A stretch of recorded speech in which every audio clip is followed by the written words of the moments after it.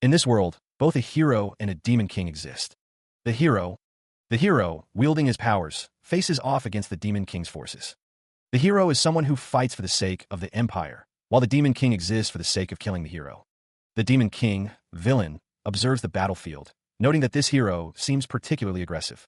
He is the true ruler of the demonic realm, and the hero gets his powers from the world, wielding them for the sole purpose of killing him. The hero, roars as he charges into battle. The demon king, on the other hand, exists for the sake of killing the hero. A surge of power erupts as the battle intensifies. A soldier shouts that he has the hero's back. Meanwhile, those who are absolutely obedient to the demon king are told to stop the humans. Known as the core commanders, the demon subordinates prepare to fight. One of the subordinates is struck by a powerful blow. They're the core commanders the soldiers realize. One of the commanders greets the soldiers. There are a total of 12 official corps, numbering from 1 to 12. They're the cruel and powerful subordinates of the demon king. The corps commanders declare that they will obliterate everyone. One of the commanders is struck. It is said that there is no one who can stand up to them. One of the commanders laughs as they attack. A powerful attack is unleashed. The attack lands.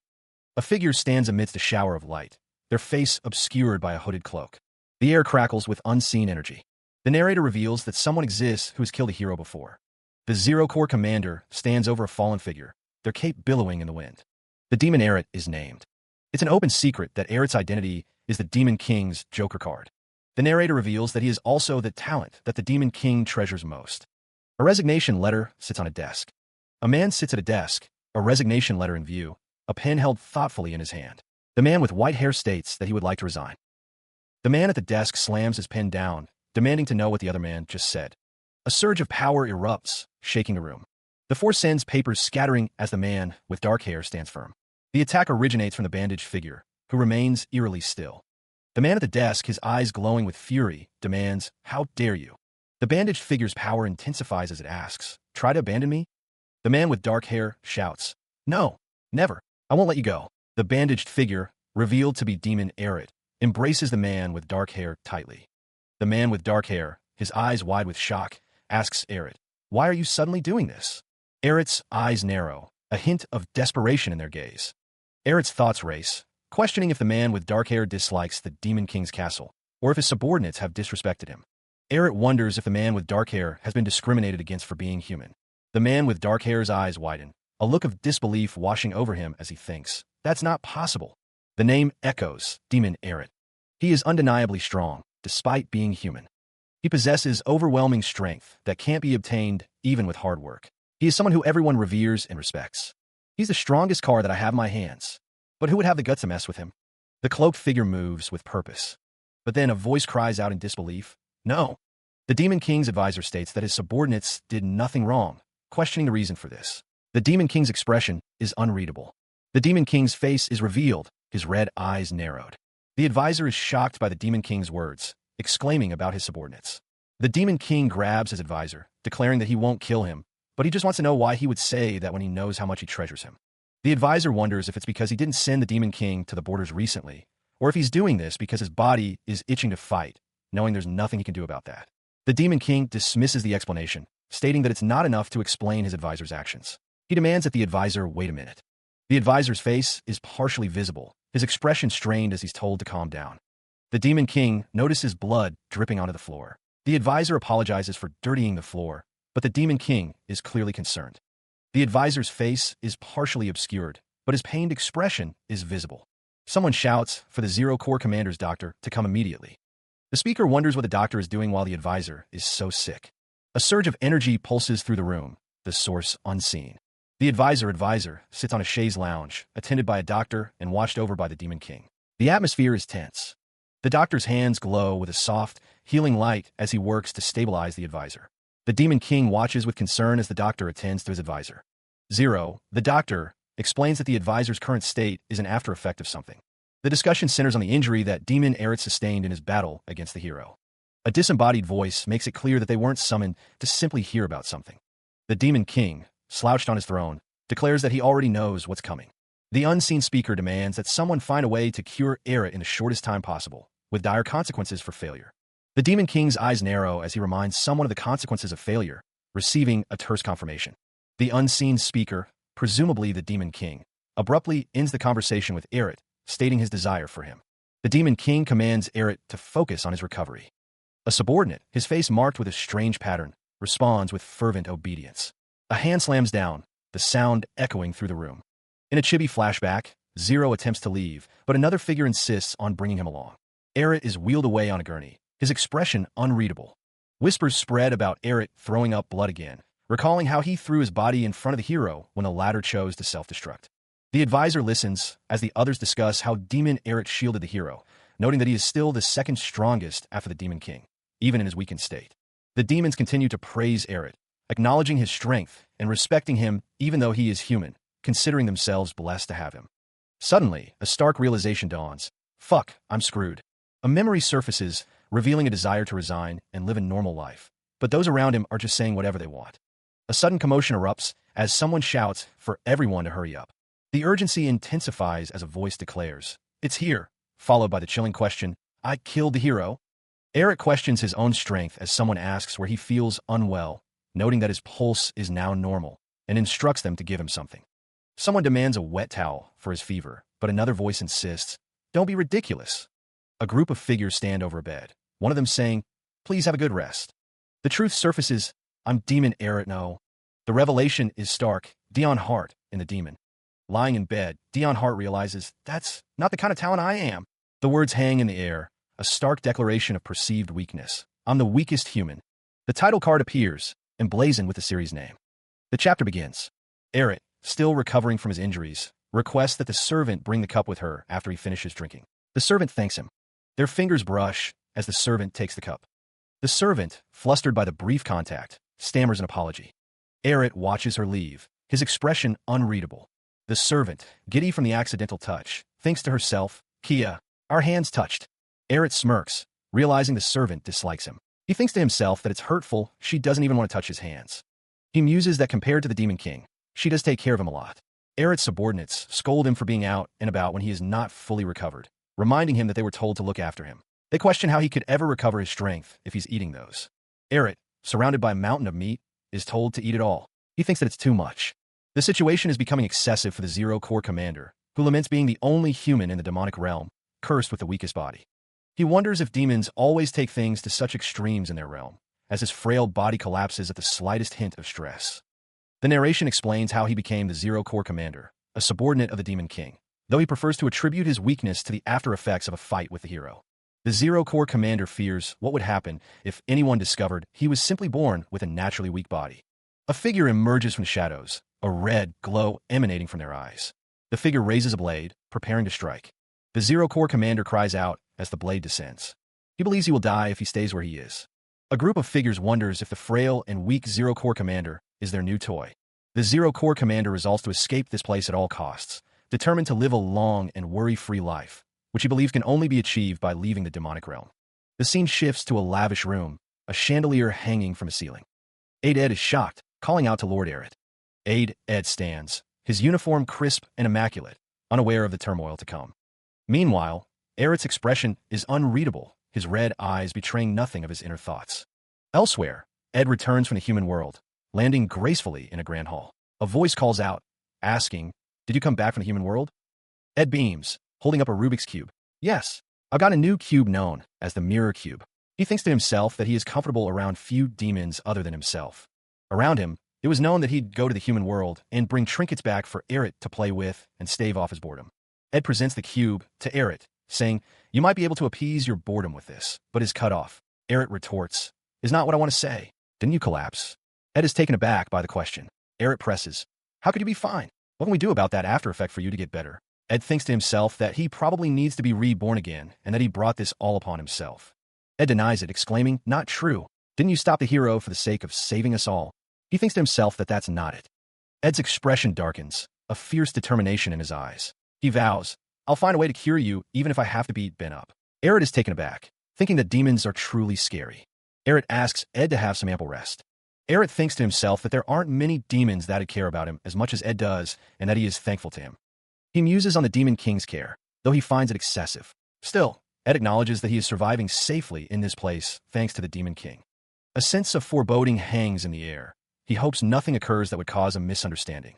In the distance, a dark, imposing castle looms under a stormy sky. The scene shifts to the interior of the castle, the architecture grand and foreboding.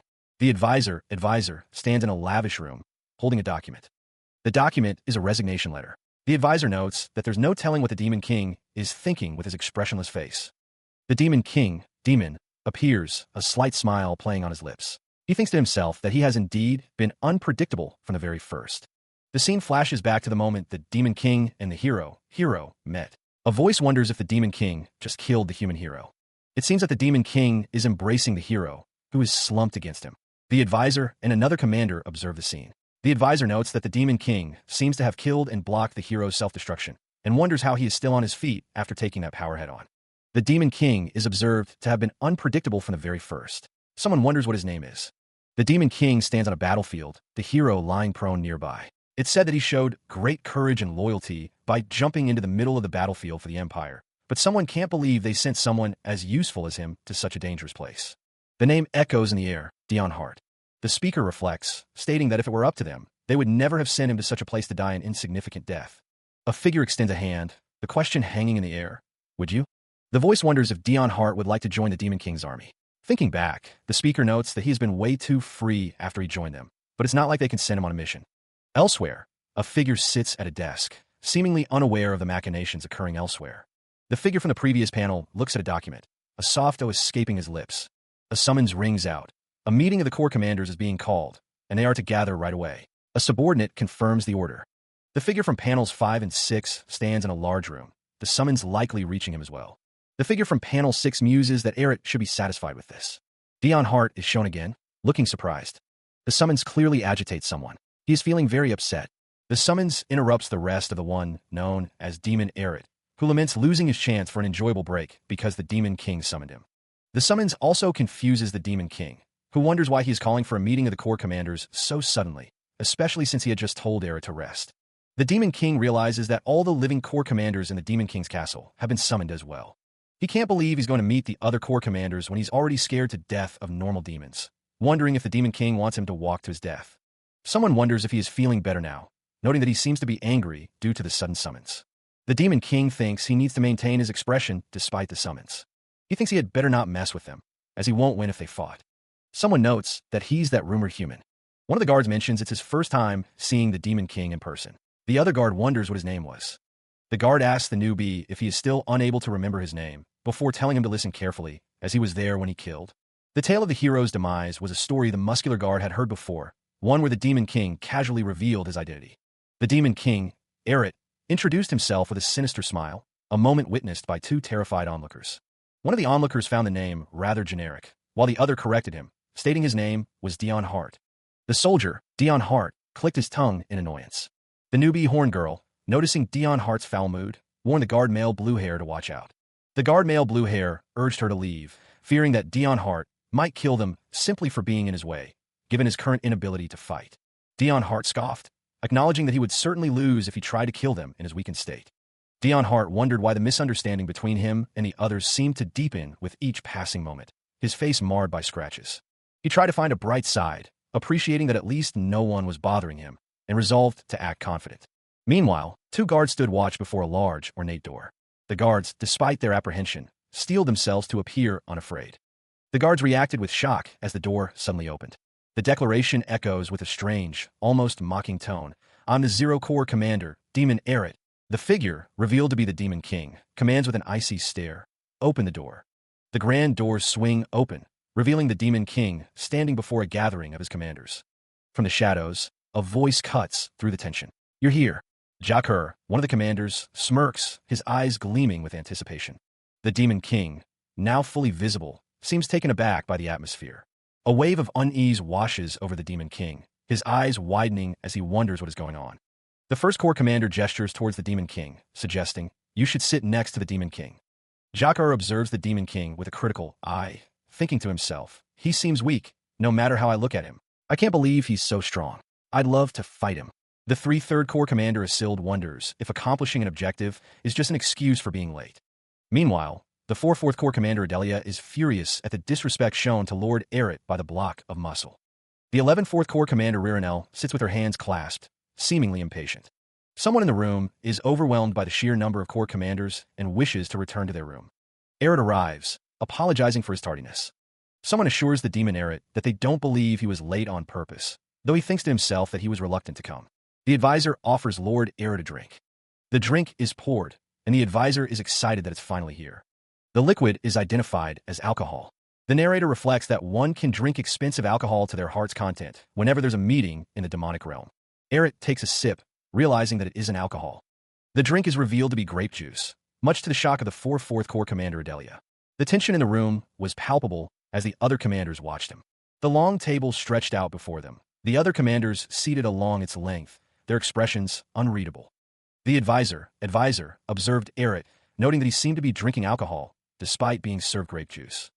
Eret, his red eyes narrowed, realized that the others were indeed discriminating against him. Commander Jakar, his brow furrowed, told Eret that he had ordered the grape juice specifically, citing Eret's supposed love for alcohol. Eret denied the accusation, questioning if this was discrimination against humans. Eret wondered if Jakar was trying to save on alcohol because he had discovered how useless he was, and if he had finally found out about him. Eret, visibly agitated, realized that they had gathered here for a specific reason. The reason was to announce his end. Jakar, with a sinister smile, told Eret to hear him out before getting angry, stating that he was the reason for the meeting. That was the plan all along, Eret realizes with growing dread. Across the table, the advisor with long white hair sits calmly, seemingly unconcerned with the implications of the announcement. One of the commanders confirms that the 12th 4th Corps had been protecting the village, but there had been a sharp and abrupt increase in the number of demonic monsters.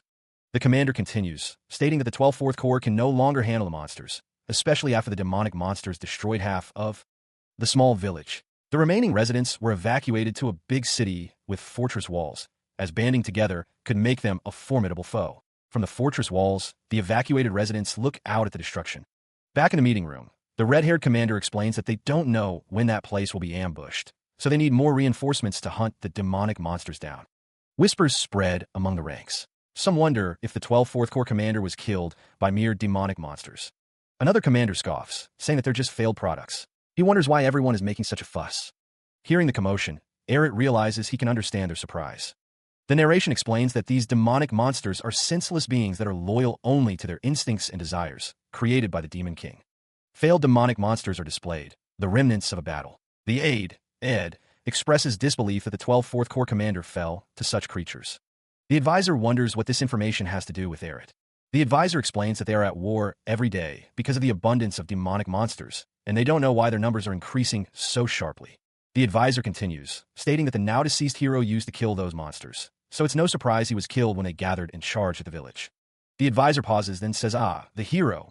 The advisor reveals that Lord Eret was the one who killed the hero. Ed is shocked by this revelation, wondering if they are intending to kill him using this as an excuse. Eret vehemently denies the accusation, exclaiming, "I never killed the hero." Ed points out that the Demon King was the one who tried to kill the hero in the first place. So, if anyone is responsible, it should be him. Eret, visibly enraged, demands that the Demon King say something. The realization hits the commander hard. Those eyes, filled with an unsettling power, are unmistakable. He knew it all along. The pieces are falling into place, confirming his suspicions. Meanwhile, the advisor smirks, declaring that Zero Corps will be dispatched as reinforcements. Elsewhere, the soldier is visibly shaken, his body trembling with an unknown force. The soldier's aide is taken aback by his reaction. He wonders if he did well in suggesting that the soldier go and relieve some stress. The word hangs in the air, a silent declaration of the truth, the demon. A hulking figure stands guard, its imposing presence a testament to the power at play. The guard muses that the Demon King believes Zero Corps will succeed where the 12th 4th Corps commander cannot. The soldier wonders just how strong the demon Eret is for the Demon King to trust him so much.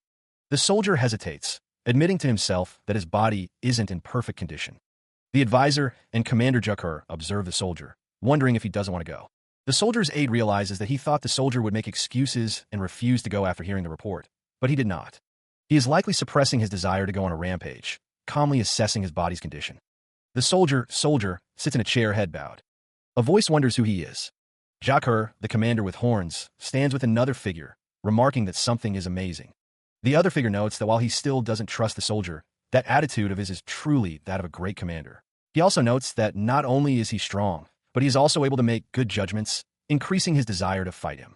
Commander Jakar tells the soldier that he isn't asking him to overexert himself, just asking him to take command of the Zero Corps and release his stress in that village. Jakar asks if that should be easy for him, but the soldier finds it tough. The soldier thinks to himself that he will never go, but he doesn't think he can voice that opinion. The soldier has decided. The soldier looks down, tears welling in his eyes. He doesn't care if the Demon King permits it. He'll definitely escape from. The soldier declares that he'll go, thinking to himself that this is a damned demonic realm. A carriage makes its way through the darkened landscape under the light of twin moons. The sound of something heavy falling echoes through the halls. The white-haired commander sits slumped against the wall, a sinister smile playing on his lips. The commander realizes that this day had to come, and that his attempts to run away have only brought him closer to his fate.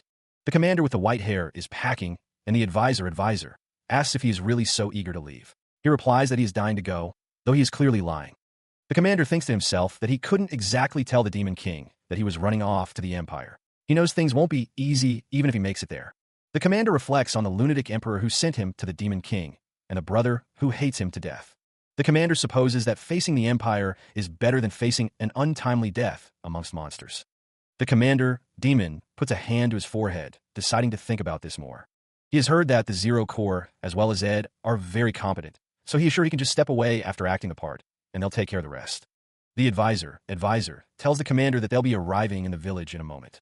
A voice echoes in the darkness, musing that there might be a reason for him. He recalls the Demon King's words, that he doesn't need to overdo it to step in.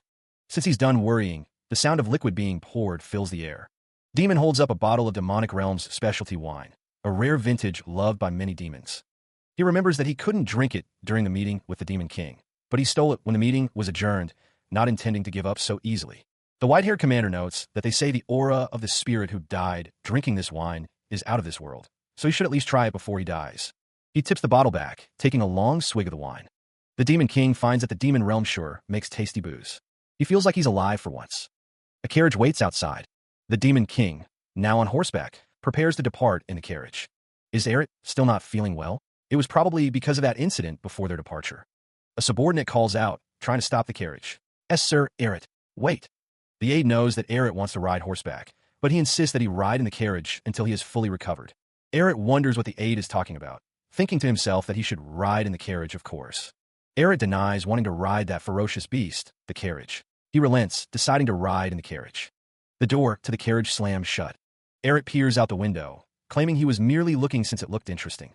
The aide knows that Eret really wanted to ride the horse, having served him for a long time. Since Eret suppresses a lot of his desires on a regular basis, the aide wants to tell him that he should do as he pleases. The order from the Demon King was for Eret's sake. The aide wonders if he is insane for thinking it would be okay to have him ride horseback even after judging the state of his health. The lieutenant on horseback alerts the group that there is a village up ahead. The village is engulfed in flames. The scene is one of utter devastation, the aftermath of a demonic onslaught. A lone hand lies amidst the rubble, a silent testament to the village's fate. The speaker laments the destruction. The demonic monsters have already swept through this area, leaving nothing but burning buildings in their wake. Commander Jakar's aide, Ed, is sure the monsters haven't gotten far, ordering the soldiers to give chase. A pack of demonic creatures, a mix of goblins and wolves with glowing red eyes, descends upon the remaining villagers. The soldiers, led by Commander Jakar, arrive at the scene, witnessing the carnage. Ed wonders if the monsters were waiting for them near the entrance, and urges everyone to get ready to battle. Ed rallies the troops, urging them to fight for Sir Eret, who is depending on them. The soldiers charge into the fray, swords drawn and ready to strike. The battle begins, a chaotic clash of steel and claws as the soldiers engage the demonic creatures amidst the burning village. One of the soldiers is grabbed by a large, horned demon, pulled into the chaos. A horned demon, wielding a blade, prepares to strike down a soldier. A goblin is struck down, collapsing amidst the ongoing battle. The village is engulfed in flames as the battle against the demonic creatures rages on. The soldier with blonde hair moves with incredible speed, a blur of motion against the fiery backdrop. The soldier, realizing the overwhelming number of enemies, curses under his breath. There seems to be no end to them. Caught off guard, the soldier is suddenly warned to watch out as a hulking demonic creature lunges towards him. Realizing his mistake, the soldier acknowledges that he let his guard down at a critical moment. Far away, in a grand hall, a subordinate addresses Demon King Whitehair, inquiring about the Zero Corps' chances of success. Demon King Whitehair, looking down at a document, wonders aloud. The subordinate wonders if reinforcements should be sent, given the high number of demonic monsters. Demon King Whitehair reassures his subordinate, confidently stating that the Zero Corps are strong and guarantees their success. The Demon King adds that even if the Zero Corps face real danger, it won't matter. The Demon King, observing the battlefield, notes with satisfaction that his forces have captured someone of importance. Amidst the fiery chaos, a figure is struck by an unseen force, the impact sending sparks and debris flying. The figure, revealed to be a white-haired warrior, is sent sliding back, his sword scraping against the ground as he struggles to maintain his footing. Blood splatters across the ground, a testament to the severity of the unseen attack against the warrior. The warrior's face is revealed, blood trickling from his mouth as shock registers in his wide eyes. A subordinate calls out to the warrior, identified later as Erit, his voice filled with concern amidst the ongoing battle. The warrior is struck again, the force of the blow creating a visible shockwave as he's sent reeling backwards. The subordinate shouts in alarm, finally identifying the warrior as Sir Erit. A voice booms out, thanking someone for their help, indicating a new arrival on the battlefield. Erit's perspective shows a new figure, his eyes widening as he's asked if he is also an opponent. The new figure, revealed to be a white-haired soldier, stands with a bloodied blade, a sinister smile playing on his lips. The subordinate is shocked, realizing that the white-haired soldier's behavior is similar to Erit's when he is drunk, but Erit denies being drunk and seems confused. Then, the soldier with white hair narrows his eyes, a predatory glint in their crimson depths. He wonders if the demon Erit is truly worthy of being his opponent. The soldier, clad in a dark uniform with red accents, stands amidst the fiery destruction, his gaze fixed on something beyond the immediate chaos. A blinding flash erupts as the soldier's attack connects, the force of the blow threatening to tear apart the very air around them. The impact sends debris flying, the air shimmering with heat and displaced energy. Ed, witnessing the brutal assault, cries out in alarm for Erit. Erit grits his teeth against the pain, blood trickling from the corner of his mouth. The force of the blow shatters the ground beneath Erit, leaving him kneeling amidst the wreckage. The soldier lands gracefully, his boots barely disturbing the dust and rubble. Erit, his crimson eyes burning with renewed intensity, acknowledges the soldier's strength. The soldier's boot grinds against the shattered earth, a prelude to his next attack. With blinding speed, the soldier unleashes a flurry of attacks, each strike aimed with deadly precision. The madness threatens to consume Erit, the Zero Corps commander. The soldier with white hair continues his relentless assault, his attacks precise and brutal. The soldier's philosophy is simple. One only needs enough consciousness to distinguish friend from foe. The soldier's face is revealed, a chilling smile playing on his lips as he continues his assault on Erit. The soldier's strikes are a blur of motion, each blow carrying the force of a crushing wave. Ed and others watch with growing concern, realizing the gravity of the situation. The soldier's brutal efficiency is underscored by his chilling directive: leave no whole corpse behind. A devastating kick lands, the impact echoing through the battlefield. The soldier, eyes gleaming with manic glee, declares that it is now his opponent's turn. Erit lies defeated, his body mangled and broken, a testament to the soldier's merciless power. The soldier's philosophy is clear: even when you believe your opponent is dead, never cease the mutilation. The soldier's face is a mask of bloodthirsty delight, his red eyes burning with cruel intent. Blood splatters across the dark void, a testament to the soldier's brutal efficiency. The soldier's philosophy is clear: deliver fear to your enemies, as two shadowy beasts stand ready to obey. With this weak body of mine, the soldier thinks, the blood continuing to flow. The soldier, covered in blood, stands tall, his expression a mix of satisfaction and bloodlust. "Ha ha!" he exclaims, revealing his twisted survival strategy. This is how he managed to survive in this world. Far away, in a grand hall, a figure kneels before a throne, contemplating the commander of the Zero Corps. "Yes," the figure responds. A report surfaces. A soldier sent to survey the demon realm has confirmed the commander of the Zero Corps participated in the subjugation. Rumors swirl around the commander of the Zero Corps, describing him as extremely strong and brutal. It is said that he is the Demon King's most prized talent. Eduardo Desert, the emperor of the empire, sits in his throne room, musing that the news is making him miss someone. Eduardo considers the implications. If that's how they want to come out from the demon realm, he thinks we should make preparations as well. Emperor Eduardo Desert, standing in the grand hall, muses aloud that he seems to have the perfect candidate, too, and asks for another's opinion. The Emperor Eduardo Desert continues, stating that he is going to give someone a special opportunity to make an achievement. A figure, cloaked and hooded, accepts the royal orders. Eduardo Desert, seated on his throne, asks why the cloaked figure doesn't become that talent then. The war had raged for 8 long years. For the glory of the empire, the battlefield overflowed with blood. Amongst the fallen, the vanguard made a noble sacrifice on the front lines. They were merely meat shields, forsaken by the empire. The soldier, covered in blood, coughed. This was simply hell, he thought, as he heard the cries of soldiers. Despite the carnage, the cries rang out. Fight courageously. For the Empire. Ha, for the Empire? He coughed again, blood splattering as a blade pierced him. What a joke, he thought. He never wanted any of this. He had absolutely no intention of fighting for the Empire. Coughing, the soldier with white hair reflects on the irony of sacrificing himself for the Empire, the very entity that has placed him in this hellish situation. He refuses to die according to their wishes, clinging to the will to survive. A faint light emanates from his bloodied hand, a symbol of the power he will soon wield. The soldier's resolve hardens, fueled by the desire for revenge. He vows to survive, no matter the cost. The burning desire for revenge consumes him. A shadowy figure looms over him, promising retribution. The figure's intent is clear, revenge on them. He awakens with a start, sweat beading on his brow. He wonders if it was all a dream, but the intensity of it suggests otherwise. Looking around, he recognizes his room and wonders how long he's been out.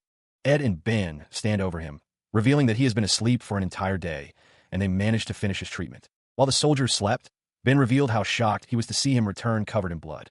The room was silent as the implications of Ben's words hung in the air. Ben explained that the demonic monster subjugation was successful, and the monsters fled in fear. The soldier apologized, lamenting that he wasn't stronger. The soldier's eyes widened in disbelief as he questioned if the mission was over. He pressed for clarification, demanding to know what Ben meant by saying he had collapsed. Ben suggested that the soldier was suffering from temporary amnesia due to a severe injury. Ben continued, explaining that he had been struck down by the demonic beast but got right back up, so they didn't think much of it. The soldier, however, was struggling to understand. The soldier's expression shifted to confusion as he tried to piece together what he was being told. A sharp pain shot through his head as he struggled to recall the events. Suddenly, fragmented memories began to surface as he drank from a bottle, offering glimpses of the past. The soldier was overwhelmed by the onslaught of images, questioning what it all meant as the memories flooded his mind. He reflects on the events that led to his current state, concluding that his injuries were likely self-inflicted due to drunken recklessness. The soldier, Erit, winces, the memory of his drunken antics surfacing. Nearby, others praise the Zero Corps' flawless victory, unaware of Erit's internal struggle with his own perceived weakness. He modestly denies any significant contribution. The praise continues, though Erit seems to dismiss it with a sigh of resignation. The white-haired soldier apologizes to aid Ed, feeling like a burden. Ed dismisses Erit's self-deprecation, insisting that he was amazing. Another voice chimes in, acknowledging Erit's strength, but cautioning that he overdid it this time. The speaker explains that Erit's body is weak due to the aftermath of his actions. The white-haired soldier expresses his confusion, wondering how he could have defeated so many monsters if he's so weak, while another assures him that they know he doesn't fully trust them. A voice declares that they exist for Erit's sake. Erit looks up, a mix of pain and determination etched on his face. The voices reassure him that they will become stronger, so he can trust them and rest at ease. The soldier with white hair is reaching his breaking point, overwhelmed by the pressure being placed on him. The strain is too much for the Zero Corps commander, Erit, who just wants to be left alone. The arrival of the 4th Corps commander and a guard causes a stir. The 4th Corps commander announces that they heard he was awake. Someone off-panel demands that they lower their voice, reminding them that the Zero Corps commander is trying to recover. The 3rd Corps commander, Asild, retorts that they're being much louder. The 4th Corps commander questions why they are being followed and if they want to play, but is told to stop joking around and that they are there to pay their respect to the Zero Corps commander. The 1st Corps commander, Jakur, thinks to himself that they are the same. A voice warns that if they are there to visit him, they should greet him quietly and leave, as the Zero Corps commander is uncomfortable. The guard grunts as the 4th Corps commander continues to argue with the unseen person. Erit is clearly in distress, clutching at his chest. A voice cries out, apologizing to Erit. The apology is met with rage. Erit, his face contorted, demands to be left alone. His red eyes gleaming, Erit wonders how he can rid himself of everyone. Elsewhere, a figure realizes that Erit must be sensitive after returning from his mission, and that they were too careless. A disembodied voice urges everyone to refrain from fighting in the Demon King's castle, and to make sure they don't kill each other. Erit scoffs at the idea of someone killing him, believing it would be a miracle if he were even hit. He realizes that if the others were to discover how weak he is, they would show him no mercy. The figure from before questions Erit, wondering if they shouldn't teach the others about mercy for their own sake in the future. Erit thinks that they might spare his life even after realizing how weak he is, and that if they are angry, he will apologize. He acknowledges that he is angry, and that he needs to speak carefully. The figure from before steels themselves, resolving not to let their voice waver or show any upset. Erit reasons that there's no reason to be violent just because he's angry, and that it wouldn't hurt to grant mercy at times. The demon commander emphasizes the importance of showing mercy, even to those who lie. He continues, stressing that mercy should be extended even to those weaker than himself. Satisfied with his own pronouncements, Era believes he has made his point. A silent plea echoes in his mind. Remember this lesson and forgive him later. Elsewhere, in a lavish bedroom, the topic of conversation is the commander himself. Era wonders if he came off as too preachy, especially considering he's only human. The advisor notes that Eret is terrifying even when he's being forgiving. The advisor continues, congratulating him on the successful completion of his mission, implying he worked hard. A nearby servant gushes about the rumors circulating about Eret, claiming he wiped out half the monsters himself and is now fully recovered. The commander coughs, clearly uncomfortable with the praise. When asked if he's okay, Eret insists he is fine, despite the clear signs of distress. He thinks to himself about the rumors. Eret internally scoffs at the ludicrous rumor, fearing he'll end up claiming others' achievements as his own. He beams, seemingly unaware of the events about to unfold. The advisor, meanwhile, is taken aback by the request, questioning the strange expression on the commander's face. The soldier asks Eret for a spar. The advisor notes the ominous tone of the conversation. The soldier waves off any concerns, stating that it's no big deal after Eret has fully recovered. The soldier reiterates his request for a spar, leaving Eret confused. The narration reveals that this is no mere spar, but a confrontation between Eret and the 3rd Corps commander, who oversees the elite guards protecting the Demon King. The soldier's face is illuminated by crackling blue energy, revealing a sinister grin. Eret is shocked by the soldier's transformation. The soldier, now empowered, questions Eret's readiness. The request hangs in the air. A sparring match with him? Eret's surprise is evident, his red eyes widening slightly.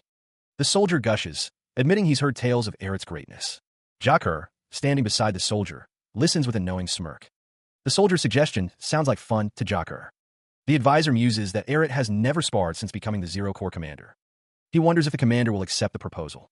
The soldier is excited to see Eret spar, eager to gather as many spectators as possible, though Jakar cautions against interference. But Eret hesitates, realizing he doesn't want to spar. The soldier and Jakar beam, oblivious to Eret's internal conflict. Eret is internally screaming, frustrated that they're deciding things on their own. He couldn't wrap his head around it, the situation defying all logic. The thought of facing his opponent filled Eret with dread. He imagined being reduced to nothing with a single blow. His fear manifested in a vision of his weapons clattering uselessly to the ground. Overwhelmed, Eret clutched his head, struggling to process the reality of the impending match. He tried to excuse himself, blaming lingering fatigue from the previous battle. Eret's thoughts spiraled. He considered the possibility of death, quickly correcting himself, yet the thought lingered.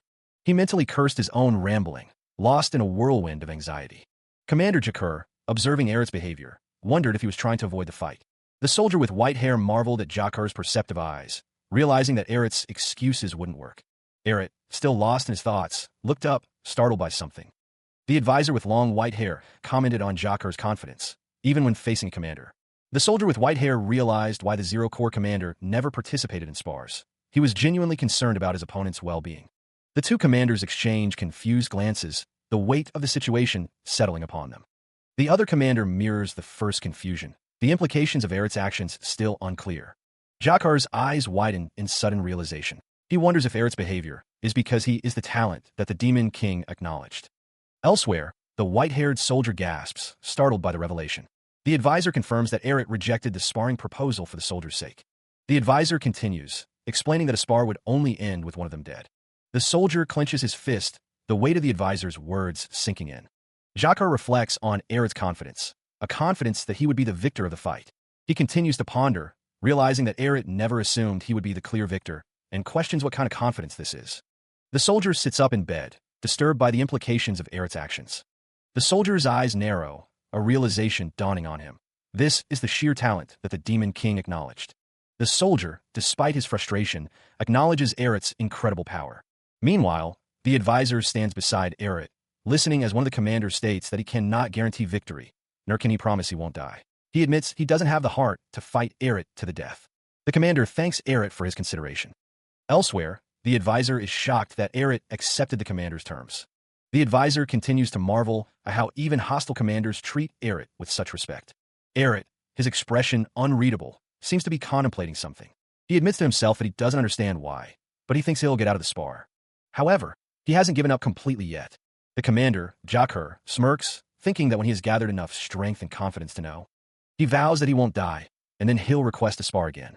His eyes gleam with determination.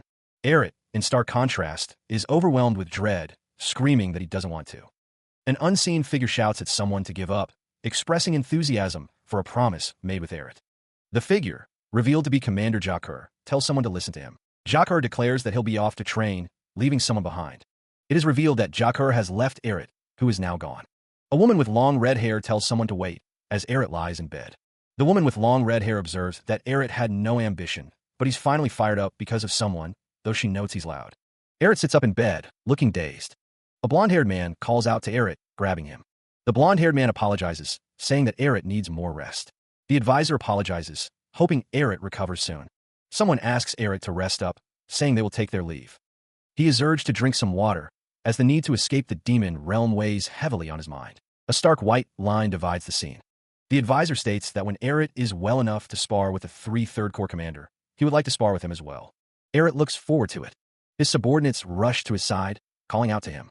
The commander's thoughts are consumed with the need to escape the demon realm, his heart racing. From above, the scene shows the subordinates trying to calm Eret down. He slams his hand against the wall. Eret, exhausted, reflects on his escape. An aide suggests that he should go see the Zero Corps members soon, as everyone is waiting for him. Another aide insists that if he keeps cooped up in his room, he'll never get any better, and that he needs moderate exercise to recover. He is training hard to keep his end of the promise. He finds himself under attack by a massive, shadowy figure, the ground around him erupting in flames. Desperate, the demon Eret cries out, questioning why everyone is targeting him. Suddenly, a figure with white hair and a white coat intervenes, kicking the shadowy attacker away from Eret while demanding they leave him alone. The white-haired figure's attack connects, sending the shadowy figure flying backward with a pained cry. The other demons look on, wondering who dared to interfere. The shadowy figure, now revealed to be Commander Jakar, glares with rage, demanding to know which asshole attacked him. The white-haired figure, revealed to be Advisor Male Longhair, stands his ground, thinking that he is done for. The advisor thinks to himself that he couldn't have flown anywhere else. One of the demons stutters, attempting to address the advisor as Sir Eret. Another demon shouts a greeting, formally addressing the advisor as Zero Corps Commander. A voice apologizes for causing a disturbance. Nearby, a figure lies prone. Someone questions what is meant by disturbance. The voice explains that they were giving the incubus a lesson for blocking their way, even though it was just a lowly incubus. They assure that they will take care of it, and make sure not to disturb Eret. A voice chuckles, seemingly amused by the situation. The incubus, dressed in a maid outfit, trembles with fear. The speaker acknowledges that the incubus are the lowest in rank in the demon realm, and wonders if they were ganging up and bullying it, referring to Eret. The voice nervously says that they'll just go ahead, and a stern voice orders them to leave now. Someone suggests that they should run away, as Eret doesn't seem to be in a good mood. Someone wonders what to do with the incubus. A voice expresses that it's bothering them since they're looking at a demon that's weaker than them for the first time. The incubus looks up, a mix of fear and anticipation in his eyes. The incubus is surprised by Eret's gaze, recalling rumors of the demon's brutal nature when angered. The incubus assumes his presence has disturbed the demon commander. Eret extends a hand towards the incubus, who remains seated on the floor. Eret assures the incubus that the bullies from earlier are gone, telling him not to worry. The incubus is taken aback by the genuine goodwill in Eret's eyes. The incubus wonders how long it has been since he has been treated with such kindness as Eret offers his hand. The incubus, still hesitant, asks if Eret isn't disgusted by the prospect of physical contact with him. Eret's expression hardens at the incubus's question. Eret firmly grasps the incubus's hand, his grip conveying a silent challenge to the incubus's self-deprecating thoughts. The incubus, flustered, insists that Eret's touch is not disgusting at all. The incubus mate assures Eret that he doesn't need to worry, as he is the same as him. He thinks to himself that he is trying hard to survive in this tough demon realm. The incubus wonders how Eret could be so kind. He is overjoyed, having never been treated with such kindness before. The incubus maid offers to repay Eret, asking if he has some time to spare right now. Eret is visibly startled by the offer, questioning what the incubus means by time. Eret reflects internally, feeling like he's gotten involved in something extremely bothersome, and wonders if it's just a feeling. The scene shifts, the atmosphere becoming heavy and ominous. Jakar calls out to Eret, asking how he feels. The incubus maid is confused by the sudden change in scenery. Jakar stands alone, his expression unreadable. The panel leaves the audience with a question. Where did the incubus maid go? The incubus maid, overwhelmed by the kindness shown to him, wonders how anyone could be so considerate. He admits he's never been treated with such kindness before. The incubus maid offers to repay the kindness, asking if the other party has some time to spare right now. The offer startles Eret, his eyes widening in surprise. Eret reflects on the situation, feeling like he's gotten involved in something extremely bothersome. He wonders if it's just a feeling. Eret considers the incubus maid's offer, pondering what to say. The incubus maid clarifies that it's not like he has anything to do right now. Eret enthusiastically accepts the offer, suggesting a tour of the garden and some herbs for fatigue. The incubus maid, flustered, acknowledges Eret's busy schedule as a commander. The incubus maid nervously says that if Eret is busy, that's okay, but the incubus maid's offer sparks a thought in Eret's mind. Could there truly be a garden within such a dreary castle? The very idea of a garden in the Demon King's castle seems absurd. Eret bows his head slightly, considering the possibility as Hien watches him. Hien introduces himself as the gardener responsible for all the plants within the Demon King's castle. The gardener, Hien, stands proudly, eager to show off his work. Eret muses on the idea of a gardener, surprised that such a peaceful profession exists even in the demon realm, thinking Hien looks like a good person. The commander considers the idea of a garden a place to calm his nerves. The scene shifts to a glimpse of the garden, a place filled with vibrant life. The garden is a haven of beautiful flowers, lush greenery, and fresh air. Eret sits in the garden, realizing it would be a healing spot, absolutely vital to him right now. The commander admits that it sounds like the perfect place to calm his nerves and asks for Hien's guidance. The gardener eagerly accepts. The incubus maid, finally free from the immediate threat, gasps for air, relieved to be alive. Moments later, Hien gestures for Eret to follow, leading him deeper into the castle. The path leads them outside, where the night sky glows with an unnatural, vibrant purple. Hien calls out, beckoning Eret to hurry as they approach the garden's entrance. The incubus maid marvels at the sight of the garden, a vibrant oasis within the Demon King's domain.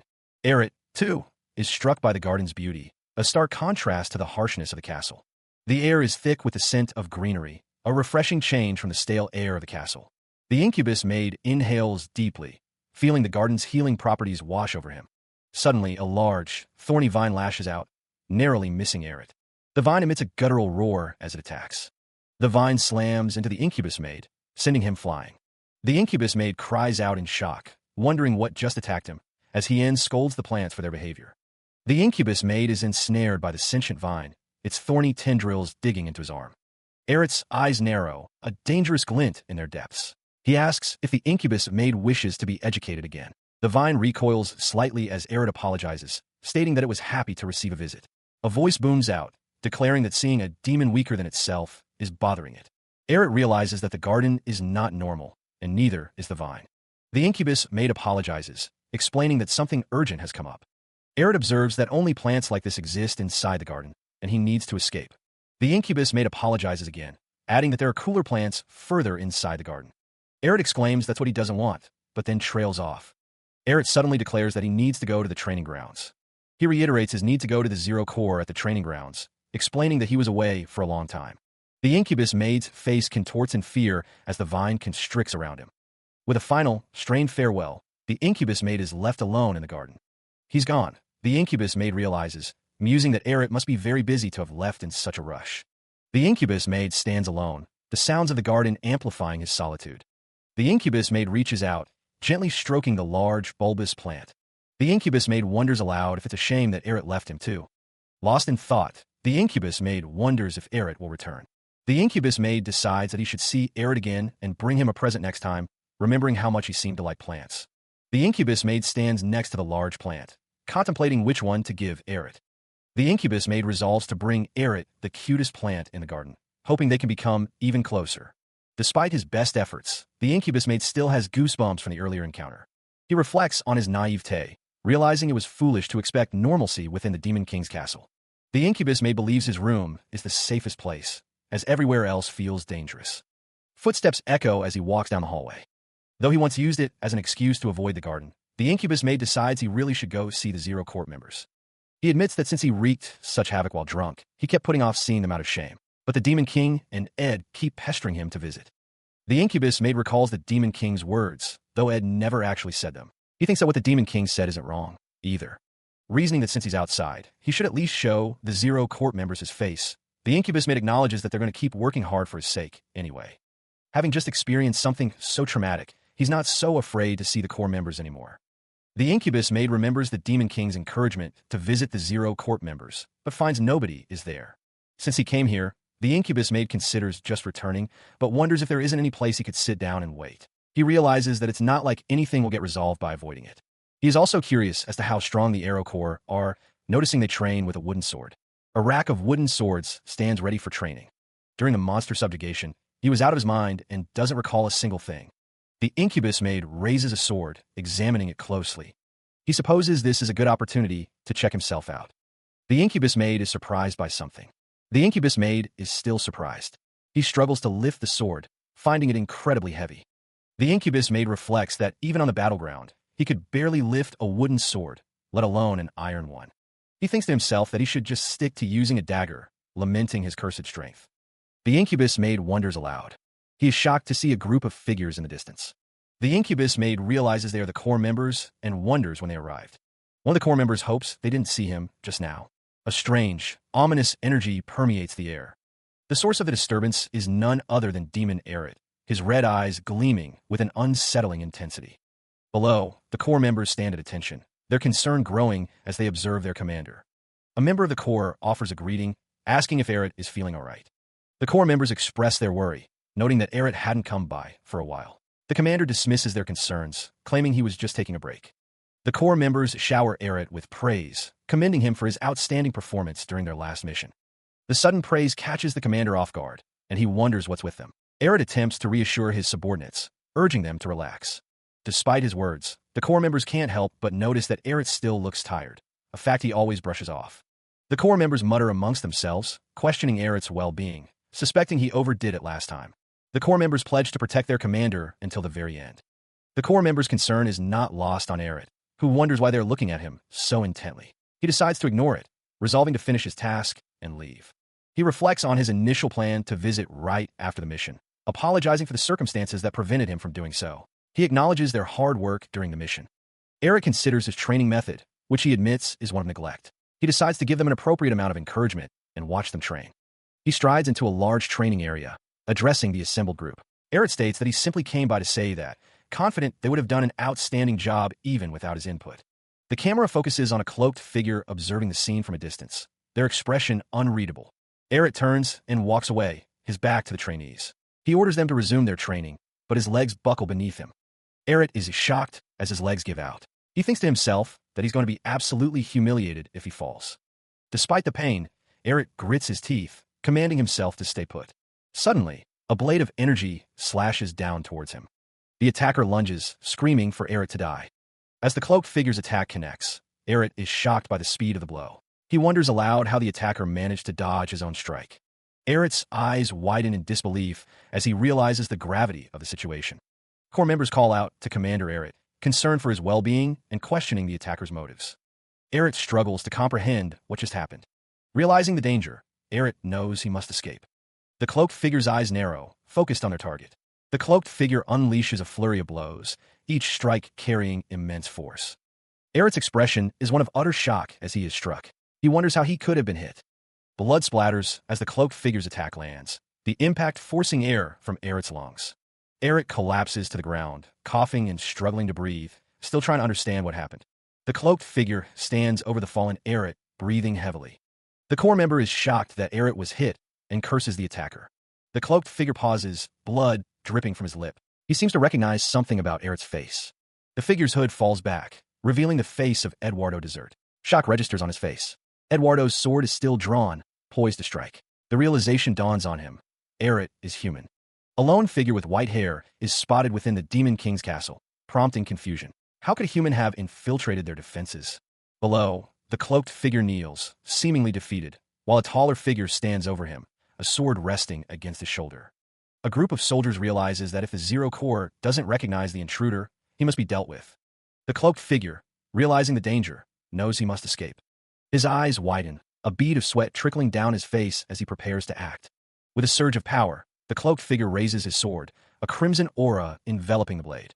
The taller figure is caught off guard, cursing as the cloaked figure's power erupts. The cloaked figure's eyes glow with intense red energy, revealing his determination. He knows that if he leaves the taller figure alive, it will be dangerous. The sound of crackling energy fills the air as he prepares to strike. The cloaked figure lies defeated on the ground, blood pooling around him. The cloaked figure, now unmasked, is revealed to be a white-haired man. He is placed in shackles. An order is given to report the intruder to the Demon King and lock him up. The white-haired man's eyes glow red. The intruder is brought before a gathering of demons. The demons whisper amongst themselves, noting that Sir Eret seems disappointed in them. They continue, pointing out that they allowed the intruder inside the training grounds, even though Eret was the one who caught him. The demons marvel at the intruder's fluid and quick movements. Commander Jakar watches with a wary expression. Sir Eret, who seemed to be leisurely taking a stroll, approaches the intruder. The white-haired man dodged an ambush with unbelievable speed. He even struck back at his attacker. The cloaked figure's face is a mask of shock as he is apprehended. The intruder, now subdued, is bound swiftly. The narrator reflects on the Zero Corps commander's imposing presence, one that overshadows even his own elite unit. The advisor, with his pointed ears and calm demeanor, reflects on his rigorous training, driven by a desire for recognition. The narrator continues to express the vast difference in power between himself and the Zero Corps commander. The advisor rallies the troops, declaring that there is no time to waste and ordering them to begin their training immediately. The troops respond with zealous agreement, vowing to train until they could be of help to Sir Eret and to train without rest. The advisor winces in pain, clutching his wrist. He examines his wrist, a grimace of discomfort on his face. The advisor realizes he overdid it by raising the wooden sword, and now his wrist is hurting. The advisor stands tall, his shadow looming large behind him. Having handed over the bothersome task, the advisor decides to rest in his room. He awakens, remarking on how well he slept. A voice echoes, asking if he slept well and what time it is. The voice continues, noting that he must have been tired to have slept so peacefully. Elsewhere, Eduardo Desert sips from a cup, seemingly unconcerned with the other's awakening. The advisor, still in bed, wonders if he's dreaming, but quickly realizes he is not. Eduardo Desert's cup clatters against the table as he is questioned about his presence. Eduardo Desert apologizes for bothering him so early, but asks if the advisor can spare some time. The focus shifts to Eduardo Desert's attire, revealing the intricate details of his formal wear. The advisor asks what's the matter, thinking he hasn't caused any trouble recently. The advisor realizes that if Eduardo Desert came by and waited for him, it must be urgent. Eduardo Desert places a hand on the shoulder of the white-haired boy, suggesting he accompany him. The emperor states that is right and asks why the boy doesn't come with him first. Meanwhile, a cloaked figure stands in a dimly lit dungeon, flanked by 2 guards. The guards confirm that this is the underground dungeon and that the intruder must be locked away. The white-haired boy, now revealed to have red eyes, orders someone to open it. A subordinate confirms the order, while internally, the boy wonders if the intruder said something strange about him. The subordinate wonders if the boy is going to use the intruder to set an example. The intruder is revealed to be corpse, bloodied, and slumped against the wall in a cell littered with bodies. The prisoner's face is covered in blood, but his eyes are open. The boy with red eyes expresses his shock at the scene, wondering what happened overnight.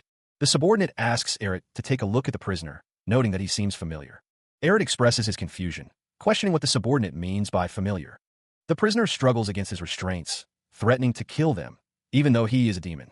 The Demon King muses on the ever-growing strength that comes to him. Nearby, the advisor reacts with surprise. The advisor, his expression grave, looks down at the corpse. The advisor is shocked to realize that the prisoner is a hero. The narration describes a hero facing death while fighting the Demon King, forced to choose between 2 options. The first option is to self-destruct, causing enormous harm to the Demon King. The majority of heroes chose the latter option, fearing the disappearance of their power. The Empire then collected those who possessed these fragments, unofficially calling them heroes.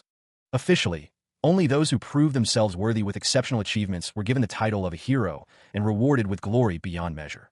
The advisor appears thoughtful. Someone notes that it's best to abuse the heroes as much as possible from the Empire. The speaker finds it not even funny to send a hero to the demon realm.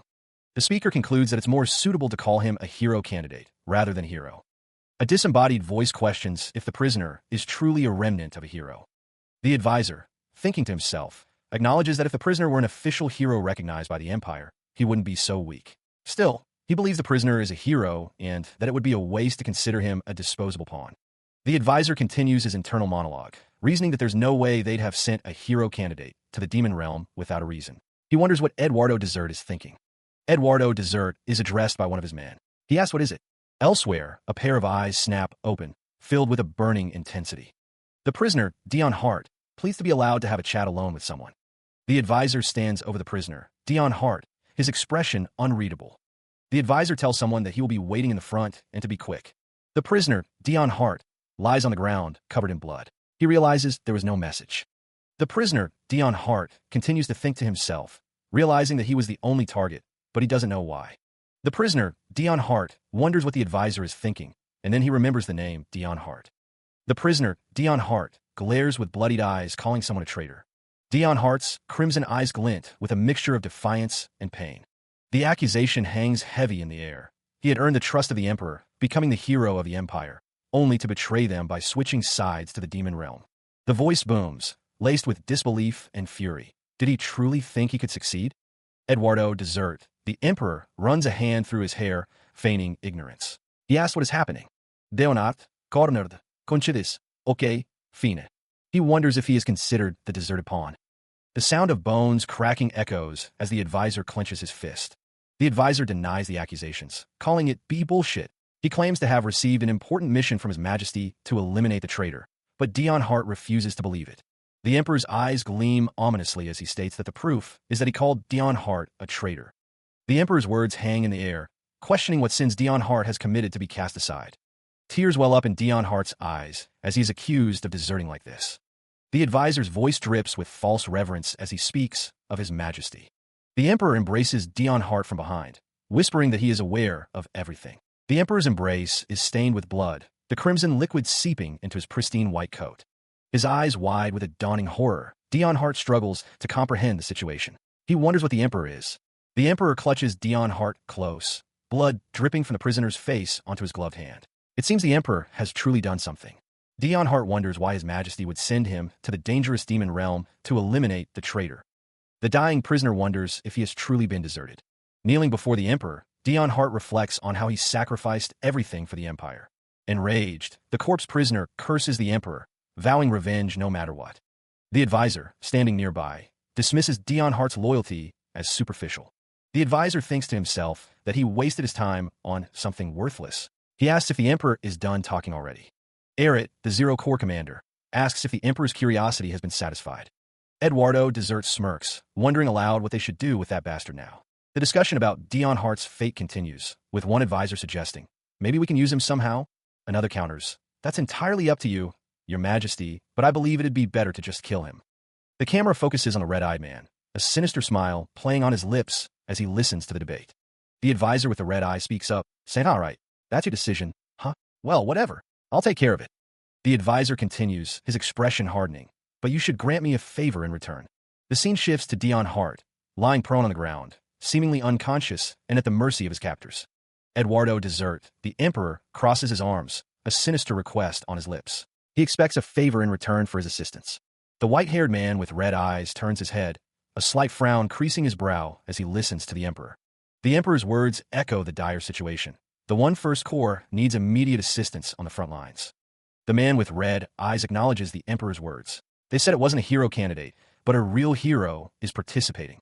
The man with red eyes stares intently, his expression unreadable. Eduardo Desert reminds him that heroes and demons don't get along well.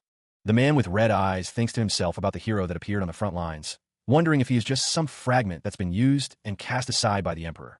The man with red eyes considers that if it's a real hero, then average demons wouldn't be a match at all. Eduardo Desert leans in, adding that the man with red eyes is curious, too. A sinister smile spreads across Eduardo Desert's face, his eyes gleaming with amusement.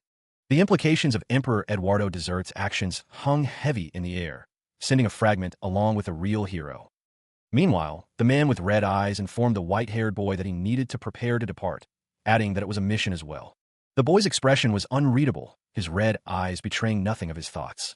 Suddenly, the boy found himself somewhere else, confused. He wondered aloud how he got there. The man with red eyes watched as the boy walked away, seemingly teleporting to a new location. The boy, now alone, questioned where he was. Panic began to set in, his eyes wide with fear and confusion. He wondered where he was going, the thought of hell crossing his mind. Far above, the cloaked figure stood at the top of a grand staircase, overlooking a scene of what appeared to be a ritual. The white-haired boy finds himself in a new location, surrounded by people and a horse-drawn carriage. Tears well in his eyes as he curses his situation. He recalls following someone to an underground dungeon, only to wake up in increasingly strange and frightening places. The boy, plagued by blackouts, wonders if he's succumbing to insanity, only able to recall that he understood something. A disembodied voice declares that intruders will die, revealing that the Demon King has ordered someone to the front lines. An attendant announces to Eret that all preparations for departure are complete. The carriage awaits, ready to transport Eret to his destination. Eret acknowledges the attendant's report with a nod. Eret descends the stairs, approaching the carriage as the attendant watches. The attendant stands tall as Eret smirks, seemingly amused by the situation. Eret muses that since he's going anyway, he might as well check out the face of this new hero to comfort himself, admitting that he is curious. The attendant, revealed to be Eduardo Desert, smiles knowingly, his eyes gleaming with anticipation. The speaker muses that even the monster subjugation trip wasn't enough to satisfy Eret. The subject of the conversation, Demon Eret, appears to be in good spirits. Despite the dire situation on the front lines, Eret seems happy, as if he were going on vacation. A voice calls out to Eret. The speaker, 11th Fourth Corps Commander Ririnel, stands outside a train car, awaiting the arrival of the Zero Corps Commander. The panel shows a full view of Ririnel, the 11th Fourth Corps Commander. Ririnel greets Eret with a cheerful wave. She expresses how much she missed him. Eret seems surprised to see Ririnel, questioning her presence. The commander asks Ririnel what she is doing there. Despite her cute appearance, Ririnel possesses the most demonic energy, second only to the Demon King, and Eret resolves not to be fooled by appearances anymore. Ririnel mentions that she heard Eret was going to the front lines. A disembodied hand presents a necklace, stating that it is a gift. The recipient wonders why. The necklace is deemed suspicious. The recipient, revealed to be Eret, wonders why Ririnel is giving him the necklace, especially since it looks suspicious. Ririnel explains that she cast a defensive spell on the necklace to prevent him from dying, even if only once. She says it isn't much, but she wanted to help Eret, who thanks her. Eret accepts the necklace from Ririnel, thinking that it is a sweet item. Eret puts on the necklace. Eret's eyes widen as he realizes something. Ririnel giggles to herself. Ririnel is pet by someone, smiling. Someone thanks Ririnel, relieved that she doesn't seem unhappy. The speaker knows Eret is strong, but was worried about the aftermath. However, he can now rest easy thanks to the necklace Ririnel gave him. The maid is impressed by Ririnel's dedication to Eret, calling her a great lieutenant. The voices of Eret's subordinates echo with unwavering loyalty, declaring their continued service to him, no matter what. Meanwhile, Ririnel playfully grabs Eret's arm, her expression suggesting a deeper connection than mere servitude. The Zero Corps commander sighs, seemingly resigned to her antics. He tells her to do what she wants. Eret assures someone that everything is fine, telling them to stay and play with Ririnel. In the aftermath of a battle, Eret wonders if he obtained something after killing a hero, clarifying that he wants to be clear on the matter. Ririnel waves goodbye, sending hearts as she departs, wishing someone a safe trip. A voice questions whether a certain part will be edited, followed by the admission that someone did not restrain a hero who was going to self-explode. The speaker continues, revealing that they also did not absorb the self-explosion. A group of figures stand amidst a desolate landscape, the aftermath of the explosion. Eret reflects on a time when he was merely a comrade of the hero, lamenting that all that's left is this. The voice continues, stating that they lost so many people on the way there, addressing someone as Sir Hart. The voice pleads with Sir Hart to remain where he is. The hero stands, a beacon of hope amidst a world teetering on the brink. The cloaked figure, revealed later to be Sir Hart, expresses disbelief at the request being made of him. The hero confirms the seriousness of his request. He declares his intention to finish the battle alongside the Empire's troops. The Empire's troops stand ready, awaiting the hero's command. Sir Hart hesitates, his own desires pulling him in another direction. The hero believes that his own strength is more than enough to secure victory. He acknowledges the Demon King's reputation as the strongest in history, but offers no guarantees for Sir Hart's survival. The hero explains that they need someone to report the results of the battle to the Empire, and he wants Sir Hart to fulfill that role, urging him to return. The hero gently touches Sir Hart's shoulder, reinforcing his request. He reminds Sir Hart that he also has something he needs to do while he's alive. Sir Hart, conflicted, clenches his fist, torn between duty and his own desires. The hero's companion knows why a previous war hero, such as him, is coming along on this adventure. It's because he needs a greater achievement to fulfill his wish. The cloaked figure thinks that if he returns with the results, it will be a great achievement. Even the achievements he accomplished in the war weren't enough, so he had to join this quest. The hero asks what the cloaked figure wished upon the Emperor, wondering if he asked for an entire nation. The cloaked figure responds that it's fine, and he'll hear about it when he returns, stating that he'll be back. The hero smiles, a hint of something sinister in his expression. Meanwhile, the white-haired boy sits alone in the forest, wondering how much time has passed and if they finished the battle. He wants to confirm, but he can't move his legs. He doesn't know if it's guilt, shame, or fear that keeps him paralyzed. The boy wonders if it's all three emotions weighing him down. The white-haired boy curses, realizing he wants to live and must survive. He decides to at least see the results of the battle. With renewed resolve, the boy adjusts his hood, his red eyes gleaming in the dim light. He considered his options, deciding that if the others won, he would bring them back, but if they lost, he would report it. He thought it would be fine to observe from a distance. The white-haired boy watched from the forest. Suddenly, the cloaked figure gasped, his eyes widening in shock. He exclaimed in disbelief, questioning what he was seeing. The cloaked figure couldn't believe it was already over, overwhelmed by the scene unfolding before him. The battle had ended in a massacre. A figure lay defeated, a pool of blood spreading around him. Standing over the fallen, the man with red eyes surveyed the scene. His golden eyes gleamed with satisfaction. The man with red eyes coldly asked if the defeated had any last words. He stood amidst the fading light, the remnants of his devastating attack still lingering in the air. The self-destruction of the surrounding area was complete, leaving nothing but ruin in its wake. The ground crumbled beneath the cloaked figure, the last vestiges of the battlefield collapsing. Even the very mountains seemed to crack and crumble, unable to withstand the sheer force unleashed. The white-haired boy, witnessing the devastation, realized that the end was near. He wondered if this was truly how it would all end. The man with red eyes, observing the aftermath, knew he had to report this to the Empire. Suddenly, a voice echoed through the ruins, demanding to know who was there. The white-haired boy stood before a towering demon, his presence casting a long shadow. Fear gripped the boy as he recognized the figure before him, a demon. The demon declared that the small fry had been hiding. The demon towered over the boy, a blade raised high, ready to strike. The demon's presence sends tremors through the very ground beneath the white-haired boy's feet, the air thick with a palpable sense of dread. The boy's eyes widen in terror, sweat beading on his brow as he realizes the gravity of his situation. He curses under his breath, fear gripping him. The cloaked figure swings his blade, the air itself seeming to crackle with each arc. The blade continues its descent, aimed directly at the white-haired boy.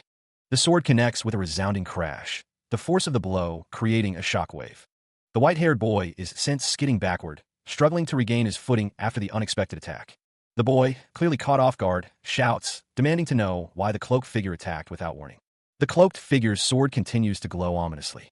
The white-haired boy watches the cloaked figure warily, his expression a mix of confusion and anger. Gasping, the boy clutches his side, feeling the sting of the attack. The white-haired boy realizes that at this rate, he won't be able to escape the cloaked figure's relentless assault. He grits his teeth, thinking that he needs to somehow tie up the cloaked figure. The cloaked figure continues to swing his sword, each strike carrying immense power. He deflects the incoming attack, the force of the blow sending sparks flying. The white-haired boy, blade in hand, prepares to strike back against the cloaked figure. The cloaked figure, unfazed, prepares to receive the attack. The cloaked figure, enraged by the boy's tenacity, curses him under his breath. The boy's blade clashes against the cloaked figure's defenses. Sparks erupt as the two weapons meet, the force of the impact creating a blinding flash. The boy is sent reeling back from the force of the cloaked figure's counterattack. The cloaked figure delivers a powerful kick, sending the white-haired boy flying. The boy coughs up blood, the force of the kick having winded him. The cloaked figure, looming over him, spits out a curse. The boy, realizing his attack was too shallow, grits his teeth in frustration. He knew his blade wouldn't pierce the cloaked figure's defenses so easily. The white-haired boy, realizing his attack failed, wonders what to do next. Suddenly, the cloaked figure unleashes a devastating attack. The force of the blow sends debris flying. The cloaked figure, surprised by something, pauses mid-attack. The white-haired boy is sent flying backwards from the force of the attack. He crashes to the ground, struggling to regain his footing. The cloaked figure prepares to deliver the final blow, drawing a dagger. The white-haired boy curses his situation, realizing the gravity of the moment. The cloaked figure lunges forward. The dagger streaks towards its target.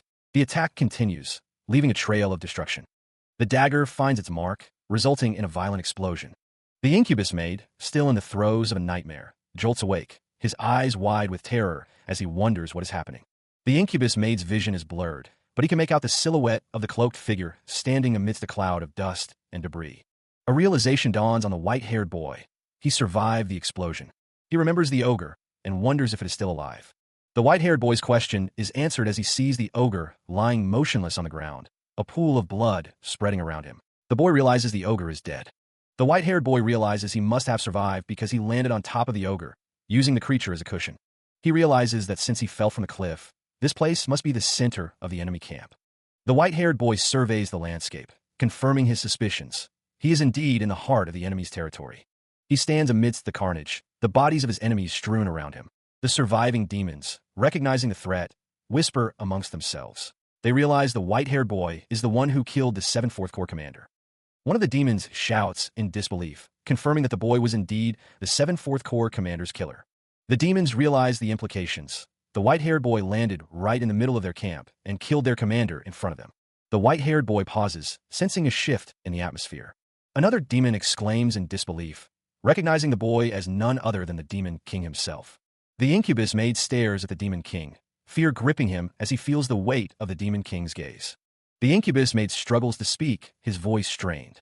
The Demon King kneels, his expression unreadable as he looks at the incubus maid. The Demon King questions the incubus maid's presence, knowing he was going to self-destruct. The incubus maid apologizes, explaining that he simply wanted to fulfill his duty. The Demon King looks down at the incubus maid, his expression softening slightly. A hand, clad in dark armor, clutches a bloodied weapon, a silent plea echoing in the air. He had hoped the wielder would survive. The white-haired boy, bathed in an ominous light, wonders if the self-destruction has ceased. A voice reflects on the boy's true nature, revealing that contrary to his public image, he is ridiculously kind and loyal, wishing he could become the next hero. The plea intensifies, a desperate request directed to the world itself. Let that man live, as this is the speaker's last wish. Golden light erupts around the cloaked figure, a surge of energy emanating from him. The golden energy intensifies, swirling around the figure in a blinding display of power. The figure's hand glows with golden energy as he begs to be allowed to keep him alive. The golden light coalesces, forming at least one fragment of something significant. The cloaked figure stands amidst the swirling golden energy, his purpose now clear. The golden light explodes outward, a concentrated burst of energy focused on a single point. The cloaked figure stands tall, now radiating a powerful aura of golden light. A nearby observer notices the light, recognizing it as something different from the self-destruction. Voices echo in the darkness, questioning if the hero is attempting to transfer his powers. The attempt to transfer power continues, the energy swirling intensely. The cloaked figure embraces the white-haired boy, the transfer seemingly complete. The man with red eyes scoffs at the scene, dismissing it as foolish. The man with red eyes continues to muse, realizing the hero ceased his self-destruction to give the white-haired boy his powers. The cloaked figure stands over the white-haired boy, who is now bleeding. The man with red eyes reflects, noting that he wondered for a moment if the power transfer would work, but as expected, there is absolutely no change in his body. The man with red eyes declares that he is still the same. The white-haired boy lies on the ground, tears streaming down his face as he thinks of himself as the weakest. Two figures observe the scene, one questioning if the human just killed the hero, and the other agreeing, marveling that he stopped the hero from self-destructing and killed him. Despite the lack of change in the man with red eyes' body, he is in tremendous agony. The man with red eyes realizes that if he received the brunt of the hero's strike, there's no way he would be okay. The man with red eyes stares at his bloodied hand, the crimson staining his skin a grim reminder of his failing strength. He wonders if his recent vomiting is from the shock of falling off the cliff. He thinks to himself that it no longer matters, as he won't be able to get through all of these demons. He guesses this is the end, even though he struggled so hard to survive. A voice echoes from the darkness, questioning how he can laugh in such a situation. The cloaked figure stands silently, observing the exchange from the shadows. The man's attention is drawn by a voice asking for his name. A man with dark hair and golden eyes smiles, awaiting the answer. The cloaked figure watches the interaction between the two men. The man with red eyes admits to himself that he doesn't know the dark-haired man's intention, but he's certain it'll be in his best interest to humor him. He responds, stating his name is Dion Hart. The dark-haired man replies that he likes it. The dark-haired man smiles, thinking he'll throw Dion off guard and attempt to escape when there's an opening. The man asks Dion if he has ever considered joining the demon army. Dion thinks to himself that he will join the demon army. Dion, now visibly panicked, wonders what the man wants him to do. Dion Hart speaks, assuring his companion that they need not worry about opposition from humans or demons. The man with red eyes stands before Dion Hart, the scene bathed in an ominous purple light. A voice narrates that after witnessing what happened here, no one would even dream of opposing them. The man with red eyes lies defeated on the ground, Dion Hart standing over him. Blood stains the face of the man with red eyes as he lies prone. The man with red eyes reflects on his past, stating that he tried to survive. He continues, admitting that he never thought he'd survive like this. The story began from that day forward. The man with red eyes scoffs, thinking that everyone in the Demon King's castle, including the king himself, overestimates his power and that they should tone it down a notch. A subordinate informs Aerith that they have arrived. The scene depicts the border between the human world and the demon realm. The front lines, where the Empire and the demons clash in endless battles, stretch out before them. Eret observes the scene.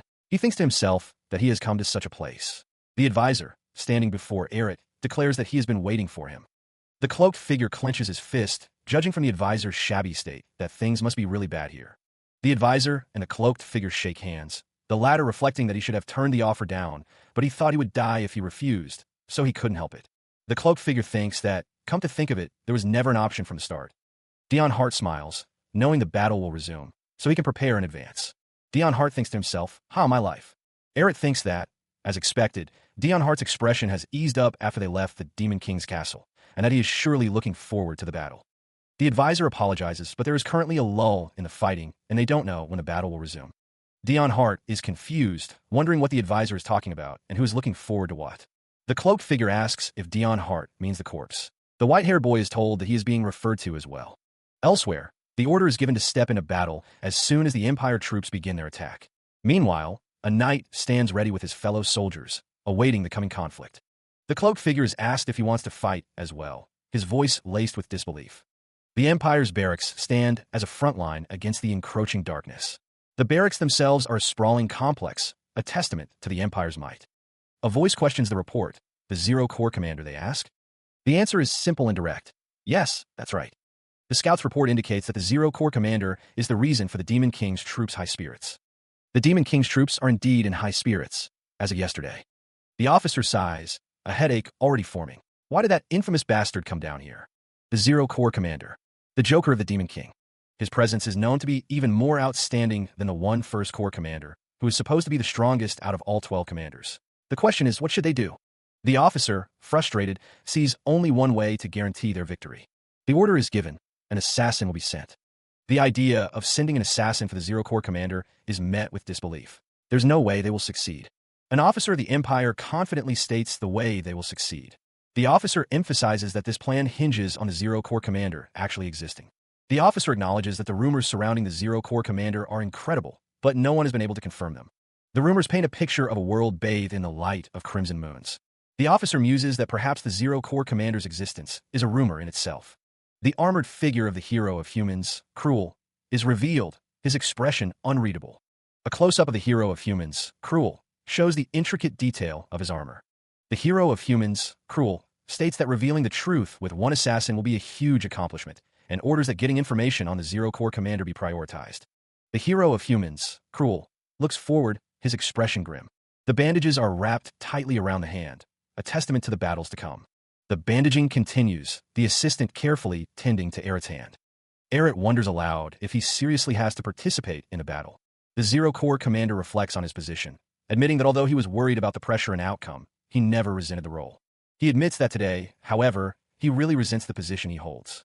The assistant asks if Eret is not feeling well, noting that it's hard to bandage him because he's shaking so much.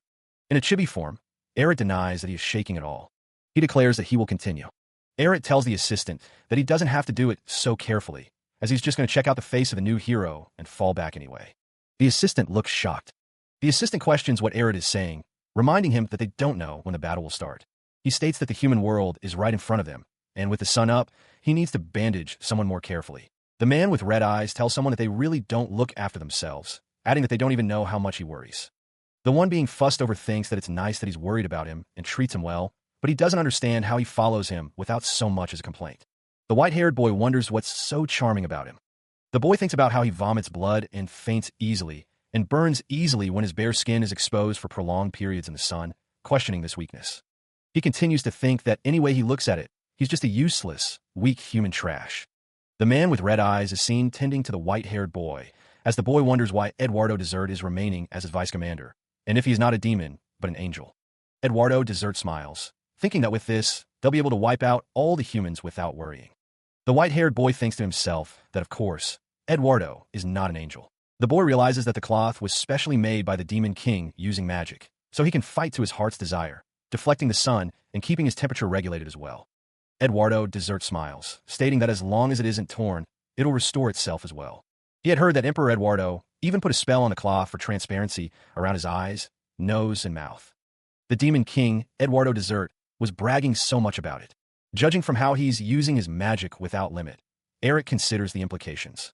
One of Eduardo's subordinates remarks that His Majesty must really treasure Eric, having even put a spell on the robe to secure a clear view. Because the Demon King's overflowing with magic, he just uses it everywhere. Magic, however, is something that violates the regulations of the world. The magic of the demons are limited, and the demonic energy spent in magic cannot be recovered. Furthermore, they say that the more demonic energy is used, the faster the new hero will appear. Eric thinks to himself that if Eduardo is using so much magic, that means he's confident he could defeat the new hero, though that's none of his business. It's all finished. Eric says thank you. He thinks to himself how annoying it is that the cloth is so comfortable. One of Eduardo's subordinates exclaims that for this battle, as long as they have a zero core in Eric, he doesn't think they need to worry. Eric thinks to himself that life is so agonizing. Since the fragment intruded on the training grounds, all of the core members trained like crazy. The bandaged figure thinks to himself that he has no one else to trust, so he hopes to be taken care of. The bandaged figure, revealed to be the white-haired boy, states his intention to check on the 9 4th Corps commander's corpse and look around the tent. Someone questions the white-haired boy's decision, suggesting it would be better for him to save his energy until the battle. The white-haired boy thinks that he is already strong enough and is thankful that Eric is so enthusiastic. Of course, it's an excuse. The white-haired boy plans to buy himself some time and look for places to hide. Meanwhile, the subordinates are surprised.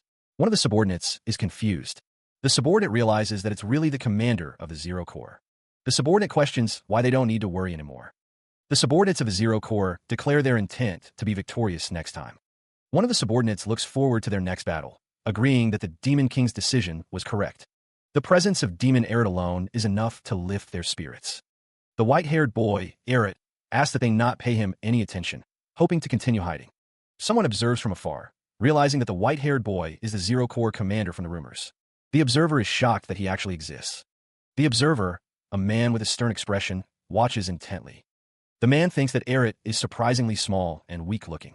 Despite his indifferent attitude, the man senses an intense pressure coming from the boy, even though he is covered in a robe. The man concludes that the rumors about Eric must not be a complete lie. He considered the reports he'd heard. The man with red eyes mused that the hero's strength was likely exaggerated. Having confirmed the hero's existence, the man with red eyes thought he could return. But since he was already present, he decided to confirm the hero's skills. The man with red eyes launched a poison dart at the hero. The dart was laced with a lethal poison. The poison dart hurtled through the air.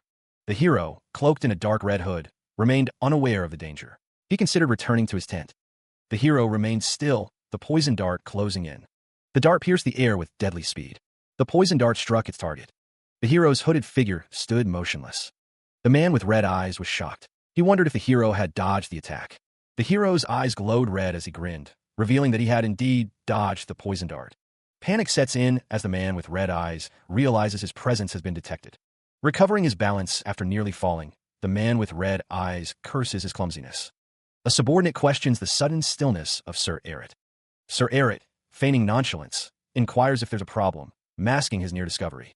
The subordinate accepts Eric's excuse that he was simply stretching. The subordinate expresses relief at Eric's presence, feeling reassured by his apparent dedication. Eric decides it's best to remain within the tent, as there are no good hiding spots outside.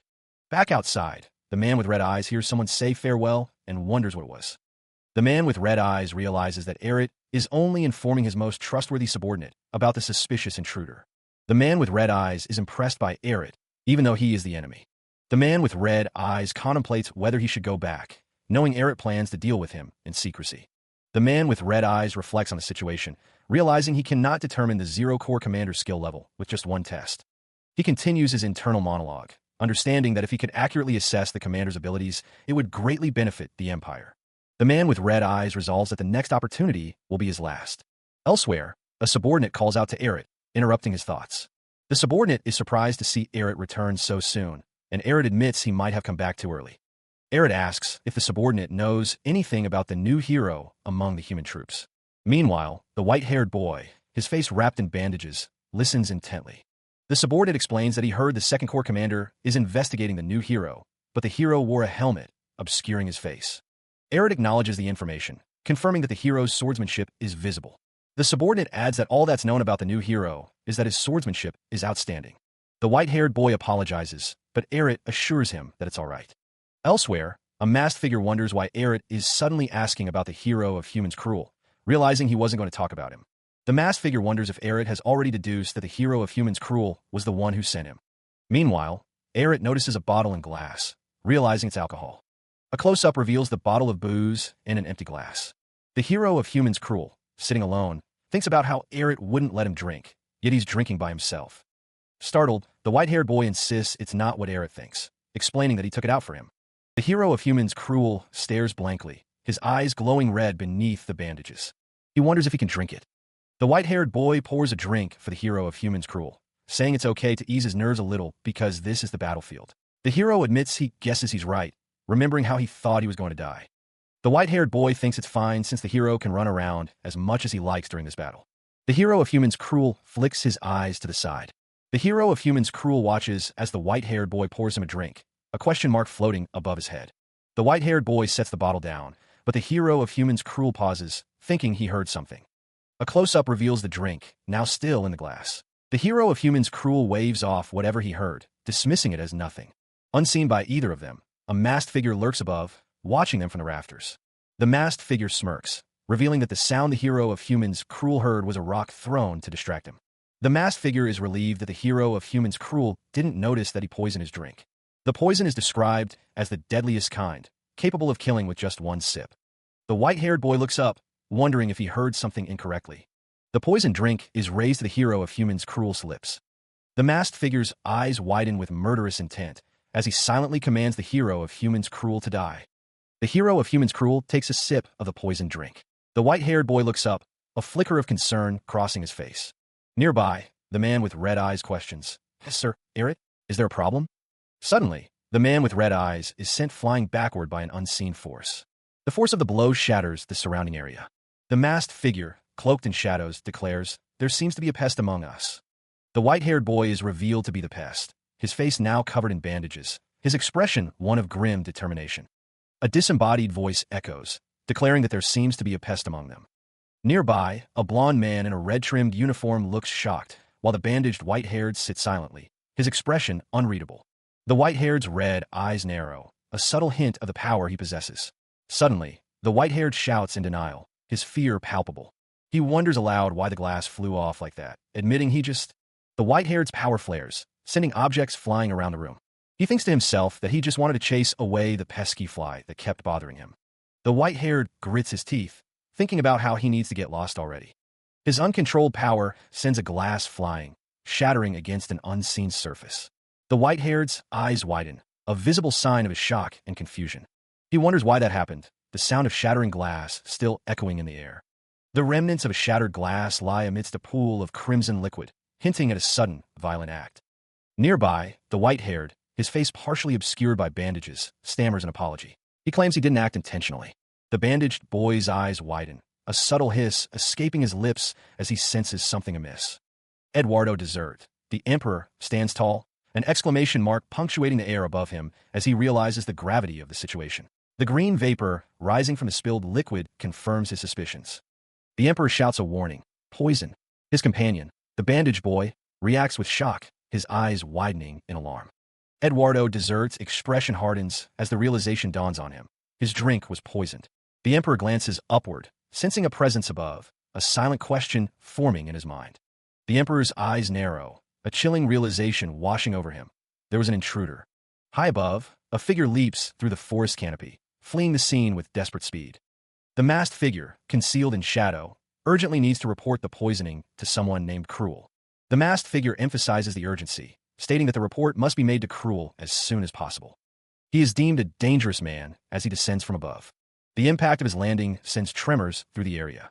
Someone dared to break into this place, the speaker realizes. The speaker reveals that their objective was to assassinate the Zero Corps commander. The Zero Corps commander's subordinates are shocked by the revelation, wondering how the intruder was able to get so far. Apart from the Zero Corps commander, nobody seemed to have noticed a thing. The Zero Corps commander orders his subordinates to deal with the intruder at a later time, instructing them to ensure there are no more enemies in the area. The masked figure, revealed to be bandaged and wounded, stands before Eret. The masked figure thinks about how close he came to death. The white-haired boy, Sir Eret, receives the masked figure's most sincere apologies. Due to his own oversight, the white-haired boy admits he failed to notice the intrusion until it was too late. Ed, the Zero Corps commander, appears troubled by this revelation. The masked figure, who failed in his mission, is reminded that they didn't think anyone could get past Ed. The masked figure is told that the failed assassination attempt demonstrates just how skilled the assassin is. Ed thinks to himself that he should quit being the Zero Corps commander, because even the bastard from the Empire want to kill him. The commander laments that he didn't even get to drink because of the assassin. The camera focuses on the bottle of Antnickel black sherry that Ed was about to drink. The masked figure stands before Ed, awaiting his judgment. The masked figure, addressing Ed as Sir Errett, says he will gladly accept whatever punishment he wishes to inflict on him, before questioning if the bottle was unopened before he poured the drink. Ed's expression is unreadable. Suddenly, the masked figure collapses, clutching his throat. As the poison takes hold, the masked figure questions if the poison was truly in the glass and not the bottle itself. The bottle, now held loosely, bears the name Kentucky. The realization dawns. The masked figure understands the implications of the poison. The masked figure, despite the bandages obscuring most of his face, manages a strained smile, asking if the drink is completely fine. Meanwhile, far away, the Emperor's advisor insists that the booze is innocent, unaware of the events unfolding. The advisor's words are underscored by a stark warning. He is dangerous. The gravity of the situation weighs heavily, as it becomes clear that the rumors surrounding the Zero Corps commander are true. If things continue this way, the Empire will not stand a chance. The weight of the information is clear on the face of the armored knight, who rests his head in his hand, deep in thought. The knight reflects on the assassin, acknowledging that he was no small fry, yet he returned petrified. A hand carefully places a petrified figure onto a table, a grim reminder of the Zero Corps commander's power. The confirmation that the Zero Corps commander is as strong as the rumors suggest hangs heavy in the air. The knight realizes that they will need that bastard to gain victory over the demon faction, since they have the Zero Corps commander on their side. A disembodied voice questions if they are referring to the other hero of the Empire. Since that hero isn't present, the decision is made. They will retreat. The hero of humans Cruel rests his chin on his clasped hands, his expression unreadable. The hero of humans Cruel wonders aloud if retreating would make them appear afraid of the Zero Corps commander. Another man, presumably an advisor, insists they need to ensure the demons meet a certain death. The advisor continues, stating that they cannot allow the demons to look down on them. The hero of humans Cruel repeats the decision to retreat, but warns of consequences for any demons who follow. The advisor agrees, emphasizing the need to ensure the demons meet a certain death. The advisor continues, describing the lands they will be leaving behind as desolate and without sunshine. The hero of humans Cruel looks away, seemingly troubled by the decision. The hero of humans Cruel states that they do not need to raise their weapons for those useless lands, and that this is what they need to make the demons think. The hero of humans Cruel concludes that they will retreat without showing their weak side, and that they need to indicate that they will not fight unless the demons invade the human world. The man relays the message that they will retreat to everyone, but wonders what they will say to the Empire. The orders received were to repossess the Empire's lands taken over by the demonic realm, not to expand their territory into it. They have already reclaimed the Empire's land. The man with red eyes explains that they do not need to cause any more friction between their realms, so they decided to retreat, which is what they will report. The hero of humans Cruel thinks to himself that he doesn't need to go overboard and ruin his debut as a hero, and that he won't let anything smear his reputation. The man with red eyes hopes that the Zero Corps commander doesn't wreak havoc. One of the men mentions that it is very rare for the Zero Corps commander to directly engage in battle, and the other wonders if they will be all right. Someone shouts to initiate the plan, calling out for the commander. The hero of humans Cruel stands with his back to the viewer, observing the scene before him. A tense silence hangs in the air. An officer reports that the demon troops are charging forward. The officer continues, stating that they are being led by someone. The officer reveals that the demon troops are being led by the Zero Corps commander. The hero of humans Cruel is addressed by an officer, who seems concerned. The officer's concern grows, his expression hardening with grim determination. A voice declares that nothing is going according to plan. A masked figure, revealed to be the Zero Corps commander, unleashes a devastating attack. The force of the attack sends someone reeling back, coughing up blood. The Zero Corps commander laughs maniacally, reveling in the chaos. The Zero Corps commander continues his assault, his movements swift and deadly. The masked figure's blade slices through the air, drawing a line of blood as it connects with its target. The attack leaves a trail of crimson in its wake. The Zero Corps commander, in a white military uniform, clutches his bloodied arm, his face contorted in pain.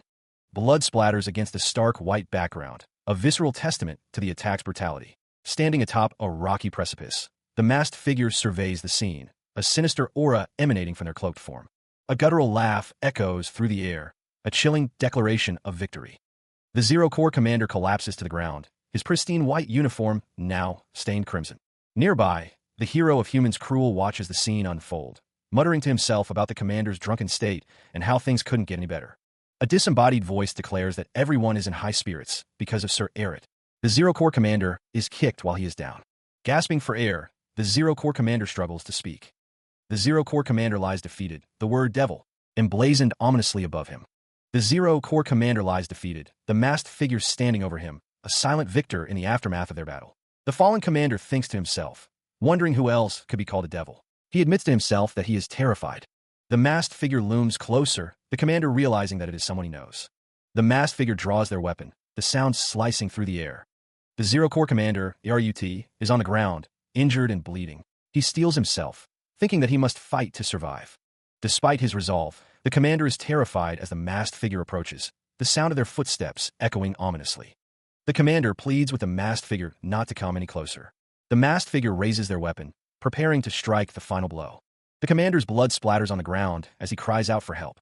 The masked figure stands over the fallen commander, questioning why he is sitting down over here. The commander wonders if he will become a corpse, just like the others. The commander's eyes widen in terror as he realizes his life is about to end. He thinks that if you want to live, you should struggle, and then he cries out for someone to save him. He speaks with chilling certainty, promising a swift demise to anyone who defies him. The Zero Corps commander, Arut, desperately cries out for help as the masked figure looms over him. Suddenly, a figure streaks across the battlefield, moving with incredible speed. The newcomer intercepts the masked figure's attack, a blinding flash of energy erupting from the point of impact. The Zero Corps commander, now out of immediate danger, stares in stunned disbelief at his savior. The force of the collision sends the masked figure hurtling backwards through the air. The masked figure crashes to the ground, the impact throwing up a cloud of dust. He coughs, struggling to regain his breath after the unexpected attack. A subordinate rushes to the Zero Corps commander's side, shouting his name in concern. Sir Eret. The subordinate urgently asks if the commander is all right. Eret, the Zero Corps commander, clutches his chest, blood staining his uniform as he struggles to speak. The subordinate is enraged that someone dared to harm Eret, realizing the identity of the attacker. The hero of humans Cruel stands tall, his armor gleaming in the sunlight. A closer look reveals the hero of humans Cruel's piercing green eyes, betraying a hint of the power he wields. The knight's voice booms, declaring his intent to kill in a single strike. The hero of humans Cruel stands ready, his armored form gleaming in the dim light. One of the Zero Corps subordinates watches with wide eyes, realizing that the armored figure is the hero. Sir Eret coughs, bandaged and wounded from the attack. A subordinate cries out, checking if Sir Eret is all right after the attack. The camera focuses on Sir Eret's hand, revealing a glowing necklace. The subordinate realizes that the defensive necklace from Miss Ririnel saved Sir Eret from instant death. It dawns on the subordinate that Sir Eret would have died if not for the necklace. The scene shifts to a forest, the rustling of leaves indicating someone is moving through the trees. He watches from above as the Zero Corps subordinate falls to the ground, seemingly defeated. The hero of humans Cruel and Demon Eret remain, locked in their deadly game. Nearby, someone watches with bated breath, their expression unreadable. The world hails the hero of humans Cruel as the new champion of the Empire. The hero of humans Cruel is celebrated as the star of the battlefield. Below, the Zero Corps subordinate lies prone, tears streaming down his face as he remembers the hero of humans Cruel. The masked figure, cloaked in red, stands over the fallen subordinate, thinking that he is finally saved. But the Zero Corps subordinate is not saved. The masked figure is impaled by a red energy blade. The Zero Corps subordinate looks up in confusion, wondering what is happening. The masked figure clutches the blade protruding from his chest, blood staining his hands. The Zero Corps subordinate can only watch in horror as the masked figure collapses before him. The hero of humans Cruel stands tall, his sword dripping with the blood of the masked figure. The hero of humans Cruel stands over the bodies as the Zero Corps subordinate realizes that he is the new hero. The hero of humans Cruel states that he feels undeserving of his title. The bandaged man acknowledges that he has heard a lot about the armored figure. The armored figure notes that the bandaged man's voice sounds strangely familiar, wondering if they have met before. The bandaged man suggests that the hero of humans Cruel simply remove his helmet. The armored figure refuses to take off his helmet in front of his opponent, while thinking that there's something familiar about the bandaged man as well. The bandaged man sighs, realizing that the armored figure isn't going to remove the helmet willingly. The hero of humans Cruel thinks to himself that this is the first time he's met the Zero Corps commander, wondering why he feels this way. The bandaged man prepares to attack, his blade glinting in the dim light. The bandaged man declares that he will take the helmet off for him. The bandaged man lunges forward, his blade aimed at the hero of humans Cruel. The hero of humans Cruel is caught off guard by the sudden attack. The force of the Zero Corps commander's blow sends the hero of humans Cruel hurtling backwards. The masked figure, however, recovers quickly, his sword already drawn and ready to strike. The hero of humans Cruel struggles to regain his footing, a pained grunt escaping him. The Zero Corps commander is surprised by the hero's speed. He admits he lost sight of him for a moment. But the masked figure's attack is already underway, a flurry of blows aimed at the armored hero. The masked figure's sword clashes against the hero of humans Cruel's armor, sparks flying as the two engage in close combat. The armored hero is forced back, the masked figure's relentless assault pushing him to his limits. The hero of humans Cruel barely manages to keep his footing as he's pushed back. The masked figure leaps back, creating some distance between them. The Zero Corps commander acknowledges the hero's skill, impressed that he dodged the attack. The hero of humans Cruel raises his sword, preparing for another exchange. The masked figure lunges forward once more, their sword aimed directly at the hero of humans Cruel. Come to think of it, the masked figure recalls the hero of humans Cruel saying the title of hero was a bit much for him. He wonders if he should confirm that. The masked figure's blade clashes against the hero's, sparks flying as he declares that he doesn't think there's any reason for the hero. The masked figure shouts that he will confirm it. The hero of humans Cruel struggles to keep up with the masked figure's attacks, thinking that although his speed is annoying, he can manage. The masked figure's attacks continue to press the hero. The hero of humans Cruel's opponent thinks that his attacks don't have much force behind them. The sounds of their battle echo through the forest. The masked figure's sword connects, drawing blood from the hero of humans Cruel. The masked figure thinks he can manage somehow as long as he continues pressuring the hero with his strength and stamina. The masked figure continues his relentless assault. The masked figure's eyes glow with intensity. The masked figure's blade drips with blood. The masked figure clashes with the hero of humans Cruel, their weapons meeting in a shower of sparks. The force of the blow sends the masked figure staggering back, his mask marred with a fresh cut. Recovering quickly, the masked figure retaliates with a swift strike, aiming to cleave the hero of humans Cruel in two. The hero of humans Cruel narrowly avoids the blow, the force of the attack kicking up a cloud of dust and debris. The rain intensifies as the battle rages on, each drop a tiny hammer blow against the combatants. The masked figure is sent flying backwards, the rain plastering his hair to his face. The hero of humans Cruel stands his ground, his helmeted face betraying no emotion as he wonders if his opponent is hiding his true ability or simply uninterested in the fight. The masked figure, his face now visible and wrapped in bandages, wonders if he's already been noticed. The masked figure, now bathed in a soft glow, declares that the fight is over for today, though he is clearly injured.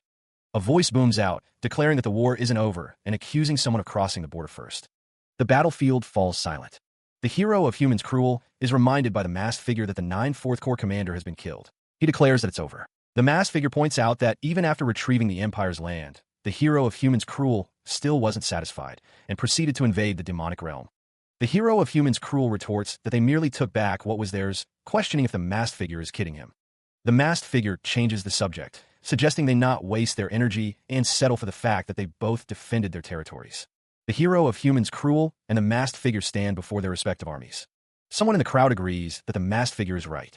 The hero of humans Cruel thinks to himself that he doesn't need to go out of his way to fight the masked figure when they have already retrieved the Empire's land. He realizes that if he keeps this up, he'll be able to get rid of the Zero Corps commander. A disembodied voice asks if the new hero wants to wage a war, adding that the hero's troops wouldn't agree. The hero of humans Cruel is surprised by the statement. A group of people stand together, seemingly in agreement. The hero of humans Cruel clicked his tongue, momentarily losing his composure. The armored figure declared that he would back off this time, a temporary reprieve in their ongoing conflict. The sound of a weapon being readied echoed as the armored figure considered the situation. Despite their apparent advantage, the losses suffered were significant, making retreat a prudent option. A figure shrouded in a blood-stained cloak responded with a simple, chilling acknowledgement. The armored figure hoped to never see the cloaked figure again, expressing his disdain for the sound of his voice. The cloaked figure was carried away, presumably to safety, after the confrontation. The armored figure confirmed their decision to retreat as well, signaling a temporary end to the immediate conflict. The cloaked figure was brought before a gathering of subordinates, their arrival marked by a palpable tension in the air. The armored figure watched as the cloaked figure was taken away, the encounter leaving a lingering sense of unease. The subordinates expressed relief at having forced their enemies to back down, though one admitted to struggling to remember the events that had transpired. A subordinate sharply corrected someone, insisting on the proper title, Sir Eret. The cloaked figure, revealed to be Demon Eret, stood with his arms crossed, his expression unreadable. The speaker laments that this would have been the perfect opportunity to push forward, as the Empire's troops are demoralized. The masked figure is sure there's a reason the Zero Corps commander stopped the fight, especially since he was looking forward to the battle. The masked figure thinks that there's no need to ruin his mood. Demon Eret praises the masked figure, telling him, "Good work." The Zero Corps commander's body is being held, and he wonders what is happening. Demon Eret holds the Zero Corps commander close. The Zero Corps commander thinks about his own body. The Zero Corps commander is covered in blood. The Zero Corps commander's hand is shown, covered in blood. It is thought that the Zero Corps commander's entire body is burning up. Demon Eret continues to hold the Zero Corps commander. It is thought that the Zero Corps commander displayed such battle prowess while he was in this condition. He had returned to the fight, suppressing his desire to stop, also that their opponent wouldn't notice his physical condition. Indeed, the Zero Corps commander's weakened state was something he desperately tried to hide. His subordinates, however, were not fooled. They rushed to his side, asking if Eret was all right. The loss of the 7th Corps commander would directly impact the demon army's confidence. The subordinates knew that Eret was exhausted from fighting in his weakened state, but they also knew he was incredible. They were ordered to carry him inside immediately. The Zero Corps commander had appeared out of nowhere and secured a position. He had killed the former 7th Corps commander. Eret had also stopped the hero from self-destructing. Above all else, the Demon King had recruited him. One of the subordinates acknowledged the situation, knowing he couldn't deny Eret. Another subordinate admitted to feeling uneasy despite the victory. But he showed them exactly why he was called the Zero Corps commander of the demon realm. He declares that he will handle everything, referring to himself as Demon Eret. Below him, a subordinate with blonde hair and another figure in a red hood look up at the Zero Corps commander. Suddenly, a tremor shakes the area. Elsewhere, Miss Ririnel is asked what happened. She shouts that something broke. Her companion asks if she means the seal, adding that it would be a catastrophe if the demonic monsters came inside. Ririnel shouts, "No." She wonders how a mere demonic monster could break her seal and cries out in pain. She exclaims that the necklace she gave to Sir Eret broke. Ririnel worries that Eret is in great danger and wonders what she should do. She decides that she should head over. Her companion looks on in shock. An enraged voice booms out, demanding to know where someone thinks they are going, invoking the name of His Majesty. The unseen speaker berates the companion for failing to guard the seal. Meanwhile, engulfed in flames, Ririnel is told not to worry, that she is coming to help Eret. The announcement is made. Ririnel is coming. A voice echoes through the halls, offering a simple, "Welcome back." The 2nd Corps commander is greeted by a subordinate upon his return, a horse-drawn carriage waiting nearby. The 2nd Corps commander smiles, a hint of pride in his eyes. The subordinate bows his head, addressing the 2nd Corps commander as Your Majesty. The 2nd Corps commander chuckles, placing a hand on the subordinate's shoulder. He mentions hearing for Jakar that the subordinate also did a number this time. The 2nd Corps commander praises the subordinate, saying he never lets him down, and asks about his meeting with Anu. The subordinate's red eyes narrow, and he states that there's something he needs to inform the 2nd Corps commander about. Judging from the subordinate's mood, he hasn't fully calmed down from the battle. The 2nd Corps commander suggests they go inside to chat. The subordinate hesitates, a bead of sweat forming on his brow as he begins to speak. He is greeted by a subordinate who is excited to see him, gushing over how good he looks and begging him to wear something else next time. The subordinate laughs, noting that Eret doesn't seem to like the 2nd Corps commander very much. He explains that they are busy sorting through all the information and that he bought many clothes for Eret to try. The subordinate assures him that they won't be able to leave their room for a while, so he shouldn't worry. He then tells Eret to get changed and come to the office. Eret, the Zero Corps commander, stands silently, a bandage visible on his face. A stack of documents is slammed onto a desk. Eret sits across from someone, who tells him to take a look at the documents first, explaining that there's some fascinating information inside. The commander sits back, a serious expression on his face as he begins to read. He pauses, his expression unreadable. His eyes narrow, a dark realization dawning on him. This. Someone calls out to Eret, their voice filled with urgency, but he only wonders what's going on. Eret awakens with a start, disoriented. He wonders where he is. He finds himself inside the Demon King's castle, a place he doesn't remember returning to. The commander recalls being on the battlefield just moments ago, a stark contrast to his current location. Ririnel is relieved to see him safe. Ririnel embraces Eret, overcome with relief at his safety. Eret stares blankly, trying to piece together the missing fragments of his memory. He reflects on his desire to simply get drunk before his demise. Eret, his face wrapped in bandages, clutches a bottle, questioning if it's all right to drink. Eret pauses, a sudden realization dawning on him. He wonders if he blacked out after drinking.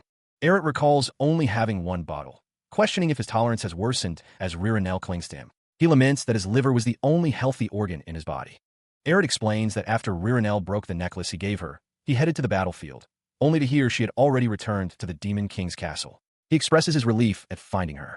Eric's eyes widen in disbelief as he realizes the necklace Ririnel gifted him has broken. The realization hits him.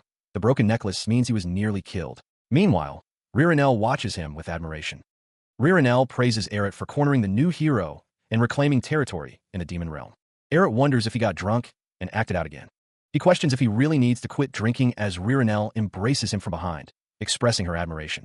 Eric is confused, wondering what he's holding in his hand. He examines the object in his hand, a crumpled photograph. He's shocked by what he sees in the photo. The photograph shows the hero of humans, Cruel Heart. A sinister smile spreads across Eric's face as he lets out a soft laugh. A name he could never forget, a person he couldn't help but love. The name echoes in his mind, his older brother. The man in the suit, Dion, gasps, his expression one of shock and pain.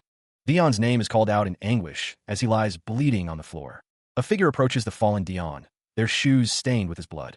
The white-haired boy, covered in blood, stares down in disbelief. The boy's brother lies before him, broken. Dion reaches out a bloodied hand, desperately pleading for help. The white-haired boy raises his sword, his face contorted in anguish. He begs for something, his voice barely a whisper. Tears stream down the boy's face as he questions if the man before him is truly his brother. The sound of a blade pierces the air, followed by the splatter of blood. He stands over his fallen brother, clutching a crumpled piece of paper. The white-haired boy hears someone refer to him as the hero. The voice echoes with a question, wondering since when he had become the hero. Elsewhere, Ririnel nervously calls out to Eric. The purple-haired man, presumably Eric, tells her to wait, seemingly enjoying her flustered state. The purple-haired man sighs, apparently relieved. The subordinate comments that the corps commander is scary, wondering why Eric became angry all of a sudden. He then asks Ririnel if she's all right. Ririnel, blushing, asks Eric to please be so hot. The subordinate agrees that they should quit this job as soon as possible. Back in the room with Dion's body, the white-haired boy sits on the bed, reading the note. He thinks to himself that he is the emperor. He curses, realizing that Cruel took the hero position, even though he knew everything that happened. The white-haired boy realizes that Cruel took the position right when he needed to return. He could recall more clearly now that he had seen the parchment. Meanwhile, Eric was being urged to make a trip to the Empire, lest he be away for too long. The white-haired boy stood before the Zero Corps commander, listening intently. The boy agreed, with Eric's permission, he would also find out more about the new hero. Elsewhere, the Zero Corps commander, RUT, gave the order to proceed, knowing that prolonged absence would arouse suspicion. The Zero Corps commander knew that if they were away from the Empire for too long, it would raise questions. The Zero Corps commander placed a seal on the white-haired boy. The seal was a type of tracking magic and a type of insurance. The Zero Corps commander, RUT, offered his assistance, identifying himself as the corps commander of the demon realm. The white-haired boy adjusted his collar, preparing to leave. The white-haired boy was now the hero of the Empire. The white-haired boy questioned why he had to act as the Demon King's spy, a fact that was part of the conversation they had. The fact that the mark is imprinted on him confirms to the white-haired boy that it wasn't a dream. He realizes he loses his memories whenever he gets extremely stressed.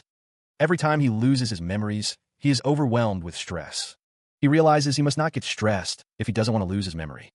He wonders how he can even do that. A knock sounds at the door, and a voice calls out, reminding Eric that his name is Ed.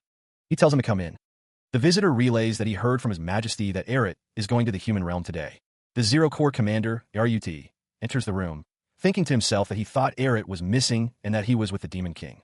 Eric states that it's about time he returned, and that there's something personal he needs to find out. Eric asks if there's something he wants to tell him. He speaks truthfully, addressing His Majesty. The king wonders what Ed thinks about becoming a corps commander. The blonde-haired man, Ed, is taken aback by the offer. He begs the king's pardon, surprised by the sudden proposition. Ed realizes the 9th Corps commander's position is now available. The king explains that all corps commander positions have been filled until now. He had to put Ed in the position of vice commander of the Zero Corps. The king continues, stating that Ed is more than qualified as a corps commander, given his skills, and reiterates that he is offering him the position first. The king awaits Ed's answer, inquiring how the vice commander feels about the offer. Ed considers the offer, his expression thoughtful. The words "a corps commander" appear in a stylized graphic. Ed admits he had forgotten, while serving Sir Eric, but it's a position he's always wanted. Ed hesitates, wondering what becoming a corps commander would mean for his position as vice commander for Sir Eric. The king states that they'll have to recruit someone new, someone who's next in line after Ed. The man with red eyes states that he is not trying to force the other's hand, and that he should take his time to think things through. However, he warns that if he refuses, the offer will go to another bastard. The Demon King wonders if Ed is all right with a junior who's weaker becoming his superior, adding that this was to be expected. Ed seems shocked by the offer, stuttering as he repeats the words Core Commander. The white-haired boy asks if the Demon King said something to him. The boy wonders if he was scolded because of his drinking. Ed sighs, seemingly having made a decision. He claims it's nothing, thinking to himself that it'll be better not to tell Sir Eret. The white-haired boy says that if Ed is leaving right now, he'll inform the chef. Ed thanks him, realizing that the boy has something he wants to say. The boy tells him to tell him, though he has no intention of pressuring him. A subordinate announces that Sir Eret's carriage is ready. Eret replies that he'll be right out. Ed and the white-haired boy stand together, their conversation seemingly over. As the demon Eret prepares to depart, he tells Ed to take care of himself until he returns. The white-haired boy, overhearing the conversation, suddenly calls out, "Wait." Ed, ever dutiful, wishes Eret a safe trip. Eret wonders if Ed requested to quit the vice commander position because serving him was too difficult. The demon commander's steps halt. Ed asks if there's something the white-haired boy wants, having heard him call out. The white-haired boy stammers, mentioning that Eret is going to the Empire. He suggests that maybe Ed wants something that's only available at the Empire. Eret offers to get Ed something he can use for a long time, promising to grab a whole bunch of it if he just tells him what he needs. Ed chuckles, amused by Eret's concern. Eret wonders if there is any other superior in all of the demon realm who is this concerned about his juniors. Ed smiles, stating that he doesn't need anything in particular. Upon hearing that, the white-haired boy decides he will choose some things himself. Meanwhile, Eret is instructed to wear the necklace from Ben at all times, and to wear the robe while in the Empire. He agrees, adding that there is no superior who needs so much help, either. Ed states that he will be waiting for Eret. The vice commander thinks to himself that the fact that Eret needs him does not upset him. He believes this shows how much he respects Eret. Ed reflects that, as expected, he does not want to become a core commander. The vice commander's expression is one of determination. Ed thinks that he enjoys being the vice commander for Eret above all else. He wants to be of help to Eret. So, wherever the Zero Core Commander goes, he hopes he has a safe trip. The white-haired boy states that he will be waiting. The massive gates to the estate begin to creak open, the sound echoing through the grounds. Inside the estate, one of the guards perks up, hearing the commotion. He wonders who could be arriving. The guards at the outer gate stand at attention as a figure approaches, their footsteps echoing on the path. As the cloaked figure nears, one of the guards shouts a demand to halt, identifying the approaching figure as Count Hart. Unbeknownst to the guards, the Count is currently away from his residence. The guards, spears raised, reiterate that outsiders are not permitted entry. The cloaked figure, revealed to be Arut, simply orders them to open the gates. The guards exchange uneasy glances, unsure of the man's intentions. One of the guards questions the attitude of the man impersonating the Count, wondering if he isn't worried about angering the real Count Hart. The guards, spears raised, questioned if he was their enemy. He insisted that he was simply trying to enter his own home. The man with red eyes, impersonating Count Hart, challenged them, asking if they dared to stop him. The sound of hurried footsteps echoed through the halls as someone shouted that he had returned, urging everyone to hurry up. The doors swung open with a creak. A chorus of voices greeted the man with red eyes, welcoming him back as their lord. He sighs, internally chiding the overly enthusiastic welcome. He had told them not to greet him like this. Footsteps approach as the imposter, Yarut, is told that he has returned. An older gentleman, the real Count Hart, greets the imposter, addressing him as my lord. Count Hart thinks to himself that he has been here since he inherited the estate, and seeing the imposter truly makes him remember. Eret replies that it feels like he has returned home, and that it has been a long time.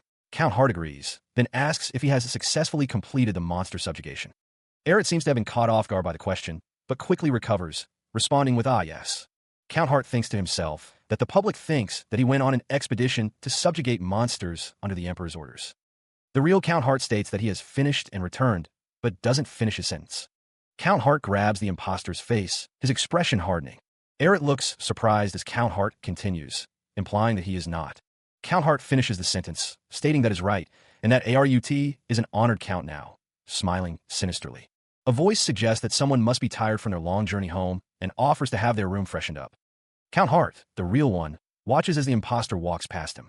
The imposter declines the offer, stating that he is going to see the Emperor right away. The real Count Hart thinks to himself that he would love to lie down right now. He realizes that the Emperor already knows that he has returned to the Empire. The real Count Hart and the imposter stand before a large, damaged tapestry. The tapestry is torn, revealing a glimpse of someone standing behind it. The person behind the tapestry is revealed to be the white-haired boy. The real Count Hart thinks that he needs to question the imposter about Cruel as well. The imposter stands before the real Count Hart. Someone says, "Right away, my lord." The question hangs in the air. Dion Hart has returned? Meanwhile, in a lavish study, the imposter Count Hart sits at his desk, flanked by his subordinates. The imposter wonders if Dion Hart has returned to see the Emperor, referring to himself as the Emperor's owner. The imposter rises, his heel clicking against the floor as he considers his next move. One of the subordinates addresses the imposter as Sir Cruel. The imposter learns that his younger brother is back. The imposter, Cruel, decides to make a request to the Assassination Guild. Cruel wonders what would happen if his tail gets caught. Cruel reveals that he has another card up his sleeve, asking Shylin if he agrees. The imposter Count Hart, known as Cruel, smiles sinisterly. The subordinate asks if Count Hart is referring to the Revolutionary Army. The Count considers the possibility of the group of people trying to kill the Emperor getting involved. The revolutionaries raise their flag, confident that it wouldn't matter if their tail was caught or not. The Count smirks, seemingly pleased with the unfolding events. Someone muses that they didn't think Sir Cruel would miss something so blatantly obvious. Count Hart wonders how skilled the Emperor's hero is. The maids excitedly announce that it's complete. One of the maids remarks that it suits him so well, my lord.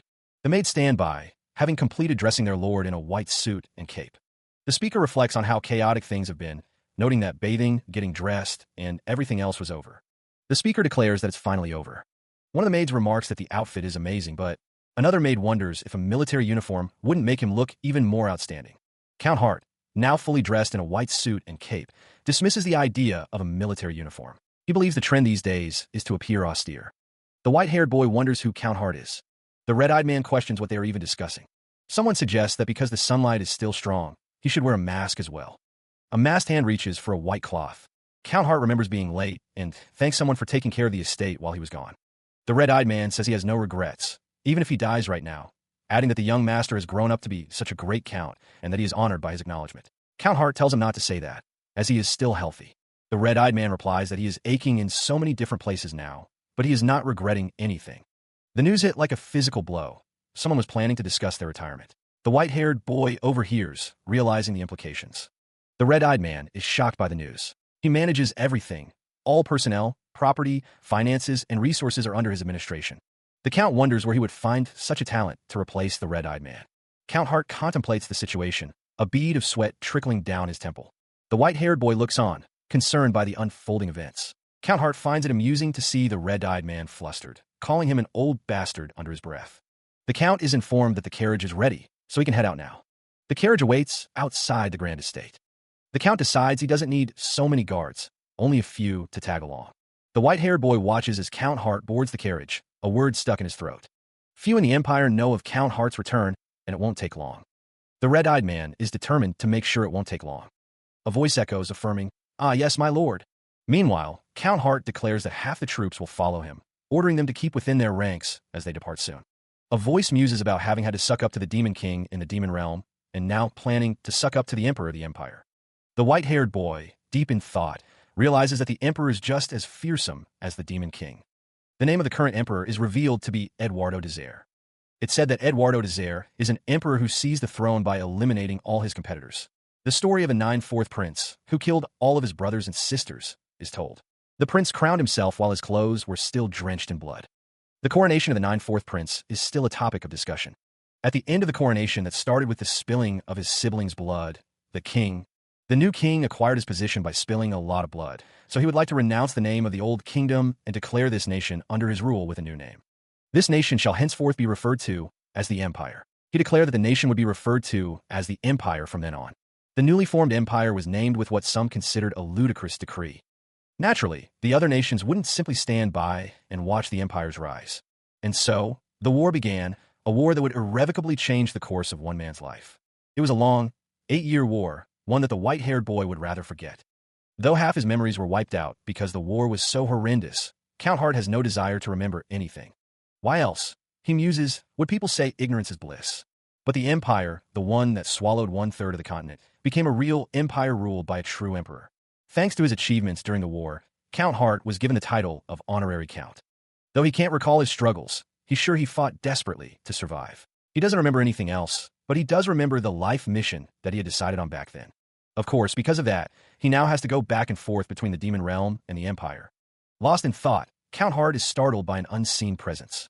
He is startled by a sudden noise coming from outside. The Count wonders what is happening outside. A group of soldiers clad in blue clash with an unseen foe. The Count recognizes the soldiers' uniforms. blue garments adorned with a single white bird. He realizes that the revolutionary army has somehow learned of his return and made their way to him. The Count decides that he must join the battle. The white-haired boy watches as the Count prepares to intervene. Suddenly, the boy is struck by a powerful blow. His red eyes widen in shock as he is sent flying. The Count's hand, clad in a black glove, clenches into a fist, having delivered the blow. The impact sends the boy crashing through the air. The Count's glove hand remains outstretched, the deed done. Count Hart, wielding a crude axe, wonders aloud what is happening. Elsewhere, a voice declares that the dog of the Empire has been found. The Count's expression shifts to a sinister grin as he looks down at his target. The organization, born from the ashes of a devastating 8-year war, sought to bring about change. That organization became known as the Revolutionary Army. In their quest to conquer nations, they lost their own. They became pivotal figures in the lives of others. But what else could be expected of those who have nothing left to lose? They completely lost their minds trying to eliminate the Empire and the Emperor himself. A voice echoed, declaring that the dog of the Emperor had been found. The man, his expression grim, prepares for a fight. The hooded figure grits his teeth, cursing that goddamn Emperor. He reflects on how the Emperor created reckless bastards like them. Whatever their beliefs, he doesn't care. He just doesn't want to become their victim. He was nervous because they said he was a hero, but he's just a scrawny weakling. He is pinned, struggling against his attacker's grip. The man's words echo in the air, branding him as the Emperor's dog. The attacker continues his assault, pressing down with brutal force. The man on the ground, struggling to breathe, manages to choke out an apology, asking for his attacker's name. The attacker, Dion Hart, reveals his name with a sneer. Dion Hart continues to berate the white-haired man, accusing him of being the Emperor's dog, a claim the man vehemently denies. The white-haired man's vision blurs as he registers the color of his attacker's hair and eyes. Just as the white-haired man lets his guard down, a swift attack is launched. The white-haired man manages to block the incoming axe with a knife. Dion Hart's grip tightens, his expression hardening as he prepares for another strike. The white-haired man's red eyes narrow in frustration as he realizes the gravity of his situation. The axe wielder demands that he stop fooling around. The white-haired boy is struck by Dion Hart's blade, the force of the blow sending him crashing to the ground. Gasping for air, the white-haired boy struggles to breathe, blood staining his lips. Dion Hart's expression hardens as he glares down at his fallen opponent. A question hangs in the air. Were all the rumors wrong? Dion Hart declares that the blame lies with the Emperor. Towering over the white-haired boy, Dion Hart accuses him of being a fake hero. The blade descends again, poised to strike the defenseless white-haired boy. A voice cries out, commanding Dion Hart to stop. A spear hurtles through the air, aimed directly at Dion Hart. The spear pierces through Dion Hart's shoulder, halting his attack. The man with red eyes looks on in disbelief, questioning what is happening. An unseen figure shouts their approval. The speaker's target is directly in his sights. The man's expression twists into a sinister grin as he prepares to strike. Someone is shocked by the sudden turn of events. The speaker realizes the attack bears the mark of the Empire. The murderous ghost knights are on the move. These devils, born from the 8-year war, are led by Dion Hart. Panic sets in as the group realizes they've been found. They are ordered to block the attackers. The man's face is contorted in fear. Dion Hart considers whether to cause a scene, deciding they can't simply let their enemies go. The truly terrifying thing about them isn't their ability. It's the fact that they have absolutely zero rationality left. Count Hart watches with a sinister grin as the murderous ghost knights wreak havoc. The knights, driven by a bloodthirsty rage, heed the silent command and charge forward, eager to spill more blood.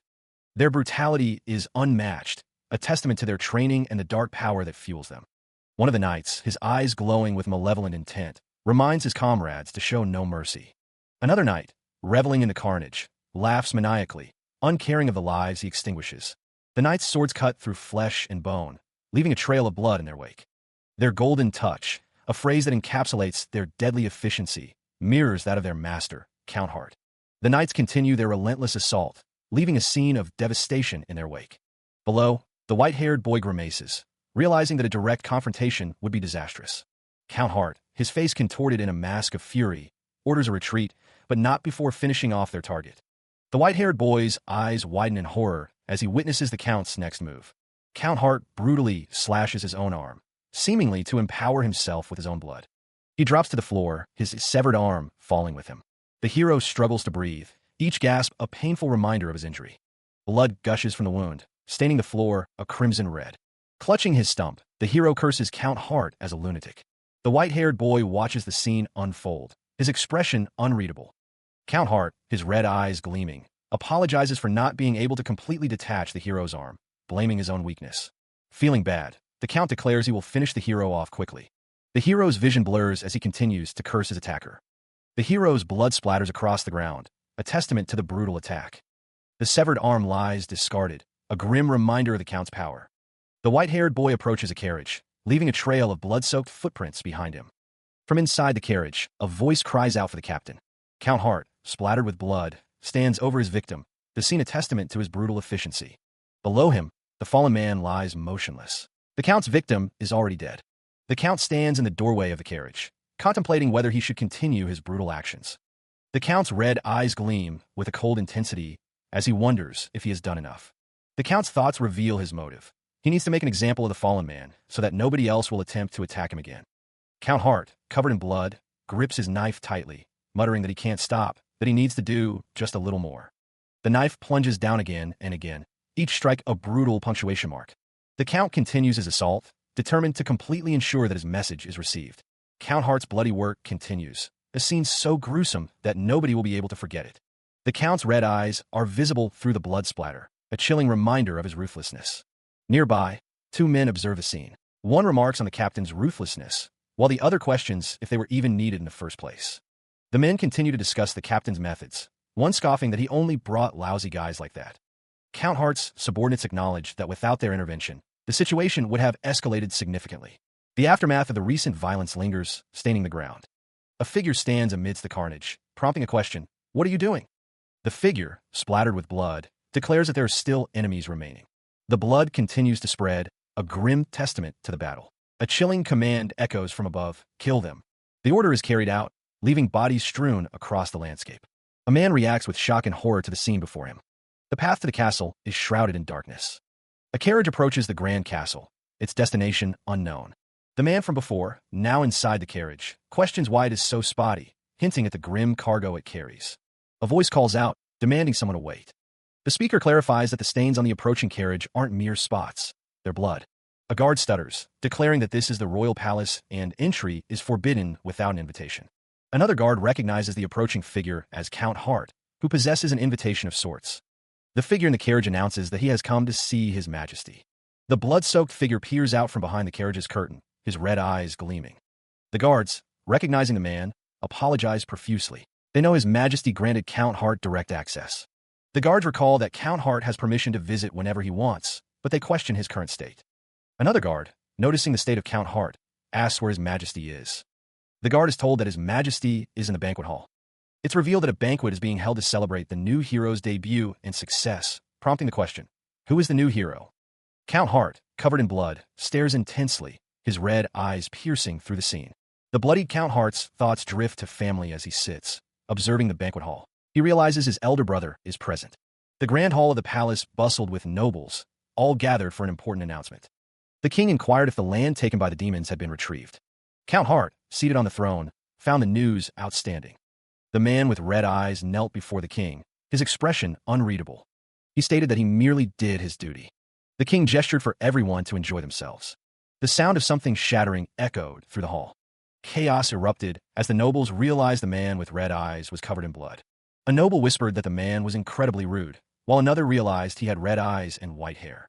The realization dawned on the crowd. The man with red eyes and white hair was the one responsible for the carnage. A nobleman, witnessing the aftermath of the red-eyed man's actions, wonders if it is really him. The title of honorary is displayed, hinting at the status of the vampire count. Count Hart, covered in blood, stands before someone as the nobleman from before questions if it is him.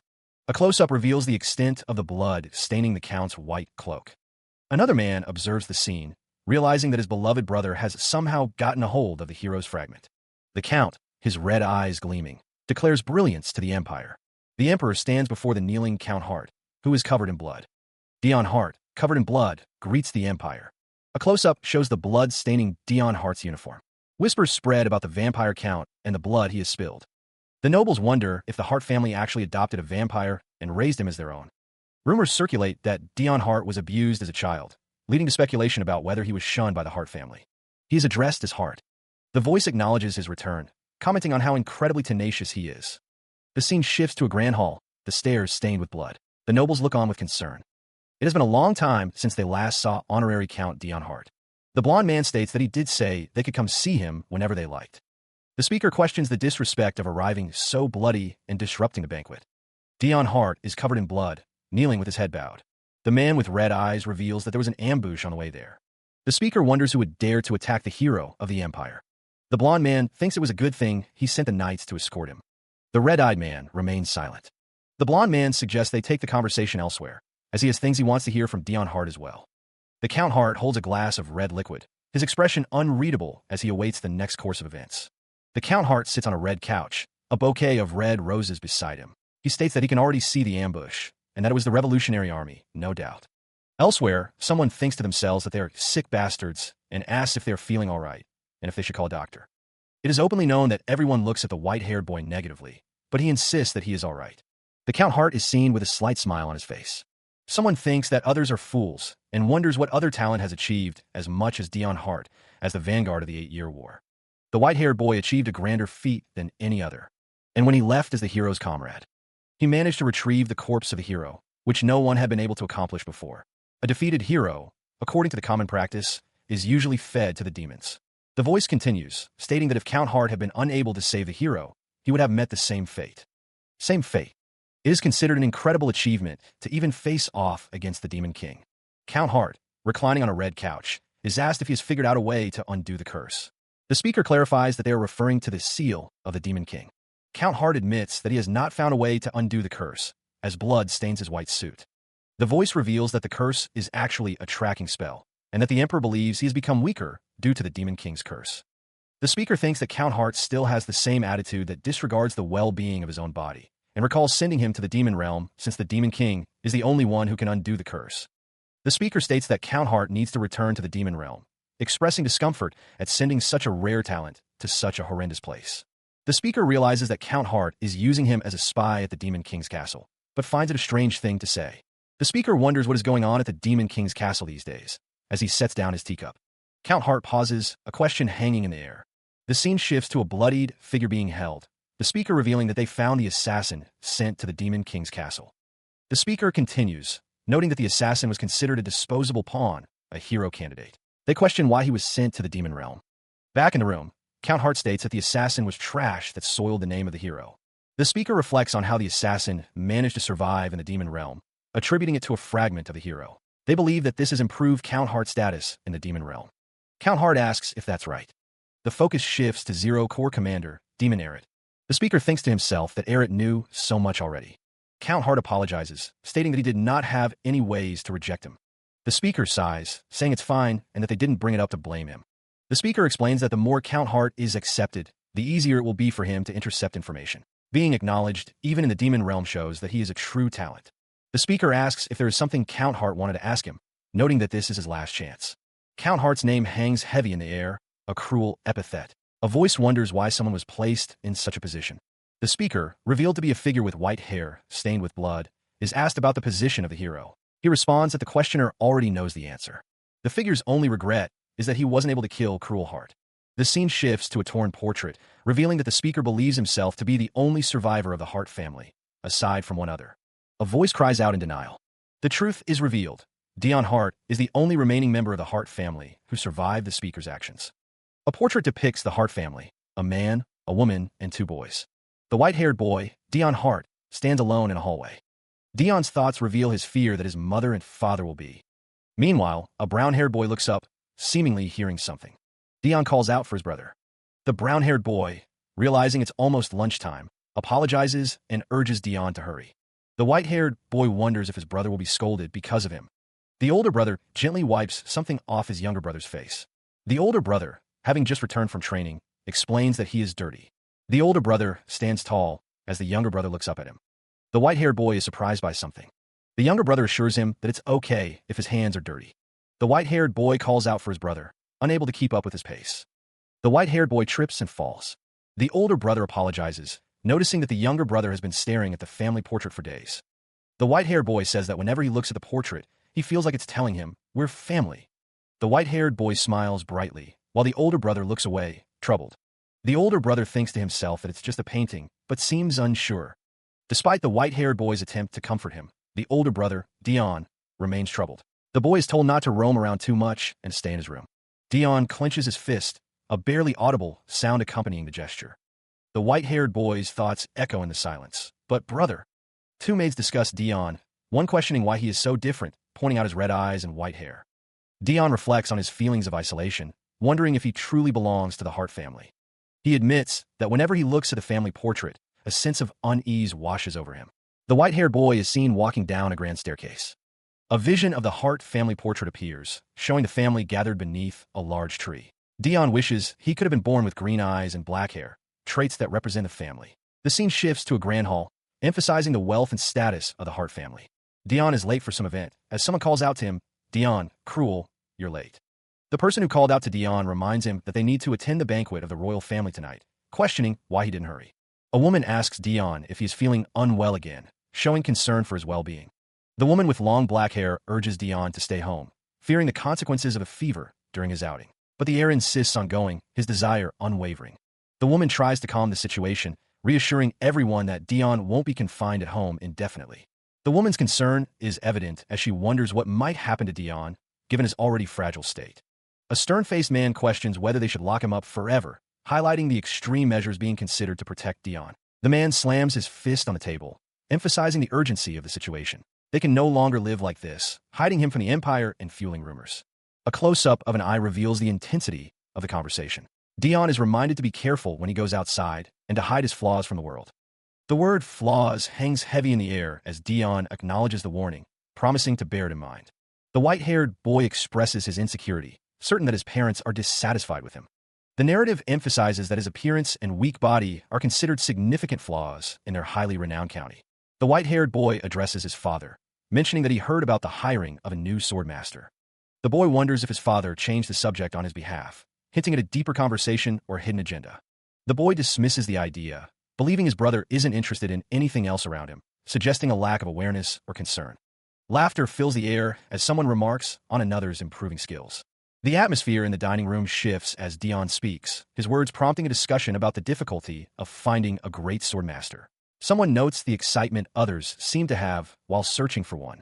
A maid reflects on Dion's amazing qualities. Haunted by his perceived inadequacies, Dion questions if he is lonely even when surrounded by others, ultimately concluding that his loneliness is his own fault. The white-haired boy, overhearing the conversation, reminds himself that he is also part of the Hart family. He resolves to try his best, confident that he can perform as well as his brother. The boy's desire intensifies. If he succeeds, his family will love him more. Startled, the white-haired boy pauses in his tracks. The boy stops and wonders if someone is talking to him. Two figures confirm that they're indeed addressing Dion Hart, their laughter echoing. The white-haired boy looks on, a question mark appearing above his head as he wonders what's going on. Dion stands with two servants in a grand hallway, the sunlight streaming in through unseen windows. He is surprised that someone is speaking to him, realizing this is the first time he's spoken to someone his age. He nervously greets them, a small H-hi escaping his lips. Dion is happy, but wonders if he's making a mistake. The other boy asks why Dion is by himself, and Dion explains that his family went to see his brother's swordmaster. The boy smirks, asking if Dion really has no clue. Dion is confused by the question. The boy reveals that there's already a widespread rumor about Dion being the black sheep of the Hart family. The boy asks if it's true that Dion's family locked him up. Dion denies it, claiming he just gets sick a lot. The boy's boots are shown, and he thinks that Dion is lying. The boy with white hair and red eyes is met with harsh words, accused of being a dirty bastard and unlovable, even by his own family. The accusations continue, the unseen speaker claiming Dion has been abandoned by the Hart family.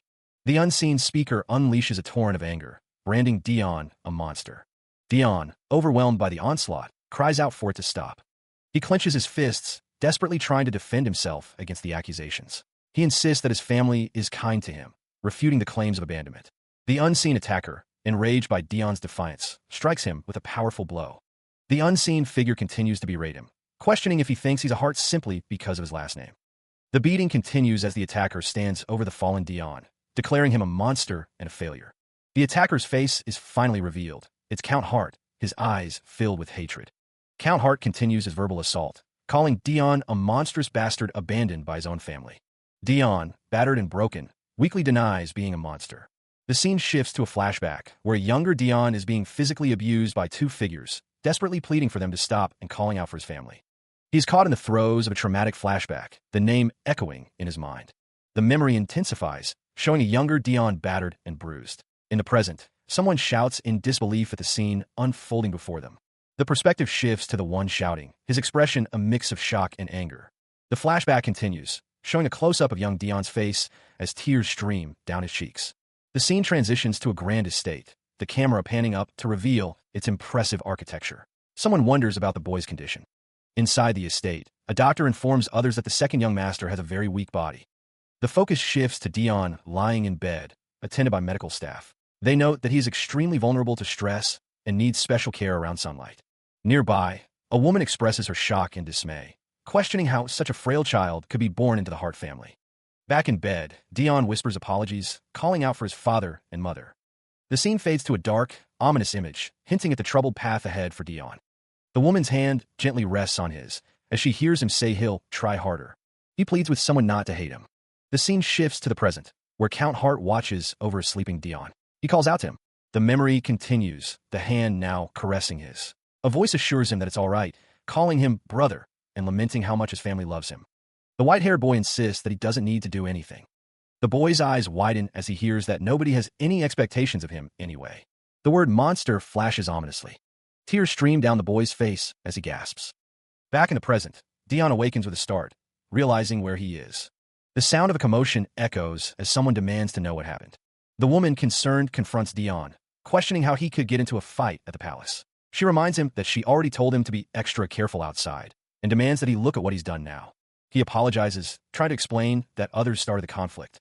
The memory continues, voices echoing with accusations. They question if he thinks he's a Hart just because of his last name, calling him a monster and a failure. The voices escalate, branding him a monstrous bastard abandoned by his own family, the word monster ringing out. The memory intensifies, showing a close-up of Dion's face, bruised and battered. He thinks to himself that his father won't listen to what he has to say, wondering if his father thinks the same as those kids. Meanwhile, the woman concerned assures someone that it's nothing, though her expression betrays her worry. Back in a memory, he is told that he will be prohibited from going outside for a while and to reflect on his actions in his room. Dion's thoughts drift to his fear of abandonment and his desire to be loved, convinced that others are disappointed in him. He resolves not to cause any more trouble, needing to try harder to overcome his weaknesses, to become someone they won't be ashamed of. The concerned woman wonders if Master Dion is not coming out of his room today either. Another person agrees, feeling bad when they look at him, noting that he's trying so hard, but who would even acknowledge him? A letter sits on a desk, the ink still wet from the writer's hand. Meanwhile, in another room, someone laughs cruelly. The laughter echoes with a promise. The laughter of my family. The sound of laughter fills the halls as a figure stands silhouetted in the doorway. The speaker, standing with his parents, declares, "Yes, you must do well, Cruel. Yes, just trust me." Dion's face is obscured, but his expression is clearly one of determination. He steels himself, thinking, "No, don't get greedy." The white-haired boy clenches his fist, resolving, "If I try hard, I'm sure my family will acknowledge me." He exhales, preparing to train. The boy thinks to himself, "If I want that to happen, I need to become stronger. Let's train for 30 minutes more today." The training grounds outside the mansion are lit by the moon.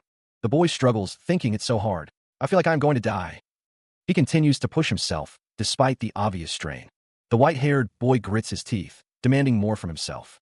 The sound of the strike echoes as someone shouts at Dion to stop.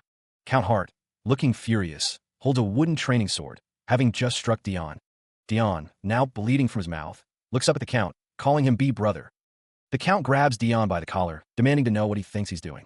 Dion thinks to himself that he just wanted to train to become strong, while the Count yells at him for not staying quietly in his room. The Count's face is contorted with rage as he continues to berate the boy. The Count tells Dion that he doesn't need to do anything.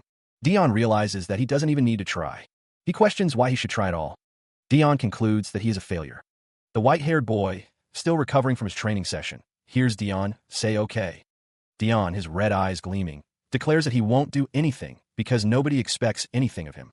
He apologizes to his brother, Cruel Hart, saying he should rest now and asking him to leave. The sound of the door closing echoes through the room as Dion is left alone.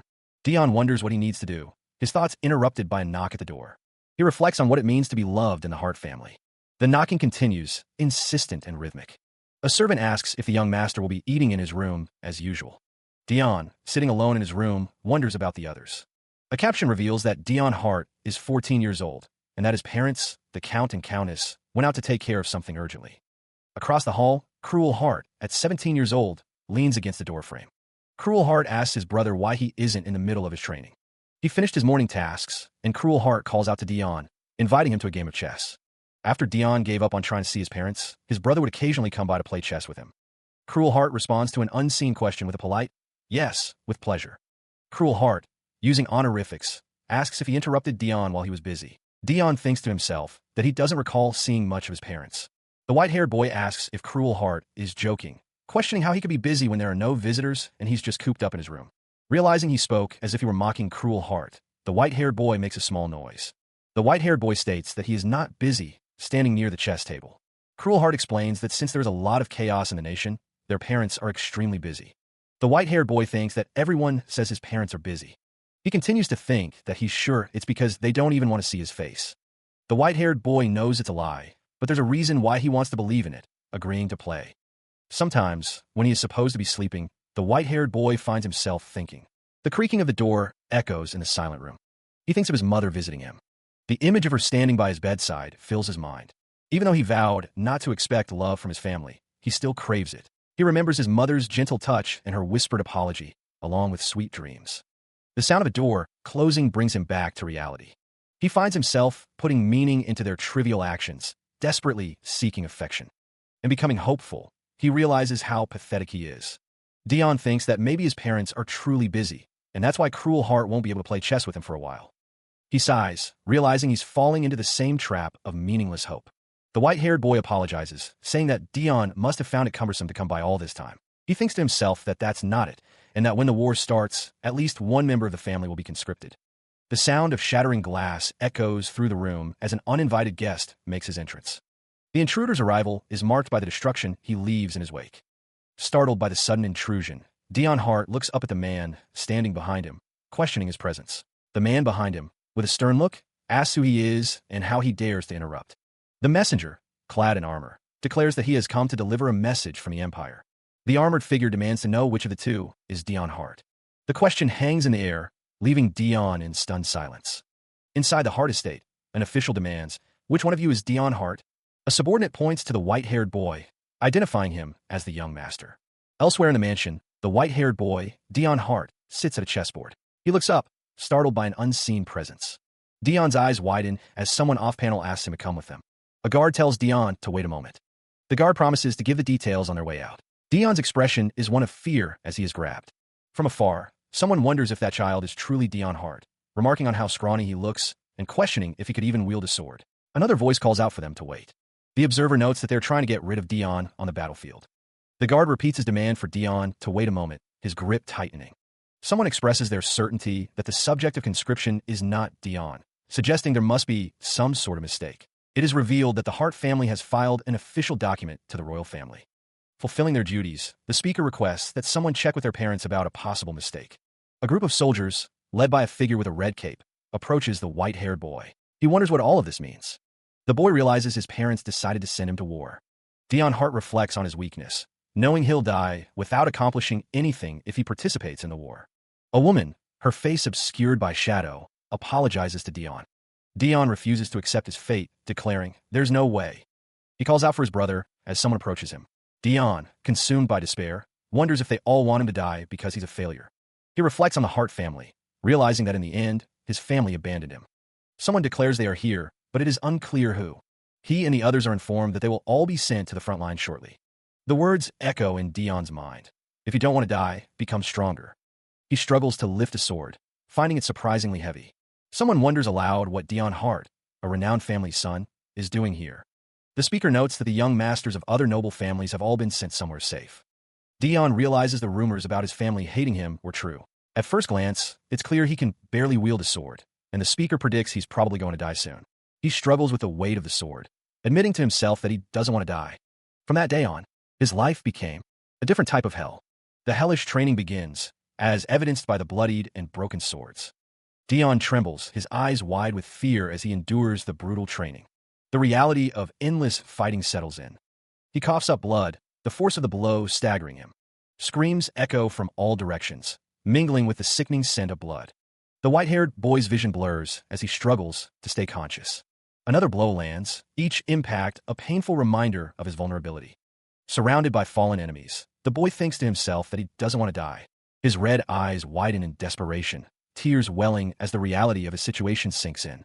He desperately thinks that he doesn't want to die in a place like this. With renewed resolve, the white-haired boy rises to his feet, ready to face whatever comes next. He clashes swords with an unseen opponent, the force of the impact sending sparks flying. His foot slams against the ground, digging in for purchase.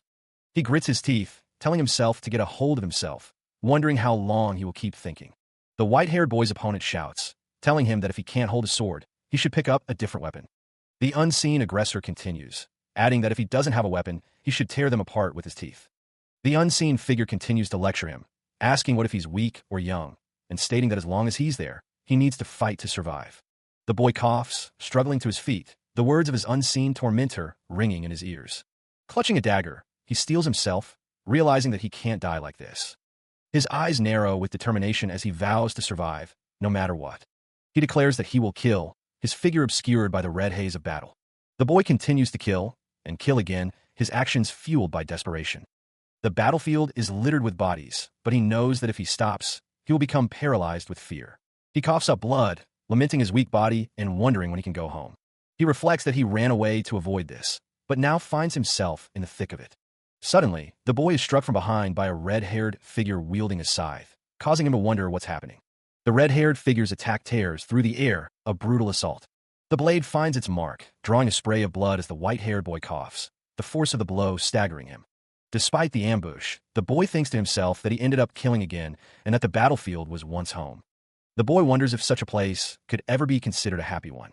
Though wounded, the white-haired boy stands over the fallen red-haired figure, having survived the encounter. A voice calls out, beckoning everyone to come. Elsewhere, Count Hart wonders if they delivered gifts, noting that this is the first time he's heard of such an event since he came here. The Count sits alone, a glass of liquid beside him. The voice continues, urging others to look at the letters they've received. One man is overjoyed that his daughter has written to him for the first time since she learned to write, while another is moved by his mother's home-cooked meal. The white-haired boy smirks. He wonders if he still has his hopes up, realizing that, of course, there were no gifts under his name. Instead of receiving gifts, a letter arrived, appointing someone as a commander of the front lines. That was the moment he decided to make sure the Hart family, who had shoved him into hell, would suffer the same fate. A sinister smile spreads across the white-haired boy's face, his red eyes gleaming with malice. He vowed that they would all suffer the same fate. The rain falls heavily as the plan comes to fruition. Inside the mansion, a man lies bleeding on the floor, two figures standing over him. The blood pools around the victim's feet. Finally, the white-haired boy thinks to himself, he can finally achieve it. The boy, his hands stained with blood, declares that he has come to greet someone. Count Hart and a woman stand together, fear etched on their faces. Dion is attacked from behind. The blade pierces through Dion, eliciting a gasp of pain.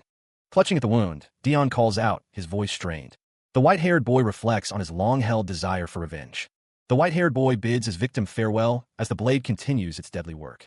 Blood splatters across the floor, a testament to the brutal attack. The white-haired boy's vengeance is finally complete. The scene reveals the aftermath. Dion lies bleeding on the floor, the white-haired boy standing over him, consumed by maniacal laughter. The white-haired boy finds Dion's suffering agonizingly satisfying. The white-haired boy, his face splattered with blood, taunts Dion, accusing him of bringing this fate upon himself. The white-haired boy continues his tirade, lamenting that Dion should have treated him better when he sought his love. The white-haired boy revels in the agony he's inflicted, declaring that this is what he has always wanted. Dion's name escapes the white-haired boy's lips, a final, haunting whisper.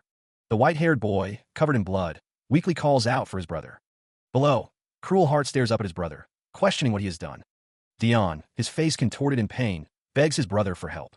His bloodied hand reaches out, a desperate plea for salvation. Dion wonders aloud who would help him, realizing that Cruel is the only one who would. Below, Cruel's eyes narrow, his expression hardening. The thought of helping Dion strikes Cruel as a cruel joke. Cruel slashes at his brother with a red energy blade. The blade cuts through the air, aimed directly at Dion. Dion's eyes widen in horror as he accuses Cruel of abandoning him. Dion, defeated, begs for help, but resignedly tells his brother to just let him die. Dion accepts his fate, believing that if he dies, his agony will end, while Cruel looks on. The words "just die" are scrawled in blood on a wall, a grim omen. The attack from Cruel has left Dion bloodied and enraged, his eyes burning with a fierce, red light. He struggles to maintain consciousness, realizing he's nearing his physical limit. His body is failing him. He knows he can't afford to lose consciousness here. Not now. Driven by pure rage, Dion vows to kill Cruel. The heir's resolve hardens as he prepares to confront his brother once more. Suddenly, everything fades to black. A voice calls out, desperately shouting for Count Hart. Dion's eyes snap open, his expression a mix of shock and confusion. Leanne Reiner, standing nearby, asks what he's thinking about, noting that he didn't even hear her. Leanne Reiner is the Lofty Knight's commander. Leanne Reiner greets Dion, her lord, after a long absence, noting that she is the only normal person amongst them. The heir to the Hart family is disoriented, his thoughts racing. He recalls the lunatics of the Lofty Knights, but something feels off. He finds himself in the royal banquet hall, but the circumstances of his arrival are a blur. The hall is filled with nobles, their opulent attire is stark contrast to his confusion. Fragments of memory surface, an ambush by the Revolutionary Army in the carriage. But how did he arrive at the royal palace? He wonders when he arrived at the palace, and when he changed his attire. Leanne Reiner approaches, her expression unreadable. Leanne observes that Dion doesn't look well, and asks if he received bad news when he saw the Emperor. He stammers, denying that he received any news. Dion wonders when he saw the Emperor. If he had, he is sure he would have been stressed to the max. Leanne dismisses the Revolutionary Army, whatever that means, and Dion wonders what the occasion for this banquet is. Leanne seems surprised at his ignorance, questioning if he is joking. Dion's confusion deepens as he looks at Leanne. Leanne reveals that this banquet is for the new hero, a celebratory banquet to congratulate the birth and debut of Cruel Hart. He stares ahead, his expression unreadable as he takes in the scene. The sound of footsteps echoes through the hall as Cruel Hart approaches, his gaze fixed on his brother. Cruel's voice booms, announcing Dion's presence. Count Hart grits his teeth, a wave of realization washing over him. He knew something was wrong. The Count thinks to himself that he knew he had a bad dream for a reason. A bad dream had plagued Dion, and now he knew why. The heir of the Hart family looks up, recognizing the approaching figure. It's Cruel Hart, his brother. Long time no see, brother, Cruel says. Cruel approaches, his white cloak flowing behind him. The embodiment of the Hart family, Dion thinks to himself, noting Cruel's dark hair, so unlike his own. Dion reflects on the fact that he never thought he would see the embodiment of the Hart family again. He realizes that Cruel is the person he never wanted to meet again. The tension in the room is palpable as Cruel stands before Dion, Leanne Reiner watching them both. Dion recalls encountering the Zero Corps commander of the Demon Army while he was out on an expedition. The memory of the encounter sends a shiver down Dion's spine. He wonders if the Zero Corps commander realized who he was. Cruel Hart states that seeing the Zero Corps commander raise the army's spirits reminded him of Dion. The Zero Corps commander recalls that the Demon Army's spirits were high. Cruel continues, saying that Dion is also able to command the battlefield with ease and laments that he wasn't on their side. The Zero Corps commander bursts into laughter. He apologizes, saying it was so ridiculous that he couldn't help it. The Zero Corps commander declares that he has no reason to fight alongside Cruel. Dion asks his brother to stop making up scenarios. Cruel observes that Dion's eyes are the same as before. He thinks about those indifferent eyes that show no interest whatsoever. A voice echoes with disdain. Meanwhile, Cruel wonders aloud if the honored guests should be on their way, assuring someone that he will enjoy himself before leaving and that they shouldn't worry about him. The heir thinks to himself that he would rather eat pudding than talk to that bastard, considering it a better use of his time. Dion continues to internally grumble about the stupid banquet, resolving to kill some time before going home. Someone mentions that Dion left for a monster subjugation mission. The heir wonders why he keeps talking to him. Dion tells the lunatic not to be given any attention, ordering him to get lost because he doesn't want to speak to him. Cruel asks if he is hurt anywhere. The heir questions why Cruel is being so irritating today. Dion states that he can take care of his own body, so there's no need to pretend like he cares anymore. Cruel thinks that even if he were hurt, he would never let his brother know. The heir thinks that Cruel should just observe from the sidelines, as he's always done. He stands in the palace, a memory of a past event weighing heavily on Dion's mind. The memory replays. The white-haired boy being taken away to war, a scene that still haunts Dion. The scene of the boy's departure is chaotic, a stark contrast to the present calm. Back in the present, Dion observes the white-haired boy, now older, standing before Count Hart and another figure. The white-haired boy sighs, deciding not to waste his breath on pleasantries. The boy, clearly upset, expresses his regret at coming to the palace as he drinks from a glass, while Dion watches him. A voice interrupts, sarcastically commenting on the touching brotherhood between Dion and the white-haired boy. The speaker is revealed to be a figure with purple hair, his expression one of amusement. The purple-haired man approaches, his footsteps echoing on the palace floor. The arrival of Duke Illusterstarb is announced, the name reverberating through the hall. Duke Illusterstarb is introduced as the leader of the opposition against the Emperor, but he dismisses the greeting. Duke Illusterstarb, with a sly smile, addresses Dion, the tension in the room palpable. Count Hart greets Duke Illusterstarb, remarking that this is their first time meeting in person and expressing his pleasure. The Duke extends his hand, but inwardly questions why Count Hart is speaking to him. Illusterstarb maintains a polite smile as he reaches out to shake the Count's hand. The Duke's expression shifts subtly, a hint of something darker beneath the surface. From a distance, onlookers whisper about Dion's apparent snub of the Duke's greeting. The whispers grow louder, questioning if Dion just ignored the Duke. The crowd notes that Dion is showing a great deal of attitude towards the sole Duke in the Empire, despite only being an honorary Count. Count Hart and the woman concerned observe the interaction between Dion and the Duke. Illusterstarb, with a knowing look, thinks to himself that he already knows something. The Duke continues his internal monologue, hinting at a deeper understanding of the situation. Dion, with his mouth full of pudding, is unable to speak. Dion thinks to himself that he needs to swallow first, chewing as secretly as possible. Duke Illusterstarb looks expectantly at Elpidius Desire, awaiting a response. Elpidius, however, dismisses the pleasantries. He decides to forego further conversation for the moment, opting instead for a simple handshake.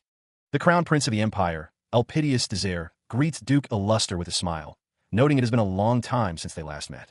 The focus shifts to the Crown Prince's attire, emphasizing his status as the heir to the Empire. The white-haired boy observes the scene with a hint of annoyance, wondering why everyone is so eager to greet Elpidius. He expresses his own desire to greet him as well. Elpidius acknowledges that he hasn't been to the palace in a while, implying he's been occupied with other matters. The Crown Prince offers his apologies to someone, presumably Duke Illuster, for his absence. Duke Illuster waves off the apology, stating that no apology is needed and that he should be the one apologizing for assuming Elpidius had his reasons. Duke Illuster smiles, wondering why Elpidius is there. The narration reveals that Count Hart was lurking around right after arriving, implying a cunning nature. The Crown Prince thinks to himself that he is not going to just sit by, hinting at a plan or course of action he intends to take. Elpidius Desire declares his intention to protect Count Hart. The scene cuts away, leaving the declaration hanging in the air. Count Hart is struck, blood flying from his mouth. A woman's voice calls out, revealing the attacker to be Alethea Desire, the princess of the Empire. She chides her brother for not informing her of his visit to the Count. Alethea Desire expresses how much she missed Count Hart before striking him again. The princess's attack is witnessed by others, who call out her name in shock. The onlookers rush to Count Hart's side, horrified by the amount of blood. Someone demands the royal doctor be summoned. The scene focuses on the pool of blood spreading on the floor as Alethea Desire prepares the final strike. Someone insists that there is no need to call a doctor, claiming that it isn't blood. The speaker, Dion, covers Count Hart's mouth, begging him not to speak. Alethea, realizing the severity of Count Hart's condition, blames herself for his injury, insisting that it's not blood but pudding. The commotion draws attention as someone questions the source of the ruckus. The speaker wonders if General Nemesius is behind the injured Count Hart. The text highlights General Nemesius as the first hero of the Empire. The princess apologizes, explaining that she couldn't control her strength because she was so happy to see him, causing the Count to bleed. Duke Illusterstarb apologizes for the princess's behavior, promising to scold her later. Someone nearby insists that Count Hart is a hero and wouldn't vomit blood simply because the princess jumped at him. It's revealed that Count Hart was ambushed on the way to the palace. Dion suggests that the Count's condition is probably due to an internal wound and exhaustion. A sudden realization dawns. They're sensitive to the smell of blood. The scent of blood is masked by the overwhelming perfume in the banquet hall. Elpidius Desire suggests calling the royal doctor, but Count Hart insists he's fine, despite needing support to stand. An urgent need to clear up a misunderstanding weighs heavily on someone's mind. The conversation continues, with one party attributing the other's persistent refusal to a Demon King's curse, while internally questioning how to respond to the situation. The Crown Prince, Elpidius Desire, asks Count Hart if he can walk, but the Count insists he is fine. Despite his insistence, Count Hart thinks to himself that he should pretend he is not feeling well and go home, as he has already achieved his objectives. Count Hart tells the others that he should be heading back, admitting to himself that he really doesn't feel well. The Count apologizes for not being able to stay until the end, his expression strained. A wave of dizziness washes over him, and he curses under his breath. Someone calls out to the Count, concern evident in their voice as he begins to stumble. He reaches out, grasping for support as his vision blurs. His eyes widen in alarm as he struggles to maintain consciousness. He manages to mutter that he is safe, though his voice is weak. Supported by the hero, the Count offers a weak thank you. The hero's assistance is rejected with a muttered curse, the Count declaring he didn't need the help. Meanwhile, the man who collapsed earlier stands tall, his expression hardening with resolve. Dion Hart watches the exchange with growing suspicion, questioning why his father is acting so strangely. During the 8th The Count's thoughts betray his true feelings, revealing years of war and hatred disguised as concern. A dark promise hangs in the air as the Count vows revenge. Dion Hart's name is spoken aloud, though the context remains unclear. Duke Aluster Starb advises the Count to return, noting his unwell state. The Count's inner monologue reveals his perception of being dismissed, an act he would normally find insulting. With a sigh and a muttered apology, the Count announces his departure. The white-haired boy observes the scene, his thoughts suggesting a hidden agenda behind the apparent consideration. The Count's true feelings surface, admitting he can barely stand it any longer. He departs, leaving behind a lingering tension in the air. Meanwhile, the hero, accompanied by the white-haired boy, remains in the room, seemingly unaffected by the Count's departure. The hero's gaze sharpens, a silent observation of something unseen. The white-haired boy's eyes narrow, a flicker of realization crossing his face. He voices his surprise, a soft "oh-ho," escaping his lips as he notices something. Whispers spread about the Emperor's leniency towards Dion Hart. The nobles questioned how Dion dared to act with such insolence towards the honored guest at a banquet hosted by the royal family. The Emperor, however, used the excuse that Dion was feeling unwell. The court wondered how anyone could reprimand Dion Hart for his rude behavior, given the Emperor's excuse. Sir Cruel's companion remarked that he was being too gracious with his brother, Dion. Cruel Hart claimed he merely wanted to ensure the mood wasn't ruined as the honored guest of the banquet. Duke Aluster Starb chuckled, assuring Cruel that he wasn't misunderstood, knowing exactly why he sought him out in the first place. Duke Aluster asked if Cruel wanted him to become his sponsor. The Duke knew Cruel was the unfortunate man who lost his family and parents at the hands of his younger brother, Dion. Cruel Hart, with a determined look, stated that if Duke Aluster could become his sponsor, he would become the greatest sword he had ever held. If Cruel just wanted to survive, he would have countless options to choose from. He finds it curious that Cruel Hart would come begging, but the Duke Aluster Starb is not foolish enough to turn away a loyal dog. The Duke Aluster Starb muses that of all people, Cruel sought him out, and he wonders if the younger Hart is intelligent or foolish. Duke Aluster Starb vows to make sure he can protect. Dion Hart states that he always wondered what the Duke Aluster Starb meant by protect back then, but he finally understands today. The reason for the Duke's protection is revealed, to protect himself. The Duke Aluster Starb is attacked by Dion Hart. The Duke Aluster Starb realizes that this attack is what Dion Hart meant. Cruel Hart agrees with the Duke's assessment. The Duke Aluster Starb states that their paths align, referring to himself as the loyal dog of Dion Hart.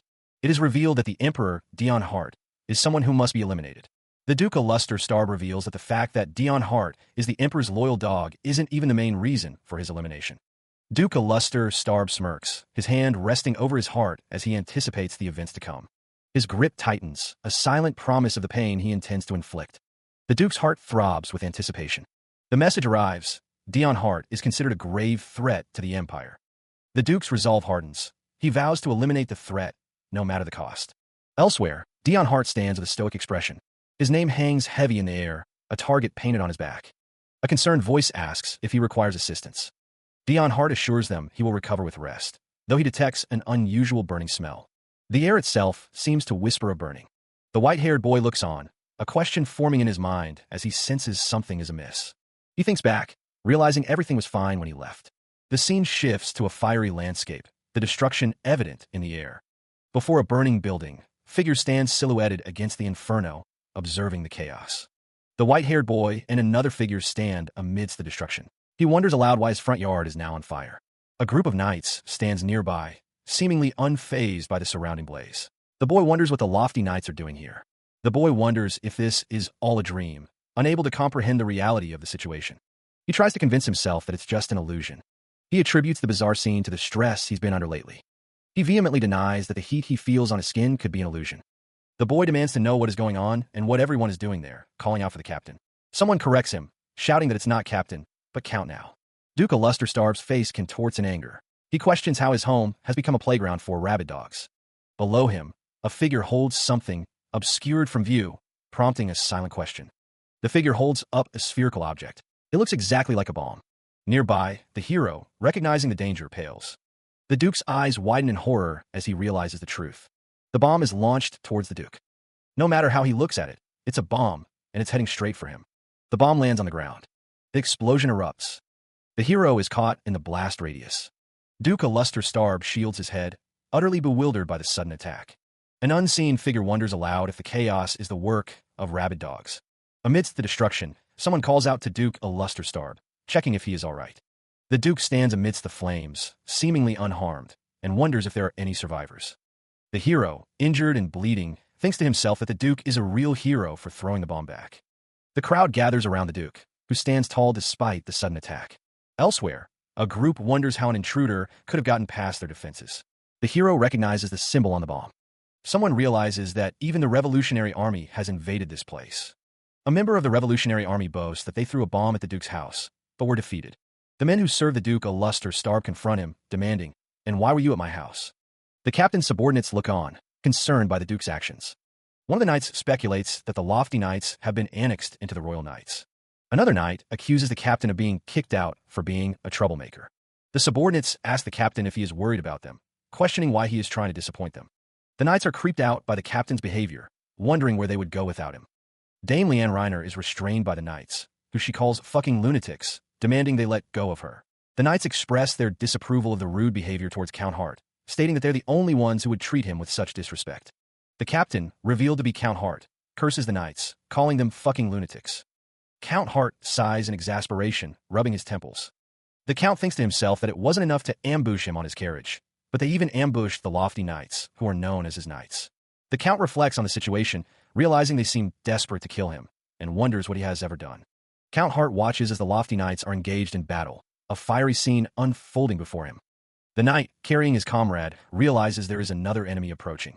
The knight, being carried, realizes that he has been found, and wonders if the other knight created a disturbance to rescue him. The knight, carrying his comrade, is struck from behind, the force of the blow sending them both flying. The attacker resolves to capture at least one of the knights alive in order to gain information about the Revolutionary Army. The attacker's hand reaches out, intent on seizing his target. The red-haired figure sends the knight flying with a powerful kick. The knight's body crashes to the ground.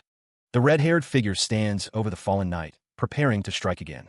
Count Hart is reminded of something. Someone notes that they almost lost him. One of the knights expresses awe at the butler's power, noting that he is no ordinary butler. Leanne Reiner is told that she was thought to be in grave danger, and that no one expected her to throw the bomb back at them. Count Hart pauses, considering the implications of the ambush. The speaker wonders if something happened at the royal palace. Count Hart is told that it has only been half a day, but he looks quite fatigued. It's revealed that Count Hart was ambushed by the Revolutionary Army on the way to the royal palace.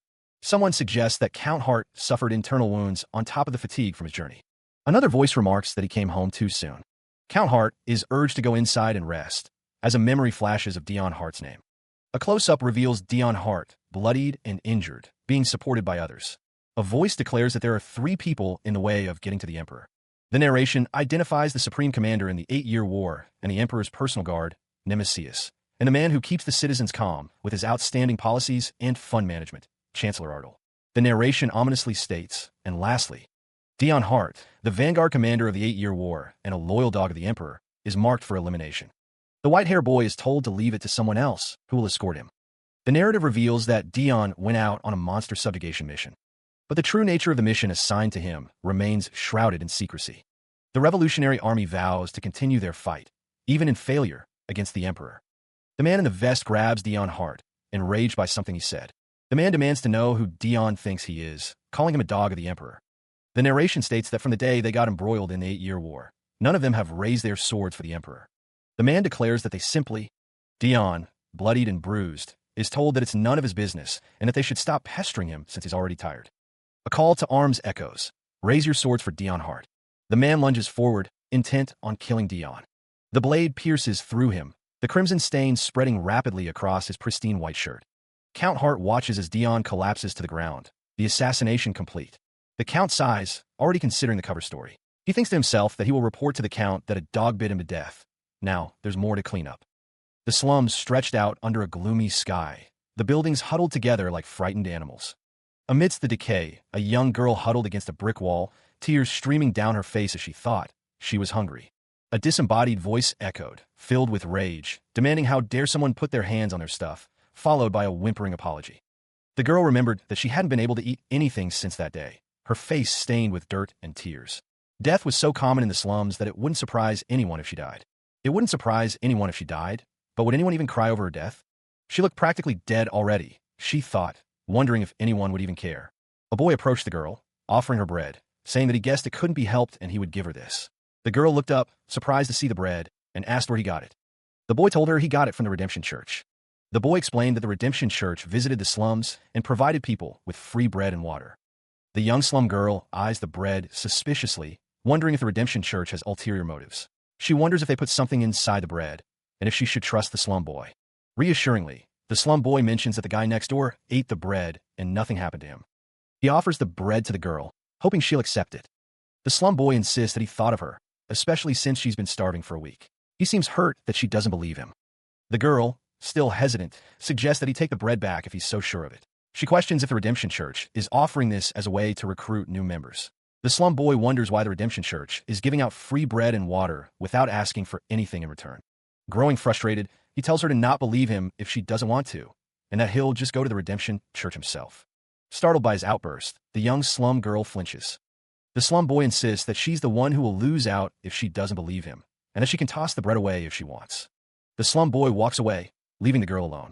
The young slum girl is left with a conflicted expression, her eyes showing signs of having been struck. The slum boy, Paul, is called out too, but he continues walking, thinking to himself that he doesn't care if the Redemption Church poisoned the water and bread. The young slum girl shouts after him, begging him to wait. He continues onward, resolute in his belief that it makes no difference whether he dies from starvation or poison. The girl's hand reaches out, hoping that as long as they give them bread and water, as the rumors say, they will be okay. The boy's thoughts echo, reinforcing his apathy towards whether they redeem or curse them. The pair walk hand in hand, their figures silhouetted against the dim light of the slums. Meanwhile, the yard that was set on fire has been cleaned up, and the mad dogs who returned without warning have been provided with their own residence. The narrative voice reveals that all that was left to do was wait for the emperor to call him while leisurely enjoying life. He reflects that this is what he thought. The white-haired boy, Dion, sits at his desk, receiving a call. The person on the other end asks if he wants to build another dam in the Heart territory, a suggestion he deems crazy due to the money and time it would require. Taking care of overdue business, someone wonders who would dare report this in the first place. The man with white hair, Count Hart, states that while they're taking care of it temporarily, they cannot be negligent in such matters. Elsewhere, the white-haired boy is sent flying through the air, cursing. Count Hart thinks to himself that he hasn't been able to act casually towards remembers since then, and that if he hadn't brought over all these documents, he would have burnt them. The white-haired boy demands to know what they want from him. He curses at them, calling them bastards. The white-haired boy is confronted by a group of knights who accuse him of taking all their rations yesterday and now damaging their property. They mock his anger. The white-haired boy thinks that he expected it, but the estate knights and the lofty knights sure don't get along, and that he can already tell who's at fault with his eyes closed. One of the estate knights grabs another by the collar, asking what he's going to do about it. Count Hart wonders if the lofty knights have nothing to do. He thinks that His Majesty used to send them on missions here and there, but since they returned to his command, someone needs to give them work. The white-haired boy, Count Hart, wonders why His Majesty would return those responsibilities to him. He admits to himself that he misses the demonic realm, where he didn't have to do anything, and that he would miss that place. A voice suggests it's because His Majesty cares for him greatly. Count Hart questions who does what now. Someone reminds him to let them know if he requires a vacation, as he must be tired these days. Count Hart retorts that they can't treat him like he's already senile, or he'll be upset. The voice wonders if it's standard practice to send back the family knights, even if they were stationed at the royal palace, to avoid the risk of treason. It could be interpreted in that sense. The white-haired boy thinks His Majesty sent them back because he couldn't handle them. It's not like those mad dogs would become meek just because they were under the command of the emperor. The sheer volume of paperwork weighs heavily on Count Hart, each document a reminder of his responsibilities. He wonders aloud why there is so much overdue business to attend to. He recalls giving the Hart estate to the emperor since that day, rustling through the papers as he continues to work. Count Hart's frustration grows as he remembers that His Majesty transferred the property ownership back to him. The Count thinks that if the emperor really cared, he would reclaim the land himself. A voice echoes in his mind, reminding him that His Majesty transferred the property ownership to be once again solely under his name. Despite all the activity, the white-haired boy realizes he hasn't heard anything at all. The realization hits him hard, his eyes widening in shock and sweat beading on his brow. The boy's thoughts race, the word emperor echoing in his mind as he realizes the official document is. He frantically searches for the document, knowing it must be somewhere around here, amidst the messy piles of paperwork. The white-haired boy clutches his head, overwhelmed by the situation. He realizes he needs to find a way to return the Hart estate back to the emperor, regretting that he let it slide when he was given the title of Count. The white-haired boy seethed, frustrated by his perceived lack of respect. He felt he was only a count in name, still treated like a mere baron despite his supposed elevated status. He recoiled at the thought of the Hart estate. It held nothing but bad memories for him. The Hart estate wasn't good, it was the worst. Count Hart, observing the scene from afar, clenched his fist, resolving not to let the white-haired boy's behavior slide. The Count knew he would have to pay the Emperor a visit soon. A servant announced the arrival of the Crown Prince and General Nemesis. The white-haired boy questioned why the Crown Prince and the General were there. The boy's eyes widened, a flicker of unease crossing his face. He realized that General Nemesis despised him. Footsteps echoed through the Grand Hall as the Crown Prince and General Nemesis approached. General Nemesis thought that even though the white-haired boy had moved to the new Hart estate, he still ended up bringing that here. A voice thanks someone for waiting, then offers to escort them to the reception room. The camera focuses on a young man's face as he is asked if he is being sullen. Count Hart apologizes for arriving unannounced, stating that he has something to tell them. The Count reveals that honorary Count Hart has captured the revolutionary army that ambushed his estate alive. Sullen, the princess thinks to herself about Count Hart. The Count asks the princess if she is being sullen. The princess worries that Count Hart no longer wants to see her, lamenting that all her efforts have been in vain. The Count dismisses her efforts as insignificant, goading her to admit that she is pretty. The princess, frustrated, declares that she is a princess and has never had to seduce anyone before. The princess admits that she may be inexperienced. The princess insists that she never meant to cause such trouble, especially the incident where Count Hart vomited blood. The Count reminds the princess that he told her that the incident was not her fault, even though she hurled herself at him with brute force. Should she apologize? The princess wonders if she should see him in person. Count Hart, however, is firm in his decision, declaring there's no way he'll accept an apology. He wouldn't stop her from doing anything else, but this is forbidden regardless of whether she visits his estate or he comes to see her. Alethea knows that if she insists upon her orders, there will be a scandal, but that's better for her. She thinks she can use the scandal as an excuse to just marry him. The princess's name is spoken aloud. To put it nicely, she's naive, and to put it frankly, she's a dumb princess. The princess is asked if she does not love Count Hart. This is merely an image she has made up in order to fool the world. Though she may not love him, Alethea thinks to herself, for the sake of the royal family, the princess can like Count Hart. If she shows him how logical she is, her act of being a dumb princess will be suspected. Though if she wants to quit, someone will welcome it with open arms. It's fine, they must stick together no matter what, since the nobles are already rowdy enough about who's going to inherit the throne. The princess muses that her plan regarding Count Hart has not yet failed, despite appearances. She reflects on how openly she has expressed her feelings for the Count, and how aware everyone is of her affections. The courtiers discuss the potential benefits of securing a talent like honorary Count Hart, not for the royal family, but for the emperor himself. Alethea's eyes widen as she overhears someone calling out to her brother. Count Hart reassures the princess that she has her reasons for everything, acknowledging her good intuition. Cruel Hart tells his sister that she can quit anytime she wants, though she has no intention of doing so. Alethea smiles, thanking her brother for his support, though she knows his words are not genuine. Speaking of Count Hart, Alethea asks her brother to find out what the honorary Count thinks of her. Cruel Hart pats his sister's head, dismissing her concerns, but Alethea insists that his conclusion is wrong. The princess thinks to herself that it will be quite the predicament if her plan fails. The courtiers whisper about what would happen if the emperor's precious talent was upset by such an incident. General Nemesis remarks that they are there to ensure the princess's behavior didn't upset Count Hart, but also to take advantage of the situation. An unseen figure assures someone that they will be recruited for the emperor. The white-haired boy looks around in confusion, wondering who is present. The narration declares that Dion Hart greets the future of the empire. Count Hart stands formally, his hand placed over his chest in a gesture of greeting. The Count apologizes for the sudden visit and invites his guest to sit. Duke Aluster Starb smiles warmly, accepting the invitation. The Duke thanks him and inquires about the reason for the meeting. The Count stands behind Dion, observing the exchange. Count Hart explains that since everyone is busy, they will be quick. Dion, however, seems to be thinking about something else. Dion internally notes the general's piercing gaze and wonders why General Nemesis hates him so much. Dion continues to apologize, explaining that it's more than just hate. Duke Aluster Starb chuckles, stating that the sudden visit is quite all right. Count Hart clarifies that he is talking about the banquet. Dion suddenly remembers that Princess Alethea Desire was extremely impolite during the banquet, coughing and sputtering. He listened as Duke Aluster Starb explained that he had scolded Princess Alethea Desire severely, so her behavior shouldn't be a problem for a while.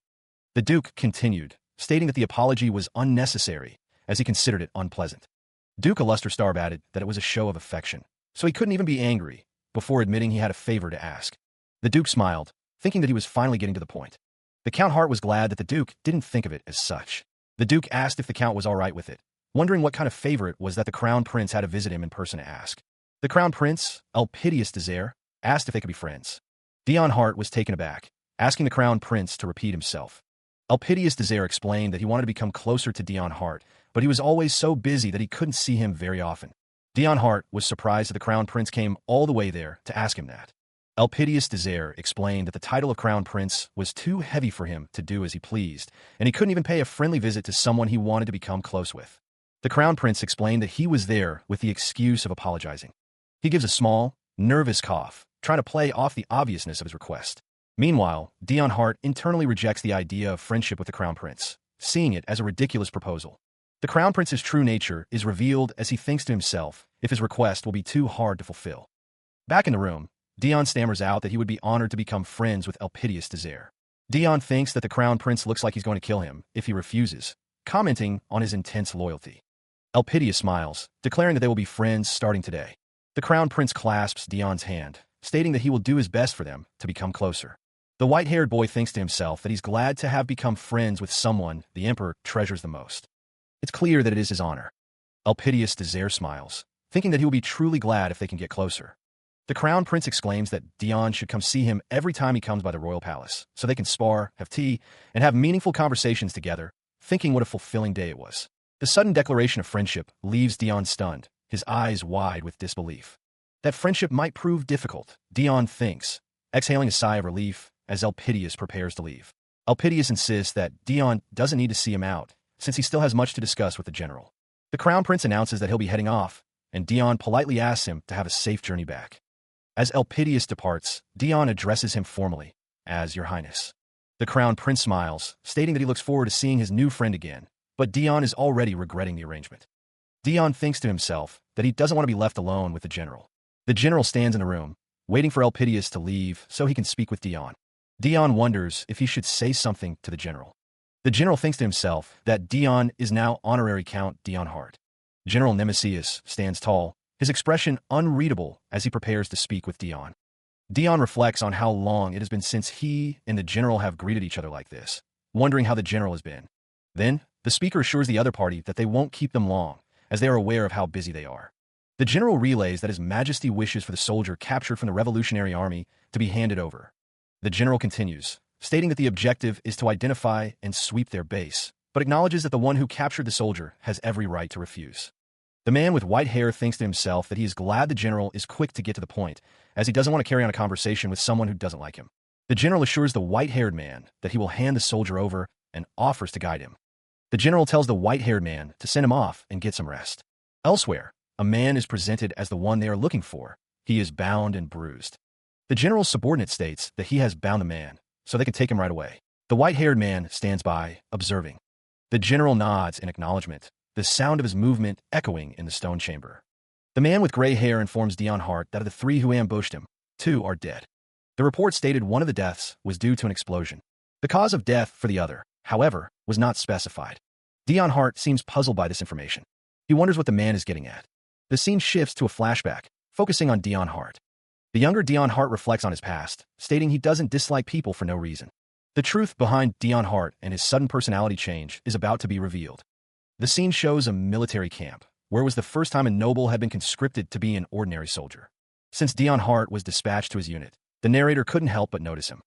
The narrator watched him closely during the 8-Year War and found out that the child who was too weak to survive in a war zone chose cruelty as his survival method. In order for him to survive, he chose to brutally end others' lives, so he was going insane. It has been 3 days since Dion Hart has secluded himself. The speaker urges him to come to his senses. The speaker notes that Dion barely lasted this far.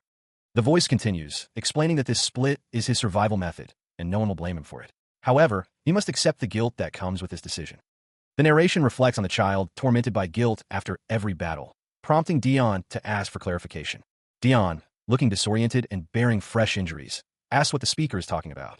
The voice reveals that Dion has finally decided to split his own personality. The speaker responds, stating that if Dion is concerned about his injury, he is fine, and then refers to the battle from earlier, calling him general. The voice clarifies that since he was able to switch on demand, it would be more correct to call it his nature. Dion insists that he has no idea what the speaker is talking about.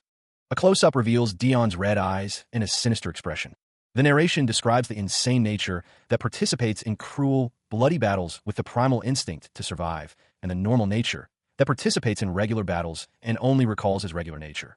The narration concludes that it must be into these two natures. He reflects on his recent battles, finding the details hazy and indistinct. The fact that he survived without killing anyone leads him to believe he was incredibly lucky. A voice echoes in his mind, questioning his luck. It accuses him of being unable to withstand the guilt a human should face, suggesting he chose an extreme method to escape. Count Hart's expression is stern as he listens to Dion's internal turmoil. The Count presses him, asking if he can even recall how the other one died, implying a deliberate act of forgetting. The voice wonders how much longer Dion will be able to fool himself by turning a blind eye to his own actions. Count Hart stands before Dion, his gaze unwavering as he awaits a response. The voice continues its assault, expressing disgust at Dion for giving up on being human. The Count's eyes narrow, suggesting that if Dion chooses to not disregard the past, unlike before, then something significant will happen. Count Hart's expression hardens, a subtle shift in his demeanor hinting at a looming decision. Dion remains silent, his expression unreadable as he grapples with the accusations. The voice reveals that it wasn't present at the time of the other's death, but heard that wild dogs tore him apart. Dion's eyes widen slightly, a flicker of realization crossing his face as he admits to himself, "I thought maybe." He acknowledges the unspoken tension, stating his intention to leave. Count Hart, watching Dion Hart depart, insists that he needn't bother seeing him out, implying he has pressing matters to attend to. As Dion walks away, the Count offers a polite farewell, wishing him a safe journey. The Count's expression hardens as he watches Dion leave, his eyes narrowed with suspicion. The Count reflects that, as expected, nothing has changed, suggesting a long-held belief about Dion. The scene shifts to an exterior view of the Hart County estate, the Count's thoughts continuing. The Count's internal monologue reveals a suspicion that Dion is responsible for a recent death, believing he used his nature to commit the act. The Count considers the potential consequences of someone in a position of responsibility showing weakness, fearing it could lead to disaster. The Count's thoughts solidify, concluding that Dion Hart is an absolutely dangerous element. The Count wonders why His Majesty would keep Dion close. A close-up of the Count's stern face emphasizes his concern and suspicion. The Count's inner thoughts culminate in the question of why Dion Hart is being kept by His Majesty's side, revealing the central conflict. Dion's eyes snap open, a sudden awareness flooding his senses. He realizes he had drifted off, despite only intending to rest. The sound of someone speaking startles Dion. He sees Count Hart standing over him. The heir wonders if the Count has been waiting there the entire time he was asleep. Count Hart asks if it has been long. The Count assures him that it has not been that long. Count Hart asks how Dion is feeling now, admitting he was startled when he lost consciousness. Dion replies that he is all right now that he has gotten some rest. The Count reveals that he called a doctor to examine him, just in case. The doctor says that Dion's body is weak, but it's mostly fatigue and stress. Dion thinks to himself that this was expected, and that his blood pressure goes up at least once a day. Dion, looking nervous, wonders what it is. The white-haired boy suggests commanding the Lofty Knights on an expedition to subjugate the monsters. The suggestion is met with approval. It's a great idea, they say. The speaker elaborates that the monsters have been causing trouble. They believe that exhausting the knights' physical energy will calm them down. Count Hart thinks to himself that he doesn't think it's unfair that he is the only one working hard. The white-haired boy is told that he would allow it. Since there happen to be monsters near the bordering estate, he will send them to that area.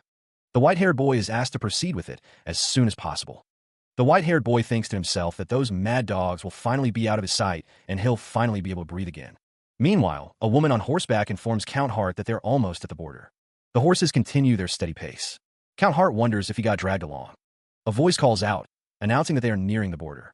The speaker, riding alongside Count Hart, remains unseen, their thoughts unreadable. The Count wonders aloud why he was made to come along. The man riding beside him questions what he is talking about.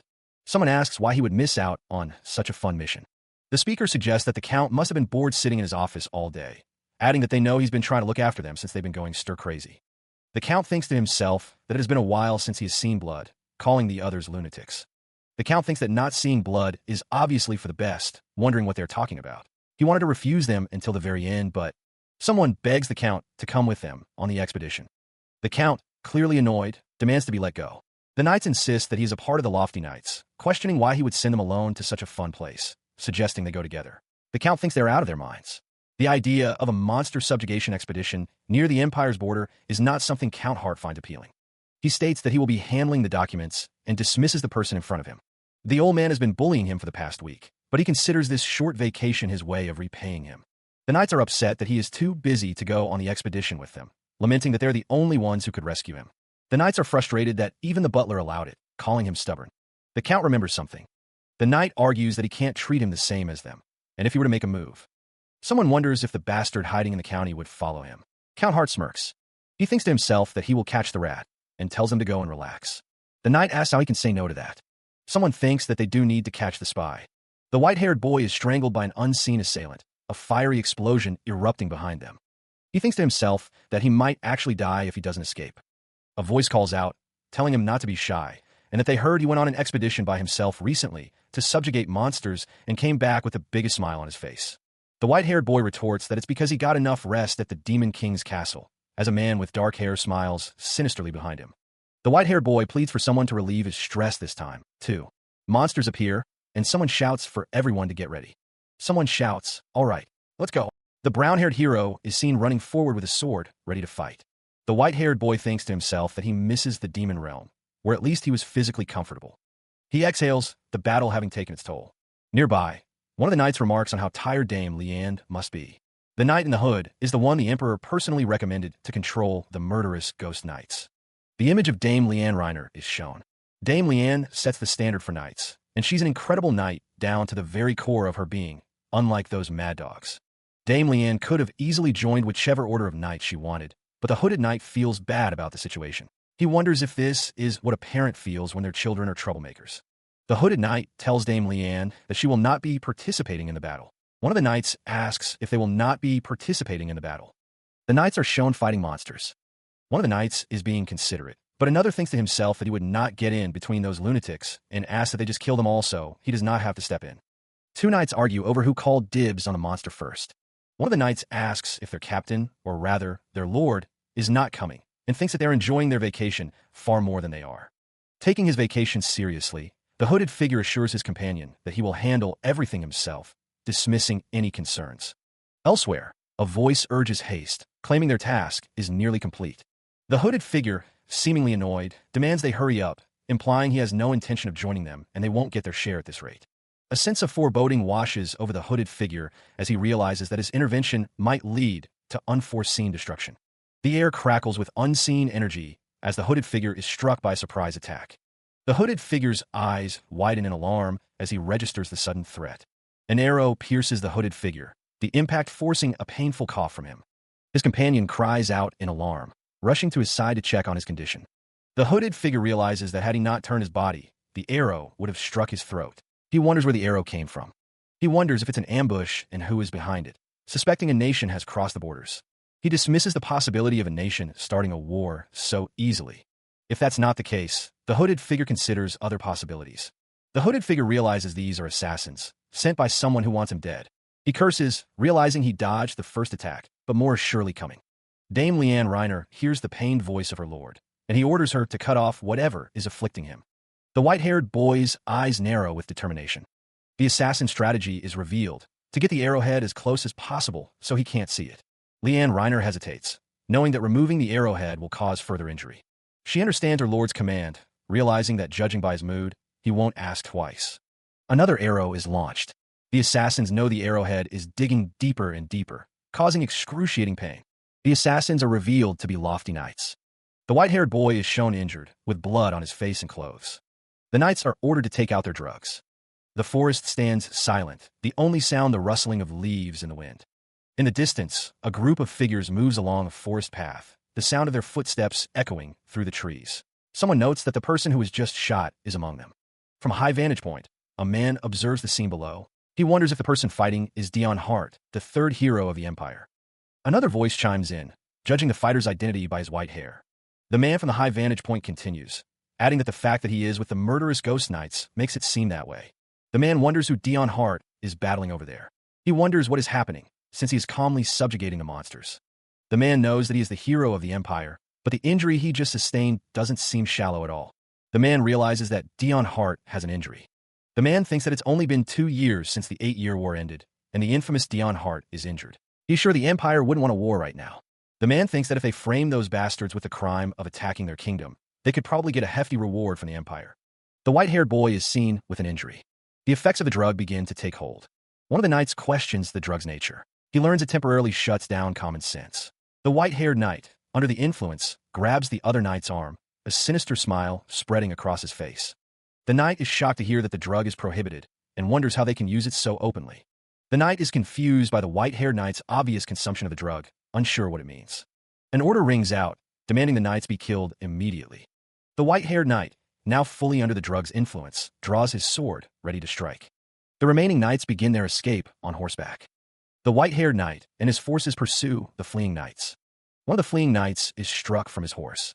The white-haired knight leaps into the air, sword raised high, closing in on his prey. The white-haired knight's eyes glow with a sinister red light as he prepares to strike the final blow. The white-haired knight is too quick for his opponent, who can only think, with a gasp, how fast he is. The knight stands over his fallen foe, blood splattered around them. He warns the downed knight to stay still, lest he suffer the same fate as his leg. The white-haired knight's red eyes gleam with a cold, merciless intensity. Having captured one knight alive, a voice declares that there is no need to keep the rest of them alive. The downed knight curses his attacker, calling him a bastard. The white-haired knight moves with blinding speed, his dark clothing blurring as he closes in. The knight coughs up blood as the white-haired knight's attack lands. The white-haired knight's blade slices through the air, leaving a trail of blood in its wake. The knight is sent flying backwards from the force of the blow. The other knights cry out as they are cut down, falling to the ground. Dame Leanne orders her subordinate to ensure the white-haired knight doesn't die. The white-haired boy's eyes narrow, his expression hardening.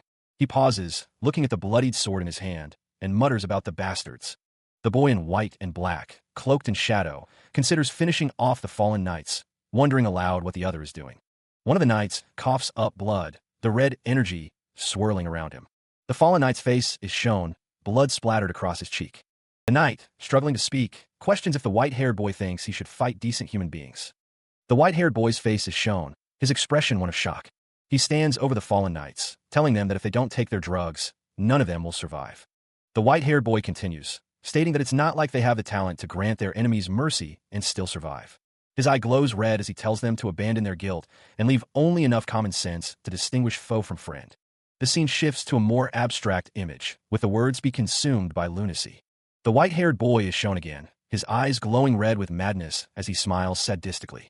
A disembodied voice declares that everything is for survival. The speaker, revealed to be a white-haired boy, grins menacingly, his red eyes gleaming with malice.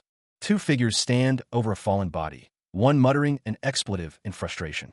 One of the figures laments their greed, realizing they chose the wrong opponent. The voice from before continues, stating that the offer was too sweet to reject.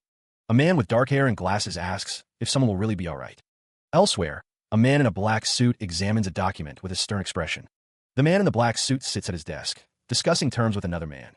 Even if they inflict a wound, they will be paid half the reward. The man in the black suit explains that he merely put in an additional condition to the murder request, but the order was to kill Dion Hart. The man in the black suit states that he will take full responsibility if the Duke were to find out, so the other man shouldn't worry.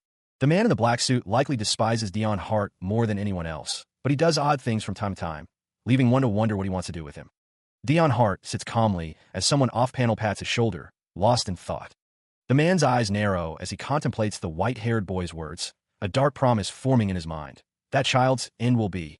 The battle is indeed incredibly cruel, a whirlwind of blood and steel. Amidst the carnage stands the white-haired boy, a figure of terrible power. The boy's red eyes gleam with a terrifying light as he continues his assault. His eyes sparkle with a manic energy as he tears his enemies apart, a sight reminiscent of a bloodthirsty ghost. The carnage leaves one soldier wondering if such a man is truly the hero of the Empire. A fallen soldier, now bleeding out, laments that they shouldn't have gotten involved in the first place. Another wonders how anyone could remain sane after encountering such lunatics. It's no wonder they're referred to as the murderous ghost knights instead of the lofty knights. The white-haired boy's expression is unreadable, his red eyes reflecting the carnage around him. His crimson eyes narrowed, the white-haired boy's gaze piercing through the fallen soldiers. Whispers carried on the wind questioned if they were fighting a hero or something far more sinister, something closer to a demon than a human. The rain continued to fall, washing away the blood, but not the lingering sense of dread. The boy's actions left many wondering if greed or sheer stupidity fueled their opposition. The carnage was undeniable, bodies strewn across the battlefield. The boy stood amidst the destruction, a silent testament to his brutal efficiency. The question hung in the air, thick with blood and uncertainty. Was he blinded by money, or simply a fool? Or, perhaps, a terrifying combination of both? Standing tall amidst the carnage, the white-haired boy radiated an unsettling calm. His red eyes glowed with an eerie intensity, hinting at the darkness within. A blade found its mark, sinking deep into flesh. The sound of the impact echoed through the rain-soaked battlefield. The boy's voice cut through the silence, a chilling declaration. He wasn't fond of torture, but he was determined to learn who was behind all of this. The aftermath of the attack was gruesome, a stark reminder of the boy's ruthless efficiency. Blood stained the ground, a testament to his power. A muttered curse escaped his lips. The situation had clearly taken an unexpected turn. A new development arose. A formal complaint had been lodged, originating from the kingdom of Ilion. The quill scratches across the map, marking the latest reports regarding Honorary Count Dion Hart's monster subjugation activities near the borders. The reports detail the situation at the borders. The advisor listens intently, holding the documents that detail the situation. The conversation takes an unexpected turn as the speaker reveals that Count Hart was ambushed. The report specifies that Dion Hart was shot in the left shoulder with an arrow, making it difficult for him to use his arm for close to a month. Furthermore, the Kingdom of Ilion is seeking compensation, adding another layer of complexity to the situation. The advisor confirms the accuracy of the information. The speaker believes that the enemy decided to attack because they thought they wouldn't engage in a war since Count Hart was injured. The quill presses harder against the map as the speaker acknowledges that Hart was also injured. The speaker reflects on their own silence, realizing they may have been too quiet for too long, assuming that their enemies at least had brains if they didn't have brawn. The advisor interjects, trying to clarify the speaker's intentions.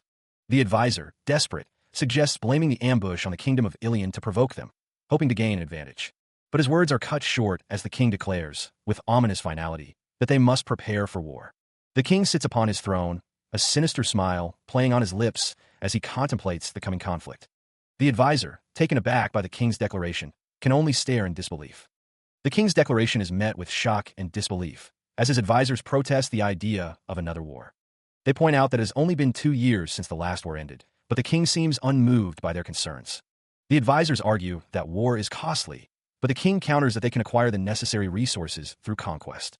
He reminds them that they used the same strategy during the 8-Year War, implying that it will work again this time. The king's thoughts turn to his chancellor, as he acknowledges to himself that he is a tyrant.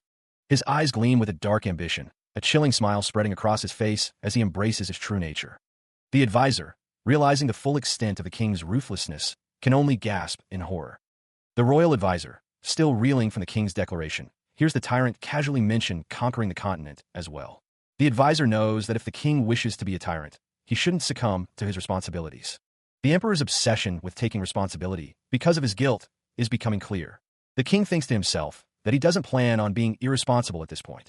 His responsibilities have become shackles. The emperor's actions were calling forth a disaster. The advisor realizes that the king is prioritizing his guilt over killing his siblings over the citizens of the empire. This is definitely in the wrong order of hierarchy. If a disaster cannot be avoided, he hopes it doesn't reach the empire. He decides he will work out a budget in secret. Meanwhile, the chancellor is complimented on being quick-witted. The chancellor thinks to himself that he should get to work as well, and asks if the general has heard of the Redemption Church. The mention of the Redemption Church hangs in the air, a topic of growing concern. The royal advisor is asked if this is the cult that has been increasing their forces in the slums. An ethereal figure stands before a crowd, bathed in a soft, otherworldly light. The Redemption Church's influence seems to be growing. With the nation in chaos, it's understandable that citizens are turning to religion to calm their nerves. The king's expression hardens, his eyes narrowing as he considers the situation. But the Redemption Church has grown too powerful, the king realizes. It would be best to eliminate any threat prior to war. The king wonders who would be fit to take care of the Redemption Church. He decides he should leave it to Dion Hart, since he caused a mess. Dion Hart, overhearing the king's thoughts, is surprised to be given such a task. He smirks, though. The king thinks to himself that he has no real intention of punishing Dion Hart. Yes, since it's just taking care of a few fanatics, the king thinks, even if Count Hart is injured, he's sure Dion can take care of things. The king realizes he had forgotten something. The royal advisor objects, hearing Dion Hart's name mentioned. General Nemesius's eyes narrow with suspicion. He knows Dion Hart is dangerous. The general's unease is palpable. Nemesius has always been wary of Dion Hart.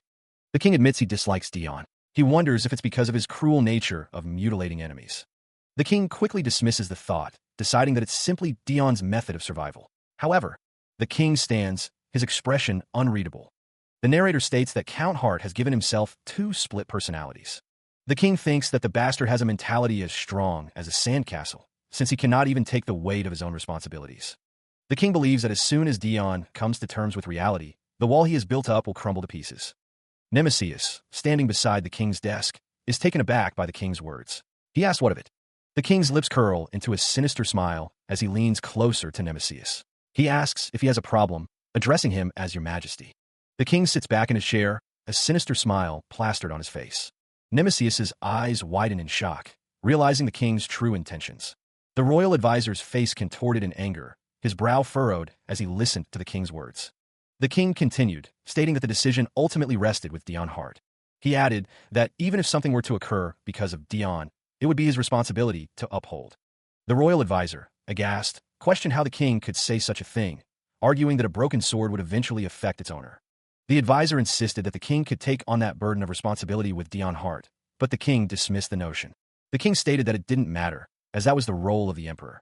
The royal advisor, his voice cracking, pleaded with the king to stop, but the king silenced him with a raised hand. The king, his expression hardening, admitted that he knew he had chosen to become a tyrant. He continued, stating that he could be a great king to those he treasured. The king's eyes narrowed, his gaze intense. The king declared that he would excuse the advisor's current disrespect, as he was not so incompetent that he could not graciously forgive a loyal subordinate for his mistake. The royal advisor, his face etched with a mixture of anger and resignation, offered his apologies. However, Dion Hart smirks, thinking to himself that there's no way he would leave a dangerous person nearby without a reason. The crystal-clear feelings of hatred, murderous intent, and rage emanate from the white-haired boy, who asked to destroy his own family. He built up his rage against his family for the 8 years he survived after being shoved into war at the tender age of 14. And when he was finally acknowledged for his achievements and stood in front of the emperor, he only requested to take his revenge against his family. Dion thinks that he is probably a sight for sore eyes to the Hart County, who threw a coup to claim this throne, but he doesn't have any reason to refuse him. Dion Hart wonders if the white-haired boy is so valuable that he should allow him to destroy a renowned family. But if he is going to use him as a sword, he should refine him as much as possible to fortify him. The white-haired boy's red eyes glow with determination. He wonders what he must do, knowing that the hero is going on an expedition to kill the Demon King. The boy is given an order to face the Demon King as the hero's comrade. The result was incredible, as the boy lies bloodied and battered. The retrieval of the dead hero's corpse was a significant accomplishment. The implications of this achievement are still being processed. The question lingers, does he still harbor the same feelings? In the throne room, a figure acknowledges the speaker with a respectful, "Yes, Your Majesty." The speaker believes that with such an achievement, everyone will have to acknowledge Dion Hart as a hero, even if he did not possess a fragment of a hero. The speaker notes that Dion Hart is more quiet than usual today and wonders what he is thinking. The white-haired boy's expression hardens, a subtle shift hinting at the turmoil within. The scene shifts back to the throne room, where the cloaked figure offers their thanks for the consideration. The narrative reflects on the events, noting that the cruel Hart came home late that night and questions what destiny has in store. Rain lashes against the windows of the Hart estate, mirroring the storm brewing within its walls. The white-haired boy witnessed Dion Hart murdering the people of his household. The rain continues to fall as the boy cries out Dion Hart's name. Despite the horrors he has witnessed, the boy managed to survive. Duke Aluster sits alone, contemplating the situation. Ultimately, it all comes down to cruel Hart. The Duke's thoughts turn to the necessity of acting against Dion Hart. He reflects on Dion Hart's past actions, recalling that he murdered his own family. The only task left for him is cruel Hart. The Duke realizes that to get rid of his brother, he still needs someone. He thinks of Cruel Hart, the man who is serving Duke Aluster in order to guarantee his own survival. Cruel Hart is serving Duke Aluster in order to guarantee his own survival. The two brothers, Duke Aluster and Cruel Hart, are connected by fate. The text ominously states that Cruel Hart and Duke Aluster are holding each other by their throats. The Duke believes that as long as Cruel Hart is alive, Dion Hart will be on his side. A strange pressure begins to build around the white-haired boy. The pressure intensifies, causing him to cry out. The boy is surrounded by bodies, the scene painted in shades of red. He recoils, a look of horror on his face as he realizes the blood is on his own hands. "Shit, what is that?" he exclaims. The boy's eyes widen, his expression shifting to one of confusion and dawning horror. What the hell is all of this, Dash? The scene blurs, the boy's face contorted in a silent scream as a voice echoes, "Be consumed by lunacy." A voice urges him to push a little more. Coughing, the boy is told that everything is for your survival. He clutches his head, overwhelmed by the unfolding events. A close-up reveals tears streaming down his face. A hand covers his eyes as a voice whispers, "You don't have to remember. Even if you remember, just ignore it." The white-haired boy's mind races, fragmented images flashing before his eyes, none of them making sense. He clutches his head, a sharp pain piercing through the fog in his mind. He wonders if it was all just a nightmare, a terrible dream from which he's finally awakening. Fragments of memory surface. Arriving at the border, an assassin's arrow aimed at him while he was subjugating. He stares at a portrait of himself, a younger version, and realizes that these memories are not his own. The boy questions when they returned, realizing that by the time he regained consciousness, the situation had already ended. The commander, Leanne Reiner, stands beside a carriage, asking if he remembers anything. The white-haired boy leans on Cruel Heart, musing that he would have thought he was dreaming if it weren't for his shoulder injury. He wonders where Remember is. Cruel Heart reflects that he somewhat expected this, but it still surprises him to find out that the white-haired boy is the spy. Someone demands to know who is behind all of this, questioning the identity of the person before them. The speaker realizes that the person is no ordinary butler. The blood splatters across the floor as the unseen assailant strikes.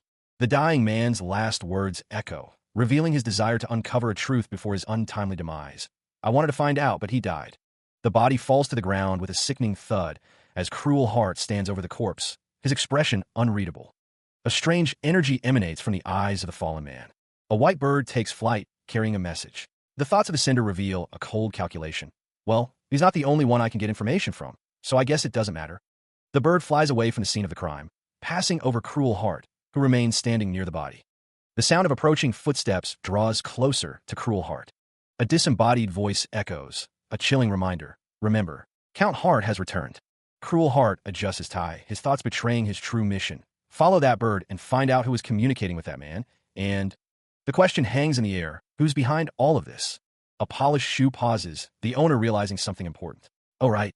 The body lies in the rain, a document clutched in its hand, the blood mixing with the water. The servants announce the arrival of their lord. The white-haired boy, his left shoulder bandaged, sits pensively. Cruel Heart approaches him, concern etched on his face. He asks if the boy is all right, having heard of his injury. The boy explains that it was his left shoulder, downplaying the severity of the injury. Cruel Heart mentions the piling documents, then pointedly asks if the boy was injured as well, reminding him to remember. The white-haired boy states that he smells blood. Cruel Heart, surprised, asks if he can smell it. The servant explains that he apprehended the spy, and some of the spy's blood must have splashed on him. He apologizes for not minding the scent, as he was in a rush to greet the boy. The boy asks if Cruel Heart found the spy, then accuses him of killing the spy. Cruel Heart apologizes, explaining that he was trying to capture the spy alive, but there was an accident. He insists that since it was an accident, it is all right. The white-haired boy wonders about Cruel Heart's past, specifically if he remembers killing someone himself. Meanwhile, the older man asks if the assassin was identified. He learns that they also died, leaving no leads. The older man remains silent, considering the implications of the failed investigation. He admits that he also failed, judging by the situation, and cannot recall anything. The older man realizes that the person behind all of this isn't to be taken lightly. The possibilities narrow down to the Revolutionary Army, an enemy nation, or Duke Luster. The older man believes that Duke Luster would be the most likely culprit. The white-haired boy wonders why the older man doesn't seek help from the Emperor, since it doesn't seem like the type of enemy he can handle on his own. The older man apologizes if he has overstepped his boundary. He thanks the white-haired boy, revealing he was going to visit the Emperor. The older man thinks he might as well get this over with before he gets caught up in anything else, like getting rid of the murderous ghost knights or quitting his job. A silent vow echoes in the air, a promise to secure a peaceful and quiet life as soon as possible. The sky above the palace is a serene expanse of blue, dotted with fluffy white clouds. The majestic palace stands tall, a testament to power and history. Inside, His Majesty is currently engaged in a private meeting with Duke Luster. A disembodied voice informs someone that they might have to wait a moment. Cruel Heart acknowledges the situation with a sigh, realizing he won't be able to see the king right away. The servant turns away from the door, the sound of the latch echoing in the hallway. He contemplates his next move, wondering how to pass the time while the king is occupied. A dark thought crosses his mind. Perhaps he should go kill some time. Elsewhere, a woman cries out in surprise as she stumbles, her brother struggling to restrain her. The brother, a blonde-haired man, apologizes for his sister's outburst, asking the count to excuse her behavior. Dion Hart greets the future of the empire, his expression unreadable. The white-haired boy is told not to be so formal, as the blonde man insists they are friends. The blonde man smiles warmly, while the boy's expression is one of suspicion and discomfort. The conversation hangs in the air, unfinished. The word friend is emphasized, followed by a question of whether the white-haired boy has time to kill before seeing His Majesty. The white-haired boy and Dion Hart are shown drinking tea together, a seemingly cordial scene. The white-haired boy seems confused, wondering why he is there, while Dion Hart expresses his happiness at sharing tea at the palace. The white-haired boy drinks his tea, thinking to himself that he should have come later if he knew he'd run into those guys. A plate of cookies is presented, a gesture of hospitality. Dion Hart asks if the white-haired boy is tired of just drinking tea, offering him a cookie. The white-haired boy, Dion Hart, and another individual are seated at a table in a garden, with Dion Hart suggesting they not think about anything for now, saying it's all in due time. Dion Hart mentions that he heard the white-haired boy was injured when he went out to subjugate monsters, advising him to take extra caution because of the curse that's weakening his body. The question lingers, why did he actively participate in a monster subjugation? The white-haired boy is surprised, exclaiming that he was coerced into it, implying he didn't participate willingly. A voice echoes through the halls, offering apologies and a warning to serve His Majesty carefully. The white-haired boy, whom we know is being coerced, sips from a cup, remarking how horrendous it is to serve for a long time. He thinks to himself that he'll soon be free of his duties and enjoy a life of leisure. The boy's inner thoughts reveal his true feelings. He really doesn't want to become the emperor, finding the prospect awkward. The white-haired boy continues to think that he is the crown prince right now because it can't be helped, but since he's only 8 years apart from His Majesty, shouldn't he prepare to retire when His Majesty retires? Nearby, a noble overhears the white-haired boy's words and is shocked by what he's saying. The boy declares that he doesn't want to be told such things, as he has no interest in politics and doesn't even want to hear about it. A woman with blonde hair thinks to herself that if he were to take the throne before that, it would mean that something had happened to His Majesty, and she hopes that never happens. A nobleman, his face obscured, stands in a garden, a jeweled brooch glinting on his chest. The nobleman continues, stating that His Majesty is like a real. The blonde woman from before, now seen more clearly, states that His Majesty is a brother to them. Back in the throne room, the white-haired boy sits on the throne, looking troubled. The man confirms that he knows how much the crown prince and princess look up to their uncle, the emperor. The narrative shifts to the current emperor and the previous 9th prince, recalling the fact that the emperor killed all of his siblings. It would be hard to explain the existence of the crown prince or the princess, along with their children, let alone how strange it is that they do not despise their uncle. But there's a reason for this. The narrative focuses on the first prince, the father of the crown prince and princess, who was kind, unlike most royalty. He was nice even to the 9th prince, who had no hopes of claiming the throne. He visited the 9th prince every day with his children until his death, which is why they treasure each other as real siblings. Their relationship is closer than family. They say that if the first prince were alive, the 9th prince never would have wielded his sword. The courtiers express their concern for the emperor, burdened by his responsibilities, and implore someone to care for him. A hand gently clasps another, offering comfort and support. A hesitant voice responds with a soft, "Why yes." A figure identified as Count chuckles, admitting he was right and apologizing. A blonde woman, having finished her tea, asks to be excused to go to the restroom, prompting a comment about how much she drank. The Count grants a request, saying, "Please go ahead." The white-haired boy, presumably the Count, offers a quiet, "Thank you," as she departs. The sound of footsteps fades away. The blonde woman observes the Count, noting that he ran away from the conversation, which she found too heavy for him. A voice expresses regret, but insists on their sincerity. The narrative warns that something lurks beneath the deceptively still surface, and that swords are always aimed at the emperor. A voice declares that if he continues on his current path, he may never claim the throne, but promises to assist him in obtaining the seat of the supreme ruler. Whispers spread among the nobility, their complaints growing louder. They demand disciplinary action against the tyrant. Duke Illuster, sipping from his teacup, remains impassive as the complaints swirl around him. Appeasement, it's said, has morphed into a dangerous game with an underlying threat in the past 2 years. The speaker acknowledges that they don't know when their enemies may force their hand, so it's best to prepare a solution in advance. Another voice chimes in, noting that since Dion Hart is an outstanding individual, they couldn't ask for more if he would side with them, which is why they are trying to coax him. The blonde woman smiles, thinking about her sincere feelings toward the Count. The Count responds to her thoughts with a soft agreement. A disembodied voice expresses hope that honorary Count Dion Hart will be a faithful ally to His Majesty, an ally so faithful that he would serve the emperor regardless of what gets in the way. Even if it is royalty, the voice continues, he would still be able to kill them without hesitation. White-haired, lost in the unfamiliar palace, wonders aloud where he might find a washroom. He continues to search, reflecting on how he always leaves immediately after seeing the emperor, leaving him completely disoriented. Suddenly, the white-haired hears a voice. The voice booms, declaring, "You there." Cruel, startled by the white-haired's presence, turns towards him, his expression a mix of shock and disbelief. The servant wonders why the boy is so startled, used as he is to people running away from him. He realizes that cannot happen now. Cruel asks how he can help the white-haired, though he really needs to leave. The white-haired's face shifts into a sinister smile, as he tells Cruel to be nice and smile, asking if he knows where he is. Cruel is sent flying backwards, the force of the blow immense. The white-haired stands over the fallen servant, declaring his attack a failure. The white-haired is struck from the side, sending him flying. The white-haired boy's attack lands, drawing blood. Enraged, the boy thinks about how he only wanted to ask where the washroom was. The boy is sent flying through the air after the counterattack. He crashes into a wall. The servant, Cruel Heart, stands over the boy, who is now prone on the floor. Meanwhile, Duke Luster realizes he has been caught. He reflects on how he finally managed to steal the document after so many failed attempts. The Duke laments his misfortune. Duke Luster realizes he has been caught red-handed. He curses Dion Hart. The Duke knows his chances of survival are slim even if he were to run away, so he decides to attack when Dion Hart least expects it. Duke Luster is struck by an unseen force. The attack on Duke Luster was swift and unexpected, leaving Cruel Heart in stunned disbelief. The force of the blow sends the Duke staggering. The white-haired boy, witnessing the scene unfold, can only utter a single word: brother. The white-haired boy is shocked by the sight of his brother, choking the Duke.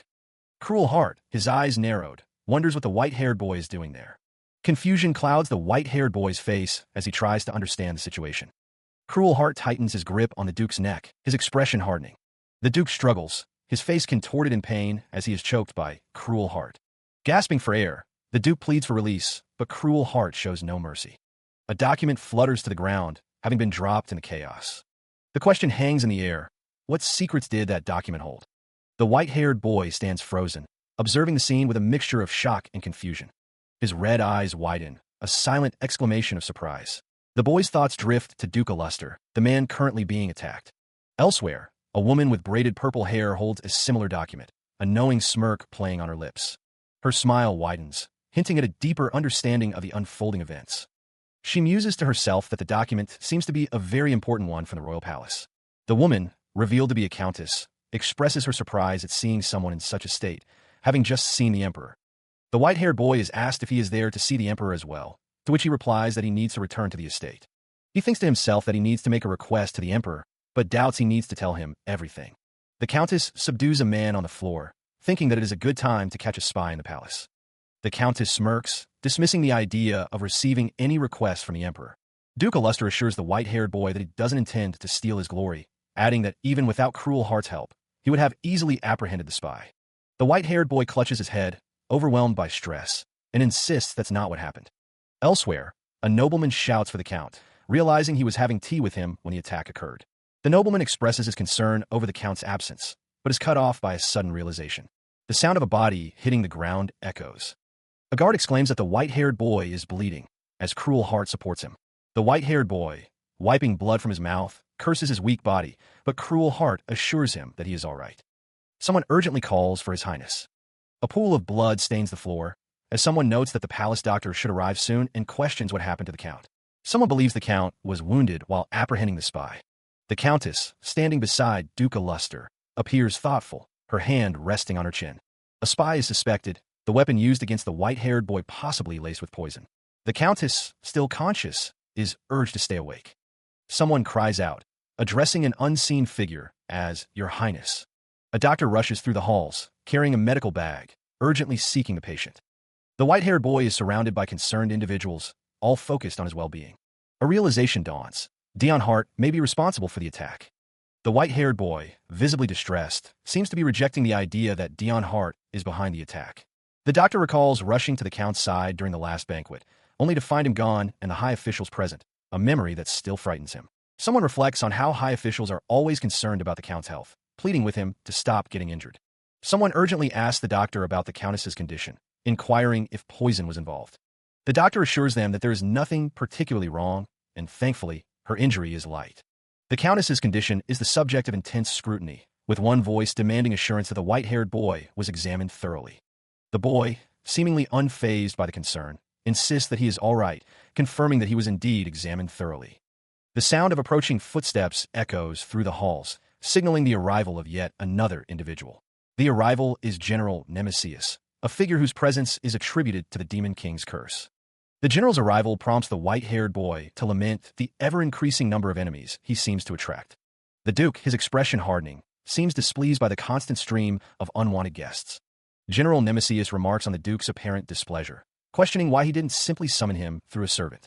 The Duke, his gaze fixed on the general, realizes that His Majesty is looking for him and that he should get going. The Duke expresses his appreciation for the thought, though the context of the thought remains unclear. The Duke turns away, seemingly preparing to depart and address whatever summons await him.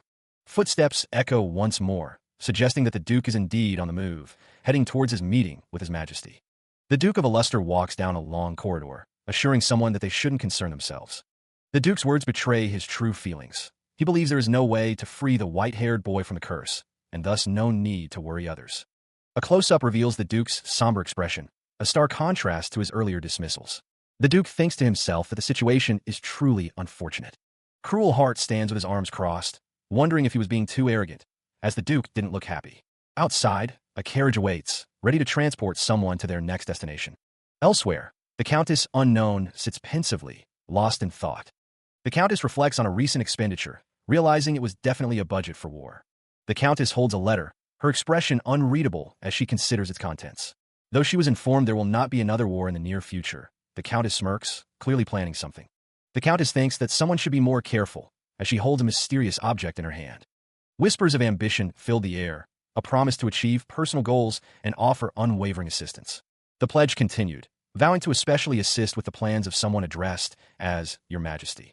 King Tyrant sat regally on his throne, seemingly unaware of the machinations occurring around him. Elsewhere, a voice inquired about someone's well-being, noting they didn't look well and asking if they were heavily injured after catching a spy.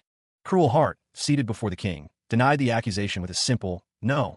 Despite his denial, the unseen speaker pointed out that Cruel Heart was breaking out in a cold sweat. He insisted he was all right.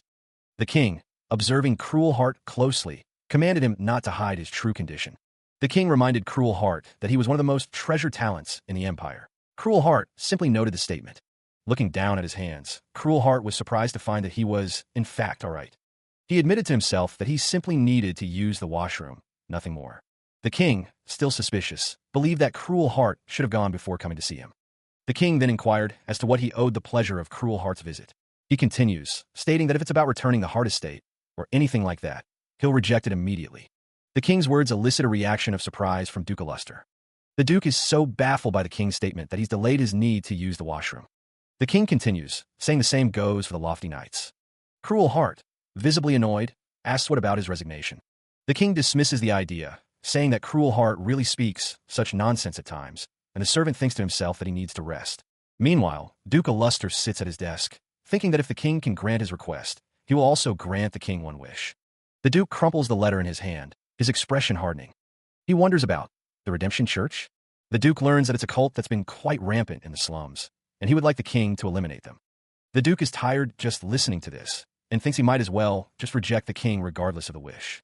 An advisor informs King Tyrant that the same task was given to Duke Illuster. The king's hand rests on the document, a decision seemingly made. The king decides he will grant Cruel Heart one wish if he manages to complete the task. Dion Heart, overhearing this, declares that he will do it. Realizing he acted rashly, Dion Heart curses under his breath. Dion Heart realizes he took the bait, and now wonders what kind of wish Cruel Heart might make, resolving to stop him at all costs. He realizes that Duke Illuster was the one who requested to eliminate the Redemption Church, and knows he can't let things go as planned for the Duke. The king's plan is now set in motion, a competition between Cruel Heart and Dion Heart. King Tyrant states that he will grant the wish of whoever finishes the task first. The king considers offering a reward to spur them on. The king wonders it would be better to reward Dion Heart, who is on Eduardo Desire's side. Dion Heart vows to defeat Cruel Heart, now that things have turned out this way. A delicate teacup sits on a saucer, filled with a dark liquid. The white-haired boy sits at his desk, reading a document. He notes that he only seems to be brought this tea these days. Cruel Heart stands nearby, questioning if it isn't the tea that the boy enjoyed with the crown prince, which he later gifted to him. The boy thinks to himself that he enjoyed the fragrance, but he has the urge to go to the bathroom every time he drinks this tea because of the incident last time, begging someone to save him. Cruel Heart reminds him not to forget to drink the elixir as well. The boy wonders if he has to drink that as well. A note next to the tea and elixir reads, "Please drink this, for everyone's sake." The boy begs for everyone's sake. He wonders if it isn't supposed to be good for his body, since it's from the royal physician, and if he's concerned about poison, it's already been tested. The boy states that it's not about the poison, he just doesn't like bitter things. Drip, drip. Dame Leanne Reiner announces her return to her lord. The white-haired boy grimaces at the taste of something bitter. He sets down his cup, asking if Leanne managed to find any information on the Redemption Church. Leanne confirms that she did, explaining that it seems to be a cult expanding its influence, mainly in the slums. She presents a document summarizing everything, noting that they have been unconditionally offering free bread and water, gathering believers. The document reveals that unlike most cults, they do not request faith or offerings. The white-haired boy examines the document, finding the concept of redemption too vague. The document further states that they are suspicious on so many accounts. It must have cost them quite a fortune to hand out rations for free, the document continues. Leanne adds that they currently have a few nobles sponsoring them. But considering the scale of their activities, it would have been quite a burden for the average noble to provide sponsorship, the document concludes. The white-haired boy cleanses his palate, noting that they want neither money nor to be put on a pedestal as a religious leader. At his desk, someone wonders aloud what the Redemption Church's true objective might be. The person clenches their fist, admitting that they are slowly starting to feel the urge to act. The speaker reflects on having consumed the elixir and the tea. Leanne Reiner watches as the white-haired boy declares he'll head to the bathroom first, and they'll think about the situation afterward. Leanne asks if he intends to investigate them himself. She thinks to herself that the Count is truly leading by example instead of ordering his subordinates, and since it may be dangerous, she will accompany him. The white-haired boy seems disoriented, wondering where he is and muttering about the bathroom. He demands to know what she means, clarifying that he's obviously referring to the Redemption Church. The boy's eyes widen in shock as he realizes he doesn't know where he is. He finds himself on a path leading to the Redemption Church's headquarters, and he wonders where he is and who he is. Leanne advises him to conceal his identity from here on out, mentioning that the butler has prepared a tattered robe for him. He lamented that he hadn't even had time to prepare himself. Adding to his woes, the white-haired boy hadn't even had a chance to use the bathroom, as Leanne Reiner had been too excited and dragged him along. He decided he'd better go now before going elsewhere. The white-haired boy reassured Leanne Reiner that he would be right back and asked her to stay put. He vowed not to repeat the same mistake as last time. Someone asked if he would be okay by himself, but he told them to wait. A voice cried out, calling him my lord. The white-haired boy moved quickly. Leanne Reiner realized he had disappeared and noted that he didn't look well at all, wondering where he had gone by himself. The white-haired boy looked sickly, his face pale and covered in cold sweat as he bit his lip. The words, "the Demon King's curse," appeared. The white-haired boy breathes a sigh of relief, believing he has successfully evaded Leanne Reiner. His escape successful, the boy smiles, unaware of the danger that awaits him. He is thankful someone let him use their bathroom. Emerging from the bathroom, the boy muses about how worried he was that Leanne would follow him. Suddenly, he senses a presence behind him. Cruel heart strikes, sending the boy crashing to the ground. The white-haired boy lies prone, the attack having caught him completely off guard. The boy hears Cruel's voice booming with rage. Looking up, the boy sees Cruel Heart's face contorted in fury, his eyes burning with hatred. The boy coughs violently, realizing his body is vomiting blood simply because he was startled. He looks at his blood-stained hand, the curse taking its toll. Despite the pain, the white-haired boy grits his teeth, refusing to show any weakness. Cruel Heart, unfazed by the boy's resolve, continues his assault, a crimson energy blade aimed directly at him. The blade slices through the air, closing in on its target. Cruel Heart narrows his eyes, a flicker of satisfaction crossing his face as he anticipates the impact. The boy's inner voice screams at him, demanding he not remain still with an injured arm. He feels a sharp pain in his arm, a searing reminder of the previous injury. The crimson blade pierces his arm, and he wonders if Cruel Heart is referring to the arm that was injured by the spy. Blood splatters as the attack lands. Despite the fresh wound, the boy tries to downplay the severity of the injury, but his shocked expression betrays him. He stumbles backward, the force of the blow evident. Cruel Heart, standing over him, curses the boy, clearly frustrated that the attack wasn't more effective. The boy realizes that Cruel Heart didn't strike his right arm, but his left shoulder, the site of a previous injury from an assassin. Amidst the monster subjugation, someone wonders how their enemy knew their plans. The speaker muses that the assassins should have been more injured, and that they did not carry out their task properly. The man with the green eyes stares intently, his expression unreadable. The white-haired boy, now revealed to be injured, accuses someone of sending assassins after him. An unseen person declares that they should kill their target right then and there, referring to them as my lord. The white-haired boy is found, and someone apologizes for taking so long to find him, claiming they were worried. The perspective shifts to show the white-haired boy being approached by Cruel Heart, who is holding a dagger. The scene focuses on the lower half of Cruel Heart's body as he approaches. Two figures, one with blue hair and the other with dark hair, react with shock and alarm. The white-haired boy thinks to himself that he almost lost his rationality and remembers Dame Leanne. Someone rushes to the white-haired boy's side, asking if he is all right and calling him my lord. The white-haired boy vomits blood, and someone realizes that it is the Demon King's curse. The white-haired boy's internal monologue reveals his self-reproach. He believes he doesn't deserve his knighthood, lamenting how he allowed himself to move alone, especially knowing he was trying to hide his failing health. The boy's thoughts continue, acknowledging that he managed to fend off Cruel Heart. The perspective shifts to Cruel Heart, standing in a dimly lit alleyway. His expression is unreadable. Cruel Heart observes Dame Leanne, recognizing her. He wonders if she is the commander of the knights under Dion's command. Leanne Reiner, her hand bleeding, declares that she will apologize later, but first she will deal with the white-haired boy. The white-haired boy, coughing up blood, is confronted by Leanne. She orders him to step away. He asks if she is with the church. Cruel Heart considers the situation. He thinks it would be great if Leanne killed the boy for him, but he is considered. A close-up reveals the white-haired boy's face, his red eyes filled with a mix of pain and defiance. He is the hero of the Empire. From a distance, Leanne and the white-haired boy face each other in the alleyway. Cruel Heart observes them from a higher vantage point, wondering if they are trying to infiltrate the redemption. Cruel Heart decides to end things himself, since the white-haired boy doesn't seem like he's going to continue the fight. The white-haired boy reflects that he lost his rationality for a moment there. He watched as the white-haired boy stood between Leanne Reiner and an unknown figure. The boy, his face marred by a trickle of blood, accused someone of hiring assassins to kill him. The boy thinks of his brother. Elsewhere, Dion Hart's eyes narrowed, a subtle shift in his expression betraying a hidden intensity. Dion Hart considered the white-haired boy a fool, believing he should live out the rest of his life in peace as he examined a detailed map. The boy wondered how much longer he had to live. It was said that the boy was born with a weak body and was even cursed by the Demon King. Dion Hart's gaze intensified, though he didn't know the details. He was sure the boy didn't have long until his death. The boy resolved to endure everything until his death so he could finish everything. The boy's hands were covered in blood.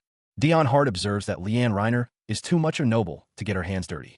Leanne hesitates, knowing she should follow through with the plan. The white-haired boy thinks to himself that Leanne probably doesn't want to get dirty, since she was born a noble and has never done anything like this before. The boy hums. The boy asks Leanne if she's planning on leaving him there by himself, reminding her that she said she would never leave his side again, but he guesses it was all a lie. Leanne vehemently denies it, declaring that she cannot go back on her word as a knight and that she will do it. With a determined shout, Leanne plunges her hands into the dirt. She grimaces as she smears the dirt on her hands. She groans in disgust. The boy watches Leanne with a concerned expression. Leanne sniffs her hands, clearly disgusted, but reminds herself that it can't be helped if they're going to act like they're from the slums. The boy feels bad for Leanne, telling her that she better put some dirt in her hair. The white-haired boy laughs, though he's annoyed that he took Leanne Reiner's advice. He thinks to himself that the other person is here for the same reason as him, to eliminate the Redemption Church. He refuses to see that person again during this mission, and he can't finish this mission later than them. Leanne Reiner thinks they'd better hurry, and asks that she hide her sword and come back. Someone asks for pardon. The white-haired boy tells her to go inside first, as Leanne wonders why he is going by himself again. He pulls up his hood, obscuring his face. The person from before apologizes, but says they have no time to wait for Dame Leanne. Leanne Reiner says she will. A person with green hair is seen. The white-haired boy is determined to finish his mission before Cruel can interfere. Suddenly, he is struck by an unseen force, sending him flying. The impact is brutal, the air rushing from his lungs. He crashes to the ground, the force of the blow evident in the dust and debris kicked up around him. The boy is caught completely off guard by the attack. Two women, witnessing the scene, are shocked by what they see. One of them cries out, "My lord." The white-haired boy lies prone, his face obscured by his cloak. Regaining consciousness, he curses his situation. Defeated, he begs for someone to end his suffering. Weak and defeated, the white-haired boy can only muster a curse and a plea for death. Leanne Reiner approaches the boy, concern etched on her face as she asks if he is all right. The commander notes how starved he must be to lack the strength to stand, and suggests he might be injured. The boy coughs, barely able to choke out that he's all right. The boy's hands are covered in blood, and he realizes the timing of this encounter could not be worse. He attributes his current state to a chronic illness. Leanne Reiner assures him that whatever he has is not contagious, and offers to take him inside to rest. She thinks to herself that he is her lord. Someone remarks on how well he is acting, and how naturally he is infiltrating. Leanne's POV shows the white-haired boy smiling, despite his injuries and the blood on his face. Someone observes that he is definitely a poor person, and resolves to follow in his lord's footsteps. The woman with green hair apologizes, explaining that the church is full of new believers today. Leanne Reiner stands silently, her expression unreadable. Meanwhile, a hooded figure, face bruised and bloodied, is offered bread and water. The hooded figure is given sincere apologies and told to come back another time. The green-haired woman bids the injured figure farewell, telling them to take care. Elsewhere, it is noted that pests are starting to appear. The aura of the hooded figure is described as one that dirt cannot conceal. The hooded figure walks away, their stride controlled and powerful. It is revealed that the hooded figure is a spy, likely a noble, investigating the Redemption Church. Compared to that, the unsteady gait of the white-haired boy makes it clear that he has been starving for days. The hooded figure notices the white-haired boy's injured arm and offers him hot tea. The hooded figure coughs, the act bringing up blood into their hand. It's clear that the hooded figure is from the slums. The white-haired boy thanks the hooded figure, explaining that he heard he could receive rations there. Leanne Reiner assures him that he can make himself at home. The hooded figure wonders what the cost is, as Leanne Reiner assures him that they don't take anything and that he should rest assured and eat. The hooded figure notes that they didn't spot anything noteworthy when coming in and that it looks just like the typical temple. The scene shows the temple, with kindly priests and impoverished yet happy people. The hooded figure observes that the guards are reminiscent of the holy knights.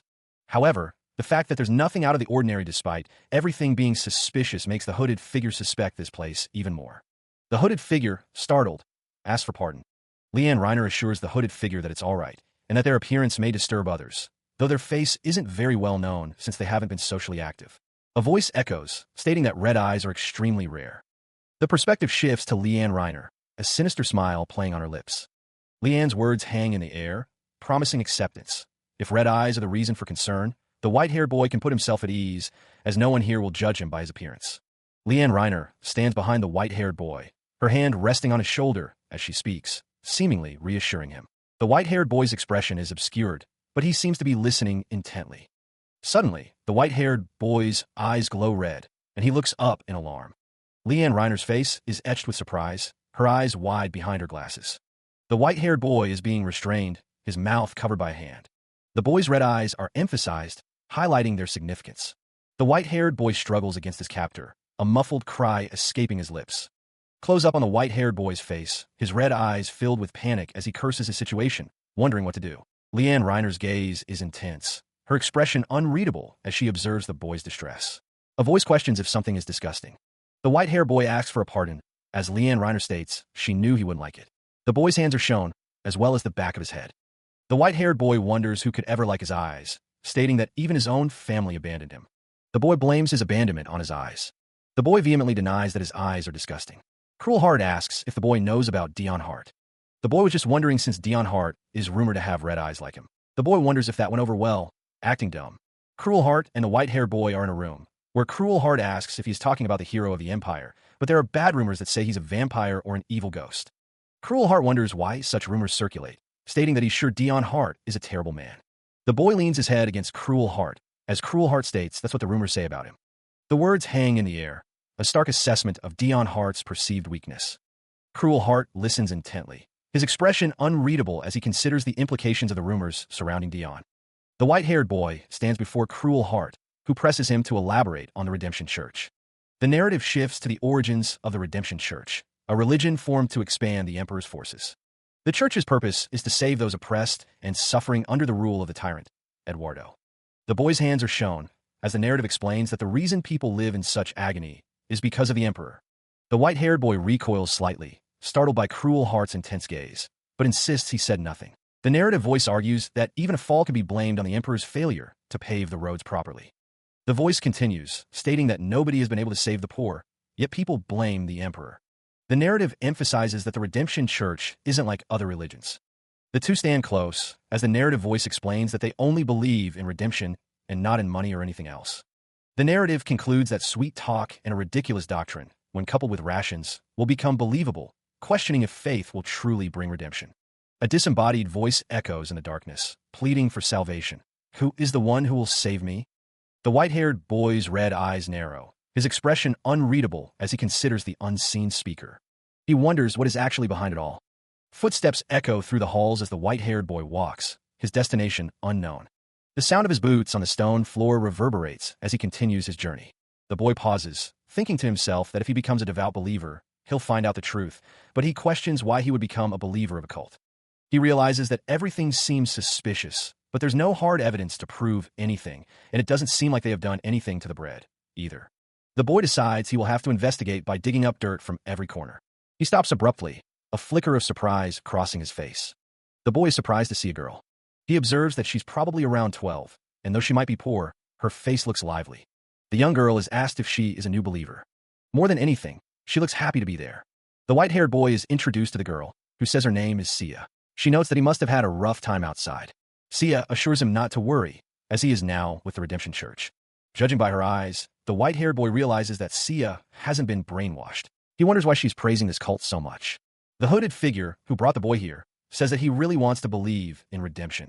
The hooded figure says that he knew the boy would love it here. He thinks to himself that he can't find anything suspicious in this place, which doesn't make sense. The white-haired boy thinks that he should look inside the guarded rooms. Sia exclaims that the white-haired boy will be redeemed too, and that it's so nice. Another person asks what the white-haired boy is doing over there, and that they need to go. A young man is seen praying. The person from panel 10 calls out to Paul. The white-haired boy narrows his eyes, a prickling sensation crawling up his spine. He wonders why the girl's brother is glaring at him. The young girl waves goodbye, excusing herself. Meanwhile, the hooded figure contemplates how to infiltrate the guarded rooms. The brother scolds his sister for speaking to strangers, despite her insistence that the hooded figure seem nice. Suddenly, the hooded figure stops in their tracks, realizing that Dame Leanne is outside. He calls out to her, demanding she wait. Leanne Reiner's eyes widen, a flicker of surprise crossing her face. She pauses, a puzzled expression on her face as she wonders who is calling out to her. Leanne Reiner turns, her expression a mix of curiosity and caution. The hooded figure pauses, wondering if they were mistaken about sensing movement. The hooded figure considers trying to sneak in from the back, but dismisses the idea. The hooded figure sighs, frustrated by their inability to infiltrate the building. They wonder how they will face the count if they can't even do this. A trail of scattered breadcrumbs leads to a pair of polished boots. The person wearing them wonders aloud why the bread is on the ground. Meanwhile, inside the building, someone shouts for the captain of the guards to be summoned immediately. A guard, overhearing the commotion, asks what all the shouting is about. Another guard replies that there's an intruder. The two guards continue their conversation, the one with green hair and glasses speaking with a stern expression.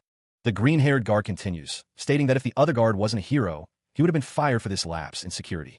The hooded figure, now inside, overhears the guards and wonders if the hero could be the count. The guards realize that the hooded figure, the intruder, has been caught. Elsewhere, someone shouts, begging their lord to wait a moment, promising to come and help. The person who shouted is revealed to be a guard, who kicks another guard out of the way in his haste to reach his lord. The hooded figure, now on the ground, wonders what the hell is happening. The hooded figure looks up to see the guard standing over them. The guard demands to know where the count is, quickly correcting himself to say lord. The stone wall stretches high, a silent testament to the prison the hooded figure just escaped. Catching his breath, the hooded figure pauses, the adrenaline of the escape still coursing through him. He survived. The hooded figure exhales, relieved that he wasn't caught. A voice rings out, demanding he stop, but the hooded figure remembers the meager offering of bread and knows he can't afford to be caught again. He recalls being startled by a movement while roaming around the back. The hooded figure notices a window opening, a potential escape route. He reflects on his luck, realizing he was able to climb back through the open window. The hooded figure wonders if this is the prayer room, though nothing seems out of the ordinary. He reaches out, a question forming in his mind as he touches the heavy curtains. The hooded figure wonders about the hideous purple curtain. He is disoriented, unsure of where he is. The hooded figure stands in a hallway, a look of shock on his face as he clutches a book.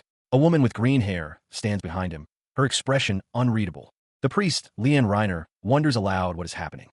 Below, the sound of shattering glass echoes through the halls.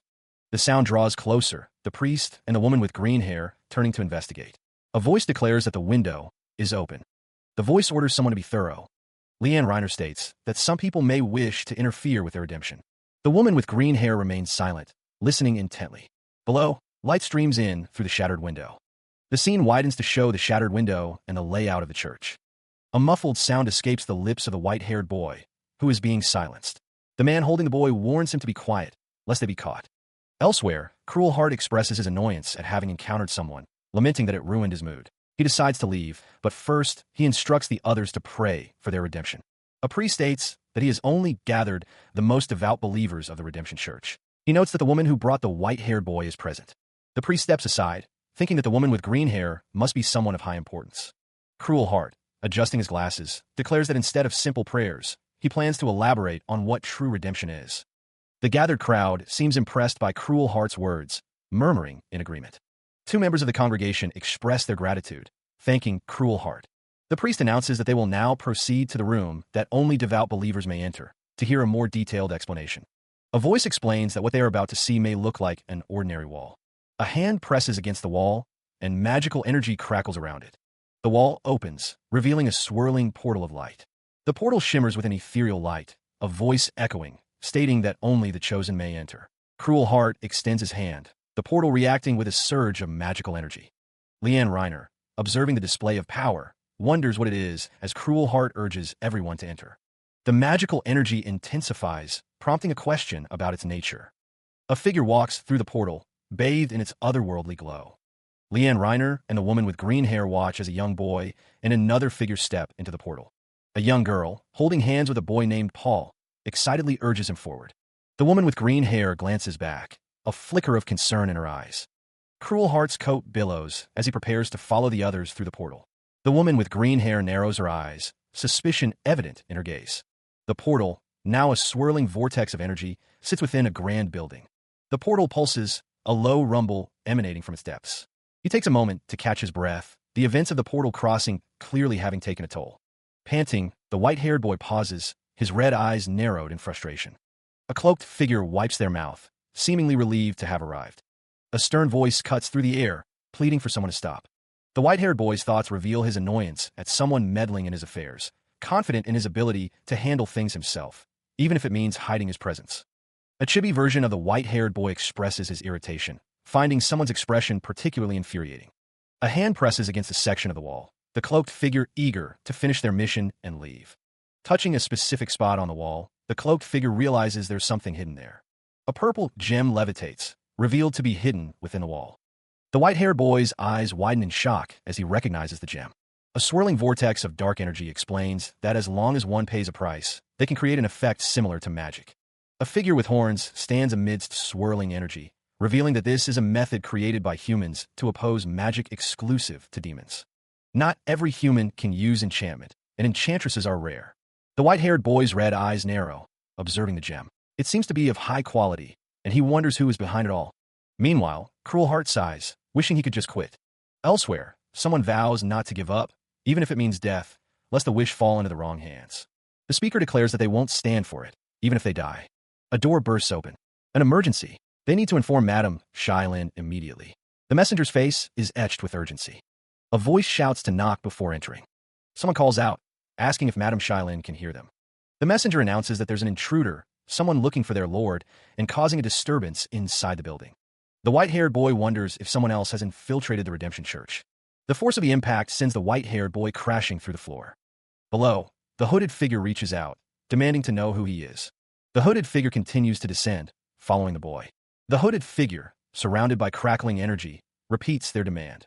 Where is the Lord? Elsewhere, Leanne Reiner is confronted by Cruel Heart, who questions her actions. Cruel Heart scolds Leanne, reminding her to follow him quietly and not cause a commotion. The hooded figure grabs the white-haired boy, demanding to know who this Lord is that he speaks of. Leanne Reiner reflects on her duty, knowing she cannot call the Count Lord due to her contract with His Majesty. Leanne thinks to herself that she cannot call the Count or the hero when they are infiltrating this place. The hooded figure, face contorted in rage, declares that the white-haired boy is their lord. The hooded figure confronts the boy, questioning if his name is the Lord. Cornered, the white-haired boy insists that it's none of their business. The woman with black hair's recklessness is questioned, as it's realized she was able to control the rabid dogs. The communications, however, are not working. The mission hasn't been terminated yet, but coming out would mean getting caught. What else can be done? Cruel Heart presses the man with the light blue hair, asking if he doesn't know where the Lord is. Saying the Lord, who is going to know? As soon as the hooded figure heard his voice, they knew. It's realized that she is the strange knight seen in front of the gates, a knight who's looking for the Lord. Coincidentally, there was a poor man with crimson eyes who happened to come by at the same time. The hooded figure realizes that man was Dion Hart. The man with the light blue hair realizes that the Emperor had assigned that mission to Dion Hart. Despite knowing this, he still let his guard down. As soon as Cruel Heart came, they reinforced security. Someone wonders how he got inside the building when all the windows were locked. Leanne Reiner, standing in the doorway, declares that she knows what he is plotting, but she won't fall for it. She continues, suggesting that the Duke sent him to test him. Leanne reminds Cruel Heart that they have the blueprint and that he should finish this game as safely as possible, confident he can manage it. Cruel Heart, his expression resolute, vows that he won't disappoint her. Leanne states that as someone who serves the same master, the most she can do is refrain from calling the guards at this moment. She adds that she will be reinforcing the security before Dion Hart infiltrates, so Cruel Heart should find his own way out. Leanne notes that there was no indication of a secret room on the blueprint, yet Dion Hart is here. She hopes he won't disappoint their master, since he wishes for his victory. However, she never expected Dion Hart to walk in through the front door. Leanne, standing before an altar, asks to be excused. With the Redemption Church's objective already achieved, the order is given to wrap things up. The question hangs in the air. Should they continue to pray?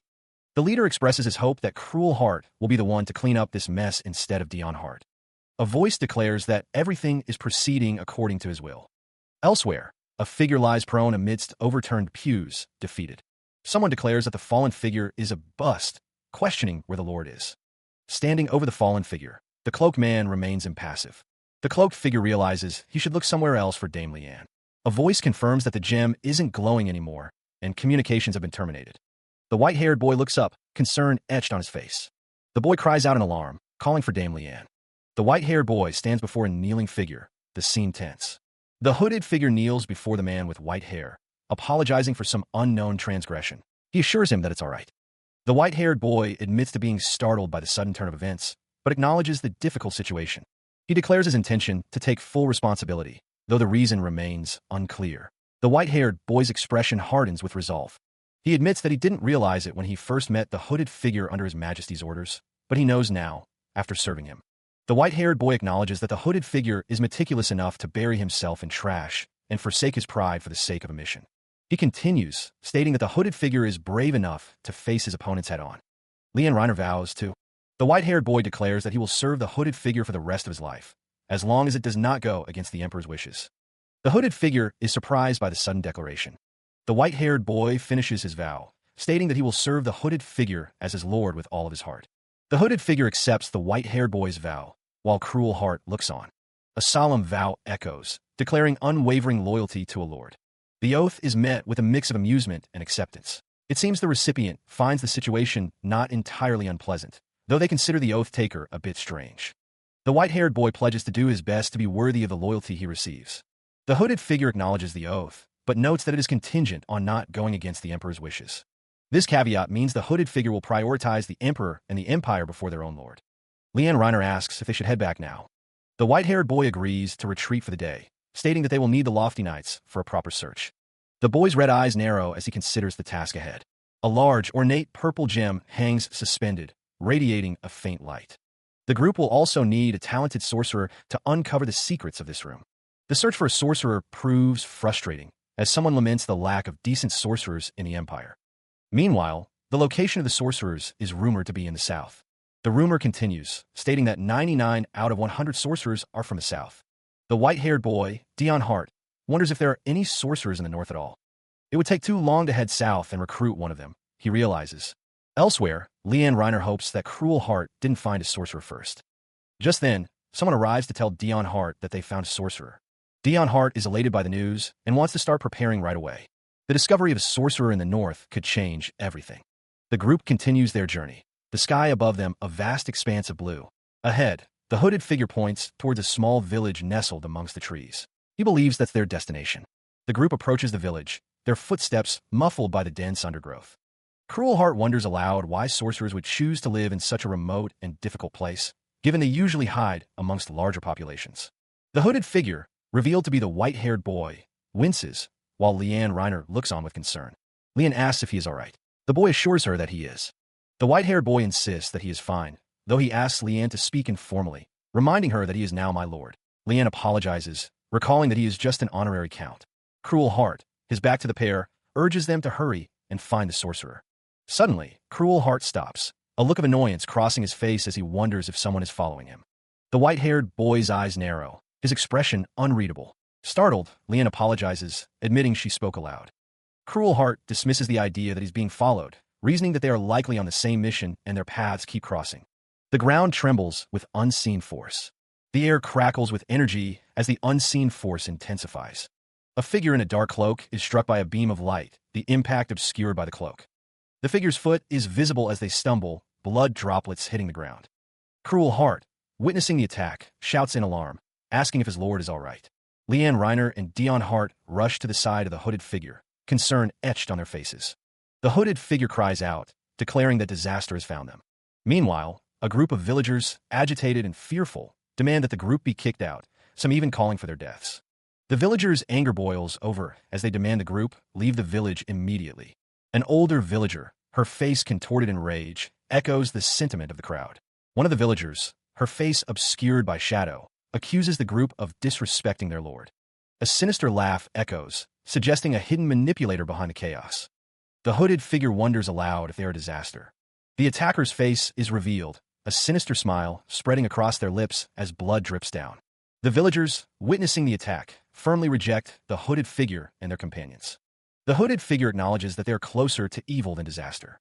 The attacker continues their assault, their face obscured by shadows as they rain blows upon the hooded figure. The hooded figure cries out, realizing that their attacker intends to kill them, labeling them a disaster. Another voice, belonging to the old woman, demands that they be allowed to kill the bastard. The old woman, revealed to be the sorcerer, is restrained by another figure who pleads with her to calm down. It is revealed that the old woman is the sorcerer. A close-up reveals the hooded figure's face, bloodied and bruised, their eyes filled with a haunting intensity. The hooded figure, despite their injuries, insists that they must not hate anything. The old woman's hand grips the hooded figure's throat, cutting off their air supply. The sorcerer's words echo in the figure's mind. They must never hate anything or anyone. The old woman's face contorts in rage as she warns that an unstoppable disaster will occur if they do. Gasping for air, the hooded figure struggles against the sorcerer's grip. The hooded figure wonders what kind of nonsense this is as they are being attacked. The hooded figure wonders how the weird old hag got so close and why she is so strong. The hooded figure thinks of their grandmother. The hooded figure remembers a time when they were with their grandmother. The grandmother calls out to someone named Ran. The hooded figure remembers their grandmother. The hooded figure recalls that their grandmother taught them not to judge a person preemptively, though that lesson hasn't happened yet from their perspective. The hooded figure agrees that it's right to not judge a person preemptively, but thinks that the old woman is seriously senile. The hooded figure considers the possibility that the old woman is the sorcerer they seek, realizing they may have to abandon their plan to bring her back. They wonder if they should head south to find someone else. Suddenly, a voice calls out, stopping the hooded figure in their tracks. Ran reveals that she has been waiting for them. The hooded figure is surprised to hear that Ran has been waiting for them. Ran, the granddaughter of the old woman the hooded figure spoke with, introduces herself. She offers them something. The hooded figure assures Ran that everything is fine, stating they plan to return, so she shouldn't worry. Ran confirms that the hooded figure is there to find a sorcerer. The hooded figure is shocked, wondering how Ran knew their intentions. Ran reveals the reason for her knowledge. She is a sorcerer too. Ran explains that she knew they would come to her village in search of a sorcerer. She states that if the hooded figure brings her along, they will be able to achieve their objectives. The hooded figure, his face marred by cuts, listens intently. The hooded figure realizes that Ran knows more than she should, and that she is more skilled than her age suggests. Dion Hart, abruptly annoyed, wonders what will happen if he doesn't take Ran with him. Dion thinks that this situation is still better than. He is looking for all the sorcerers hiding down south, and would be delighted if he could hinder Cruel Heart's mission. He asks Ran to take good care. Ran, standing beside the hooded figure, says she is leaving first. Dion Hart continues to ponder. He thinks it's fine if he doesn't obtain the sorcerer, Ran. Though the Duke requested him to prove his worth, Dion knows the Duke will prioritize his victory, so he'll definitely find another sorcerer or come up with a different plan. However, Dion wants to confirm something with that senile sorcerer. He reached out, his hand gently touching the side of the hooded figure's face.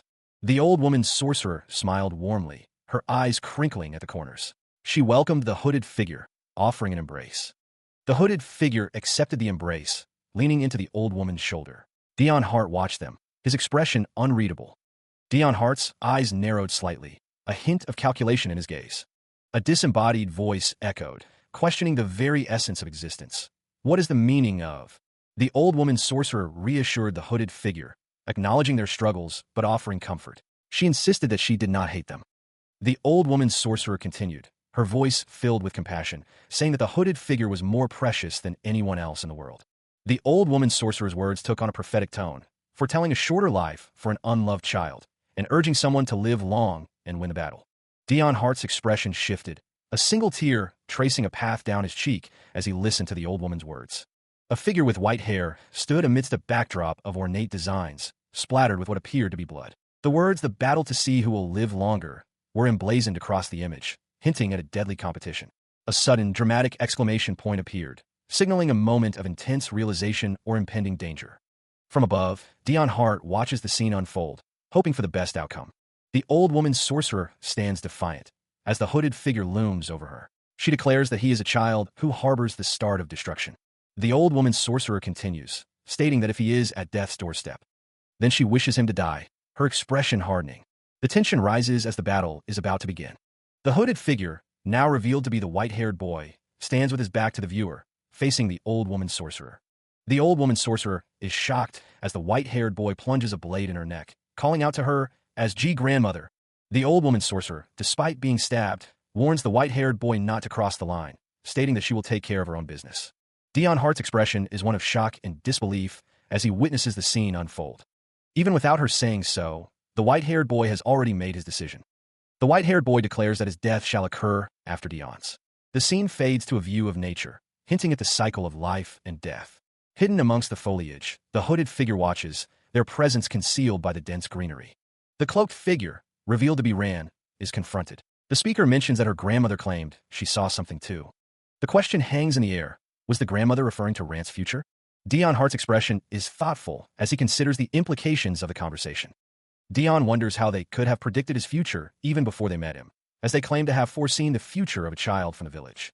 The unseen speaker explains that they couldn't help but see Dion's future as well, since it is so deeply intertwined with theirs.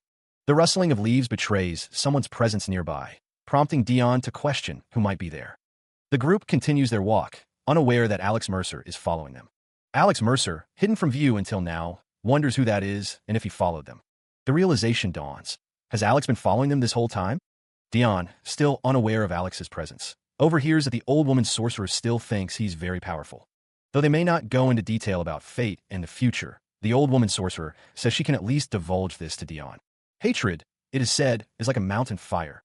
It may begin as something small, but it will grow exponentially until it swallows everything whole. And that child, the one they call Dan, is like a bomb that may explode at any time. A bomb, wait and go off.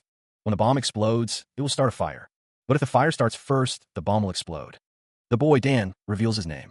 Dan begs someone to take him with him. The boy with white hair begs someone unseen to take him along. He kneels on the ground, pleading. His red eyes narrow with determination. A voice echoes, declaring that if he is the disaster, then he will need someone in the future. He reflects on the day he discovered his fate. Suddenly, the old woman sorcerer is struck by an unseen force, sending her crashing to the floor. The force of the blow reverberates through the room. Dan and another man rush to the old woman sorcerer's side, asking if she is all right. She is asked what she just did. The old woman sorcerer weakly calls out, questioning if she is seeing her great-granddaughter. Dan looks on with wide, fearful eyes. He wonders what is wrong, and if something is wrong with his future. The villagers accuse Dan of being a puppet. They call him a bastard who will serve the disaster, a great supporter of it. A vision of the future shows a figure standing before a dark, ominous entity. After that day, everything changed. The village completely changed their attitude towards him. Dan recoils, confused by the sudden shift in the villagers' behavior. The villagers continue to berate him, calling him the puppet of the disaster. They demand that he get lost from their village. The accusations leave Dan reeling, his expression a mix of shock and disbelief. He pleads with them to stop, arguing that they cannot punish someone based on events that haven't even occurred yet, but they shout for him to die. The villagers continue to demand that he get lost from their village, wishing death upon him. He was dumbfounded and couldn't get used to it, as the friends and neighbors he used to laugh with now shunned him. The villagers' accusations felt like a betrayal, as if everything Dan had done for them was a lie. Meanwhile, two figures discuss the prophecy, one expressing concern about being caught up in the disaster that Dan is supposedly connected to. The prophecy looms large, a dark omen hanging over everything. Tears welling in his eyes, Dan vows to meet their expectations, whatever they may be. A voice declares an intention to become the right hand of the disaster. The voice continues, stating that since the disaster is intertwined with Dan, they will inevitably meet. The villagers speak of the disaster that has come to their village, and the man who brought it, Dan. After waiting, the villagers are ready to confront Dan. Finally, Dion Hart reveals he knew as soon as he saw him. The disaster has found them, and they must get lost, a voice warns. The figure of the disaster looms, its presence casting a long shadow. A mysterious figure declares that they have finally found him. A dark, ominous presence looms. The scene shifts to a grand hall, where a figure welcomes someone home, addressing them as my lord. But the man being addressed, Dion Hart, thinks to himself that the speaker is a bastard. Someone off-panel notes that Dion has decided to bring back the village boy, prompting Dion to wonder when he made such a decision. Dion Hart stands with another person, seemingly surprised by the revelation. A speech bubble indicates that someone wants to be called Dan. A chibi version of Dan asks to be taken along, while someone reflects on how he actually followed despite being told he could do whatever he wanted. Dion Hart admits to lacking education and experience in battle. A voice echoes with unwavering resolve. Failure is not an option when it comes to the master. The young master, Dion Hart, contemplates a difficult decision, wondering if he should send Dan back. He tells Dan that they will talk later, his expression unreadable. Dion reminds himself that his mission is his utmost priority, and preparations to leave will be complete soon. Dion instructs Dame Leanne to bring 10 volunteers from the lofty, adding that they should wait at the estate for now. The young master thinks to himself that he needs knights. A man asks if he could come along, his expression hopeful. Dion pauses, a flicker of annoyance crossing his face. The man argues that he has guards, so he'll be fine, despite Dion's earlier comment that he doesn't have battle experience. He thinks to himself that since he is taking care of Dan, he can't let him die. The man confirms that he will follow Dion's orders. Dion observes that the man looks dissatisfied and wonders why he wants to tag along so badly. The white-haired boy contemplates Dion Hart, admitting that he finds him suspicious, regardless of how he looks at him. Despite his suspicions, the boy admits that he doesn't dislike Dion. Meanwhile, the Redemption Church looms in the distance under the cover of night.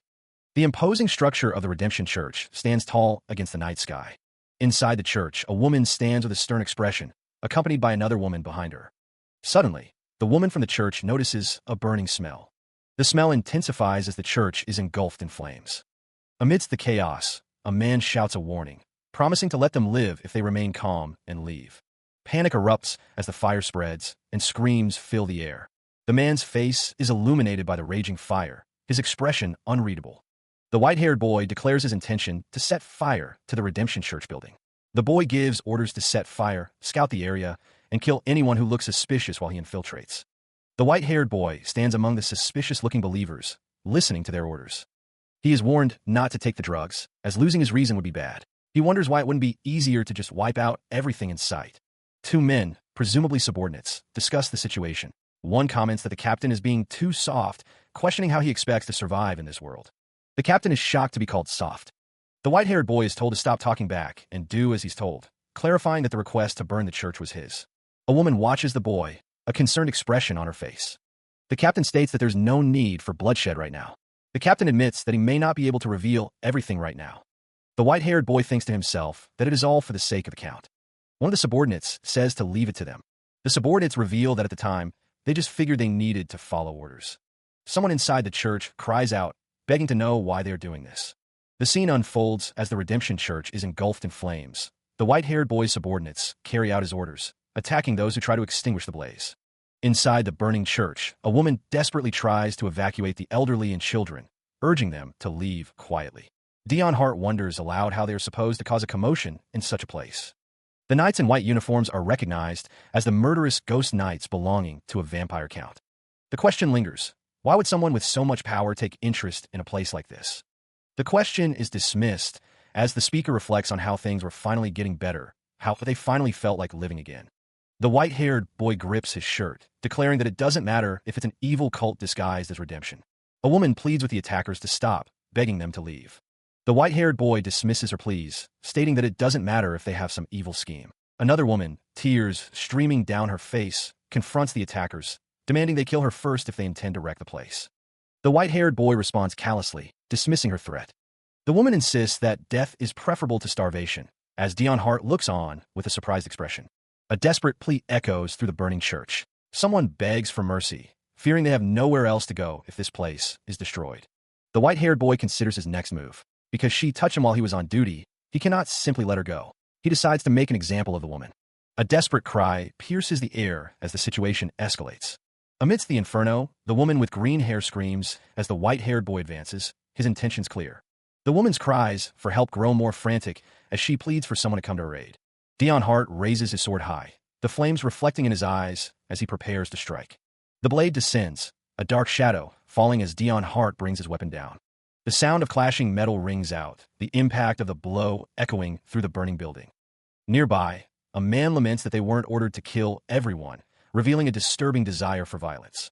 The man continues, wishing they could be drugged up and wipe everyone out without any guilt. The narration reflects on the situation, noting that this place is the people's last hope, and they're desperate enough to prefer death to its destruction. And at that moment, the church continues to burn, a symbol of despair and loss. The destruction of the Redemption Church continues, the flames consuming the building as the townspeople watch in horror. The devastation was ordered by the emperor, and Dion Hart is his sword. Nearby, a family watches the inferno, their faces etched with concern. The destruction of the church was also ordered by the emperor. A close-up reveals the burning rage in someone's eyes, tears streaming down their face. They vow not to forgive those who destroyed their paradise, as a sword is aimed towards the emperor. The sword is aimed towards the emperor, surrounded by a radiant golden aura. Inside a grand hall, a figure declares that they have found a gem. Elsewhere, the white-haired boy reassures the woman with green hair that the commotion happened at the right time, and he doesn't sense anything in the prayer room. The white-haired boy admits that he definitely senses something. He believes they used the gem as a medium for the enchantment, which has many functions, such as communication and space distortion. A figure is shown manipulating a purple, glowing gem. Someone exclaims in surprise, wondering why it is there. The woman with green hair realizes that it isn't an enchantment. The white-haired boy realizes that this is magic concealed as enchantment. Magic in the human realm? The implications of this discovery weigh heavily. The space distortion is activated by magic, confirming their suspicions. The man with purple hair wonders if the Demon King is aware of the situation. The woman with green hair needs a moment to figure out the basic structure. The white-haired boy, Dan, is shocked by the possibility of sorcerer crossing over to the domain. A surge of magic emanates from a central gem. The purple-haired man realizes that the sorcerer they face is far from ordinary. A surge of power emanates from structure. The woman with green hair announces that they can enter now. Dan stares intently at the woman with green hair, a mix of apprehension and determination in his eyes. The purple-haired man swallows nervously. With a determined look, the woman with green hair urges them to go. A surge of purple energy erupts from below. The energy intensifies, bathing everything in a blinding light. The white-haired boy shields his eyes from the sudden brightness, a look of shock spreading across his face as he realizes what's happening. The boy's eyes widen in disbelief as he witnesses the surge of power. The woman with green hair behind him gasps, equally stunned by the display. The discovery leaves them speechless.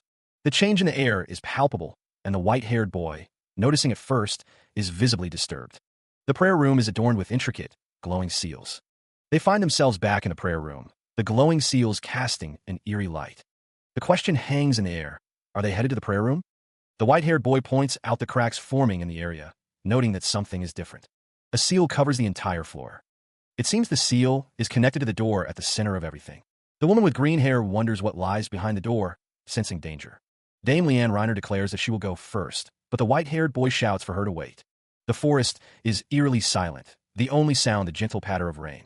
The group is transported through a magical portal, the destination unknown.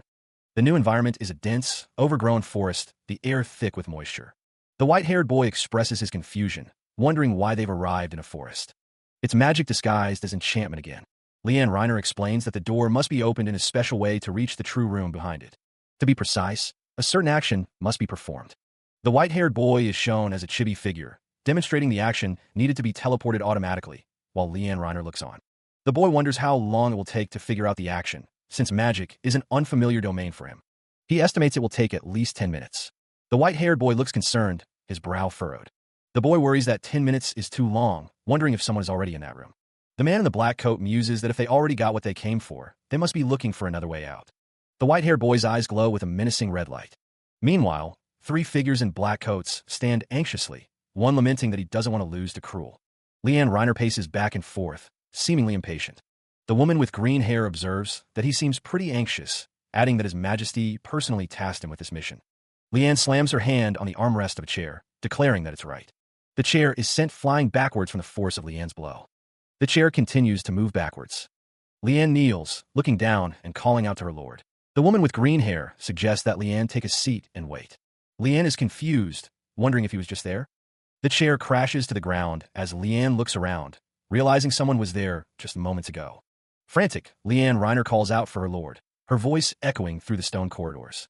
The door handle turns, and the white-haired boy's presence is felt once more. The boy's face is shown, his expression one of confusion. A figure in a dark cloak stands in the doorway, an exclamation mark punctuating the air. The cloaked figure, revealed to be Cruel Heart, stands in the doorway as the white-haired boy looks on. Elsewhere, the hero, recognizes the name Cruel with a grimace. The hero holds a torch, his face illuminated by the flickering flames. The scene shifts to a distant view of the city, now under attack. The city burns, engulfed in flames as silhouettes of people flee the inferno. The woman with green hair observes the burning city, realizing that someone has set it ablaze. She considers the situation, realizing they're trying to remove civilians and find those deeply involved. Leanne Reiner observes the chaos, but deems their methods too soft. She thinks to herself that she would have sealed off the entire building. Leanne imagines the scene, picturing everyone inside dead. Meanwhile, the woman with green hair walks through a dark forest. She supposes that securing evidence is Dion Hart's highest priority. The documents in Dion Hart's hands reveal his intentions: to obtain evidence of who's behind the Redemption Church in order to strike the head and completely annihilate them. Dion Hart believes it will be his victory in the end. But the woman with green hair knows that Dion Hart will not be able to obtain what he wants. Elsewhere, Cruel Heart prepares to strike, a small flame dancing in his palm. Cruel Heart's associate remarks on how quick he is to acquire information, wherever he gets his source. The tension between the white-haired boy and Dion Hart was palpable. Suddenly, a surge of energy crackles around the white-haired boy's hand. The energy manifests as a burst of flames erupting from the brick wall. Scattered papers, filled with cryptic writing, are illuminated by the growing fire. The flames engulf the white-haired boy, but he seems unharmed, standing amidst the inferno. Someone shouts, demanding to know what he thinks he's doing. The white-haired boy, face contorted in rage, shouts back, asking if they know what it took for him to get here. A hand slams down on a surface, the force of the impact echoing through the room. The white-haired boy realizes he needs to save something. Dion Hart grabs the white-haired boy, attempting to restrain him. The fire continues to spread, consuming the building. The white-haired boy struggles against Dion Hart's grip, demanding to be released. Dion's expression hardens as he stares down at the struggling boy. Dion tightens his grip on the boy's arm, questioning if he needs more. The white-haired boy grits his teeth, realizing he lacks the strength to break free from Dion's hold. Despite his efforts, the boy remains trapped, the heat from the surrounding flames intensifying. The heat makes it harder to breathe. Dion Hart continues to restrain the boy, holding him close. The boy, struggling against Dion's embrace, curses him as a lunatic and demands to be released. The boy thinks to himself that he can't stop questioning Dion's actions. The scene shows Dion Hart still holding the white-haired boy, who continues to struggle and cough, demanding to be let go. The question lingers: who is behind the Redemption Church? It's realized that there aren't many people who could pull off something of this caliber. The boy pauses, realizing that aside from the royals, only those with the greatest authority. The question of authority hangs in the air, a silent challenge amidst the looming architecture. The scene shifts to a grand hall, where the question lingers: who represents the violet color, a symbol of power and influence? The question of allegiance arises: who does Cruel Heart serve, and what are their true motives? Dion Hart stands triumphantly over an unseen figure, his coat billowing around him as he contemplates the situation. Dion Hart reveals that he gave the same task to Duke Luster and Cruel Heart, setting the stage for a potential conflict. The name Starba Luster is shouted, a declaration of defiance, or perhaps a desperate plea. A figure lies defeated, surrounded by a pool of dark red, the aftermath of a brutal encounter. The white-haired boy, now on the ground, curses his opponents, furious at being made a fool of. Close up on the white-haired boy's face, his red eyes blazing with anger and frustration, the marks of the fight visible on his skin. The white-haired boy reflects on the battle, realizing it was a losing fight from the start, despite his best efforts. The white-haired boy screams, demanding to be released from his captor's grasp. The white-haired boy is struck, the force of the blow sending him reeling as he continues to struggle against his unseen assailant. The white-haired boy's muffled protests are the only sound as he is carried away. Meanwhile, Dion Hart, sporting fresh cuts on his face, seethes, convinced someone enjoyed watching him make a fool of himself. The sound of something breaking echoes in the distance, followed by an exclamation of frustration. Heavy footsteps approach, the sound reverberating through the stone floor. The white-haired boy's voice rings out, demanding to be put down. He coughs, blood staining his lips as he struggles against his captor's grip. Two figures stand at the top of a grand staircase, one calling out in alarm, questioning if their lord is all right. The white-haired boy lies prone on the floor, seemingly unconscious. The sound of violent impact reverberates through the air. The blue-haired knight clutches the white-haired boy tightly, his expression grim. The figure from the staircase cries out, noticing blood and asking if he is all right. The white-haired boy, eyes wide with fury, stares down at his bloodied hand, a silent promise of retribution etched on his face. From the shadows, Cruel Heart emerges, his voice raspy as he coughs out the white-haired boy's name. The boy, though defeated, vows to kill him, a promise that he believes will ultimately consume everything. Cruel Heart looms over him, offering a chilling ultimatum. To live, he must remain silent. The hero warns him against revealing anything he might have learned. A stark warning echoes. He must never hate anything or anyone. The white-haired boy lies in bed, bandages covering his wounds. Frustration boils over as he curses under his breath. Elsewhere, Dion Hart confirms that some documents were taken. Back in the bed, the boy reflects on his situation, realizing that despite his meticulous planning, everything has gone awry. He acknowledges that the Duke's acquisition of evidence will secure his victory, but bitterly notes that it does nothing to improve his own life. He laments his failure to kill someone, as Dame Leanne asks if he is awake and mentions the sorcerer. Leanne Reiner confirms that Rand has just left, adding that she would have had her see him first had she known he was awake. He reflects on a missed opportunity, lamenting that he had something he wanted to ask her, but it's too late now. The question lingers. What was he going to ask? He wonders if she could curse Cruel with sorcery, a thought he could never bring himself to voice. A faint smile plays on the white-haired boy's lips as he contemplates the possibilities. Leanne Reiner stands beside his bed, clarifying that if he's referring to entering the hidden room, that was entirely his doing, though Rand did manage to break the spell right after. According to Rand, if one makes a circle counterclockwise 3 times and clockwise twice, they would automatically be teleported into the hidden room. A glowing circle materializes beneath him, confirming the teleportation spell's activation. He's bewildered, questioning when he even made a circle. Meanwhile, 3 figures clad in dark robes walk anxiously down a corridor, seemingly aware of the teleportation. A disembodied voice taunts, asking how he likes that.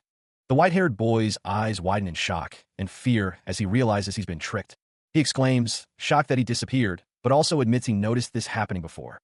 The woman in the blue military uniform tells the white-haired boy that he is incredibly lucky. He retorts that if he were lucky, he wouldn't have lived like this. The conversation shifts to a note. Someone asks if the butler has it and if they should bring it. The butler appears in the doorway, confirming that he has the note. The white-haired boy is informed that he has a visitor. A teacup sits on a silver platter, a note placed beside it. Honorary Count Dion Hart salutes, remembering something. A voice announces that they are there to escort the white-haired boy to the palace on His Majesty's orders. The white-haired boy looks up, a flicker of anger in his eyes. Lying in bed with bandages on his hands, he realizes it's time. Heavy breaths echoed through the halls of the palace. The sound of ragged breathing continued within the Emperor's chambers. The Emperor's nightmare-ridden sleep was anything but restful. The Emperor, drenched in sweat, sat up abruptly in his bed, gasping for air. His golden eyes, usually filled with confidence, now reflected the torment of his sleepless nights. He wiped the sweat from his brow. The weight of the crown he wore heavy on his mind. Ever since becoming emperor, he hadn't been able to sleep decently once. The Emperor's thoughts spiraled into darkness. How could he sleep peacefully when all the people he had killed tormented him every night? The ghosts of his past surrounded the Emperor, their ethereal forms a constant reminder of his sins. The spectral figures closed in, their silent accusations echoing louder than any scream. One of the spirits spoke, revealing that they were now even looking for him in reality. The Emperor's hatred burned bright as he thought of Eduardo, the source of his torment. Eduardo, I hate you. He is still haunted by the spectral figures of those he killed. The voices echo in his mind, commanding him to die. The specters surround him, their hatred palpable as they accuse him of being the only survivor. The voices continue to demand his death, fueled by the lives he took. The Emperor's face contorts in anguish as the spectral voices overwhelm him, demanding to know why. The spectral figures close in, their ethereal forms pressing against him. His eyes narrow, a flicker of defiance in their depths as he acknowledges their hatred.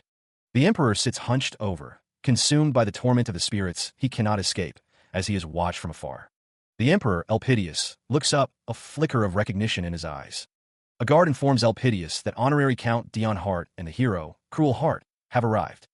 The guard asks Elpidius if he is all right, noting that he doesn't look well. The guard assumes that Elpidius has had another nightmare. He declares that he will call the royal doctor. The Emperor's golden eyes narrow, and he finds the situation annoying. The sound of footsteps echoes through the halls. Surrounded by spectral figures, Elpidius stares in shock at one that resembles his uncle.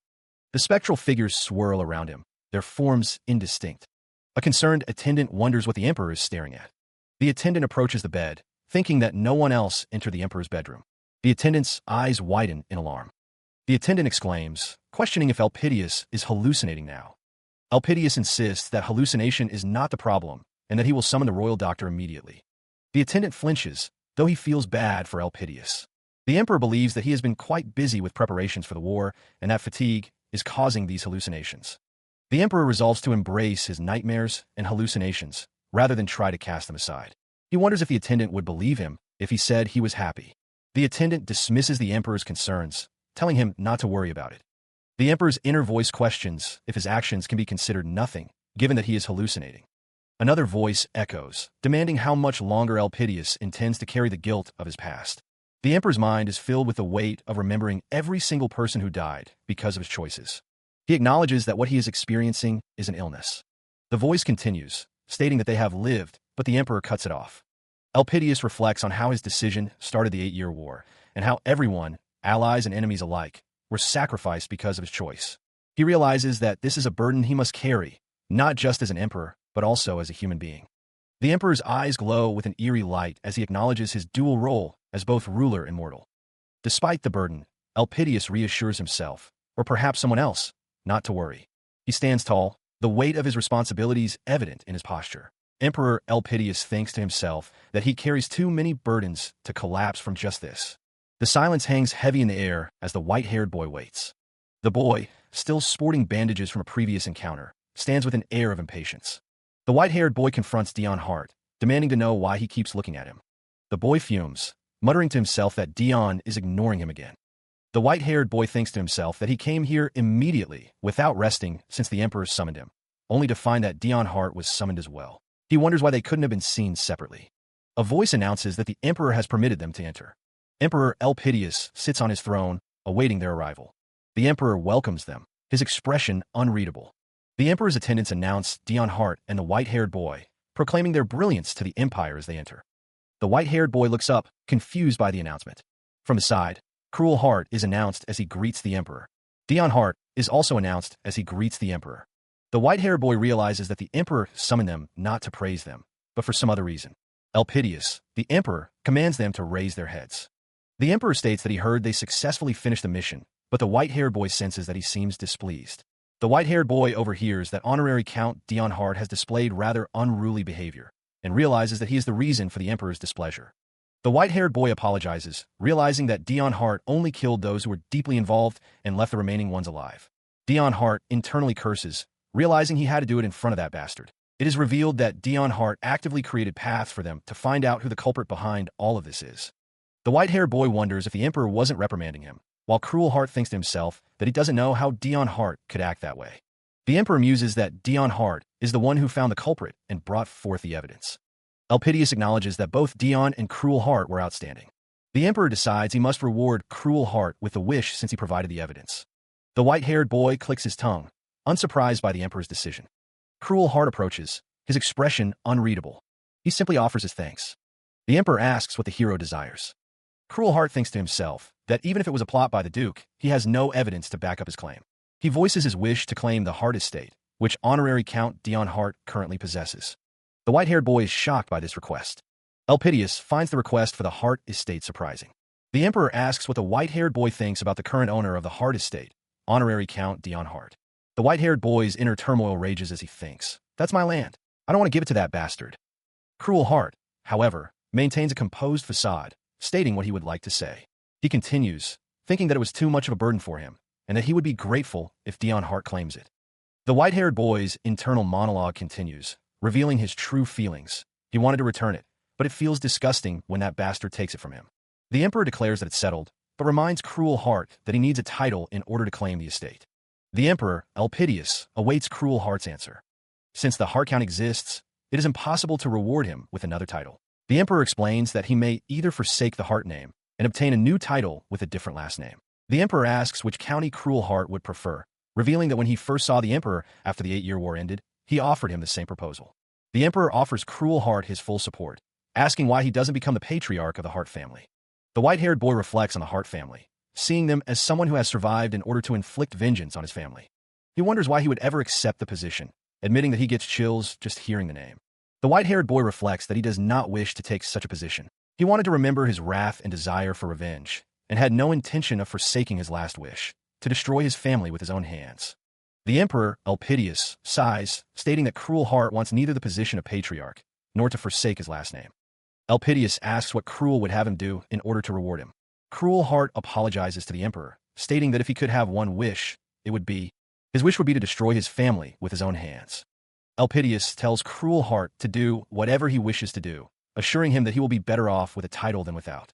And so the title granted to Cruel Hart was that of the Honorary Count. The emperor's attendant thinks to himself that since the title of Honorary Count will not be succeeded after Cruel's death, it's much simpler. He believes it was the best decision the emperor could make at the time. It is stated that Cruel Hart, however, will not have any other option aside from those two, since there cannot be two honorary counts.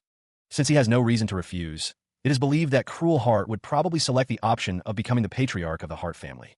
The white-haired boy thinks to himself that this is great, and at this time, he will absolutely annihilate everyone in the Hart family, including Cruel. The words hang heavy in the air. He refuses to become the successor, yet will not forsake his family name. Cruel Hart stands resolute, his expression unreadable as he contemplates the weight of his decision. The white-haired boy's face contorts in disbelief, his shock palpable. Confusion and anger war within him as he questions Cruel's motives. The name echoes, the Hart County is the real county steeped in history, unlike the honorary title Cruel Hart received. The Hart County Manor looms, a Gothic silhouette against a blood-red sky. The white-haired boy's thoughts turn to the Hart family, the only surviving direct descendants, including Cruel and himself. The seat of the patriarch of Hart County is currently vacant. The boy wonders why Cruel Hart would turn down such a position, questioning if it's acceptable for him not to have a successor in his family. The reason for Cruel Hart's refusal to become the successor remains unclear, though it's known he doesn't want to change his last name. Elpidius, the emperor, considers the implications of Cruel's decision. The emperor muses that both of the Hart brothers are stubborn. He wonders if Cruel misses the family, or if he wants to seek revenge. Dion Hart smirks, seemingly amused by his brother's actions. Elpidius suggests giving Duke Illuster ownership of the Hart estate, and assures Dion that he will grant him the authority to be the property manager if he wants. Dion acknowledges the emperor's words. Dion's hand rests on the hilt of his sword. Dion thinks to himself that he can finally go home. Everyone is dismissed aside from honorary Count Hart, leaving the white-haired boy confused. Dion confirms that he understands the emperor's orders. The white-haired boy cries out, begging not to be left alone. The white-haired boy shouts that this isn't it, and demands that Cruel get lost. The white-haired boy wonders what he will do with the current atmosphere. He fumes, realizing that Cruel Hart has finally figured out that he is not a true talent from this mission, and that it is unfair that Cruel was mistaken in the first place. Elpidius stands silently, though a thought bubble reveals that he doesn't seem happy. The white-haired boy believes that Elpidius's unhappiness is because he lost the Hart estate. Elpidius wishes that Dion Hart would say what he wants instead of holding it in. Dion Hart's footsteps echo as he walks, knowing that he was bound to find out soon. Dion Hart plans on waging a war. The white-haired boy thinks that the elimination of the Redemption Church wrapped up just in time, and that the kingdom of Ilion has started to make so much noise that it is becoming unbearable. Dion Hart's declaration of war clearly weighs heavily on Elpidius. The emperor's expression is one of deep concern. Moments later, Elpidius speaks with the hero, Cruel Hart. The emperor states that this is how it will start, leaving Cruel to wonder what he means by start.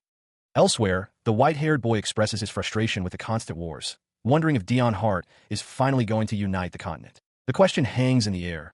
The continent this time? Elpidius tells Cruel Hart that he would like to leave the demon realm in his hands. Cruel Hart clenches his fist, a sign of his growing resolve.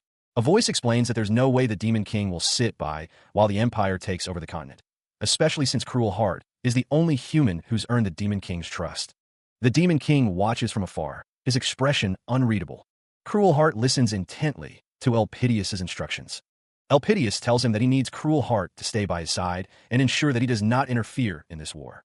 Cruel Hart realizes that Elpidius wants him to go back to the demon realm, and he agrees to the request. The conversation between Elpidius and Cruel Hart concludes, the fate of the demon realm hanging in the balance. The Emperor Elpidius pauses, a knowing smirk playing on his lips as he considers his next words. He places a seal on the white-haired boy, expressing his desire to see him without it next time. Elpidius affixes the seal to the boy's chest, the magical mark glowing faintly as he does so. The white-haired boy, now bearing the seal, exhales heavily, resolving to do his best despite the circumstances. In the palace, a figure questions whether the Hart estate was reward enough. The other figure confirms that it was. The man, revealed to be Cruel Hart, stands tall, listening intently. A hand rests on a document, the words hinting at a past encounter. Cruel Hart had run into Count Hart of the palace, where the Count claimed he was trying to return the estate. Cruel Hart's expression shifts, a sinister smile spreading across his face as he hopes the estate wasn't taken for a paltry reward. The man maintains his composure, stating that he didn't have a choice. Cruel Hart asks if there was anything else he wanted. The man responds, of course. Cruel Hart muses that he's being sensitive due to an upcoming meeting, dismissing the idea that Dion Hart possessing the property is unpleasant. The man assures Cruel Hart that he isn't blaming him, as the situation was merely an event. The woman with purple hair offers a reward, inquiring if there was anything else of note. Elsewhere, Cruel Hart states that there is nothing in particular. Dion Hart, enraged, curses those who have wronged him. It seems Dion Hart has discovered something, and he feels as though he's been made a fool of. Cruel Hart reflects on his desire for Dion to achieve an appropriate outcome and back off in the game. He realizes that Dion has already figured out that the Duke is behind everything, and that he must have enjoyed watching him make a fool of himself. The Duke, with a menacing glare, stands ready. The message is clear. If the Duke were to find out, Cruel Heart's expression hardens. The Duke stands over the fallen Dion Hart. The consequences of his discovery now clear. The woman with purple hair urges someone to get going. Someone within the Duke's inner circle is determined to keep a secret, no matter the cost. The cloaked figure knows that if the Duke discovers Dion Hart is aware of his machinations, he will want him dead. Shailin, the woman with purple hair, has returned. The man with green hair greets her, addressing her as Your Highness. The green-haired man praises Shailin's good work with the Redemption Church. Shailin replies that she only did what she should have. The woman with purple hair smiles, her expression suggesting she has further ambitions. The objective of the Redemption Church is within reach. She and another child sit outside a brick building, noting that the Redemption Church is giving out free bread and water. The scene shifts to the interior of the church, where a woman with light blue hair stands before a stained glass window. A man wonders aloud who would help people like them. A close-up shows hands clasped in prayer. The people are surprised that Duke Luster is sponsoring them. The goal is to create followers who are absolutely loyal to Duke Luster. One person wonders how they could ever thank him. The scene shows the aftermath of a battle, with people injured and dying. One man can't believe such an esteemed person is looking after them. Someone questions why the Emperor isn't fulfilling this duty. The people note that the Emperor did nothing for them, yet he still got rid of Duke Luster. The Redemption Church is shown again, with the declaration that the Emperor has forsaken them. Compared to the Emperor, the Duke is their savior. The Duke is their redemption. Starba Luster is their redemption. Starba Luster, the Duke, smiles, telling someone to lie low for a while. The Duke's true objective remains hidden. The Redemption Church merely a stepping stone in his grand scheme. He cannot be found out by the Emperor. At this rate, the Duke will be able to achieve whatever he desires. Someone assures him that they will handle it. A man with light blue hair and glasses smiles, determined to succeed for the sake of the Duke, no matter what. The room buzzes with hushed conversation. The Grand Council meeting is now in session, the long table surrounded by high-backed chairs. The attendees wonder what the sudden meeting is for, and if it is important. One of the attendees states that there's no way His Majesty would call for a meeting without a reason. The Duke thinks to himself that they are fools for not understanding the reason for the sudden Grand Council meeting. There's only one thing he can announce. The Duke thinks with a sinister smile. It is something the Emperor excels at, something he has been doing in order to prove his worth. The Duke stands before his assembled forces, a triumphant flag raised high amidst a shower of celebratory sparks. The scene shifts to a strategic overview, revealing the scope of the impending conflict, a conquest war. The cost of such a war is made clear. Blood splatters across the land. A grand door stands ajar, hinting at the halls of power where decisions are made. Inside, Elpidius, the Emperor, asks if everyone has gathered. An advisor stands ready, his expression unreadable. The Emperor addresses his council, declaring that their actions will bring brilliance to the empire. The council members are seated around a long table, awaiting the Emperor's command. One of the council members notes that Elpidius looks irritated, wondering if he is unwell as the Emperor thanks everyone for attending on such short notice and asks them to take their seats. The Emperor's words hang in the air. He intends to cut to the chase and declare war in 3 days. The Emperor, Elpidius, announces that it is time. The Emperor's hands clench, a silent signal of the impending storm. The announcement of war sends ripples of shock through the room. The declaration is met with disbelief. It had only been 2 years since the end of the last war. The reason for the sudden shift in policy is revealed. The Emperor felt unchallenged. Elpidius, the Emperor, stands firm, his expression unwavering despite the dissent. But seems some have forgotten their fear of the Empire in the past 2 years. One advisor suggests that while the Kingdom of Ilion is behaving disgracefully, there are other solutions besides war. The Emperor's advisor clarifies that it's not just Ilion. Other nations have also adopted a relaxed attitude toward the Empire. The conversation shifts to Dion Hart's injury, a detail that seems to be connected to the Emperor's decision. The speaker wonders if the Empire's vampire was involved when the hero was injured. The speaker confirms that the devil, referring to the vampire, was indeed injured. The speaker concludes that the Empire should remain quiet for a while, implying a need for strategic patience. Other kingdoms, sensing weakness, waited for an opportunity to strike. Troubled times give birth to heroes, but of the countless heroes born and lost during the 8-Year War, only 3 remained. The 3 survivors stood as a testament to the Empire's resilience. But even among them, one figure loomed larger than the rest, his red eyes burning with intensity.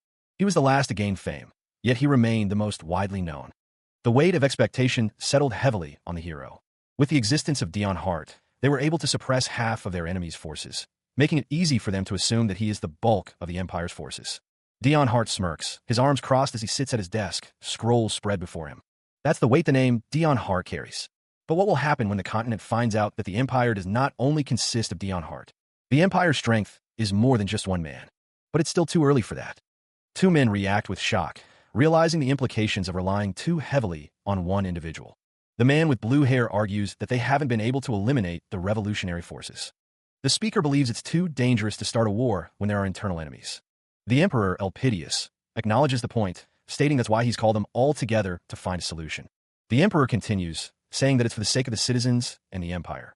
Elpidius sets down his teacup with a clink, the sound punctuating the gravity of the situation. Bathed in light, Elpidius declares that he is the Empire. The camera focuses on the Emperor's regal attire, emphasizing his authority. He continues, stating that if they are doing this for him and the Empire, they must act. The Emperor's eyes narrow, warning them not to insult him by continuing the sentence. The blue-haired man responds with a hesitant, "Why yes, your majesty." The war has been confirmed, and the attendees are instructed to come up with solutions to deal with the revolutionary forces for the next meeting. Two figures stand in a doorway, one questioning what they are supposed to do about the situation, now that this is how things will go. The Emperor, Elpidius, is informed that Duke is present. The man with purple hair confirms the culprit behind the Redemption Church was discovered and is under the Emperor's opposing faction of nobles, answering Elpidius's question from the previous chunk. Elpidius listens intently, his expression unreadable.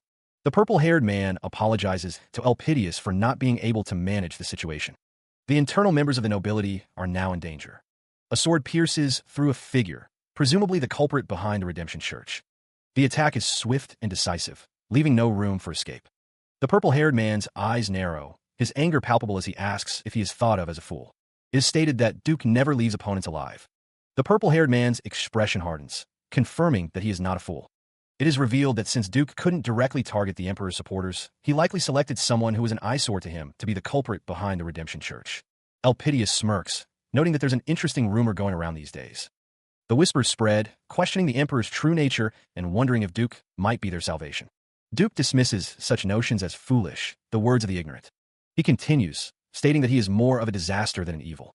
A figure, revealed to be Duke, stands with a bloodied sword, asking if that's right.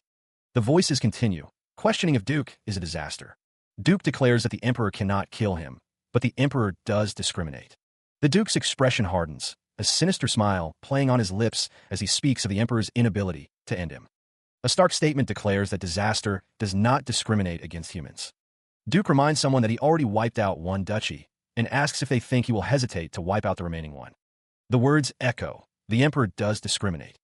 Duke states that he is sure they won't hesitate just for that reason, but they still cannot kill him, their majesty. Duke concludes that it would be impossible to start a fight against the disaster. The warning echoes, waging war will be impossible if the nobility resists. Meanwhile, Duke smirks, admitting that he cannot help but be greedy when it comes to humans. He scoffs at the notion of being called evil. A sinister glint flashes in the Duke's eyes. Elsewhere, Elpidius, the Emperor, muses that the true evil lies elsewhere. Duke's hand tightens around the hilt of his sword as he declares his desire for the Emperor's position. Footsteps echo through the halls. The Duke's plan becomes clear. To steal the Emperor's power, he must first eliminate the Emperor's dog. The Duke strides purposefully down a long corridor, an attendant trailing behind him. The Duke's eyes narrow as he resolves to start moving actively. Elsewhere, the white-haired boy looks up, confused by something he has heard. Duke, sipping from his teacup, inquired if they were heading to the demon realm now. The white-haired boy, listening intently, wondered how the crown prince knew that. A voice asks if he is heading to the demon realm now. The Emperor, Elpidius, sips from his teacup, confirming that is what he asked. Elpidius smirks, realizing that the crown prince knows something. The white-haired boy, Duke, sits across from Elpidius, who tells him that he doesn't need to be so tense. Duke thinks to himself that he just had déjà vu. Elpidius states that as the future emperor, he would know Duke's secret, adding that he must be fully prepared to become an emperor at any point in time. Duke realizes that the emperor is sharing important information with him. Elpidius asks Duke to pardon him, as he already knows. Duke is informed that His Majesty has ordered him to come back immediately if the Demon King has decided to wage a war. Duke stares intently at Elpidius, telling him that no matter what happens. Elpidius tells Duke that he must return. Duke responds that he will keep that in mind. He gives his assent, the sound barely audible. The Emperor, Elpidius, expresses his gratitude for the other's service. Dion Hart maintains a polite smile, though his thoughts are far from amicable. The narration speaks of a hero of the Empire and the core commander of the demon army. The question lingers. What if the demon realm offers Dion Hart more advantages than the human realm? Dion Hart muses that he doesn't know what his uncle thinks, but he must always prepare for Dion Hart's betrayal. The sound of footsteps echoes through the halls. The speaker admits that he would rather have a friendly relationship than a coercive one, but it may be due to his personality, and it sure is hard. Dion Hart stands before a looming figure, understanding why others fear him. The sound of footsteps echoes as the princess approaches. The princess, with a bright smile, playfully accuses someone of leaving her out. She continues, questioning why she wasn't made the crown princess instead, as Dion Hart explains that he had to discuss something important. The princess refuses to take on such an annoying position, suggesting someone else do it instead. Her golden eyes gleam with determination. She questions why her brother is being so impatient. The brother, Dion Hart, is surprised by the accusation. He wonders if he was truly being impatient. The princess and Dion Hart stand together in a grand hall. The princess reveals that the empire is full of talk about the Revolutionary Army and the war. Someone, presumably Dion Hart, takes the princess's hand and urges her to come with him. The princess's message arrives, inviting her brother to tea in the garden, suggesting he needs a break. Dion Hart and the princess are already seated in the garden, where she dismisses the servants. The princess smiles warmly, ready to enjoy the tea she prepared. Elsewhere, someone notes that their uncle has begun hallucinating. The princess continues to smile, unaware of the concerns being raised about her uncle. The crown prince, overhearing the comment about hallucinations, wonders if his uncle is hallucinating instead of having nightmares. He privately questions why the dead have such a strong hold on his uncle, immediately regretting such an unprincely thought.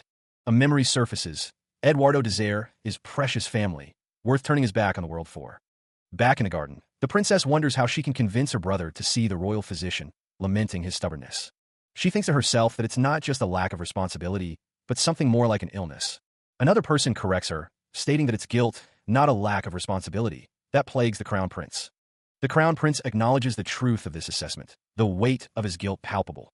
Dion Hart stands amidst a fiery landscape, the flames reflecting in his golden eyes. A voice echoes from the inferno, a desperate plea. "I'm sorry." His expression hardened. The hero acknowledges the weight of his actions. He thinks to himself, "Since it's my fault, I will take full responsibility." A voice cries out in protest, filled with desperation. "No, you don't have to." Elsewhere, a woman's voice speaks with urgency in a sunlit garden. "Do you see, Alethea? We don't have much time. I finished all my preparations as soon as I realized he had started hallucinating." The voice continues, resolute despite the circumstances. "I will do my best in my current position, so..." Back in the garden, a man advises a young woman, presumably Alethea, to focus on her studies. "Should focus on what you're learning." A young man looks on with concern, calling out to someone off panel, "Uncle." A flashback reveals a younger version of the man from panel 8, holding a bloodied sword. He reflects, "We were young back then." The scene shifts to a fiery backdrop, the narration revealing a harsh truth. It was considered a sin to be young in the royal palace. The flashback culminates in a scene of carnage, a young boy embracing a girl amidst the fallen. The weight of their past actions hangs heavy in the air. A disembodied voice echoes with a command. No matter what happens, one must return. Elsewhere, the white-haired lord reclines, lost in thought. He wonders what the crown prince knows, and to what extent. He also questions the emperor's intentions in informing the prince. The lord's eyes narrow, a dangerous glint appearing within them. The lord's intense gaze is directed at the young man with the sword, who stands nervously before him. The atmosphere is tense. It's said that the lord's personality changes frequently, but today it seems more severe than usual. The lord demands if the young man has something to say, his voice laced with impatience. The young man with the sword feels the sharp atmosphere and knows that further stalling will only worsen the lord's mood. Stammering, the young man begins to speak. He nervously proposes trying his hand at investing money. The lord's eyes narrow further, his gaze piercing as he focuses on the word money. The young man with the sword, desperate to appease the lord, declares that he wants to give him all of his profits, admitting that he has become greedy. The young man's vest comes into view. The duke turns his head, a slight sound accompanying the movement. The duke's white suit comes into view.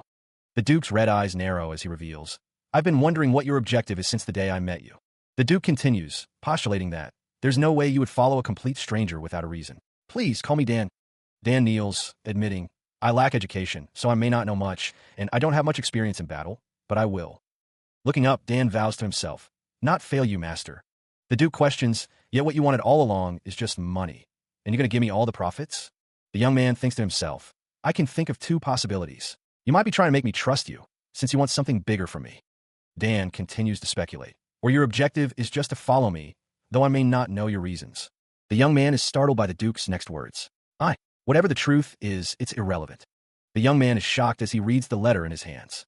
A disembodied thought echoes in the void. This is Meanwhile, inside a lavish estate, a servant reminds his master that showing a certain item will guarantee a loan.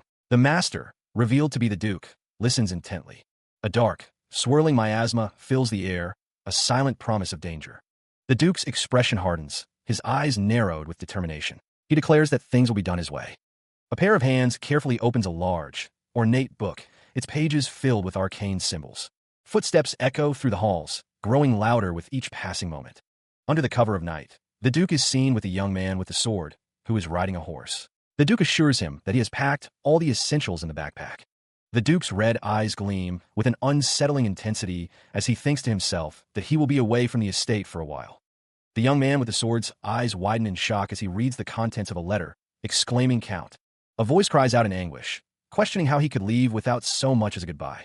A group of riders departs in haste, leaving the estate behind. A group of people on horseback give chase, demanding that they stop right now. The Duke's abrupt departure sparks outrage among those left behind. They feel abandoned and betrayed by his decision. Meanwhile, the cloaked figure expresses a mock surprise at being discovered, a subtle taunt directed at the Duke. Before leaving, the Duke orders someone to eliminate the remaining enemies at the estate. The Duke's subordinate acknowledges the difficult task left to him, but vows to obey the order. The Duke and a young man with a sword continue their escape, unaware of the pursuit closing in. The pursuers gain ground, their determination evident in their swift movements. The butler's face contorts in a mix of anger and resolve as he declares that they are coming to retrieve the Duke. Despite his reservations, the butler reaffirms his commitment to following the Duke's commands. One of the pursuers strikes the young man with the sword, sending him flying from the horse. The butler's shock is evident as he witnesses the young man with the sword being struck. The horse rears up in surprise, the sudden attack catching everyone off guard. The pursuers demand that they stop, their voices filled with rage.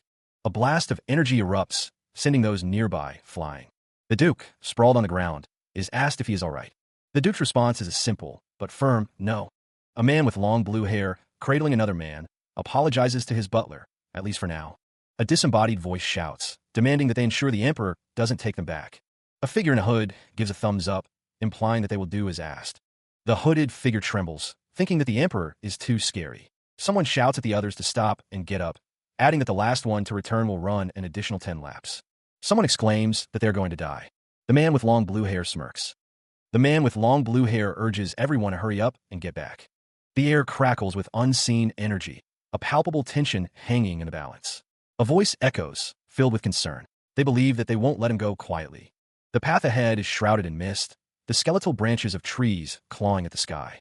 The Duke, his red eyes gleaming beneath the hood, wonders if this is the direction to the demon realm. The path forward remains obscured, the destination still a mystery. A rustling sound breaks the silence as the Duke and the young man with the sword continue their journey. The Revolutionary Army's headquarters stood silent under the night sky, a stark contrast to the turmoil brewing within. The terms of their alliance were clear: no action until the Emperor controlled at least half the continent. A voice confirmed the agreement with a simple yes. Daniel, chief of the Revolutionary Army, took a slow sip of his tea, his expression unreadable. Across the table, the man he addressed remained silent, his face obscured by shadows. Daniel admitted that he dared not doubt the other man, but he still wanted to know why they were holding back. Daniel's gaze remained steady, awaiting the response that would determine their next move. The moment the war reached its peak, the man predicted would be their opportunity. The teacup rattled against its saucer. Daniel's lips curved into a knowing smile, understanding the strategy at play. That moment of peak conflict, he elaborated, would be their chance to strike. At that point, their enemies would try to replenish their lost troops, leaving them vulnerable. The majority of forces are being gathered from various places, including the royal palace, which means they wouldn't be able to apprehend us easily, even if we were to run amok in the Empire. The man with the purple hair smiles, pleased with the plan. You have such great strategies, Your Highness. I will follow your orders. Suddenly, a messenger bursts in, urgently calling for the chief. The messenger relays the Emperor's orders, revealing that Dion Hart has secretly left the county. The Emperor's orders echo in the night. Under the cover of darkness, a cloaked figure rides through the forest. The rider urges their horse forward. The man with the purple hair smirks, realizing Dion Hart has finally made a move. What a great opportunity. They don't know how he will change the situation, so they might as well send someone to observe him. The message relays that, having received much from the other party, they will send someone from their side. Two figures sit across from each other at a table, the deal seemingly struck. One of them states that if that's how they think, they will gladly accept their goodwill. Another figure declares that they will go give their orders, setting in motion the events to come. Seated calmly, the woman with purple hair, seemingly in charge, awaits the unfolding events. A close-up reveals the grim determination in the eyes of the blue-haired captain, who knows that the revolutionary troops will chase after Dion Hart. The ominous message, will die, foreshadows the fate awaiting those who pursue Dion. The sound of someone coughing up blood echoes as the first casualty falls. A man is struck, blood splattering as he's caught in a deadly attack. The Emperor anticipated this course of action, setting a trap for those who would pursue Dion Hart. The scene reveals that someone has been sent to guard Dion Hart, ensuring his safety amidst the chaos. He coughs up blood, declaring that they have completed the Emperor's orders and should return. A blade is then drawn, dripping with blood. The eyes of the attacker narrow. The man is caught off guard by the sudden attack. The attacker thinks to himself that the people on the Emperor's side will not be safe either. The man falls, blood splattering around him. The blue-haired captain stands over his fallen comrade, his green eyes gleaming. Elsewhere, Dion Hart sits alone in a dimly lit room. A voice narrates that if those who have received the Emperor's orders do not return with news, the Emperor will become quite displeased as Daniel smirks. The woman with purple hair thinks that this is just a petty trick to screw over the Emperor, but if they are lucky, they will get to find out Dion Hart's objective. The blue-haired captain stands over the bodies of his former comrades, having eliminated everyone. He was granted permission to pursue Dion Hart, but under specific conditions. The captain's path was shrouded in darkness, the trees looming like silent observers. Each step he took echoed softly in the night. His orders were simple: confirm where Dion Hart was headed. The ground beneath him was stained with blood, a grim reminder of the recent conflict. Rain lashed against the rooftops, a relentless downpour mirroring the turmoil within. The Redemption Church loomed in the distance, its silhouette a stark contrast against the stormy sky. A woman, her head bowed, was asked how long she would remain in her current state. A young man with blue hair looked on with concern, calling out the woman's name, Sia. Guilt gnawed at someone's conscience, the thought echoing. If only he hadn't introduced Sia to the Redemption Church. The world demanded constant vigilance for those who wished to survive. They could never have imagined such a warm world existed, one that might have been better for them. A memory surfaces, a young Sia, beaming with joy as she receives head pats and a loaf of bread. Especially since that world was going to disappear. Rain lashes down on a desolate street, the sound echoing through the empty buildings. A young Sia sits huddled in the downpour, her shoulders slumped with despair. She resolves to join the Revolutionary Army. A hand clenches into a fist, fueled by a burning desire for vengeance. The speaker vows to take revenge on the Emperor who stole their happiness. The boy with blue hair extends a hand to Sia, asking if she will come with him. Tears stream down Sia's face as she looks up at the offered hand. A child found in the slums, younger than him. Sia's face lights up with joy as she grabs the hand, calling out Paul. A memory surfaces, a vision of a younger sister, a feeling she never truly experienced. Rain continues to fall as Paul clutches his hand, the drops clinging to his skin. The rain falls. His fist clenches tighter, a silent promise forming. The captain, kneeling in the rain, hears Paul's words echoing in his mind. Lost anyway if you don't come. The rain continues to soak the ground, each drop a reminder of the situation. He remembers the unspoken rules of the slums, the need to stay close but not become emotionally attached. The captain reflects on the past, realizing that if he had followed those rules, he wouldn't have become attached to Sia. Kneeling in the downpour, the captain wonders if it would not have hurt so much. Tears mix with the rain on Paul's face as he thinks, no, it's too late. Paul resolves that there's no way he could ignore her now. The world seems to shift, the sky turning a menacing red. The imposing castle loomed against the twilight sky, its spires piercing the heavens. Inside the castle, two figures watched the sky. One wondered aloud when Sir Eret would return, admitting that she missed him. The other pointed out a constellation that resembled him. Nearby, another figure wondered if the girl was standing guard or simply waiting for Sir Eret. The girl's eyes widened, a spark of realization igniting within them. A signal flared from the western wall, prompting a soldier to question if it was happening again. The girl, propelled by an unseen force, launched herself into action. Someone recalled that the last time the signal went off, it was another corps commander. They also remembered the Demon King instructing someone to stop using so much magic. The girl, riding some sort of magical conveyance, sped through the castle grounds. Her eyes shone with excitement as she realized it really was Sir Eret. Emerging from the shadows, Sir Eret, cloaked and mysterious, finally made his presence known. Sir Eret is addressed by someone off-panel. The sound of his name echoes through the halls. The night, Sir Eret walks forward, his expression unreadable. A pink-haired girl, revealed to be Alethea, greets him, noting his absence. It's been a while. Alethea stands with his staff, curious about his mission. How was your mission? Sir Eret pauses, a memory flashing through his mind. He recalls being scared by someone, the memory causing him to tremble. Alethea, oblivious to his internal turmoil, continues to press him for details, though she claims she isn't trying to pry. He simply states it was tiring. Sir Eret looks down at Alethea, a bead of sweat trickling down his face. He explains that he found people who had created a false religion and believed in it with blind faith. He adds that he went to the human realm, and that it might be better than getting on her wrong side by not saying anything. Alethea, standing in the hallway with Sir Eret, admits that she's kind of scary too. Alethea asks what a religion is, revealing that they do not have a concept. She explains that it is something similar to demons following their creator, the Demon King.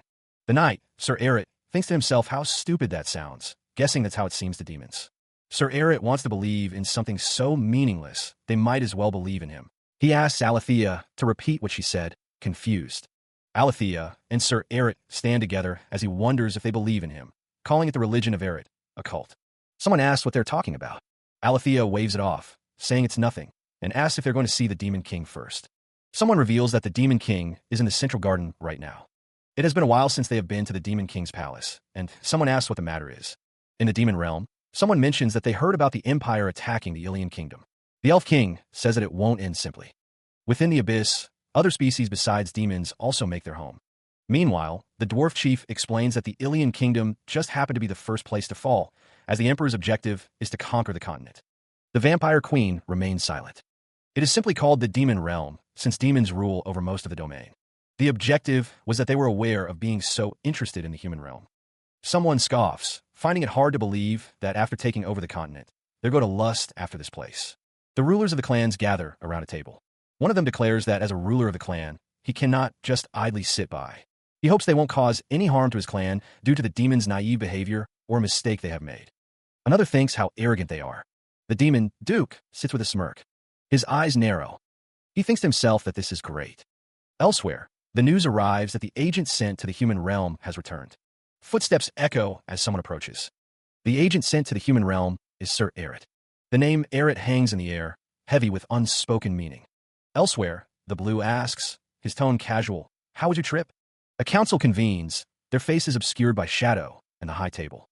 The white-haired boy Duke is met by another man, who says, "I had a few questions for you anyway. So good timing." The man continues, revealing the Empire's recent aggression. "I heard the Empire attacked the Kingdom of Ilion. The Emperor's objective is to take over the continent, right?" Duke responds, "Yes, your majesty," as he seems to be holding a seal. The Emperor, Elpidius, listens intently. A disembodied voice questions, "But do you really think that human is trustworthy?" The council members remain seated, the tension in the room palpable. Duke is seen from behind, walking away from the Emperor. A close-up reveals Duke's sinister expression, his eyes narrowed with suspicion. He pauses, his fingers twitching slightly as he considers his next words. The white-haired boy, standing beside Duke, states that he believes Sir Eret is trustworthy as long as he is present. The Duke echoes the boy's sentiment, questioning the meaning behind the statement. A sinister smile creeps across Duke's face as he contemplates the implications. The white-haired boy realizes that as soon as he turns his back against the demon realm, Duke will kill him. The boy asks what the Emperor's order was, wondering if he is even allowed to speak of it there. Duke assures him that he must have his reasons for asking right now, stating that he was told to monitor the Demon King and stop him from getting involved in the war. The boy asks what else he was told. The boy continues, stating that if the Demon King were to decide to go to war, he must return no matter what. Duke smirks, stating that this is to be expected. It is revealed that another matter is that magic was discovered in the human realm. The boy reveals that while he was in the middle of investigating a religion called the Redemption Church under the Emperor's orders, a woman with glasses channels a surge of purple energy, the air around her crackling with magical potential. The white-haired boy confirms that magic, not sorcery, was used. He is investigating the use of magic. The Duke stands beside the white-haired boy, his expression unreadable as he listens intently. The Duke wonders if that is so, and states that he will investigate. The Duke tells the white-haired boy to investigate the matter, and that he should get some rest. The white-haired boy is surprised to hear that a demon used their magic in the human realm, and that he doesn't even remember it. The Duke, seemingly angry, tells Ben to show his left arm before going to his room, noting that his movement seems unnatural. Sir Eret declares that he is almost fully healed. Sir Eret screams in pain, blood dripping from his mouth, as the Duke stares at him with a piercing gaze. The sound of a heart-wrenching scream echoes. The Duke asks Sir Eret what happened, and if he is all right, telling him that he must have overdone it and should take a rest. The Duke is scared. Sir Eret wonders when the Duke got here. Far off in the distance, a figure stands silhouetted in the archway. He winces in pain, but the blue-haired captain insists on knowing where he's hurt. The white-haired boy insists that he is fine. Dion Hart contemplates the recent events. Elsewhere, two figures discuss the implications of someone using magic without the Demon King's knowledge, wondering if they should investigate. The captain of the guards suggests that the Duke was responsible for the attack. Dion Hart, face-to-face with the blue-haired captain, mocks his tone. The captain questions if the current situation is important and warns Dion Hart about the future consequences of using his magic in such a way. The ground cracks under the pressure of unseen forces. Their species can already sense the change in the flow of the world. They can sense that the world is waiting. Not long from now, the world will send out a hero.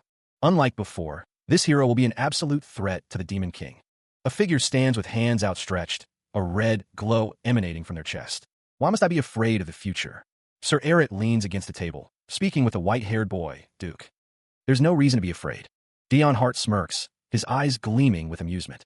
He was getting bored anyway, having been alive for quite some time. Duke responds with a simple, fine. The speaker declares that it doesn't matter to him whether the other is stabbed to death or not. The speaker tells the other to do as he wishes.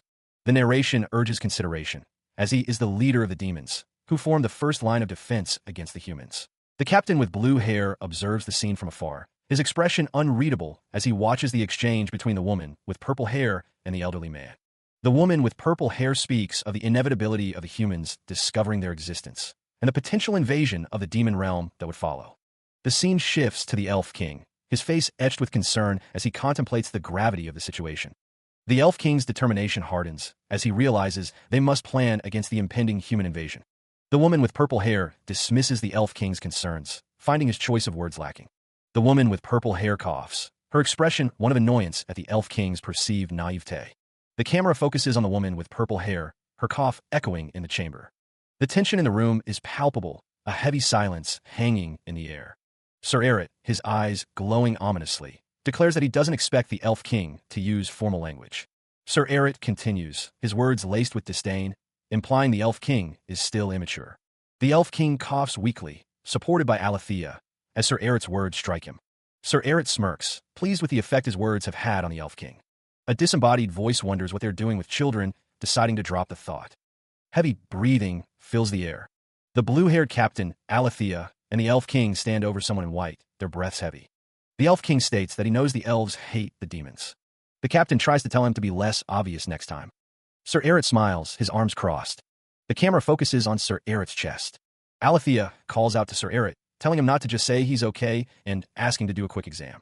Sir Eret thinks to himself that he just needs to rest. Alethea touches Sir Eret's chest again, thinking that he doesn't take care of himself properly, which is why everyone else around him is suffering. She sighs, wishing he could treasure himself as much as he treasures others. A voice thinks that it guesses that hasn't changed about him. The door bursts open with a resounding crash, the sound echoing through the room where Sir Eret rests. The doctor, clearly flustered, arrives on the scene, his expression a mix of panic and apology. Elsewhere, a figure sits pensively, surrounded by an unsettling amount of blood. The scene hints at a recent, brutal encounter. The doctor's tardiness is questioned, with the implication that his role as the Zero Corps commander's personal physician carries significant weight. The Zero Corps commander, his face contorted in anger, is clearly displeased by the doctor's late arrival. The commander demands to know if the doctor believes his assignment to Sir Eret was merely a coincidence. A close-up reveals the commander's bloodied hand, a stark reminder of the recent battle and the stakes at play. The doctor offers a stammering apology, fully aware of the gravity of his failure to attend to Sir Eret in a timely manner. Internal monologue reveals that the commander knew Sir Eret was suffering from the battle's aftermath, yet he was unable to provide immediate assistance. The commander believes that a doctor who fails his duties deserves to die, accepting that his own end is near. Lying in bed, Sir Eret declares that the doctor does not deserve to be killed. The doctor, confused by Sir Eret's words, questions why he shouldn't die, prompting Sir Eret to ask if he wishes to. Lying in bed, the injured man denies any pain. The doctor, Ben, stands nearby, and the injured man questions why he would kill him, telling him to take care of his business. Ben's expression shifts to one of shock. The purple-haired woman and the brown-haired man rush to Ben's side, relieved to see him alive and questioning how he was forgiven. Ben stammers, trying to speak. The woman calls out to the doctor, her expression worried. Ben reflects on how he knew Sir Eret was the most gracious of the Corps commanders, but never imagined he would protect those who failed their duties. Ben recalls the day he decided to try his best to ensure that something like this would never happen again. The white-haired boy declares that he is extremely proud to be Sir Eret's. The boy, cloaked in darkness, insists he must examine the doctor, even if it's just a quick look. The boy shouts that he is fine, demanding that they look at something. The boy holds up a glowing red object, startling Ben. The glowing red stone pulses with an unnatural light. What is that? It's a magic stone, created using his blood and the Demon King's magic. The white-haired boy is shocked. When the hell did they take his blood? The stone will notify him if there are any problems with his blood, such as poor circulation or impurities. It also provides his location, which is how they've been able to track him down before it's too late. Though it's a bit of an issue if he is injured beyond the demon realm. The white-haired boy realizes he cannot leave this place without permission, as it is a realm. He resolves to try and fix this somehow with His Majesty's permission. Someone, unseen, demands that they forget it. A voice responds, asking pardon, but if it's for Sir Eret, His Majesty will gladly do anything. Sir Eret has returned. Someone was waiting. A voice expresses relief at someone's return, then questions why Ben is present. The blue-haired captain adjusts his glasses, annoyed that he isn't by Sir Eret's side. The group is anxious about Sir Eret's return, wondering if he was injured in the human realm. Someone notes that Sir Eret is extremely fatigued and appears to have an injury on his shoulder and arm.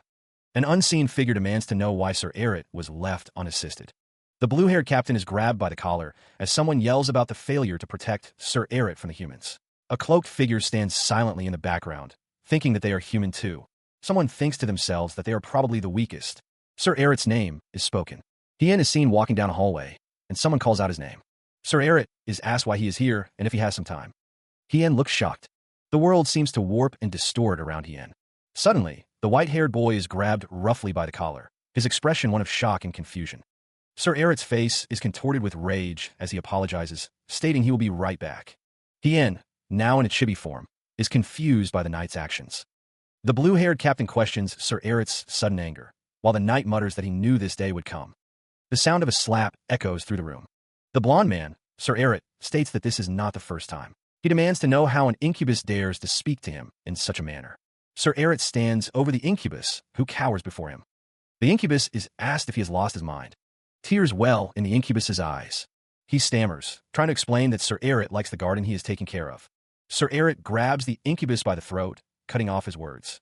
The incubus recalls Sir Eret saying the garden is a good place for him to calm his nerves. He wished for Sir Eret to feel the same sense of serenity in his room. The incubus smiles softly, remembering his wish. He reveals that he wanted to gift this child to Sir Eret, as a strange flower-like creature pulses with energy. The demonic plant, named Cutie, exudes an odd energy. The thought of Sir Eret liking such a strange plant is absurd to the blonde man. He wonders where it even came from. The incubus, Hien, presents the plant, thinking Sir Eret liked it a lot. A voice declares that it is a very pretty flower.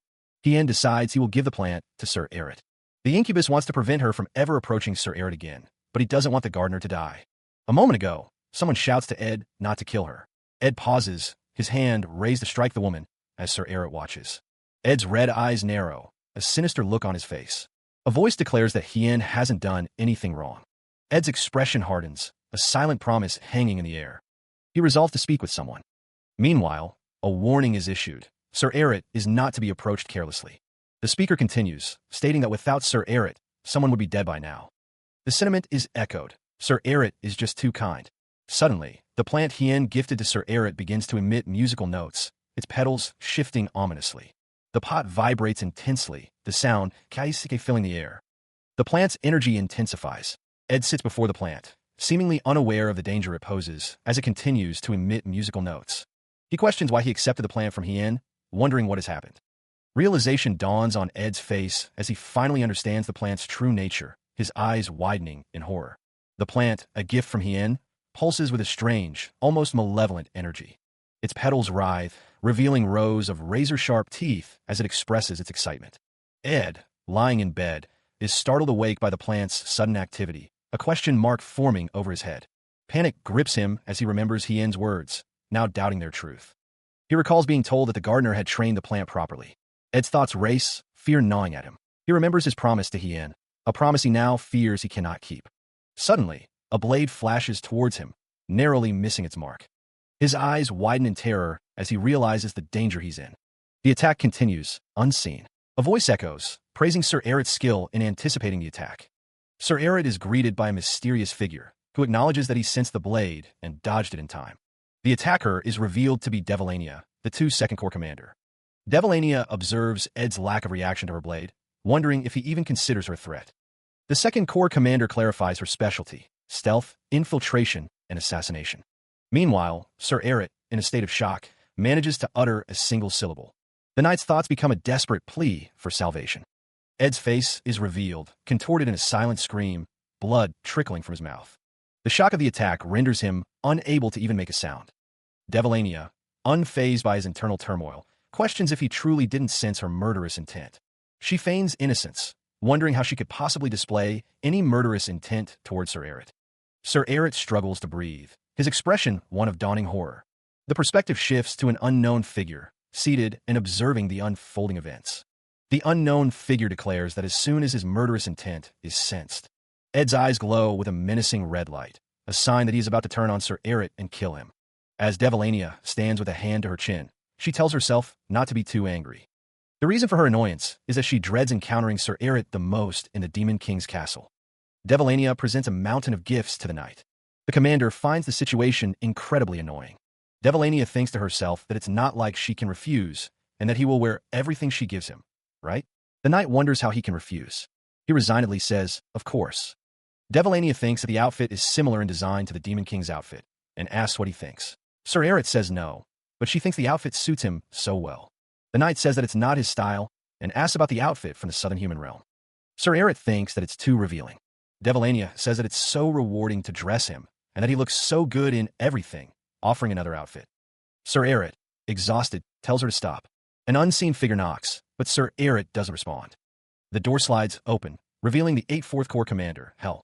Inside, a subordinate is relieved to see Hel, noting that he didn't realize Dame Devilania was with him. The knight demands to know what's going on. Hel explains that he came to say hello, having heard that Sir Eret had returned. The commander steps further into the room. The subordinate cowers in fear as Hel approaches, while the dog, Grunt, growls. Meanwhile, Sir Eret laments that he can't even fit through a door, realizing he's trash. The knight collapses to the floor, defeated. Hel wonders why he's alive, but dismisses it as a common mistake. The 8th Fourth Corps Vice Commander, 9, is shocked. The disembodied voice echoes, stating that Hel possesses a lot of weapons, which is why. The reason becomes clear as the commander, standing before 9 and the white-haired boy, laments that he possesses too many weapons to even wield, calling himself trash that doesn't deserve to breathe. 9, for his part, is giving himself a headache trying to understand what is happening.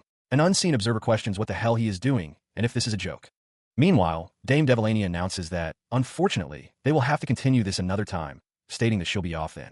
As she turns to leave, the white-haired boy, Ed, calls out to Sir Hel. The sound of her heels clicking on the floor fills the air as Devilania continues her departure, seemingly unconcerned with the unfolding drama. The reason for her departure becomes clear as she thinks that apparently there's a bastard who seems to be speaking ill of Sir Eret in the First City, wondering if the vice commander should even be here right now, finally having mustered the courage to say hi. Hel's eyes glow ominously as he prepares to unleash his power, responding to Ed's call. The air crackles with energy as Hel's power manifests. Ed calls out to Sir Hel as a pool of dark energy spreads beneath him, summoned by the commander. Devilania, annoyed by Ed's outburst, questions if he's sure he should be here right now, finally having mustered the courage to say hi, wondering if she isn't being too mean. The vice commander, now visibly agitated, questions what Ed said, asking if he is yelling at her when he is just a vice commander, and if he has a death wish. The tension escalates as the vice commander continues to bicker with Ed, while Devilania watches on, seemingly amused by the conflict. The white-haired boy watches the scene unfold with disdain. He demands that they take their fight elsewhere. Meanwhile, someone wonders where the 8th Fourth Corps commander, Hel, has rushed off to. The focus shifts to the 8th Fourth Corps commander, Hel. Hel is described as a demon born out of shadows, wielding the Demon King's powers. It's revealed that the cloaked figure was originally assigned to surveil the cities, but received a secret assignment as soon as the Zeroth Corps commander joined the demon army. A figure, seemingly cornered, apologizes profusely. The narration reveals that the figure's task was to ensure that no information about Sir Eret's physical appearance reached the human realm. He vows to never speak of the Zeroth Corps. A command is issued, the speaker obscured by shadow. The servants of the Demon King's castle whisper about Sir Eret's appearance, noting his unsettling red eyes. The narration confirms that the figure is indeed the Zeroth Corps commander, whose face was revealed during his first mission to the regular demons in the First City. Even when Sir Eret battled the hero at the border, Hel ensured that all witnesses were silenced. He couldn't afford to fail, not with such an important task entrusted to him. The dark magic dissipates, leaving behind a scene of carnage. Blood pools on the ground, a grim testament to the swiftness and efficiency of the Zeroth Corps commander. Back at the castle, Sir Hel returns to the main hall. His footsteps echo through the silent halls. 9 greets Sir Hel, noting his quick return. 9 assures him that everyone makes mistakes, and it's how one rectifies them that truly matters, praising Hell for recovering so well. Hell wonders if he has the qualifications to greet Sir Eret. 9 assures him that he does, stating that Sir Eret is waiting for him. Hell is pleased by the praise. He sat on the edge of the bed, the sound of his labored breathing filling the room. A dark aura began to emanate from Sir Eret's body, a sign of his deteriorating condition. Suddenly, a figure cloaked in darkness appeared, its red eyes piercing through the shadows, startling the knight. The knight coughed violently, clutching a Rubik's Cube as blood trickled from his lips. The cloaked figure spoke, explaining that he simply wanted to greet Sir Eret, having missed the opportunity earlier. The doctor, noticing Sir Eret's distress, asked if he should call for help, his voice filled with concern. The doctor is sent flying backwards by an unseen force. Elsewhere, someone sensed the signal emanating from Sir Eret. Earlier, the blue-haired captain questioned what was happening, his concern evident. A voice admitted that the situation was their fault. The voice continued, asking if Sir Eret vomited blood because of them, vowing to repent for it with their life. The dark figure stood amidst swirling shadows, its presence a clear indication of the danger closing in. The knight, weakened and on the floor, reaches out to the approaching doctor. Echoing in his mind are the desperate words of Vice Commander 9, begging him not to die. He recalls saying he was glad to see someone, and wonders how he could be so kind to someone as useless as himself. Meanwhile, the hooded figure, revealed to be Devilania, giggles at the thought of Sir Eret's duties. Sir Hell assures her that everything is all right and that she's doing well. Devilania finds Sir Hell's personality annoying and decides she should talk to him nicely and send him out. The doctor, concerned, tells Sir Eret that he has completed his duties and should rest. That fierce aura seeps through his peaceful appearance. With a natural downward gaze, Sir Eret tells Ben that he would like to rest alone and that he should leave as well. Devilania finds his attitude to be that of someone who has been strong their entire life. She wants to learn things like that from Sir Eret. Devilania wonders if it would be all right for her to come see him again. With Sir Eret still recovering, the hooded figure bids him farewell, offering assistance should he feel unwell. The room falls silent as the hooded figure departs. The silence is broken only by the sound of someone sitting on the bed. Duke sits with his head in his hand, a small potted plant beside him. It dawns on Duke that he is back in the demon realm. Now then, he thinks. Duke acknowledges that the demon realm is as good as dead. He slams his fist into the ground, the impact shaking the small plant. Duke resolves to carry out his duties as the Emperor's double agent. The mission parameters were clear: infiltrate and gather intelligence. He knew he should begin by stealing information first, a task easier said than done in this grand hall. The sheer scale of the place overwhelmed the white-haired boy. Meanwhile, the woman with purple hair sat at her desk, seemingly unaware of the intruder's presence.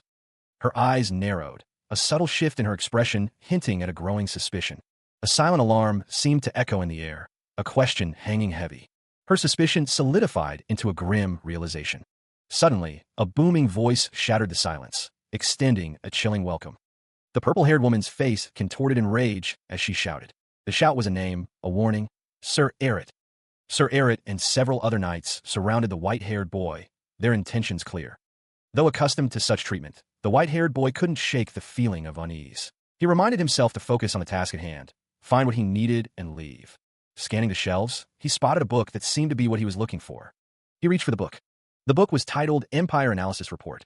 The full title read, Empire Analysis Report regarding the current heroes. The authors were listed as Adelia and Devilania. He wondered if they added new information each time.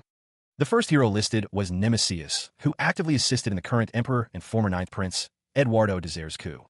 The second hero was Stigma Primero, rewarded the title of Marquis after acting as the supreme commander in the 8-Year War, thus becoming the only nobility without a last name. Lofel, Viscount's illegitimate child, acknowledged during the 8-Year War and received a new last name and the title of Marquis, focused on clearing the barbarians south of the Empire and possesses incredible physical strength. The boy's eyes widened as he continued reading. He realized that if this was how it went, they would have information about him too. He exclaimed that he knew it. They did have information about him. The white-haired boy examines the book, noting that it mentions Dion Hart, the third hero. He observes that any investigation into the Demon King has been forbidden, and that he should not show interest. He scoffs, finding it hard to believe the Demon King would sort things out poorly. The boy's eyes narrow as he reads about the fourth hero. The book mentions Cruel Hart, a blood relative of Dion Hart, the third hero. It is known that Dion Hart serves the Duke, who is a rival to the Emperor. The boy expresses his irritation, wondering why he should care about Dion Hart. Nearby, a subordinate urges another to flee before the white-haired boy lashes out in anger. He wonders if the author's name is Cobber. The book describes a warrior, a human given powers and chosen by the world to kill the Demon King. An illustration depicts the warrior bathed in divine light. The book states that the hero's talent, strength, intelligence, lifespan, and all other attributes are far beyond the regular limitations of humans, something the boy already knows. The book details how warriors are absorbed by humans without any sign or reason, and they become entities known as heroes. It continues, explaining that though their abilities are not on par with the warriors, their attributes still far surpass the average abilities of humans. He flips the page, unimpressed. The white-haired boy thinks to himself that all of this is information he already knows. Startled, the boy's eyes widen. He notices something written about the Demon King, which he believes could be useful information. But before he can read further, he is interrupted. A hand grabs the boy's shoulder, startling him. Duke appears behind him, looking none too pleased. Duke tells him that he dropped the book. The boy apologizes, his expression a mix of surprise and fear. The book lies open, revealing the text. The existence of the warrior and Demon King are proof that this world is still immature. Duke looks down at the boy, his expression unreadable. The boy wonders what the text means and hopes the book isn't damaged. Duke picks up the book, examining it closely. He asks the white-haired boy what brings him here. Duke smirks, seemingly amused by the boy's presence. The white-haired boy stammers, claiming he just needed to grab a book. Duke examines the book, frustrated that the boy chose this one in particular. The boy wonders why Duke is looking at him like that, his anxiety rising. Duke tells the boy it's all right, apologizing for stealing the book he was reading. The boy accepts Duke's apology, saying that it's all right. Duke tells him to not worry about him and to keep doing what he was doing before turning to leave. The white-haired boy wonders if Duke noticed he was collecting information, hoping he just wants him to continue reading. A woman with pink hair tells the boy to take care as he leaves. The white-haired boy walks through the doorway, flanked by guards. He thinks to himself that he might as well go back to his room and work on a puzzle. Someone wonders aloud why they are having a party all of a sudden. Two figures whisper to each other. A voice notes that it has been a while since the 5/4 Corps commander returned. One of the figures from before asks if there is a party. The other responds, "Don't you know his personality?" It's said that Duke dragged it out until now because he was preoccupied with testing the junk he accumulated from the outside. A profile card appears for Commander L. The profile card continues, stating that L's curiosity was so extreme that even the Demon King had to cast her out. The figure from before states that this isn't just any regular return to work party. It's revealed that Dame L and her Vice Commander Sir Durnivan are dating. A profile card appears for the 5/4 Corps Vice Commander Durnivan. The romantic reveal of Durnivan and L is framed by a bouquet of roses. The gossiping subordinates are shocked by the news. One exclaims disbelief that the emotionless man is dating. The pair are interrupted by a cough. They turn to see Durnivan standing behind them, his expression unreadable. Durnivan's face is serious as he contemplates the situation. The subordinates whisper amongst themselves, realizing that he must have overheard their conversation.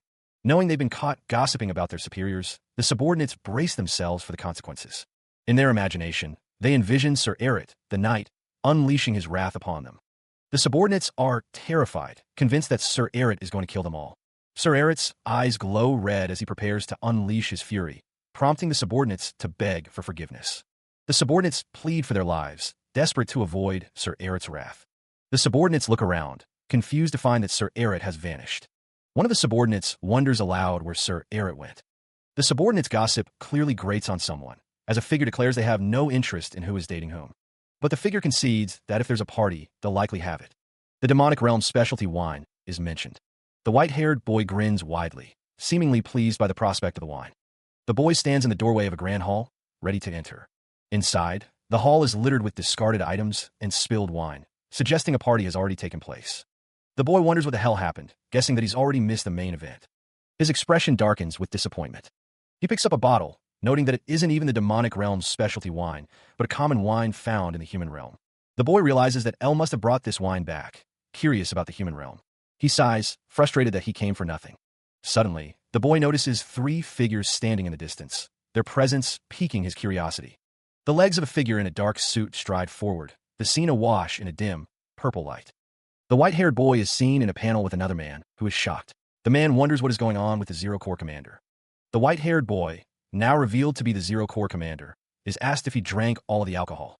The camera pans down to show several empty bottles littering the floor around the Zero Corps commander. The Zero Corps commander's eyes narrow, and he wonders if they are kidding him, as he didn't even see a drop of alcohol. Someone realizes that the Zero Corps commander is using informal language, which means something is wrong. An emergency is declared as several figures flee from the Zero Corps commander. The Zero Corps commander, now with a menacing look, is asked what he is. It is announced that the Zero Corps commander drank. A tall, Ominous tower looms in the background, hinting at the chaos to come. Emergency warnings flash, signaling the severity of the situation. It is revealed that the Zero Corps commander is a demon. It's revealed that Sir Eret has consumed alcohol. Someone orders everyone to take their defensive positions. It's stated that the Zero Corps commander has consumed alcohol again. The Zero Corps commander stops in place. Sir Eret is shown holding a book. Someone questions if this happened in such a short time. Footsteps echo as the Zero Corps commander begins to walk. The Zero Corps commander continues to walk forward. The Zero Corps commander's footsteps echo throughout the room. The crowd is confused by the Zero Corps commander's actions. The Zero Corps commander, Duke, is shown holding a bottle of alcohol, looking shocked. Duke is surprised by what is happening. The order rings out. Everyone must hold their shields high and prepare themselves, because if even one of them backs away, they're all going to die. The assembled group stands ready, their shields raised in anticipation of the coming onslaught. A warning is issued. If the Zero Corps commander drinks past his limit, he's going to slash anyone in sight. The white-haired commander, Duke, is confronted. Someone exclaims that they told him so. Duke slams his fist on the table, vehemently denying that he drank anything. Duke, eyes glowing red, admits that he hasn't felt this atmosphere in a long time. He recalls that in the demon realm, everyone was opposed to him drinking. He remembers giving the orders to Sir Eret. Sir Eret, looking weary, chides Duke for drinking too much. Duke is asked why it's only affecting him, and the questioner expresses disbelief. Duke concedes that he has bad habits when he's drunk, but insists that it's not like they can't control him even if he throws a fit. Below, the assembled soldiers express their frustration, unable to understand why these demon bastards are overreacting to such an extent. He was clearly agitated, the tension radiating off him in visible waves. Meanwhile, a concerned soldier thinks to himself that Duke had been quiet for a while, but ended up drinking again. He hopes things will end quietly, but doubts that will be the case. The soldier's thoughts drift back to a specific, ominous day. 2 years prior, it was a welcome party for the Zero Corps commander, Sir Eret. The commander coughed, clearly already feeling the effects of alcohol. The scene shifts to the present, where Sir Eret holds a dagger, questioning if someone is an enemy. The knight, his face flushed, continues to hold the dagger, referring to the situation as the incident. The memory of that day made every demon acknowledge Sir Eret. Now, he demands to know why he keeps being asked if he's an enemy, despite saying no. Another demon soldier tells him to be quiet if he's going to get drunk. Sir Eret, losing his composure, shouts that he's fine and declares himself an enemy. His eyes glowing red, the knight seems to embrace this declaration, finding it actually for the better. He never liked the fact that the Demon King created a role for him and recruited him. The Zero Corps commander, Sir Eret, reflects on how his position is at a higher rank than the 1st Corps commander. He declares that if his opponent is talented enough to sit on a pedestal, he will show him otherwise. Meanwhile, the blue-haired commander remains calm, stating that this is an occasion to welcome the Zero Corps commander. The red-haired figure questions if that is right. A sudden exclamation punctuates the air as the blue-haired commander collapses, blood pooling around him. The red-haired figure stands over the commander, a bloody blade in his hand, the act of betrayal complete. The blue-haired commander, in his final moments, expresses a shock, unable to comprehend what has happened. The red-haired figure's face is partially obscured, but his intent is clear. He coldly states, "You."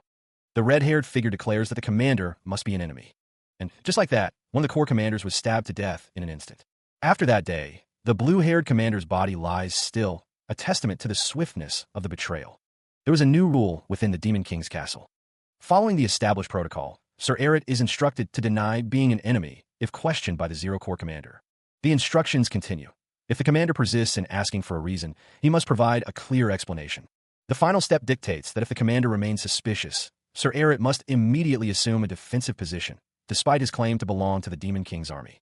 The Zero Corps commander, his eyes narrowed, wonders why they are looking at him in such a way. A voice booms, ordering everyone to assume defensive positions. The scene shifts to a dimly lit room, the atmosphere thick with tension. Two figures question why they are assuming defensive positions instead of attacking, suggesting that defending themselves won't guarantee their survival. One of the figures stares intently, his expression unreadable. A dire warning echoes. Injuring the Zero Corps commander will result in death by the Demon King's hand. The figures express their shock and disbelief at the situation, one calling the bias ridiculous. A voice warns against provoking the Zero Corps commander, while another voice declares that the Demon King will subdue him. The Zero Corps commander, his face shadowed, reaffirms that their objective is to survive for as long as possible. A sinister grin spreads across the face of the Demon King, his red eyes gleaming with malevolence. Chills run down the spines of the soldiers, their fear palpable as they sense the Demon King's presence. The commander, confused by the rising tension, wonders why everyone is so on edge. The Demon King orders Sir Eret to stop, remarking to himself how innocent his smile was. The soldiers stand guard, their shields raised, unsure of what is about to happen. Dion Hart is relieved to be nearby, sensing the danger. The Demon King's presence is confirmed, and the commander realizes that Ed and Ben are also present. Sir Eret, seemingly under the Demon King's control, is asked if he can hear him. The commander, with an uncertain gaze, admits he can hear the Demon King, but doesn't know what to say, wondering how to escape the situation. Dion Hart observes the commander's calm demeanor, guessing he's only at stage 1 of his plan. A voice booms, demanding to be heard and insisting that the people present are not their enemies. The soldiers insist that they have no intention of attacking. Continuing, the soldiers state there's no reason to kill anyone, demanding that the bottle be put down. The bottle is placed on the floor with a soft thud. The white-haired boy, who the soldiers refer to as Sir Eret, claims he has no intention of fighting either. The camera focuses on the bottle as Sir Eret walks away, thinking to himself that he'll say he didn't drink it. One of the soldiers wonders what is happening now. The soldiers are surprised that Sir Eret used honorifics. Sir Eret wonders why they are acting like that, since he normally uses honorifics. One of the soldiers asks if Eret actually drank. Eret was taking a look at the bottles, noting that they are from the human realm, and thinks that they are finally listening to him. The crowd is relieved, believing they are saved. One of the soldiers asks if Eret is really bored, and he asks them to pardon him. A hand clutches at the white hair of the commander, pulling him roughly. The commander, Dion, realizes he should have understood the hint when the white-haired boy went to the library, a place he doesn't normally visit. The commander admits that he went to the library because he was trying to be a spy. Dion's eyes glow ominously, betraying his anger. Dion suggests that the white-haired boy pay a visit to the second city with Devilania, revealing that she asked for permission for him to go outside. The boy is shocked by the suggestion. The white-haired boy internally screams in denial. Dion, with a sinister smile, tells the boy that since a war could start shortly, he should go when he can. The white-haired boy wonders why the story is flowing in that direction, resolving to make all the preparations. Elsewhere, Sir Eret is being questioned. The speaker suggests they give him a full checkup before he departs, but Eret thinks to himself that he's screwed. Sir Eret pauses, seemingly caught off guard by the suggestion. Dion asks why the white-haired boy doesn't see him before he goes. A close-up reveals Dion's menacing expression. Elsewhere, news of the Empire's continued victories spreads, including the surrender of the kingdom of Ilion. He sits back, reading the news, thinking to himself that he wanted to make a move when the Empire had taken over at least half the continent. But Dion Hart realizes that they don't have much time left. The message is sent, informing the entire demon realm. He prepares to enact his plan, a blue energy crackling in his hand. The newspaper falls from his grasp as he focuses his power. A proclamation echoes across the demon realm. Any use of magic will be prohibited starting this moment. The decree emanates from a towering structure, its dark silhouette piercing the night sky. Following his decree, Dion Hart's orders are clear. Aside from magical devices that already have existing seals, do not use any magic. The only exception to this rule, it seems, is when one's life is in imminent danger. The woman with white hair listens intently. The 2nd, 4th, and 8th Corps commanders receive their orders, the woman with red hair reading the decree. The 8th Corps commanders are instructed to ensure that they deliver appropriate punishment to those who use magic without a good reason. The punishment is clear. Those who use magic without a good reason may be killed. Dion Hart holds a blue gem, his expression unreadable. Magic emanates from the gem, a sign of the power he wields. The woman with red hair smiles, realizing she's going to be busy. The Demon King has entrusted Dion Hart with a mission, a sign of the trust he places in him. Normally, the Demon King wouldn't have bothered to pay attention to the appearance of a warrior. But it's a different story when they're in the midst of a war. Right now, their best option is to delay the appearance of the warrior as much as possible. The sound of approaching footsteps echoes through the halls.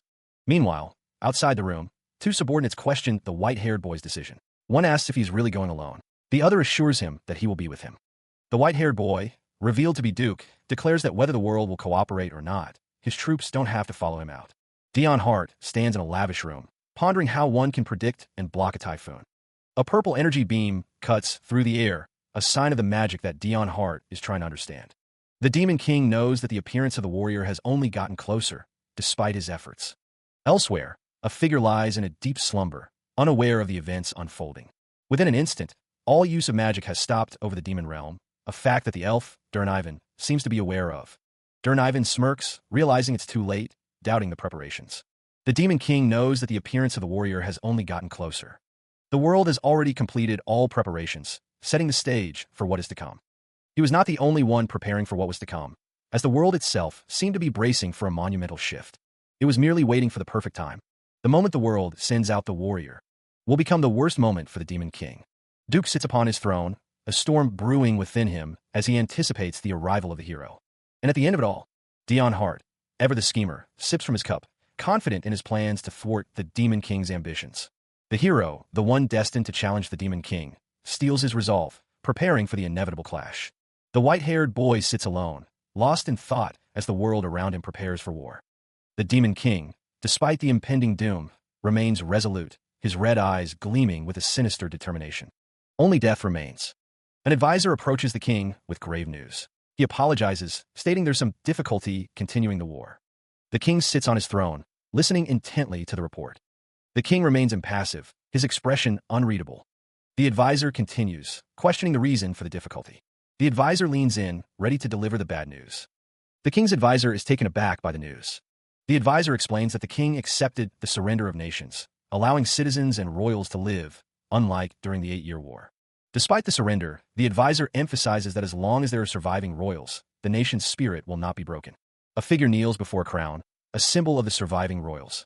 The advisor declares that the nation's spirit will not be broken. It's revealed that the soldiers obtained from the conquest will not be loyal to the empire. The king's advisors discuss the state of the empire, acknowledging that continuing the war will deplete their military strength.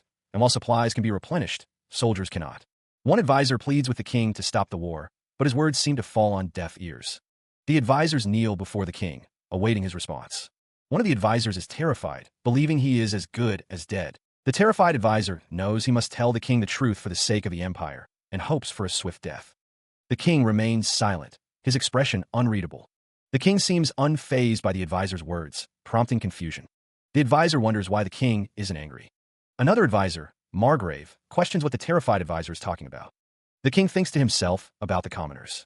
The king's advisors discuss the problem of telling the citizens to fight for the empire, suggesting they could just bring out all the peasants from the slums. The king considers using the people from the slums. A clenched fist slams down on a table, the sound a prelude to the king's displeasure. The king's voice drips with sarcasm as he addresses his advisors. He hadn't realized they had such talents. He wonders how well they can bark. The royal advisors sit around a large table, scrolls and documents spread before them. The king watches them from his elevated throne. One of the advisors questions the king's plan to replenish the army by conscripting commoners, his expression a mix of concern and disbelief.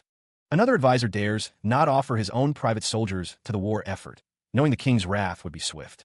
The king's advisor points out the hypocrisy of conscripting citizens while simultaneously demanding taxes from them. He asks if the king even knows why the citizens pay taxes. The commoners go about their daily lives, unaware of the king's plans to force them into military service. The advisor explains that taxes are a payment for the citizens' protection and welfare, a concept seemingly lost on the king. The advisor continues, emphasizing that citizens have the option to protect the empire, and the empire has an obligation to protect its citizens. The advisor finishes his statement, addressing the king directly as Your Majesty. The king, growing impatient, grips the hilt of his sword. He intends to make his position crystal clear. The king declares that he will not stop the war, and if he lacks soldiers, he will order them all to participate. The king's hand rests on the hilt of his sword, a symbol of his unwavering resolve. A tense silence hangs in the air. The advisors stand firm, one stating that if there are 2 or more men within the family, more than half of their private soldiers will be participating in the war with at least one of them. The king's advisor looks down, seemingly saddened by the king's decision. The king declares that conscription of the citizens will be the last resort. The meeting continues, the tension palpable. One of the advisors questions the king's actions, but quickly submits, promising to prepare for war. The sound of a door slamming echoes through the halls. The king's advisors remain at the table, the weight of the decision heavy on their shoulders. The king acknowledges that he doesn't have any right to be angry for forcing war upon them. A voice wonders if the subordinates should be more mindful if their emperor isn't in his right mind. The king thinks to himself how disgusting they are, including himself. The king is taken by surprise, the suddenness of the attack leaving him momentarily stunned. Before he can react, the attackers close in, their movements swift and purposeful. Despite the danger, the king maintains a composed demeanor, a faint smile playing on his lips. He muses that his hallucinations have worsened, noting they never used to affect his daily life. The attackers continue to mock him, their laughter echoing in the confined space. One of the spectral figures calls out a name, Eduardo, though its significance remains unclear. The ethereal figures surge forward, their intent clear, to eliminate the king. From his perspective, the king observes the scene with a mixture of amusement and disdain, dismissing his attackers as impatient. The spectral figures demand that he join them, their voices laced with an otherworldly chill. Their mocking laughter intensifies as they close in, their forms flickering and indistinct. The king reflects on his situation, acknowledging his limited lifespan, but questioning the urgency of his attackers. Trapped as he is, the king's expression hardens, a sinister smile spreading across his face as he prepares to confront his would-be assassins. The southernmost part of the empire is constantly at war with the Barbai tribe. The emperor has given silent permission for a massacre. It is in this land that the second hero, Stigma Primero, manages. The newspaper reports that the empire declares war on their next target, the kingdom of Sarahan. This news prompts Dion to wonder if that is why the emperor ordered him to prepare for war. The second hero, Stigma Primero, is responsible for the massacre. His growing forces have had to battle against the barbarians, as well as the plague in the rugged south. The soldiers laugh, declaring that the massacre is their emperor's doing. The soldiers celebrate the news of war. The soldiers were strong enough to have created a warlord, and they find fighting against the barbarians fun. But they acknowledge that it's nothing compared to a war. The blue-haired captain chuckles, stating that it's not war that he loves. Elsewhere, a dying soldier gasps out a final plea for salvation. The soldier's life ends with a final, choked breath. The captain with blue hair reveals that there's something he really wants to request from the emperor. The camera pans down to show the dead soldier, bloodied and lifeless.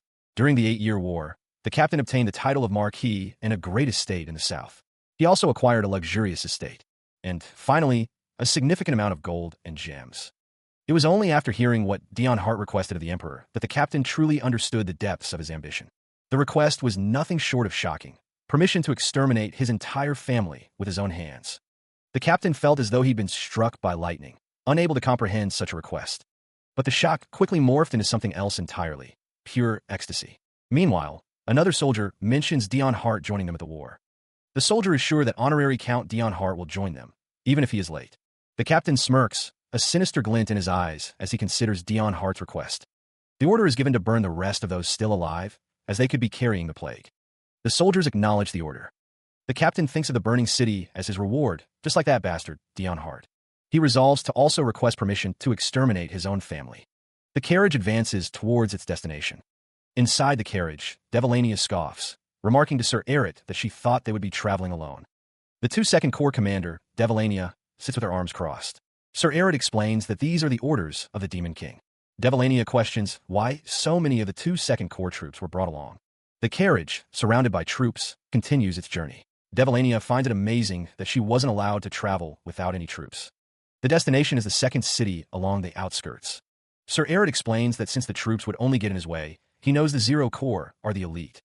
Devalania wonders why she has to drag her troops everywhere when they are just heading to the second city. She wonders why they keep saying outskirts, and why even the Demon King is stressing about them. She doesn't understand why he wanted them to take a detour. An unknown figure orders them to make sure they go along the outskirts. Devalania suddenly remembers that Ririnel gave her a defensive necklace before the departure. The armored figure muses on the oddity of Ed's insistence that he wear his armor. He considers that Ed might have been preparing him for an emergency. The white-haired boy, seemingly unimpressed, asks if that is all. Suddenly, the armored figure is sent crashing through the floor, a desperate plea escaping his lips. The figure with blue hair crashes below, the impact of the fall evident. The situation is clearly not what was expected. The white-haired boy is struck with immense force. Sir Eret calls out Devalania's name, urging her to act. A voice cries out to Devalania, warning of an emergency and the overwhelming number of enemies. The warning proves true as hordes of demonic monsters appear. A particularly large and menacing demon looms into view. The situation has clearly taken a turn for the worse. The demonic monsters overwhelm the group, their numbers proving too great. Despite the odds, the 2nd Corps troops are putting up a good fight. A hulking demon advances, its grotesque features illuminated by the eerie light. The demon's massive foot crashes down, the impact sending tremors through the battlefield. The situation grows dire as the sheer number of demons becomes apparent. The demons swarm the battlefield, their grotesque forms a horrifying sight. The demonic horde descends upon the remaining soldiers, their claws and teeth bared. The white-haired boy, observing the carnage, is urged to take action. A sense of disbelief washes over the observers as they witness the unfolding chaos. The blue-haired captain leans against a wagon wheel, commenting on the swarming demons with disgust as a subordinate looks on. The captain reflects on the fact that every city has a corps commander assigned for its protection, except for the outskirts. The white-haired boy wonders why the demons are so unfazed, realizing they were expected to appear. The subordinate relays the information, stating that the invasion extended to other species' territories, not just the demons. He is shocked by this revelation. The white-haired boy realizes that the Demon King's plan to go around the outskirts was a deliberate act of aggression. The demonic monsters, it is stated, are the responsibility of the Demon King. The Demon King must take responsibility for the monsters and clean them up, ensuring they do not invade the territories of other species. The Demon King's plan involved ordering his subordinate corps commanders to patrol the outskirts. The white-haired boy is furious, realizing that the commanders have to go where their territory meets the borders of the other species. He reflects on how he willingly obliged, feeling like a fool. Sir Eret declares that he will engage in battle first, hoping that he will wake up from what he believes is a dream. A voice urges him to take his time, as there are many enemies, but he refuses. Sir Eret wonders how he can handle all of those demonic monsters. He coughs up blood, lamenting that Ben might say something since he vomited blood again. The blue-haired captain's gaze is intense, a subtle pressure emanating from him. He pauses, a question forming on his lips. Ben? A voice echoes in the darkness, questioning if someone doesn't feel like fighting today. The speaker, revealed to be the blue-haired captain, stands tall, his expression unreadable behind his glasses. He wonders if he was too obvious in avoiding the fight. Ben's eyes widen with a sudden realization. Though he's always been nice, he is also a demon, and if he finds out that he's weaker. The thought is interrupted as he takes a swig from a bottle. He reflects that he would always try to avoid a fight, whenever he wasn't drunk or his life wasn't in imminent danger. Ben stammers, trying to explain himself. He thinks that if a regular demon had seen him, they would have thought of him as a weak human. The realization hits him like a punch. He's been caught. He realizes that the demons aren't complete idiots.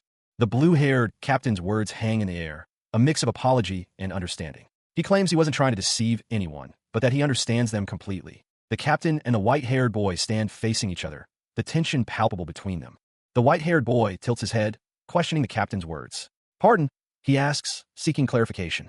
The boy dismisses the question, claiming it's nothing. But inwardly, the white-haired boy acknowledges the countless demonic beasts they face, a silent understanding passing between them.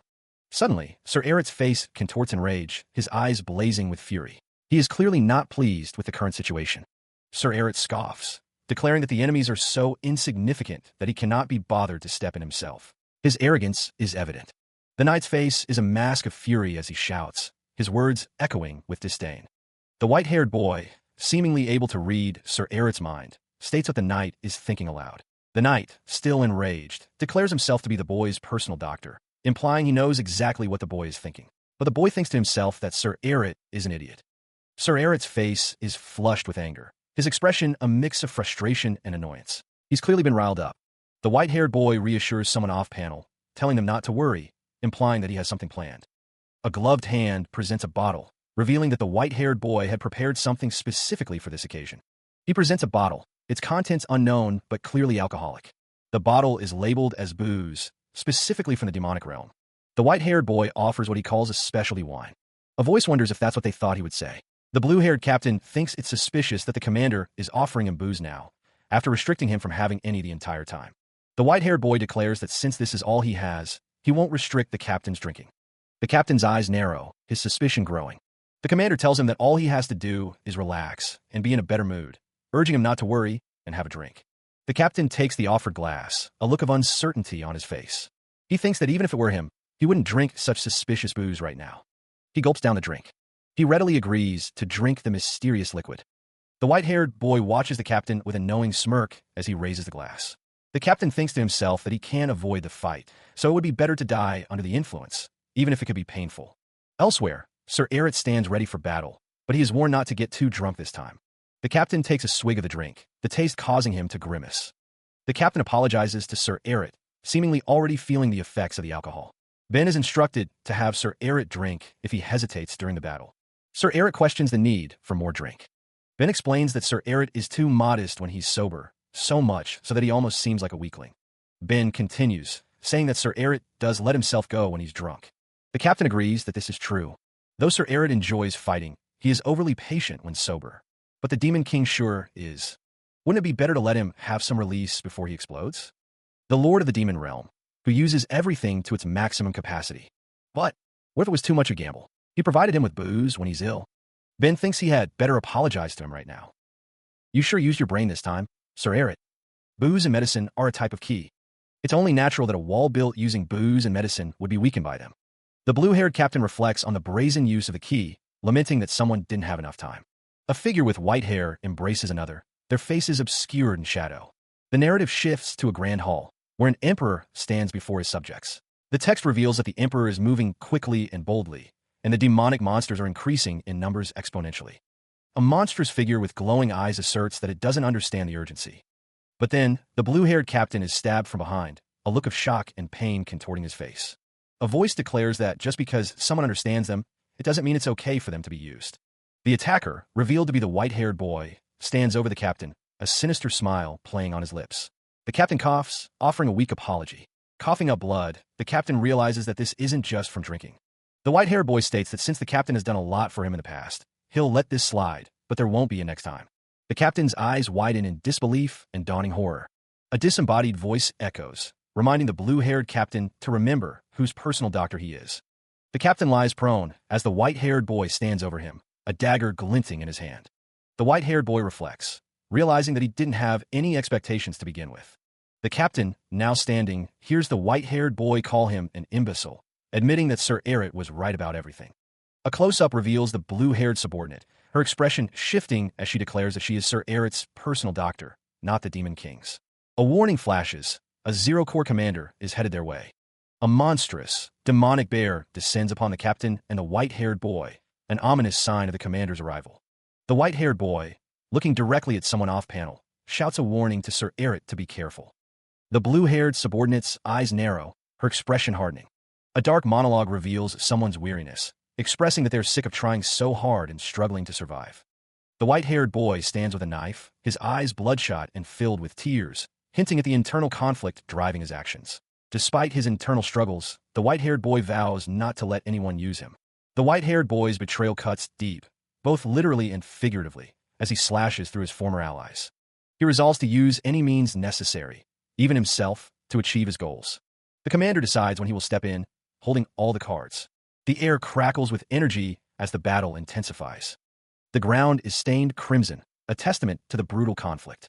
The scene shifts to a graveyard, hinting at the grim consequences of the ongoing war.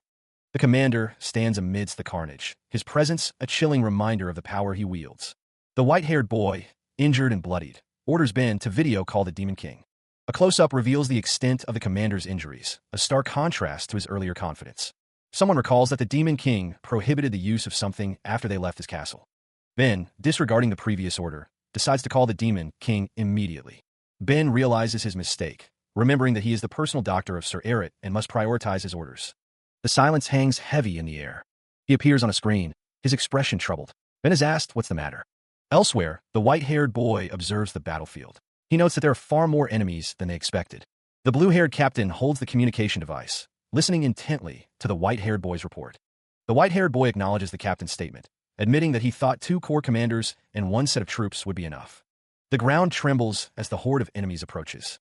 The captain assures the white-haired boy that he will send reinforcements, instructing him to hold on for 15 minutes and asking if he can manage. The white-haired boy turns his head, his expression unreadable. He responds that they'll try. The captain thinks to himself that Eret must be really pissed off. The enemy forces continue their advance, their numbers seemingly endless. The white-haired boy grits his teeth, acknowledging that they are still swarming everywhere and that it has been a while since he has been in such a situation. The soldiers cheer, believing they are saved now that Sir Eret has entered the fray. The sound of heavy footsteps echoes as the knight approaches. A heavy thud resonates as Sir Eret lands. The knight, bloodied but resolute, reflects on his past. He wouldn't have survived the 8-year war if he wasn't strong. A monstrous figure lunges forward, its massive hand crashing down. The blow connects, sending Sir Eret flying backward. The knight realizes the only difference now is that his opponents are demonic monsters. He knows he must think. The monster swings its blade, narrowly missing the knight. He must think and think harder. The monster's attack continues, each blow carrying immense force. The monster towers over Sir Eret, ready to strike again. He desperately searches for a way to survive. The demonic monster's attack connects, the force of the blow immense. The strike sends Sir Eret flying, blood spraying from his mouth as he coughs. Ben cries out the knight's name in alarm. The doctor's face is contorted in a scream, splatters of blood covering his face. A voice echoes in the knight's mind, contemplating what he can do. Sir Eret grips his sword tightly, his knuckles white with strain. The knight prepares to strike. The demonic monster descends, ready to deliver another devastating blow. The monster's thoughts reveal his true intention, to instill fear, not just to kill. The knight's eyes narrow with determination as he prepares to face the monster's next attack. The demonic monsters advance, their eyes fixed on their prey. It is said that demonic monsters who stay true to their primal instincts will flee as soon as they feel overwhelming fear. Though it may not work for all demonic monsters, the objective right now isn't to make every single one flee, so it doesn't even matter. The demonic monster strikes, its claws aimed at the knight. The blow lands, sending blood splattering across the battlefield. The force of the impact is devastating. The objective right now isn't to make every demonic monster flee, so it doesn't even matter. Ben, kneeling on the ground, looks up at Devilania. Ben declares that no one will lay a finger on Sir Eret. If the demonic monsters flee, they'll be able to survive right now. But it won't be the optimal solution at a later time. Devilania is addressed by name, and she responds with a simple yes. The white-haired boy, bloodied and clutching a knife, declares his intention to set a trap. The boy's cloak is stained with splatters of blood. The air crackles with unseen energy. The forest remains eerily silent, unaware of the danger lurking within. The demonic monsters, oblivious to the trap closing around them, continue their advance. Unseen, the threads tighten. Any movement will trigger the deadly trap. Limbs will be severed. The threads are nearly invisible, waiting for the opportune moment. The monsters, completely unaware of the danger, continue their march. They have no idea what's happening. The monsters pause, sensing something is amiss. The horde of demonic monsters stands ready, their expressions a mix of confusion and anticipation. The narrator reveals that the demonic monsters are surrounded by tons of invisible threads. The invisible threads ensnare the demonic monsters, a deadly web waiting to be sprung. The subordinate, her brow furrowed with strain, admits that she managed to trap them, but she can't hold them for long. She wonders what are. The plan had worked. The demonic monsters were now trapped within the fish-shaped formation. The trap, laid out under Sir Eret's instructions, also restricted their own movements. Ben watches the subordinate, concern etched on his face. He calls out to Sir Eret, reminding him that the treatment he performed on his arm was only temporary and that he should be careful. The camera focuses on Sir Eret's arm, wrapped in bandages stained with blood. Close up on Sir Eret's face, blood trickling from a wound near his eye. The subordinate, deep within the trap, remains silent. She moves forward, deeper into the trap. Ben is shocked, questioning if she is going inside the trap to kill the monsters herself. A voice warns that unless one is experienced, it will be hard to detect the threads. The subordinate acknowledges that she is not doubting her abilities and that she will figure it out. The subordinate, confident in her abilities, prepares to face the challenges ahead. She thinks to herself that she has pretty good luck. The subordinate finds herself in a forest, the rain pouring down. Suddenly, the demonic monsters attack, their claws outstretched. One of the monsters slashes at the subordinate with its claws. The monster's claws connect, drawing blood. The subordinate's face is covered in blood, her expression unseen. The demonic monsters roar, their attack relentless. Another strike lands, the subordinate struggling to defend herself. The subordinate, overwhelmed by the sudden ambush, can only exclaim in disbelief. She wonders how this could be happening. The demonic monsters had lured her into a trap, a fact that now becomes chillingly clear.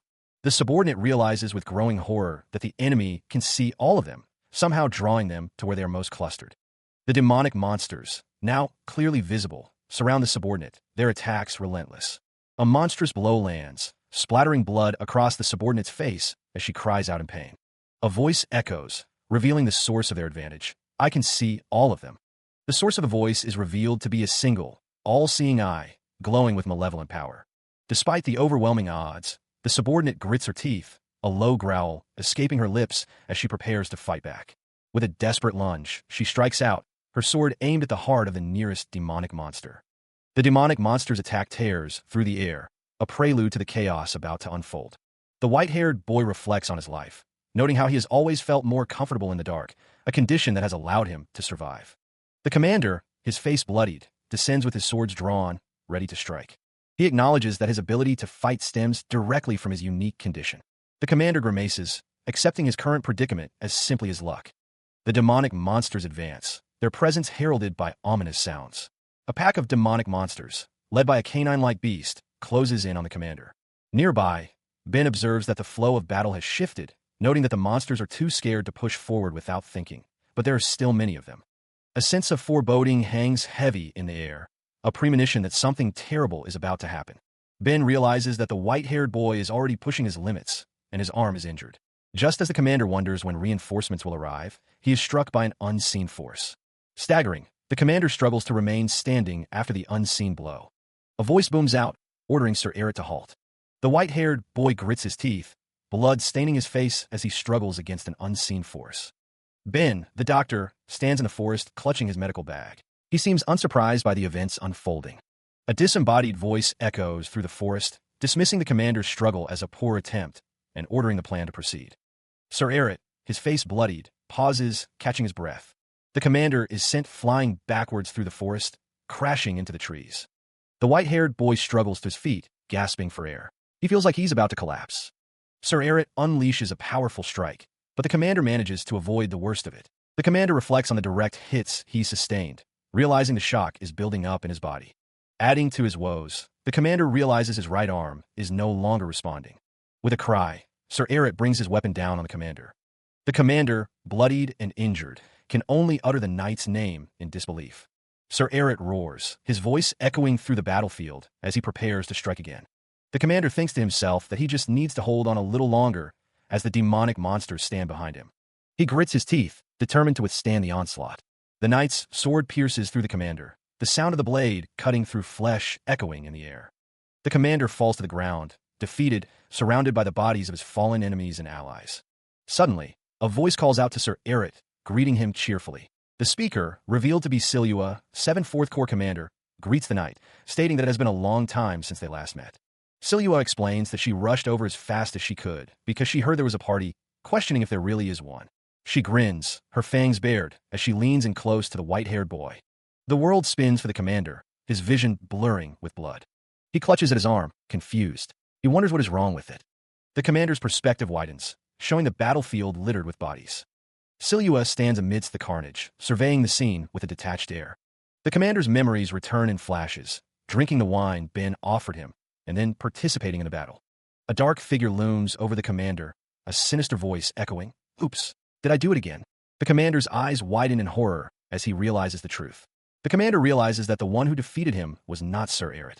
The commander, now on the ground, can only utter a confused pardon. A voice reveals that it was Sir Eret merely moments ago. The subordinate wonders what she has to do to see Sir Eret again. The soldiers express their fear of Silua's power. The ground trembles as something massive approaches. Dust and debris rain down as the unseen force draws nearer. Silua, now fully transformed into Sir Eret, presents the demonic monster to the white-haired commander. The demonic monster looms, its massive form dwarfing even the transformed Silua. A telepathic message urges someone to grant the monster eternal rest by stabbing it with a dagger, while the white-haired commander expresses his disbelief. The demonic monster towers over Silua, its immense size a stark contrast to her smaller frame. The white-haired commander, injured and covered in blood, questions Silua's sanity. Silua mocks the commander's fear, claiming the loud noises have spoiled his fun. The subordinate female, held captive by Silua, is told to give it a rest, as Silua questions what the subordinate is doing there instead of defending the border. Silua reassures Sir Eret that her subordinates will wipe them out completely, except for his share. A figure in black descends, sword drawn, ready to strike at Silua and her demonic monster. The figure in black is surrounded by a group of soldiers. One of the subordinates questions how Silua, now disguised, could have deserted the border and come here, hoping she didn't bring all of her corps members. Silua, in the guise of Sir Eret, dismisses the accusation of desertion, stating that she left her vice-commander in charge. The soldiers, loyal to Silua, question if they aren't the perfect reinforcements. The demonic monster stands ready, as Silua's deception continues to unfold. The disguised commander believes things are almost wrapped up. Silua smiles, confident in her plan.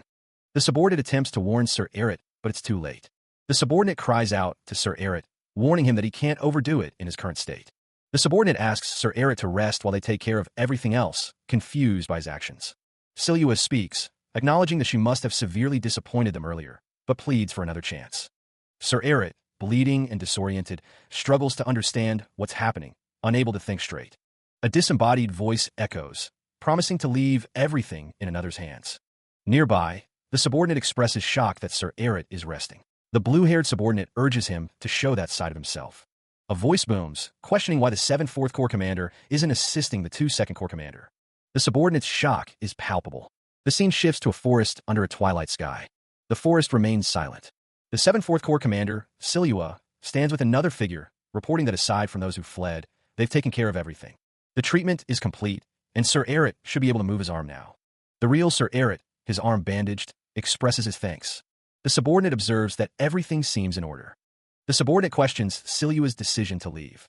Silua is asked if she intends to just leave after everything. The subordinate admits he didn't think she was so heartless. The commander, Silua, states that they are heading towards the 2-second city for their own sake. A disembodied voice questions if they know who is defending the 2-second city. The 2-second city looms as their destination. Elsewhere, the 10th Fourth Corps commander coughs up blood, clearly injured. The 10th Fourth Corps commander, Gacy grits her teeth in anger and frustration. Her hand clenches tightly, blood staining her pale skin. A voice echoes, stating that they will see each other again, Sir Eret. The real Sir Eret sits injured with the white-haired boy and the subordinate nearby. The white-haired boy thinks to himself that he thought Silua would be more clingy, though this suits him. It is revealed that if they are talking about the 10th Fourth Corps commander, then they're talking about Gacy. Sir Eret looks up, his expression unreadable. The subordinate wonders why Silua hates Sir Eret so much. Festive banners flutter in the wind, celebrating a recent victory. The celebration is for Gacy, who stands with newly formed wings, a sign of her power. The winged commander smirks, bidding farewell to Sir Eret. It is revealed that Gacy is the 10th Fourth Corps commander.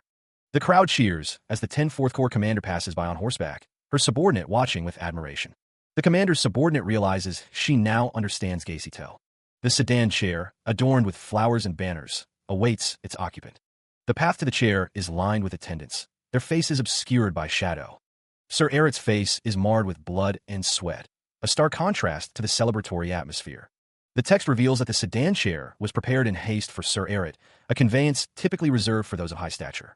The text reveals Sir Eret's inner thoughts. He finds the situation incredibly embarrassing.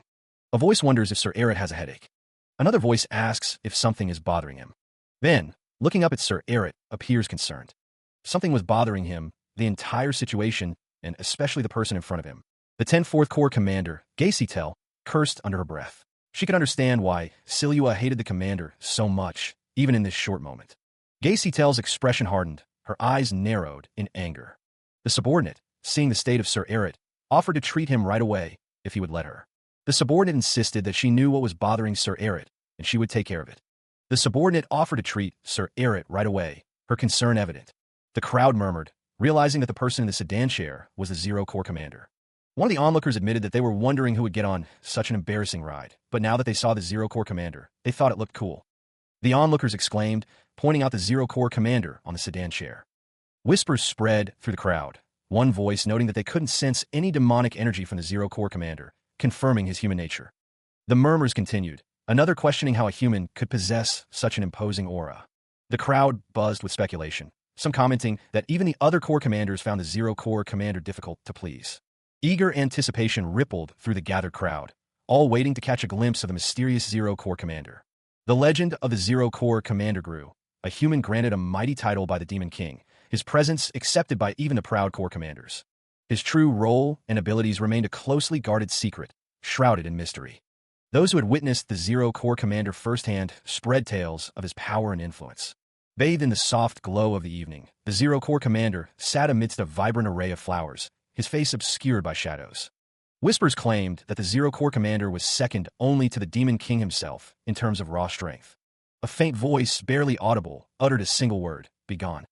The 0 Corps commander, revealed to be Ben, tilted his head, a curious expression on his face. He asked if someone had said something. The 0 Corps commander's attire is immaculate, the lapel pin gleaming under the dim light. With a chilling glare, Ben commands them to be gone. A silent beat. The 0 Corps commander unleashes his power, declaring he wants all of them gone. Demons question what he is doing, noting that he is bothered by their presence and ordering them to be rid of it once. The 0 Corps commander retorts that the flowers and pollen are making him nauseous, so he wants all of them gone.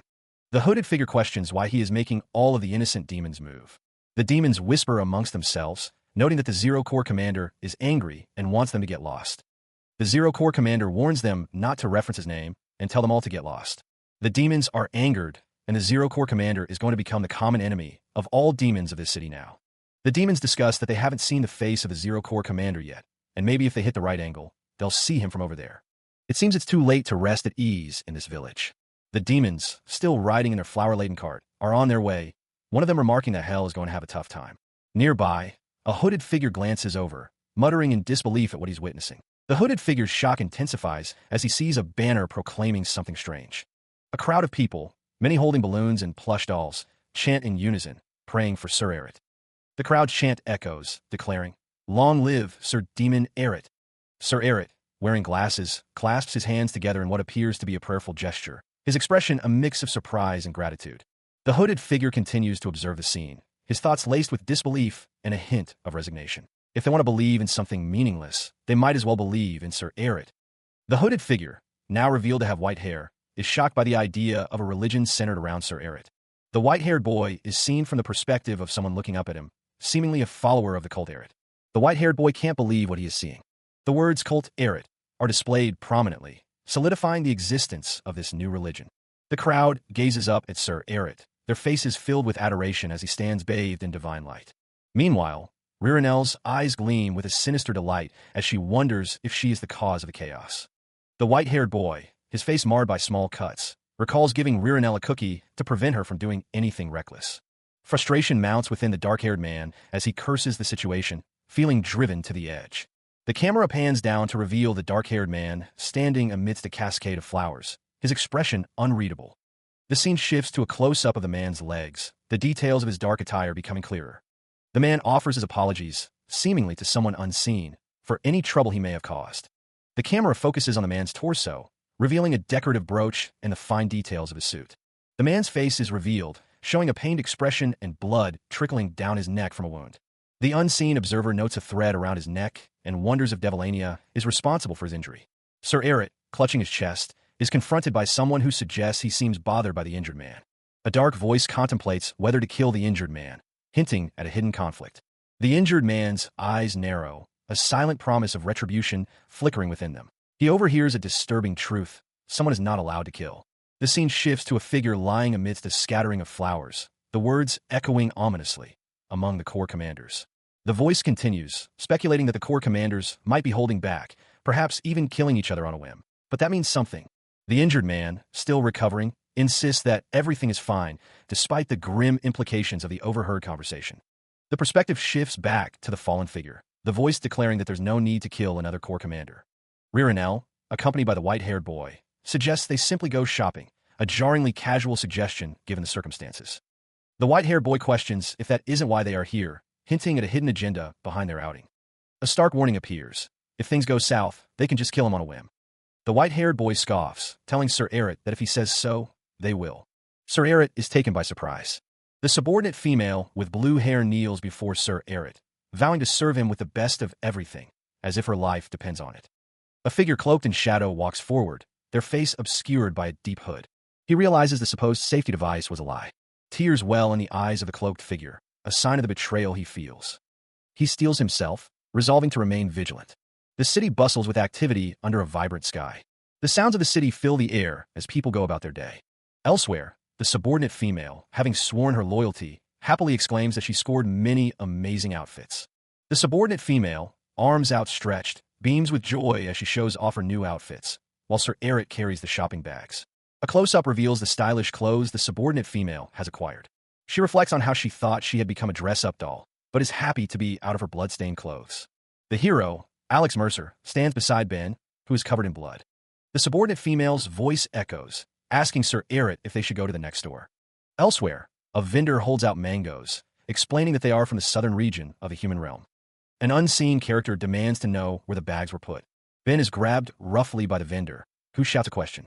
The vendor explains that since Sir Eret went to so many stores, he should eat now, adding that he left his subordinates behind. Sir Eret's frustration boils over, wishing they would leave him alone. The knight carries Ben, who is still bleeding. The sound of a horse's neigh echoes. The subordinate female asks Sir Eret what is wrong. Sir Eret and Ben are seen in profile, the doctor's injuries still visible. The narrative notes that the demonic monsters should be largely at bay, but something still feels strange. The discussion turned to the castle gates being open. The thought then occurred to someone that there might be a border nearby. Nearby, a cloaked figure stands amidst scattered fruit. Suddenly, the cloaked figure is struck by an unseen force. Someone exclaims in disbelief. The white-haired boy, previously unseen, looks up in confusion. A strange energy permeates the air. The cloaked figure is struck by a powerful blow, the force of the impact radiating outwards. Elsewhere, a group notes the increasing number of monsters. The white-haired boy stands over a fallen body, his expression unreadable. a voice declares that the border is over here. It is revealed that a border has been discovered not too far from the southern region of the human realm. He continues his journey, seemingly unconcerned with the implications of the border's appearance.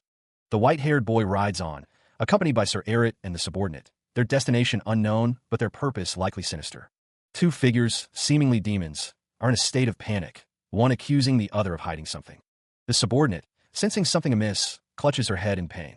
The white-haired boy, cloaked and mysterious, continues his ride, seemingly unaffected by the turmoil his actions are causing. The demon with glasses laments that their secrecy has been compromised, and they have been detected by humans. The speaker emphasizes that they did their best to prevent the demonic monsters from crossing into the human realm. One of the bandaged figures expresses relief, but then questions what they should do next. The demon with glasses wonders if he should even bother reporting the situation, since it's in the southern region of the human realm and not part of the empire. Despite his reservations, the decision is made. They have to report this to the Demon King.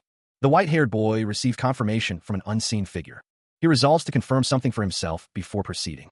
The commander intends to check if the location is connected to the southern region of the human realm, and if so, which nation it belongs to. He gives the order to depart. The location in question is revealed to be a small nation in the south. News of demons crossing over into the human realm, covered in blood, reaches the king. The king's subordinates are shocked by the news of the insane demons. The king is informed of the situation. The king's subordinate urges him to call the royal doctor, but the king knows it's beyond medical help. The king reveals he knew demons were crossing the border, but feigned ignorance until now. The king expresses his concerns about the empire running amok. The king reaffirms his desire to avoid conflict with the demonic realm. An advisor hesitantly informs him that there is another significant problem. The advisor wonders what could possibly be worse than the current situation. The advisor reveals that one of the party members has been confirmed to be Devilania, the 2 Second Corps commander, and there is another unusual demon. It seems that the rumored Zero Corps commander is also present, judging by how they are respecting and serving him. The advisor is shocked to learn of the Zero Corps commander's presence. A disembodied voice questions what that man is doing here. The king sits on his throne, seemingly unaware of the unfolding events. The advisor stands before the king, his back to the viewer. The advisor urges someone to hide it. A voice declares that whatever they do in the human realm is of little consequence. The order rings out, a desperate plea to conceal the arrival of the Zero Corps commander and his forces, no matter the cost. Meanwhile, the advisor's warning reaches Sir Eret, reminding him to shield himself from the sun's intensity, which is far stronger in the human realm. The cloaked figure of Sir Eret walks among his subordinates, their faces grim as they traverse the foreign landscape. The sunlight proves to be stronger than Sir Eret anticipated. He wonders to himself why they tagged along. One of his subordinates asks Sir Eret where he would like to go first, suggesting either the bustling main streets or somewhere quieter. Eret thinks to himself that he wanted to visit the human realm by himself, and that Gacytel's subordinates should have stayed behind in the demonic realm. He also considers that since Devilania knows the human realm well, she could maybe be of some use. He decides that they should go where they can observe the daily lives of the people of this place, since they need to figure out where that is. The subordinate suggests that in that case, they should head to the market, but is cut off by a voice demanding to know what business they have with them. Sir Eret and his subordinates are confronted by a group of people. The group apologizes for blocking their path. He wonders if these are the knights of this realm. The speaker explains that they have come to pay their respects to the mercenaries who prevented the monsters from crossing over. The hooded figure states that they were able to save many lives, thanking them as a representative of the knights. He thinks to himself that they believe they are mercenaries. The speaker expresses relief that there were no issues.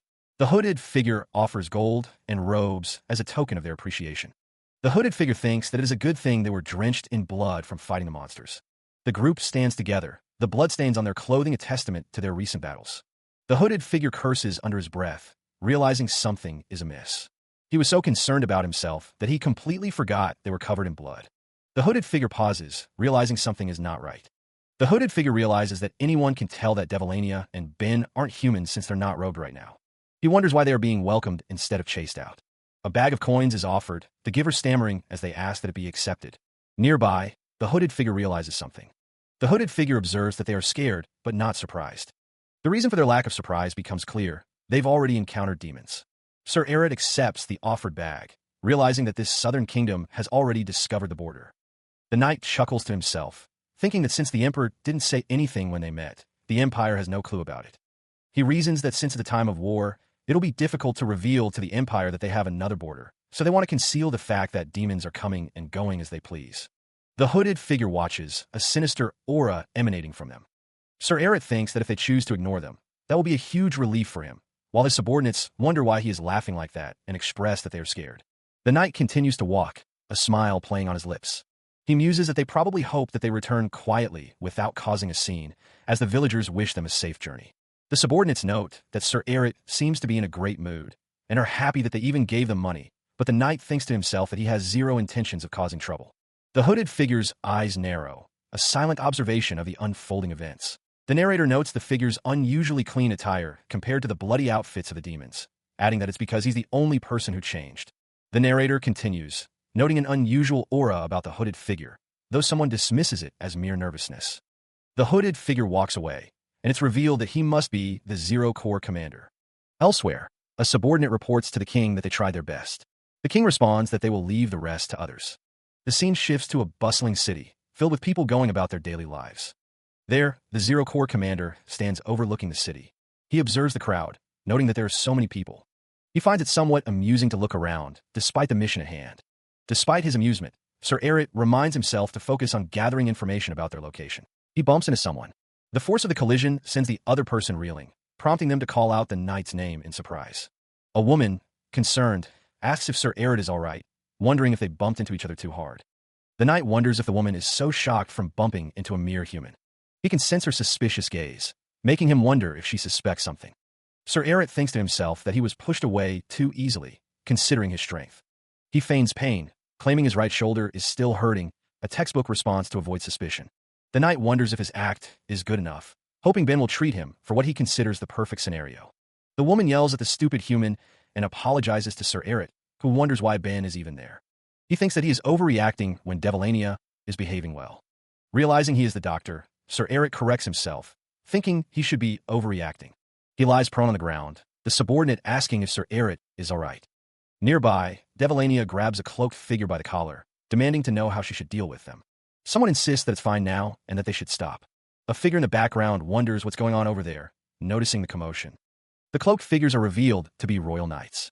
One of the knights shouts for the others to get that bastard. A subordinate confirms the order. The knights are recognized as royal knights, and someone worries that they've caused a scene and will get them in trouble. Someone apologizes, claiming they had no intentions of causing any trouble. A fist clenches tightly. The knights stand before Devilania, who wonders what's going on.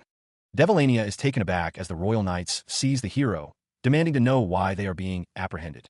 The knights declare that he dared to cause a disturbance in the middle of the market and order him to be taken away. The cloaked figures escort the hero through the marketplace, their actions drawing the attention of onlookers. Tears well in the hero's eyes as he is dragged away, overwhelmed by the sudden turn of events. The hero protests, insisting that they merely bumped shoulders with someone. Ben, observing the scene, marvels at the human realm's maintenance of public order, wondering if it's truly as impressive as it seems. A hand reaches out, grabbing a child. A cloaked figure accuses the child of trying to steal from Sir Erit, threatening them with death. A merchant, witnessing the scene, rushes forward, his face contorted in anger. The merchant assures the cloaked figures that they will take care of the child, attempting to de-escalate the situation. As something was about to happen, the cloaked figure tasted the fruit, immediately regretting it. The fruit does something, as the cloaked figure observes 3 royal knights standing guard. It seems the knights are a bit spoiled, but there's no need to arrest him. The royal knights appear every single time. Someone begs for mercy, wondering why the royal knights are here. The building looms over the scene. The fruit does something. The cloaked figure remains silent. The knights think they're trying to take care of things on their end before they cause a scene and draw the attention of the citizens.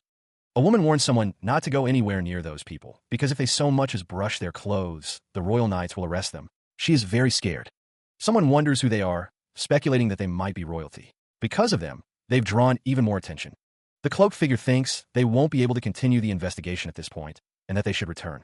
Someone is told that they're not supposed to sell the Ducati leaves to just any merchant. The merchant, frustrated by the persistence of the Den Merchantry, wonders aloud why they are so tenacious. The narrator explains that the Den Merchantry, though new, are quite passionate and insistent on importing the Ducati leaves. The merchant repeats the name, the Den Merchantry, with a questioning tone. The merchant decides to investigate the Den Merchantry, wanting to see what kind of people they are. The cloaked figure, revealed to have white hair and red eyes, approaches the merchant. The cloaked figure asks to purchase some Ducati leaves. The merchant, surprised by the request, welcomes the cloaked figure as a customer and promises to package some tea leaves right away. As the merchant prepares the tea, he notes that the cloaked figure seems like an ordinary traveler, but senses a frightening aura about him. The cloaked figure wonders if he is a noble hiding his identity. The cloaked figure focuses on the Dusa tea leaves.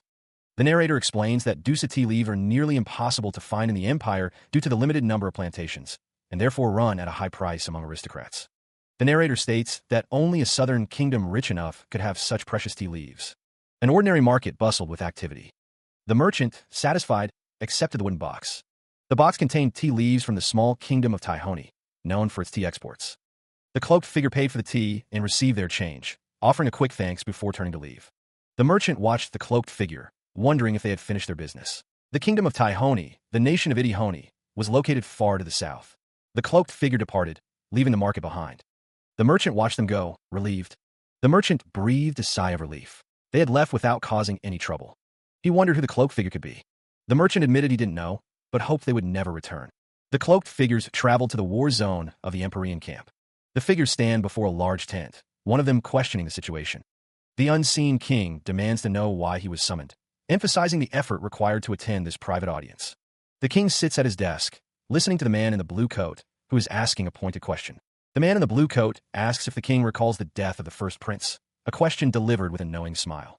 The king is reminded that the first prince was not only the father of the current crown prince and princess, but also his older brother.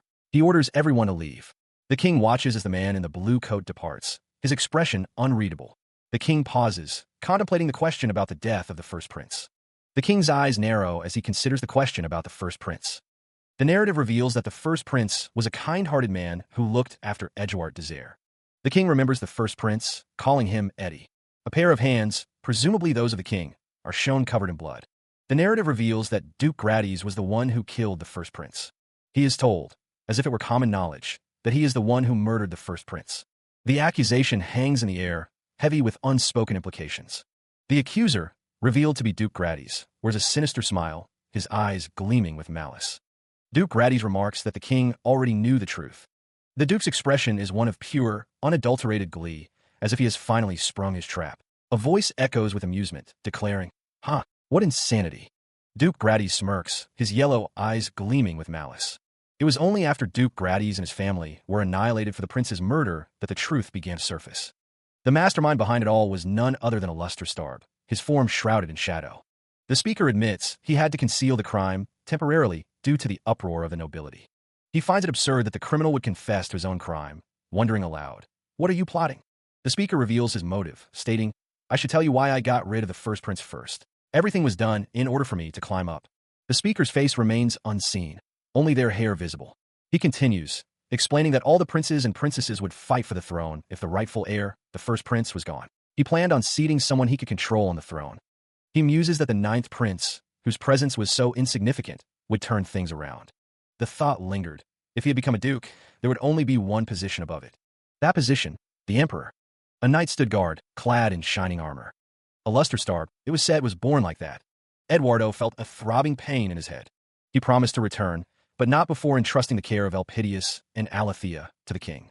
The king reassured him that it wouldn't take too long. He would leave Elpidius and Alethea in the king's care. Eduardo lamented that he should have held the king back as soon as he sensed something was wrong. The king reassured him, telling him not to worry. If only Eduardo had known that would be his end. The king, now alone, gave his thanks to Eduardo. The king, Eduardo, smiles serenely, unaware of the tragedy that has already befallen him. The memory surfaces. I would never have let him leave. The scene shifts to the aftermath of the king's murder. A voice echoes, filled with regret. Heard about my brother's death. I should have investigated instead of wielding my sword. But the speaker's hand clenches, betraying a different emotion. The rumors had already begun to spread, that his other siblings murdered him in order to take the throne. When he first heard the news, it made him unsheath his sword. A torrent of blood cascades down, a visual representation of the king's demise. The ghostly figures of the dead king and his killer emerge, the killer's hatred palpable as he screams, "I hate you, D." The spectral hands of the killer reach out, stained with the king's blood. And now, the killer sits upon the throne, bathed in a sinister red glow. The new king's exhaustion is palpable, the weight of his actions already bearing down on him. The conversation turns to the murder of the first prince and the Redemption Church, hinting at a larger conspiracy. The announcement declared the participation of Dion Hart in the 8-Year War. A sinister figure reveals that they orchestrated these events, having been behind everything. The figure's dark intent is reflected in the shadows clinging to their clothing. A desperate voice cries out, questioning how Dion could have been taken away while they were away from the castle. The message continues, relaying the terrible news that their first son, Cruel Heart, will also be going to war. The messenger explains that they already sent a request for a correction, stating that there must have been an error with the draft. The officer coldly states that they can't do anything, confirming that they did not receive any corrections. Overcome with grief, the mother cries out for Dion, her baby. The mother collapses, overwhelmed by the news, as the father tries to comfort his poor baby. The mother laments that Dion is already so weak, and she couldn't even hold him closely for fear that he might get sick. Tears stream down her face as she wishes she had known things would turn out this way. The father, desperate, pleads to let them see the emperor.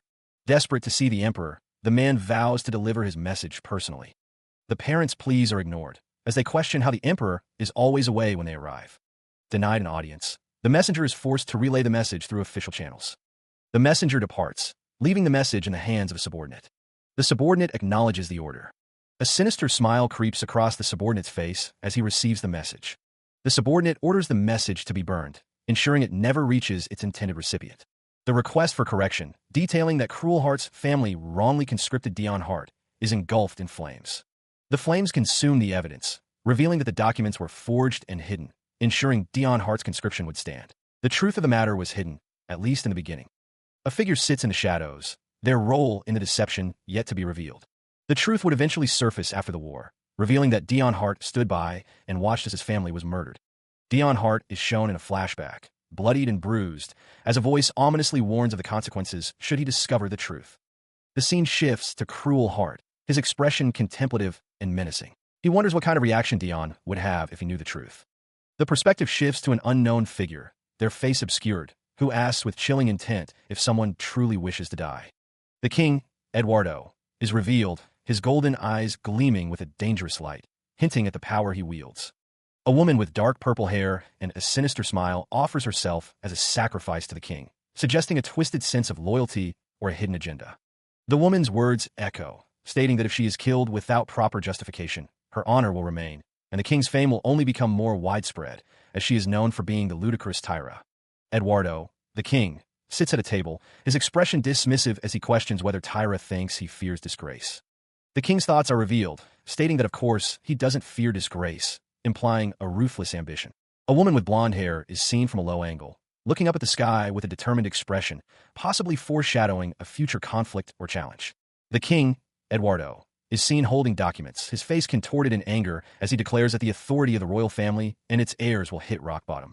The scene focuses on a table with scrolls and documents, hinting at political intrigue and the king's plans to maintain power.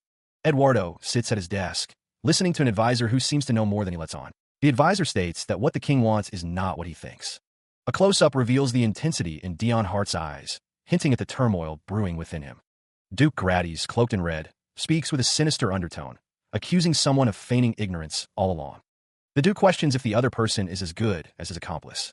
Dion Hart's eyes narrow with fury as he recalls being left alone and how someone has been mouthing off ever since. The Duke's words hang in the air, a challenge to hold out for as long as possible as he looks forward to something. Duke Grades strides forward, declaring he will execute someone with his own two hands, while a subordinate stands at attention behind him. A dark thought consumes Dion Hart. The emperor lived on because he couldn't die. Dion Hart recognizes a certain look, realizing he cannot afford to die if he is to achieve his goals. Duke Grades sits at his desk, contemplating a luster starb, but now. The Duke's face is filled with rage as he vows not to rest until he gives someone the most wretched death. From a distance, a castle looms, as Dion Hart declares that someone will not die until he kills them. Two figures stand beside a dark horse, the scene bathed in the muted light of the courtyard. Nearby, a pair of violet eyes narrow, a subtle hint of calculation in their depths. The camera pans up, revealing a red and white awning beneath the shade of a tree. From a distance, the two figures from the first panel are seen near the horse. It is revealed that the Shailan influence had spread to the revolutionary army. Everything is going according to plan. The sound of hooves echoes through a dark forest. A figure clad in red rides a white horse through the dense undergrowth. The horse gallops through the forest, kicking up dirt and leaves. The rider urges the horse onward, their escape seemingly desperate. Golden eyes narrow, a hint of anticipation in their depths. A knight is ambushed, the sound of a horse's whinny and the clash of steel filling the air. He rode through the forest, unaware of the danger lurking in the shadows. The royal knight continued his journey, the sound of hooves echoing through the trees. Duke Grades, hidden in the forest, smirked, revealing his sinister intentions. The sound of a blade being drawn cut through the air, signaling the start of the ambush. The cloaked figures emerged from the trees, surrounding the knight with deadly precision. The knight, now surrounded, heard a voice taunt him, questioning if they had come to see him. The thought of his mother fills Daniel's mind. Daniel is home. Daniel's mother welcomes him home, her expression warm and inviting. She mentions having heard that he would be returning after his mission, holding a red garment. Daniel's face is gently caressed. Daniel recounts a minor injury sustained during a conflict with the murderous ghost knights in Ilion, downplaying its significance. He admits he can't fool his mother, but assures her he won't reveal anything about his actions or whereabouts. He clutches at his cape, a subtle tremor running through him. The weight of his mission settles upon him as he thinks of one person, his mother. That one person, he recalls, gathered everyone. The objective was clear, to kill the emperor. But a warning echoes in his mind, be careful. He remembers a time when he sat with his mother, a noble woman who had eloped with a commoner. He recalls that very person stating that they should eliminate the throne and make a world that's fair for everyone. This, he thinks, is all for his mother. He remembers her hands, clasped gently in her lap. His thoughts return to his mother. He remembers when his mother was a noble woman who eloped with a commoner. Even when she led a simple, married life. Even when his father had died at the hands of a terrible noble, he remembers his mother. Even when she had become weak due to the overwhelming stress, he remembers her. Young Daniel cries out for his mother. He remembers her. He recalls that she always spoke of her dream, a world without kings, nobles, or social hierarchies. She envisioned a world where everyone could be an owner of the nation and its workers, believing such a world would one day come to pass. He remembers collecting all of her stories in his head, one by one, hoping that he could see such a world one day. He remembers his mother. Daniel vowed to fulfill her dream as he watched her grow weaker with each passing day. He promised that he would make the world his mother dreamed to come true. But the hero reflects that he is a sinner, having fought for the revolution. And now, a war is about to begin. Duke Grades asks Daniel if he wants to stop fighting. Daniel, thinking of his fallen comrades, vows to accomplish his objective for them and for his mother, asking her to wait for him.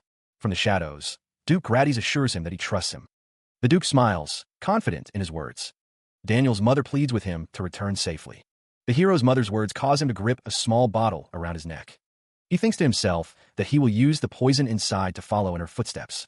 The scene shifts to Daniel and his mother sitting together, her hand resting on his cheek. The hero's eyes widen in shock. He cries out, telling his mother that she cannot say such things. Suddenly, an urgent message arrives. Aiden has taken troops to bring down the emperor. The messenger relays that Aiden has taken troops to bring down the emperor. He stares in disbelief. The news of the emperor's arrival clearly unexpected. The words hang in the air, a stark declaration. The emperor. Rain falls on a darkened structure, the atmosphere heavy with anticipation. A voice echoes, laced with a hint of amusement. Have you come to see me? The rain continues to fall, obscuring the details of the scene. Duke Grades smirks, his words carrying a veiled threat. But it seems you aren't the only people who have come to see me. Two figures, cloaked in an ethereal blue glow, stand ready, one questioning the situation. The spectral figures stand guard, their forms shimmering with an otherworldly light. Armored feet step forward, the sound of their advance echoing in the night. Duke Grades, mounted on a white horse, poses a rhetorical question, his expression smug. Do you know how I took the throne? The Duke's crimson robes flow as he dismounts, his intentions unclear. The Duke's voice continues, revealing a hidden truth. Do not know of one of the main leaders of the 8-Year War. The Emperor's power emanates from him, a palpable force. He recalls a time when he led the battle to victory. The memory is interrupted by sharp pain. Blood splatters across the ground.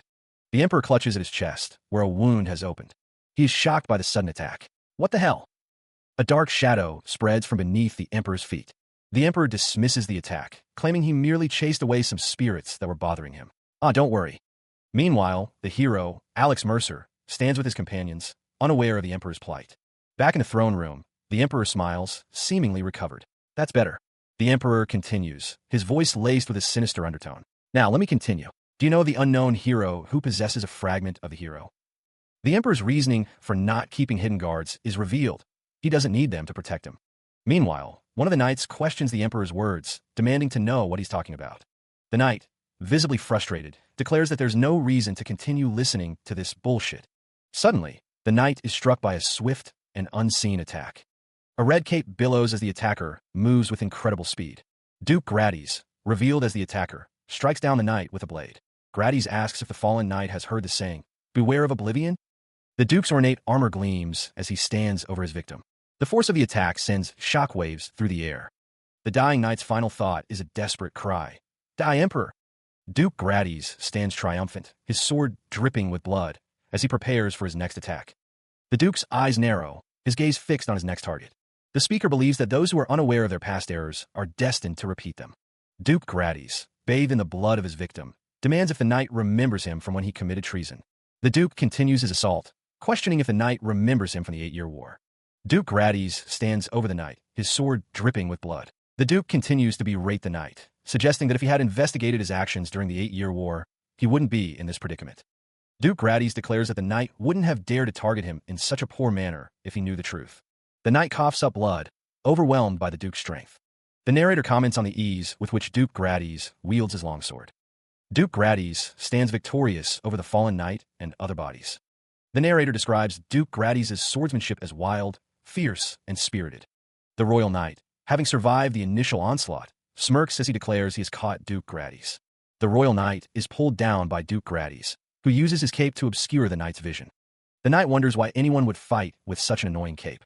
The knight's eyes widen in shock as he realizes he's been caught in a trap. The cape continues to fall, enveloping the knight in darkness. Duke Grades raises his sword, preparing to strike the trapped knight. The narration reflects on the Duke's immense power, enough to cleave mountains or even the heavens.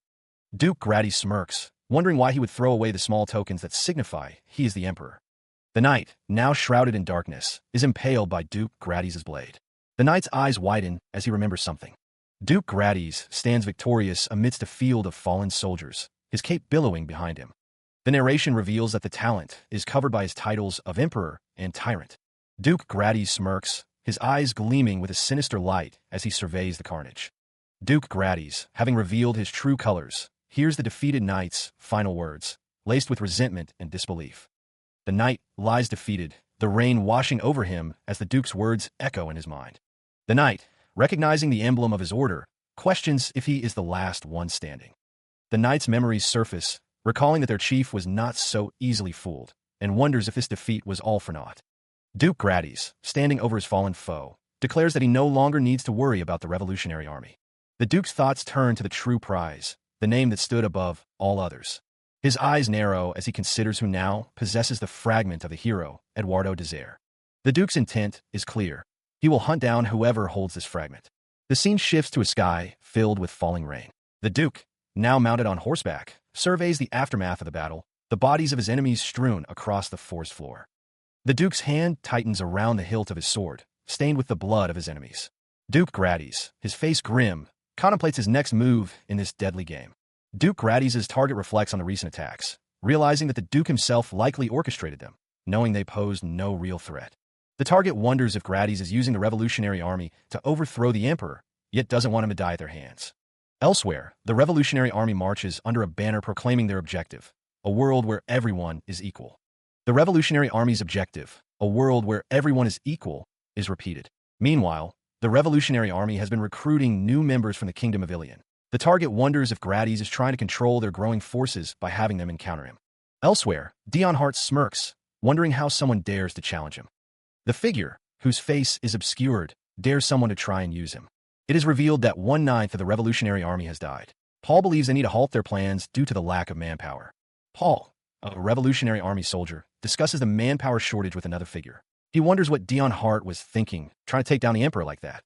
Dion Hart dismisses someone, saying they did good work gathering intel. He thinks to himself that they have finally replenished their troops. Despite replenishing their troops, it looks like they are back to square one. Dion Hart's fist clenches, his mind racing. He knows Aiden had reservations about delaying their grand scheme, but impulsive action isn't his style. The question echoes in his mind. Why would Aiden act in such a way? Meanwhile, another ponders the situation. With the Emperor on the battlefield, tracking his movements has become increasingly difficult. The question is posed. How did Aiden manage to uncover the Emperor's itinerary? Aiden's expression hardens as he realizes the gravity of the situation. The gears turn as he considers who would have the authority to access such sensitive information at this critical time.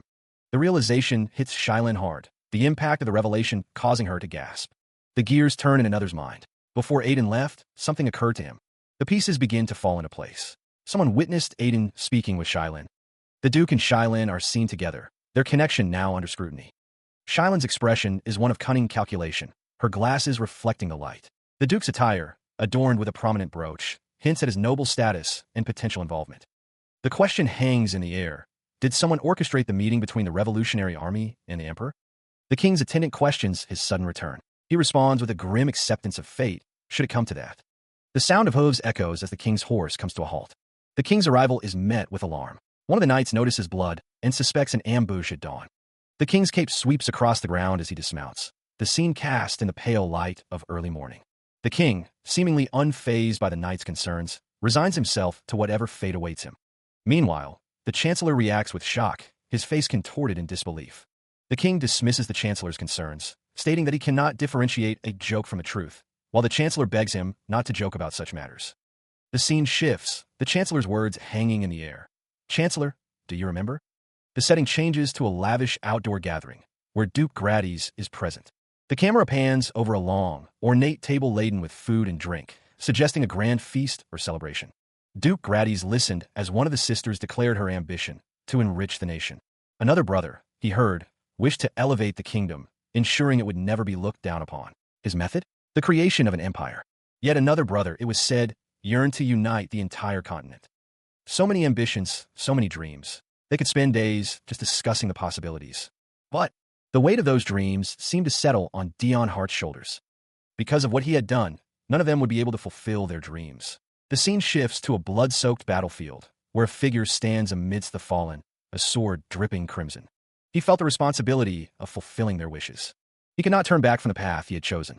Thanks to that, he had come to bear quite a number of things. Dion Hart clenches his fist, blood dripping from his armored glove. Meanwhile, a subordinate observes the king, noting that there's no way he could imagine such a futile death when he's been living such a busy life. He also notices that the wound on his left hand doesn't seem to be healing. The king's gauntlet is shown up close, revealing that he is creating a fresh wound every time. The subordinate thinks that the king is supposed to be the center of the empire, and that while it's great that he has responsibilities, he needs to consider his safety. The king, walking away, thinks that he should tell him this in advance. The king thinks that he does not deem his body to be of any value whatsoever. It seems so. The king smirks. The king thinks that he hopes they wouldn't resort to wasting their military resources on recovering a hunk of meat. The subordinate is shocked, calling out to his majesty.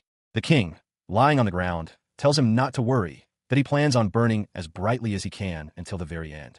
The king thinks that thanks to a certain someone, he doesn't even think of dying at the moment. The announcement echoed through the ranks. A new demon had claimed the seat of the 9th Fourth Corps commander. The new commander's power is immediately apparent as he descends, creating a shockwave upon landing. The new 9th Fourth Corps commander, Grover, unleashes an attack he calls Earthquake. Grover claims that magic is his specialty. The force of Grover's blow sends his opponent reeling. Despite his claims of magical prowess, Grover relies on his body, which has been trained to the extreme. The knight, Sir Eret, thinks to himself that it's just a blunt downward blow. Sir Eret barely manages to block the attack. Grover continues his relentless assault. Sir Eret struggles to defend against the barrage of blows. The hierarchy of power is displayed, with the 3 Third Corps commander Isilde standing above the 1 First Corps commander Jakur. The 2 Second Corps commander Devalania is also present, her expression unreadable as she hears someone calling out. An unseen character questions why someone is shouting out spells when they aren't using magic, but another voice insists that isn't the point. In the background, Dion Hart stands with another figure, observing the scene with a calculating gaze. Sir Eret's eyes narrow, a look of confusion washing over his face as he wonders how things have come to this. Flashback reveals that upon arriving at the Demon King's castle, Trover asked for a spar, but he managed to decline, using fatigue as an excuse. Trover's enthusiasm for the spar is palpable, as he recalls asking Sir Eret to be the referee, promising to spar with him once he's rested. Trover explains that he ended up as the referee because he asked Eret to take on the role. L, the 5 Fourth Corps commander, interrupts, demanding that Durnivan focus on her, referencing a human romance novel where the knight dedicates his victory to the female lead. Durnivan embraces L, as Trover watches in the background, reacting with shock to their display of affection. L tells Durnivan to dedicate his victory to her when he wins. Durnivan, the 5 Fourth Corps vice commander, embraces L, his expression one of adoration. The tension was palpable as everyone anticipated the start of the spar. Sir Eret, visibly uncomfortable, pleads for the spar to begin, desperate to end his suffering. The knight, with a sigh, agrees to begin the spar. He wonders what he's supposed to say when the spar begins in the demonic realm, finding all the usual phrases sound strange. He thinks to himself that since it's the demonic realm, they should just try not to kill each other. Dion Hart smirks, believing his plan will work. The spar begins, and the audience reacts with shock and surprise. Someone wonders what is with this mood. Dion wonders if he said something wrong, questioning why everyone reacted that way. A voice thinks that the current situation would be suitable for these stupid and cruel demons. Grover observes Dion, thinking about the situation. The 12th Fourth Corps Commander Myers is mentioned. He sits, exuding an aura of quiet authority that commands attention. Whispers ripple through the unseen crowd, commenting on the heavy silence that surrounds the commander. The commander, Sir Eret, finally breaks the silence, his gaze sharp. He asks if there is something to be said to him. His expression remains unreadable, waiting for a response. The silence stretches, punctuated only by a pregnant pause. Suddenly, a voice cuts through the tension, revealing the speaker's identity, Dahar. Dahar, the vice commander, declares that he will speak instead.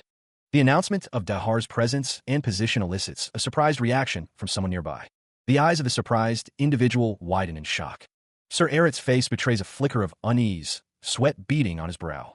Dahar introduces himself as the vice commander of the 12th Fourth Corps, requesting permission to relay a message. The person who reacted with surprise sits, still questioning the situation. Ahem, ahem. The sound of someone clearing their throat echoes through the hall. The red-haired man gushes about how cool it was when someone said not to kill each other, adding that the battle will only end when one is unable to battle or surrender. The man continues, stating that, of course, they wouldn't accept their surrender. A voice interrupts, questioning when that was said, adding that no Corps commander has ever been this cold-hearted. The announcement is made that it's Sir Eret for them, as the group sits on a bench. The red-haired man concludes his statement, saying that's all. Sir Eret seems to be in deep thought. The person is speechless due to the amount of ridicule, but it's become much more interesting thanks to Sir Eret. The vice commander, Durn Ivan, doesn't think the victor will be decided anytime soon, adding that seems to be the case. It's revealed that since Durn Ivan received the proposal to become the 9th Fourth Corps commander before Trover, that means they should be on the same level as two figures clash. The woman with purple hair reveals that she heard the number of rejections to become the Corps commander was unusually high this time. The purple-haired woman muses that at first, she thought Ed was the one who was so attached. Meanwhile, Dion Hart smiles knowingly. He reflects on how Ed remained the vice commander, even though he was offered such a great proposal. Then, the woman realizes it was Durn Ivan. Elsewhere, Grover is in the middle of a fight, and he wonders if the third person offered the position was Trover. The attack is blindingly fast. The woman wonders why Durn Ivan rejected the offer, but seeing him today, it was obvious. It's because he couldn't bear to be apart from her due to his immense love. Startled, a surprised person exclaims that they were scared. Nearby, Sir Eret and Elle are together. Someone wonders since when she got there. Eret asks if it's true that you can create a baby with a certain probability when you love each other. Someone wonders if he is referring to pregnancy. Eret thinks that she wants a child, but he thought demons couldn't have children. Elle recalls hearing children referred to as blessings. Meanwhile, Dion Hart's expression darkens. Suddenly, a massive meteor hurtles towards the ground. Grover, eyes blazing red, prepares to strike the meteor. The force of Grover's blow is immense. Below, Sir Eret sits, seemingly unaffected by the impending impact. The knight's expression remains calm despite the chaos around him. Elle, sitting with Durn Ivan and a young girl, expresses her desire to have a blessing with the vice commander. The young girl looks up, startled by Elle's statement, wondering if she is considered a blessing. Sir Eret wonders aloud if a child is considered a blessing. Dion Hart sits in the shadows, his eyes glowing ominously. A disturbing image flashes, a family portrait marred by blood. The bloodied family portrait hangs ominously above the words, "Then I," as the red eyes of Dion Hart stare intensely. The intensity in his gaze deepens, hinting at the dark path Dion Hart is about to embark on. The clash of blades echoed through the halls as the battle intensified. The force of the blows was enough to leave the ground scarred. Nearby, the pink-haired girl wondered why Sir Eret seemed so unhappy with the display of power. She wondered if the current fight was not entertaining enough for him. The pink-haired girl pondered what Sir Eret would find interesting. The girl then revealed to Eret that Trover originally used magic. The girl realized that the information was not interesting. The pink-haired girl looked up at Eret, a wide smile on her face. Someone exclaimed that Grover was using mana despite being fully depleted of it. It was then revealed that the mana being used in magic could not be used in martial arts. He had recovered, and the speaker was sure he knew how to control it. A surge of power emanated from somewhere. Sir Eret grinned, his red eyes gleaming with anticipation. The pink-haired girl observed that Sir Eret's personality, which prioritized fun above all else, had led him to use up all of his mana, adding that it wasn't like he had much to begin with. Someone wondered if that meant the 9th Fourth Corps commander could not use magic for the rest of his life. But another voice declared that there was one last resort to use magic. The speaker explained that it was the Demon King's power that their physical bodies contained. Since they were children of the Demon King, they could use that power. The power manifested as a dark, swirling energy. The voice continued, explaining that their bodies were also composed of his powers. It was said that it was the purest and most powerful mana. The speaker concluded that they could use precisely that. But using that power meant they would have to put their life on the line. The battle rages on. Grover and Sir Eret locked in a fierce exchange while the pink-haired girl watches from a distance. Meanwhile, someone observes the fight from above, lamenting that Grover is wasting precious mana. Grover's foot slams into the ground, the force of the impact creating a shockwave. Sir Eret, struggling to maintain his footing, curses Grover, calling him a slippery fish and a wolf bastard. The knight prepares to unleash a lethal move. The observer from above continues to watch with a look of disbelief. Sir Eret unleashes a powerful, red energy-infused attack. He shouts a warning as he initiates his lethal move. The knight's attack is a combination of earthquake, blind, and physical reinforcement. The attack slams into the ground, creating a massive explosion of energy and debris. Dust and debris fill the air as the force of the attack reverberates. Someone exclaims that Sir Eret just combined all of his moves into one devastating attack. Grover shields his eyes from the dust and debris kicked up by the force of the attack.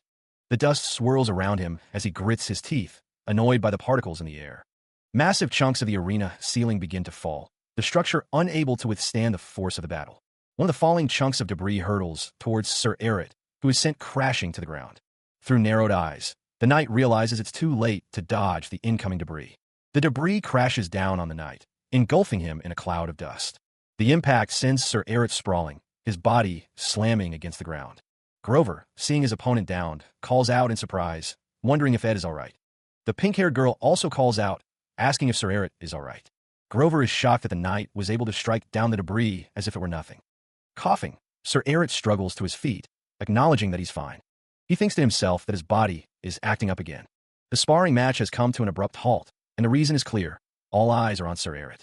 One of the fighters admits his mistake, realizing that Sir Eret is going to punish him for the accidental attack. Another fighter notes the foolishness of attacking the Zero Corps commander. An apology rings out, directed towards Sir Eret. The apology comes from Dion Hart, who is kneeling before Sir Eret. He seems surprised by something. A voice explains that the environment is not ideal for Sir Eret, given all the dust. They also express surprise that anyone would be foolish enough to attack him. Two figures stand behind Dion Hart, questioning what is happening. One of the figures is revealed to be Ed, who is described as angry and scaring someone. Sir Eret insists he is fine and tells Ed not to get involved. Sir Eret's hand clenches into a fist. Sir Eret thinks to himself that he should rest. A voice declares that they will call this a draw and continue another day. A final plea is made. Can they please live in peace? Two figures stand in a grand hall, one questioning why the other won't fight when he isn't around. Someone gushes over the fact that Sir Eret said not to get involved, and that if he takes revenge, he'll do it himself. The pair from before are still in the hall, one remarking that Eret will see this through until someone is dead. He also notes that there was a reaction from Eret's necklace. Someone thinks that Sir Eret is even more vicious than any demon they have ever seen. Eret is told that he should visit the Empire with an apology for the sudden call. Eret thinks to himself that it's no wonder a seal was placed on him as soon as he was seen. Someone asks if something is the matter. The person responds, asking for a look at the map, and that the Empire isn't just for show. A hand rests on a map, splattered with blood. He stands before a map, the Empire's conquests marked ominously in red. The Empire has already conquered half of the continent. The smallest kingdom on the map, Esperanza's, is marked with a finger. It's only a matter of time before they break through the castle doors. Esperanza's, the name rings a bell. He urges himself to remember. He must remember who he truly is. The heroes, Dion Hart's, butler stand in a grand hall with Dion. Dion presses the butler, asking what he used to do before coming to this estate under His Majesty's orders. Dion thinks to himself that the butler is too suspicious and strong to be considered a regular butler. The butler reveals that he came from Esperanza's, answering Dion's question. Dion is shocked to hear that he is from Esperanza's and demands to know where that is, wanting to know his true identity, not just where he came from. In the end, Dion only heard stories of his homeland and found out absolutely nothing about who he is. The knight, Sir Eret, listens as Dion Hart questions the Empire's motives. Dion wonders if the Empire is at war with Remember's motherland. The butler's eyes narrow as he thinks to himself that the Empire won't stop with conquering the human realm, but will also turn to the demonic realm. He decides there's no reason for him to keep observing any longer. Dion asks the butler to repeat himself, clearly having heard something important. A sinister smile spreads across the butler's face as he decides he will start participating in this game. The butler declares that he will turn the tables against the Empire. A surge of purple energy emanates from the butler, the power resonating with the very land itself. He intends to change the name of the game from territorial dispute of the humans to a wager between the survival of the demons and the humans. Dion sits, seemingly unaware of the immense power gathering around him, as the butler's plan unfolds. The heir's eyes glow red with an unknown power as he vows to take action. The butler advises that Dion should depart right now, explaining that since it's dawn in the human realm, it should be morning by the time he arrives. The butler's attire shifts, revealing a more ornate and powerful appearance. The butler holds up a pocket watch, stating that it's useful since it's hard to tell the time in the demonic realm. As Dion Hart prepares to depart, the butler states that he gave the hero whatever he had in his bag since he was pestering him after coming back to the demonic realm. Elsewhere, Dion is confronted about giving Ririnel cookies as a gift. He wonders aloud what he will receive. The heir, Dion, looks out a window lost in thought. A voice echoes in Dion's mind, telling him that if he must go, he should bring something back for them. The butler sits in a grand room, musing that he needs something like information. The butler stands, his long coat flowing behind him. The butler relaxes on a couch, a glass of wine in hand, as he considers the stakes of his game. The butler thinks to himself that he doesn't want to send Dion, but that would be against the rules.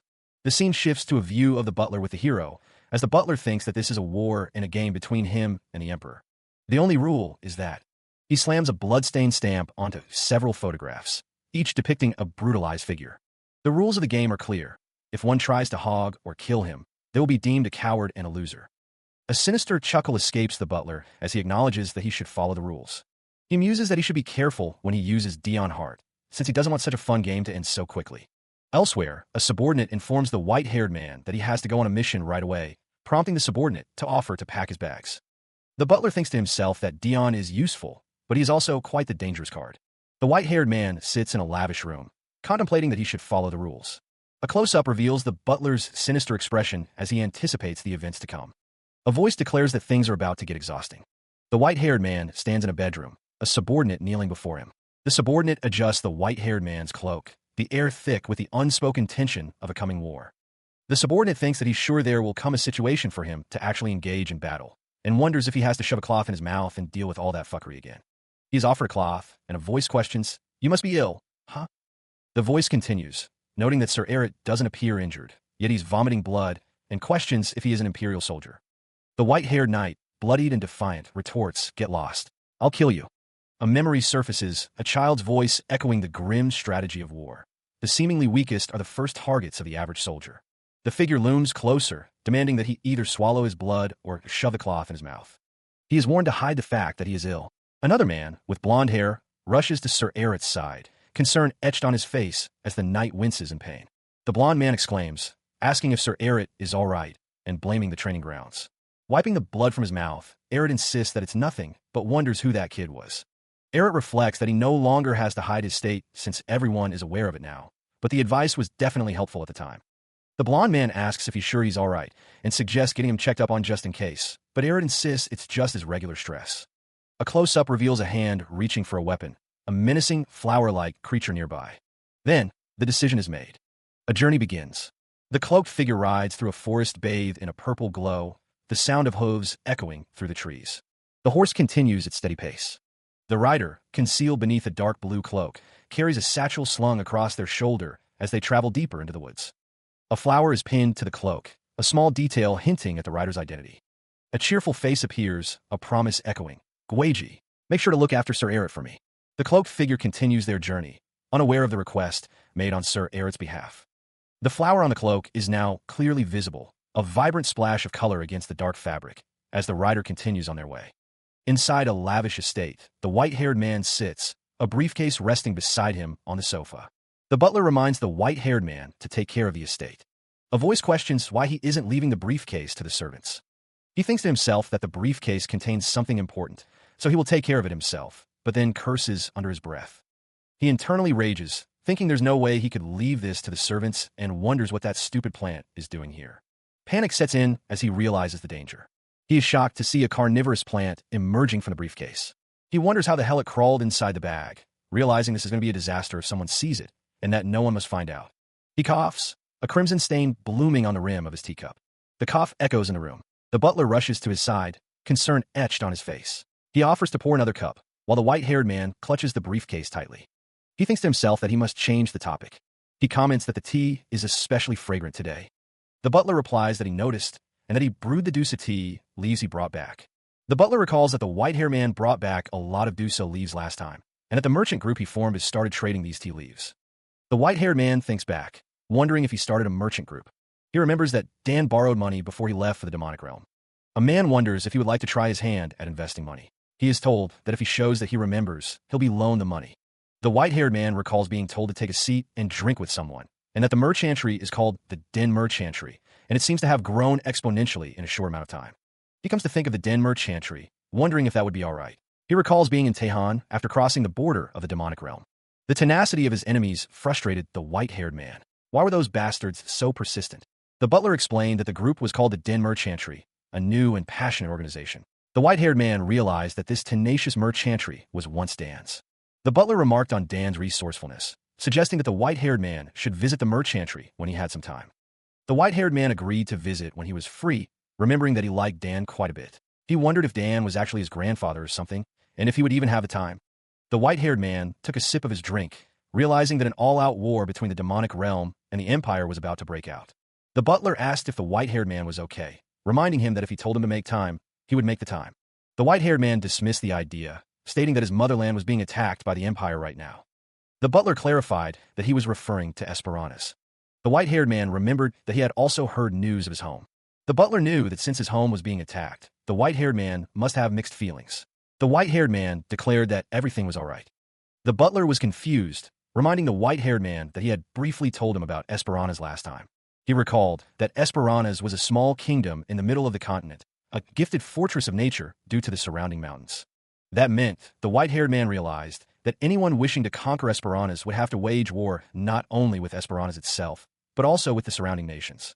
The strategic implications were clear. There would be more to lose than to gain by attacking Esperantis.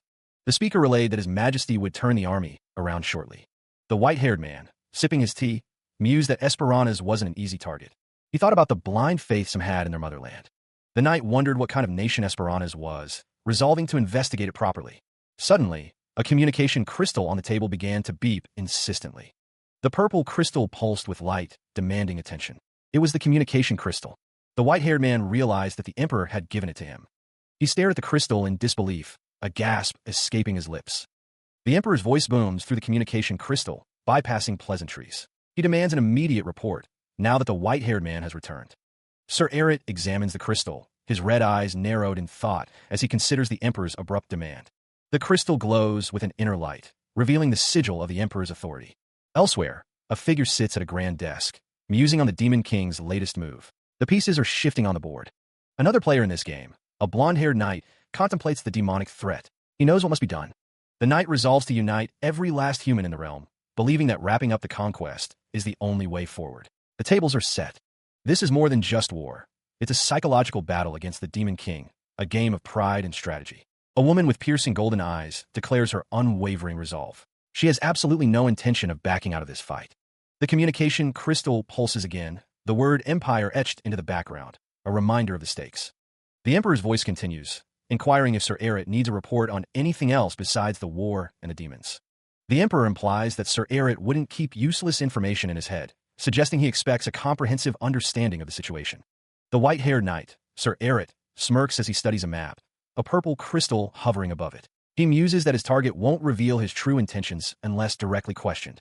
Meanwhile, Cruel Heart stands before a table laden with gifts, a similar purple crystal in his hand. He wonders aloud what the problem is, monsters or the border.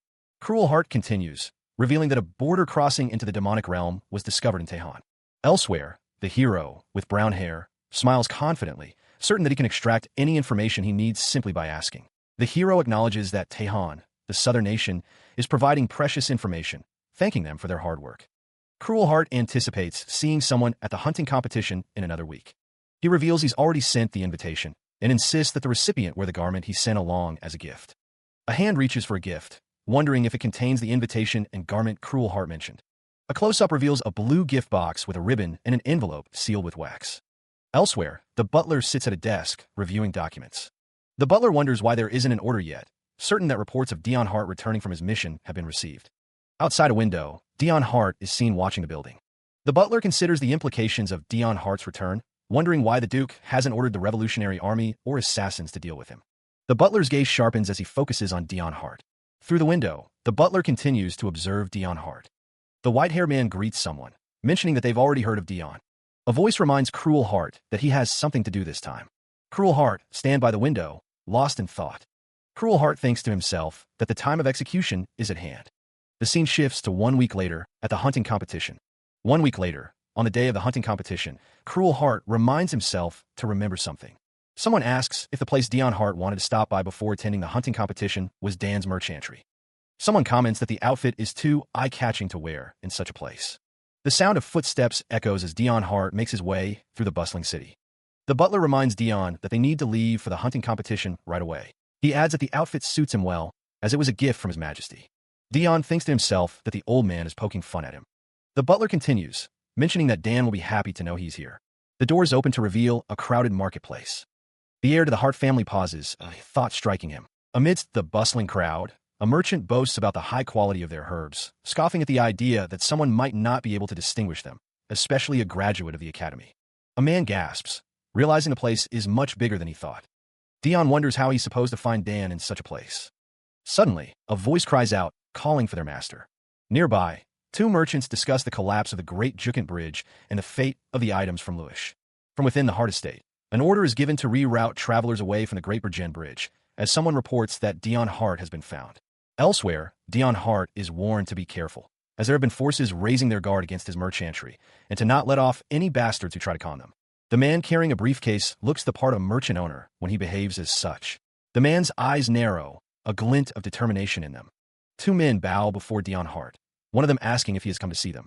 The man in the red cloak seems pleased by Dion's arrival, though the butler wonders why he is so happy to see him. One of the men comments on how large the merchantry seems, to which the man in the red cloak replies that it is all thanks to Dion Hart. The man in the red cloak, revealed to be Cruel Hart, mentions that as soon as he mentioned that he served the honorary Count Hart, the majority of his problems were solved. Someone is angered that their name was used, comparing it to trading with bad customers. The butler, noticing Cruel Hart's attire, asks if he is headed somewhere. Cruel Hart reveals that he stopped by on his way to the hunting competition.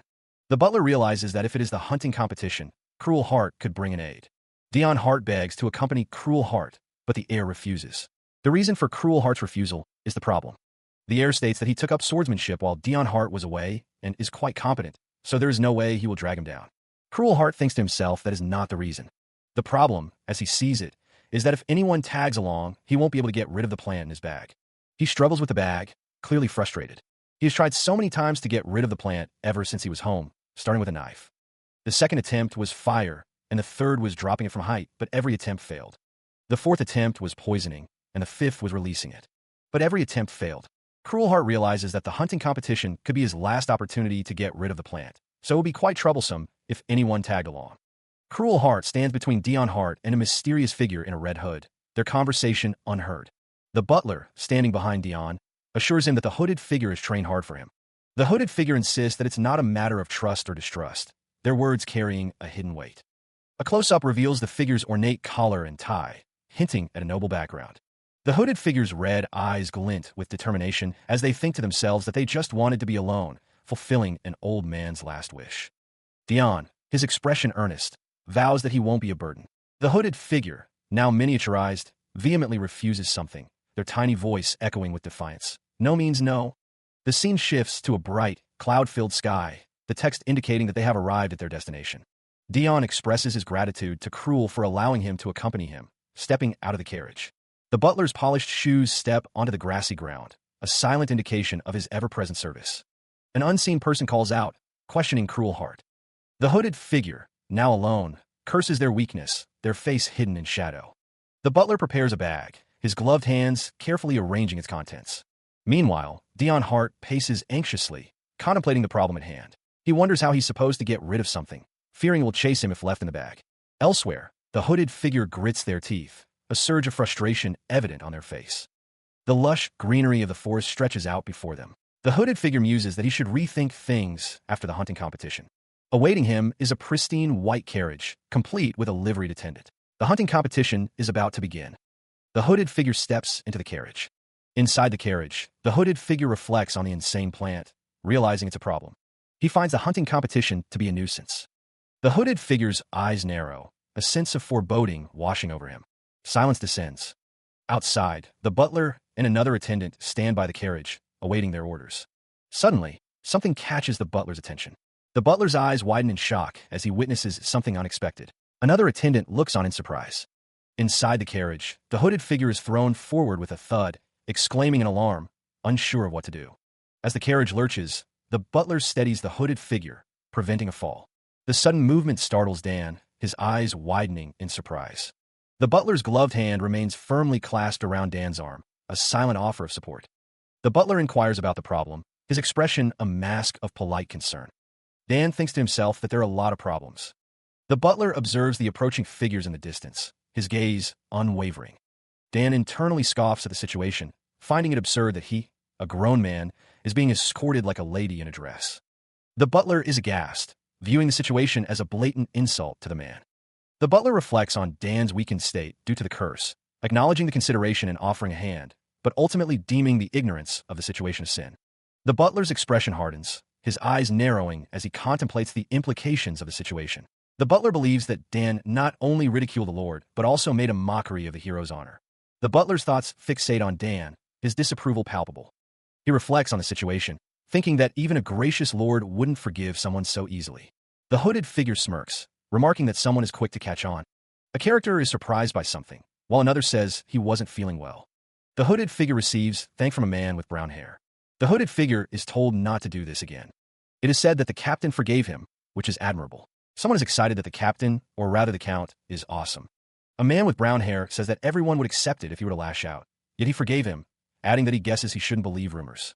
The hooded figure is walking away, and someone says that it is admirable. Someone asks if people saw the grace with which he forgave his subordinate. A chorus of voices proclaims, "That's our Lord." The hooded figure, visibly shaken, mutters that he was almost done for. He reflects on how desensitized he's become to the strange treatment he receives in the demonic realm. The hooded figure thinks to himself that no matter what he says to Dan, it will only ridicule him, so he should just move on for now. A voice promises to lecture him later.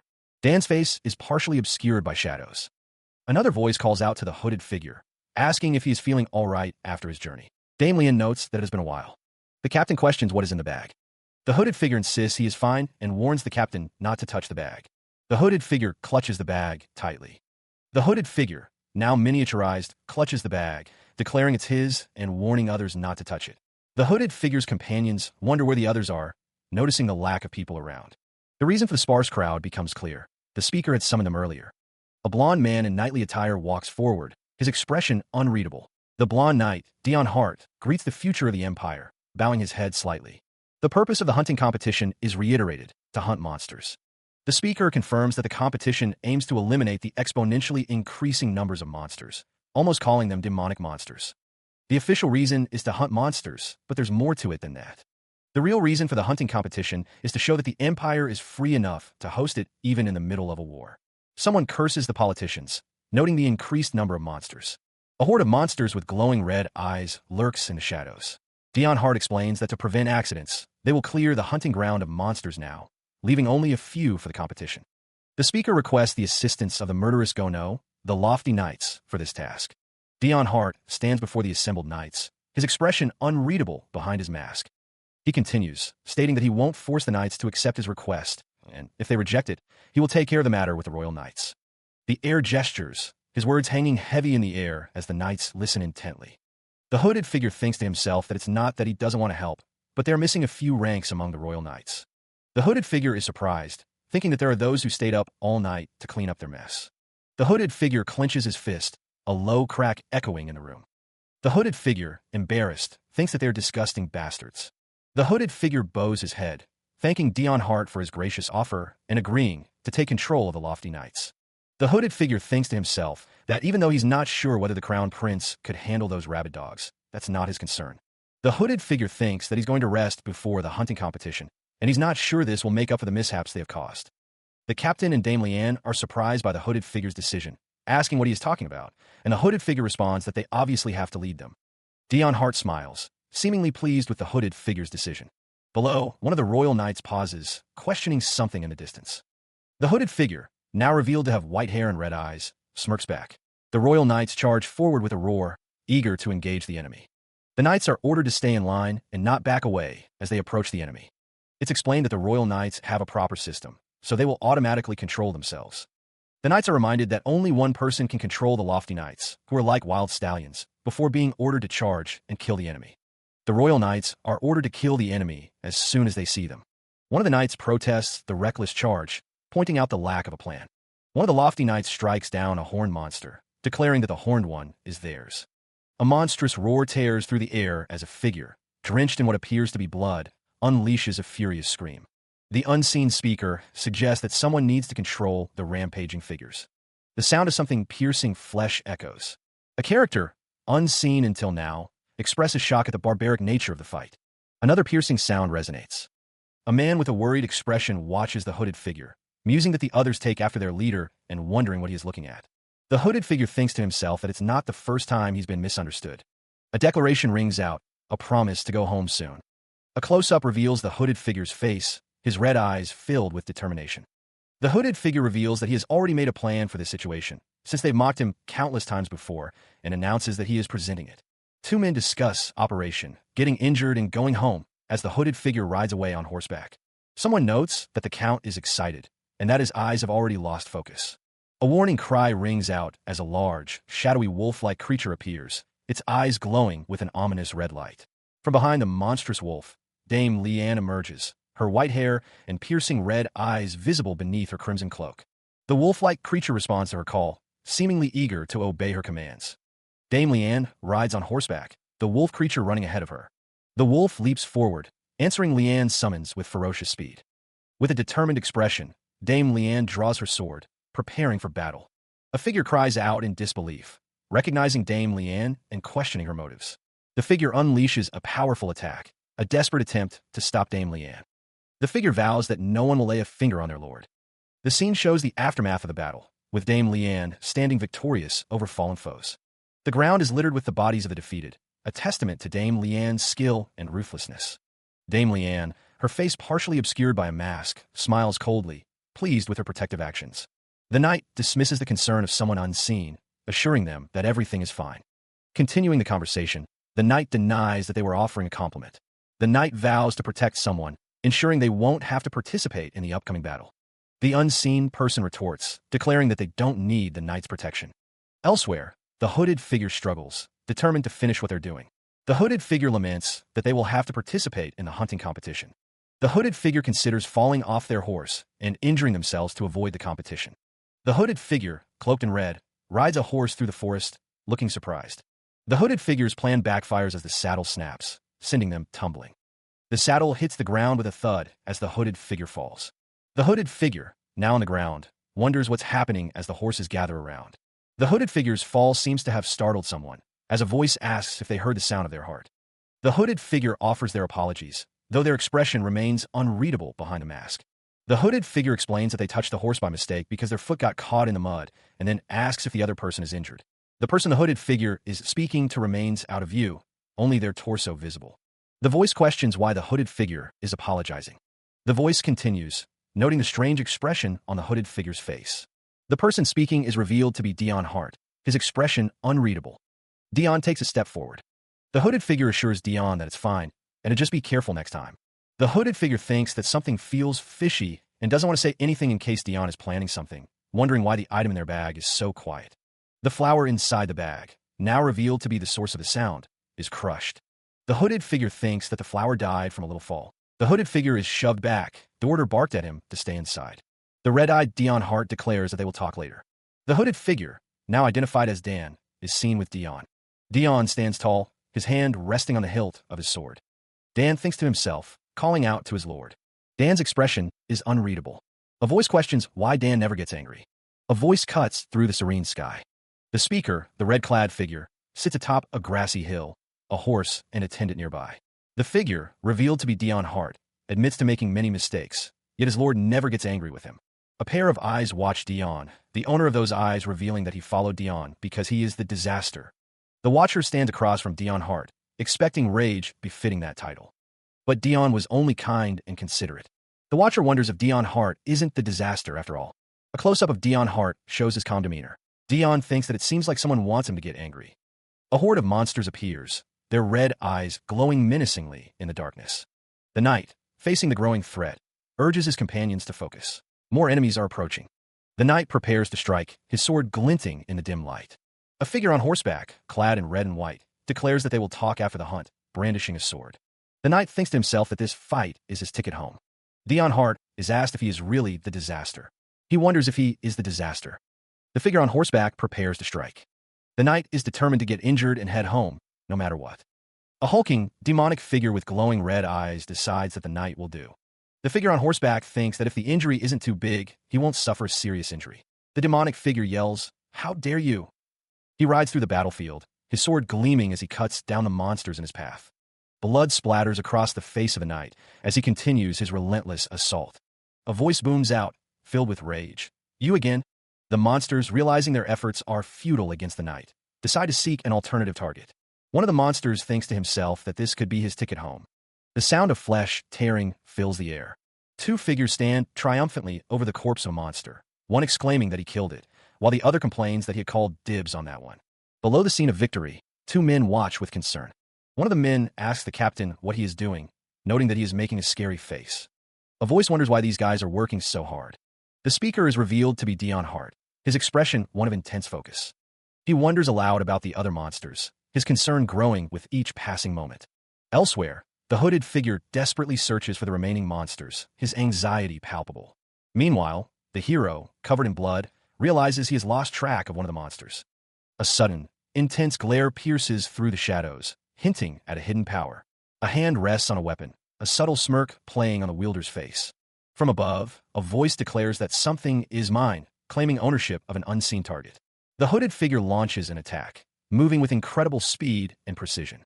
The hero's attendant, witnessing the hooded figure's stance, fears the worst, realizing what skill he is about to use.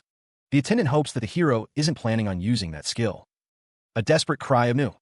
echoes, filled with anguish and dread. The attendant is shocked that the hero would use such a skill on just a stupid monster hunt. Someone questions why the hero is taking the situation so seriously, sensing a deeper motive. He declares his intent, the air crackling with unseen energy. The hooded figure lunges forward, a dagger glinting in their hand as they aim for the hero. The hooded figure commands someone to go home, their voice echoing with a strange distortion. The hero's eyes narrow, a dangerous glint appearing as he prepares to retaliate. A surge of power erupts from the hero, accompanied by a piercing scream. The hooded figure is surrounded by several figures, all seemingly under their control, their arms raised in unison. Someone shouts to stop the cap as the hooded figure stands over fallen bodies. A resounding crash echoes, the force of the impact shaking the very air. The hero's attack obliterates the surrounding area, leaving a scene of utter devastation. The aftermath is a scene of quiet desolation, the air still heavy with the remnants of the battle. The captain is surrounded by his subordinates, who are desperately asking if he's hurt. One of the subordinates berates the others for letting the captain attempt such a dangerous stunt, revealing that something has escaped.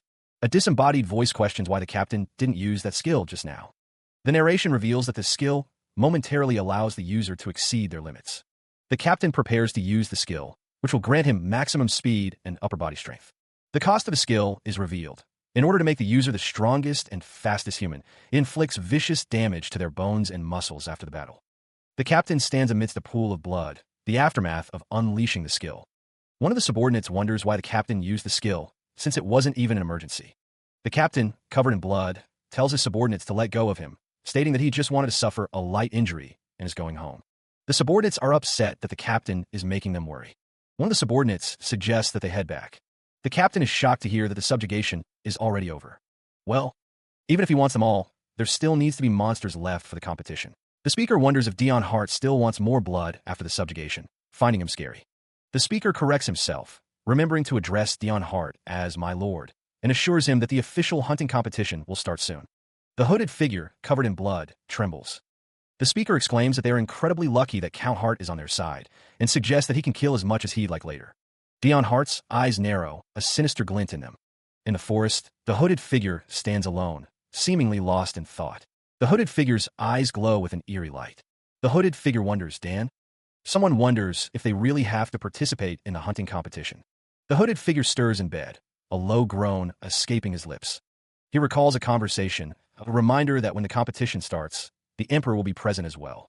Elsewhere, Dion Hart speaks on the phone, reminding the person on the other end to wear the garment he sent as a gift. He wonders if the hunting competition and the garment have something to do with the war. The war looms large, a dark and ominous presence. The hooded figure shifts again, muttering that he hates it and doesn't want to be a part of it. The reason for his reluctance becomes clear. This war is against the demonic realm. He thrashes in bed, the movement causing the flower on his pillow to shift. The hooded figure sits up abruptly, his red eyes blazing with anger as he shouts at someone to stop crawling out of the... Simultaneously, a man bursts through a curtain, urgently asking if he may come in. The sound of the curtain rings out as the man continues to intrude. The man's face is etched with concern as he looks on. The intruding man finds Dion Hart standing over a bed, breathing heavily. The intruder questions what Dion is doing. Dion, looking down at someone in the bed, claims he was just warming up. Elsewhere, the captain expresses his excitement about the upcoming hunting competition. Dion is asked why he is there and if he could bring another person besides Dan for the hunting competition. He questions why he should do that. The intruder expresses unease about leaving Dion alone with someone, referring to them as a bastard. He recalls the subjugation. The hooded figure stands in a forest, and the intruder recalls that the look he gave was something like extreme irritation. The intruder thinks that the hooded figure feels a creeping suspicion and burning rage. The intruder states that he understands. Dayon Harchmoilsh. The order is given. Dame Leanne is instructed to take the man away. The man is grabbed roughly by the ear. Responding to the rough treatment, the man acknowledges the command. He is quickly pulled away, protesting that he's being serious. A pained cry echoes. Another voice interjects, noting that they didn't see Dan's face earlier and pleading for the Lord to take another aid. The Lord thinks to himself that he can't have too many people around because of the plant, and that it's already too much with one more person.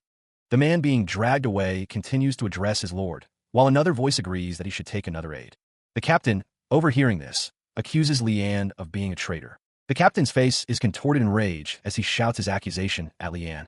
The man being dragged away thinks that it's his responsibility to look after his Lord, and that it's unfair because it was his turn this time, as he was with the captain earlier. The Lord states that he's not taking either one of them. Leanne and the captain are shocked by the accusation, questioning what they just heard. The captain's accusation hangs heavy in the air as the other members of the court whisper about Dion Hart, their suspicions growing. The Lord remains unmoved by their concerns. He declares that his decision is final, silencing any further debate. Frustration boils over as one of the aides questions the Lord's stubbornness, demanding a real reason for his choices. The Lord's past actions continue to fuel the court's distrust of Dion. The Lord remains indifferent to the growing unease, dismissing their worries with a cold declaration. The Lord and his entourage continue their journey, unaware of the growing resentment and suspicion brewing behind them. One of the men expresses confidence in his ability to handle Dion Hart should the need arise. Whispers follow the Lord and Dion as they travel, some begging to be taken along, others demanding they be left behind. Dion's success is not merely a matter of luck, but the result of careful planning and calculated moves. The court questions the decision to grant Dion Hart the title of honorary count. The man is outraged that Dion, an honorary count, is being treated with the same respect as a real count, believing it signals the end of the world. The Lord and Dion continue their procession, oblivious to the growing discontent and the machinations of those around them. The question hangs heavy in the air. What did he just say? The tension is palpable as the captain warns that any disturbance will reflect poorly on the Lord. The question of the hour. Who is this mysterious figure? A man in a white suit looks up, muttering about the audacity of treating a real count and an honorary count with the same courtesy. He believes the world is surely coming to an end. The scene shifts to show Dion Hart, accompanied by another man, standing in what appears to be a courtyard. A disembodied voice wonders aloud who the fearless nobleman is. Dion Hart overhears the whispers and remarks that he is not sure who the man is, but he is definitely stirring up trouble. An unseen observer thinks that Dion is stupid, as he does not know whom he is insulting. The hooded figure, whose face is partially obscured, asks who Dion Hart might be. Someone muses on how Dion Hart dares irritate the hero of the Empire and the Emperor's favorite sword. The voice from before remarks that it is a good thing someone asked, as the hooded figure declares himself to be the true patriarch of the Hart family, the true Count Hart. The true Count Hart is revealed to be a man in a flamboyant blue and white outfit. The hooded figure's eyes widen as he hears the name Hart. The true Count Hart's sudden appearance sparks outrage. Dion Hart, standing nearby, is accused of being a fake. Whispers spread through the crowd, some noting they've never seen the true Count before and questioning if he's from a collateral line of the family. The true Count Hart's arrival confirms that the collateral line of the family still exists somewhere. Dion, however, is infuriated by the perceived insult and demands that the others leave the hooded figure to him. The sound of a blade being drawn echoes as Dion prepares to attack. The hooded figure scoffs, finding the situation ridiculous. He muses that some random collateral descendant ended up becoming the patriarch of the family. Dion advances, his footsteps heavy as he closes in on the hooded figure. A disembodied voice offers congratulations, wishing the hooded figure the best. The true Count Hart looms over the hooded figure, his expression unreadable. It's revealed that Cruel Heart rejected the offer to become the Count. The hooded figure, his eyes glowing red, ominously declares that it won't be long before the Hart family disappears from history. A sinister smile spreads across the hooded figure's face as he anticipates the downfall of the Hart family, admitting that he is getting chills from the thought. The hooded figure's ultimate goal is revealed, to see his family perish. From afar, the true Count Hart watches the scene unfold, muttering that they should just wait. The true Count Hart's thoughts drifted to the greedy family members, certain they had appointed an idiot to be their pawn. Meanwhile, the hooded figure mused that it might have been better for the Hart family to be destroyed rather than to have someone like the true Count Hart as the patriarch. From a high vantage point, a voice boomed, inquiring if everyone was present. Below, a figure in ornate armor raised a hand, signaling the start of the event. The banners fluttered as the speaker declared that it was finally about to start. Dion Hart, standing before the crowd, thanked everyone for taking time out of their busy schedules to attend the event. With a smile, Dion hoped everyone would enjoy their time without any accidents. A voice declared that they may start as soon as they are ready. A young woman, blushing, asked someone to please accept her gift. The young woman beams, clearly excited about the upcoming event. The crowd cheers for Dion Hart as he prepares to depart. Dion Hart, atop his horse, promises the young woman that he will return victorious. The hooded figure watches the exchange, remarking that he didn't expect a handkerchief. The hooded figure is surprised by the offer of a handkerchief. The hooded figure initially refuses the handkerchief, but the other man insists. The hooded figure, now revealed to be a woman with long blue hair, watches Dion Hart. The young woman offers the handkerchief to the hooded figure, hoping he won't get hurt. The young woman asks her brother to return safely. The blue-haired woman smiles at the young woman. The blue-haired woman is reminded of her past, when she gave her brother a handkerchief 8 years ago during the war. As the hooded figure sits atop his horse, Dame Leanne inquires if her brother had enlisted to go to war instead. The reason he had to enlist was because his parents prohibited him from volunteering. He was much more skilled with the sword and in better health, so he was extremely anxious to see his sick brother head off to war. The memory of that time is still vivid in her mind. She doesn't think she'll ever be able to see her sick sibling go off to war again.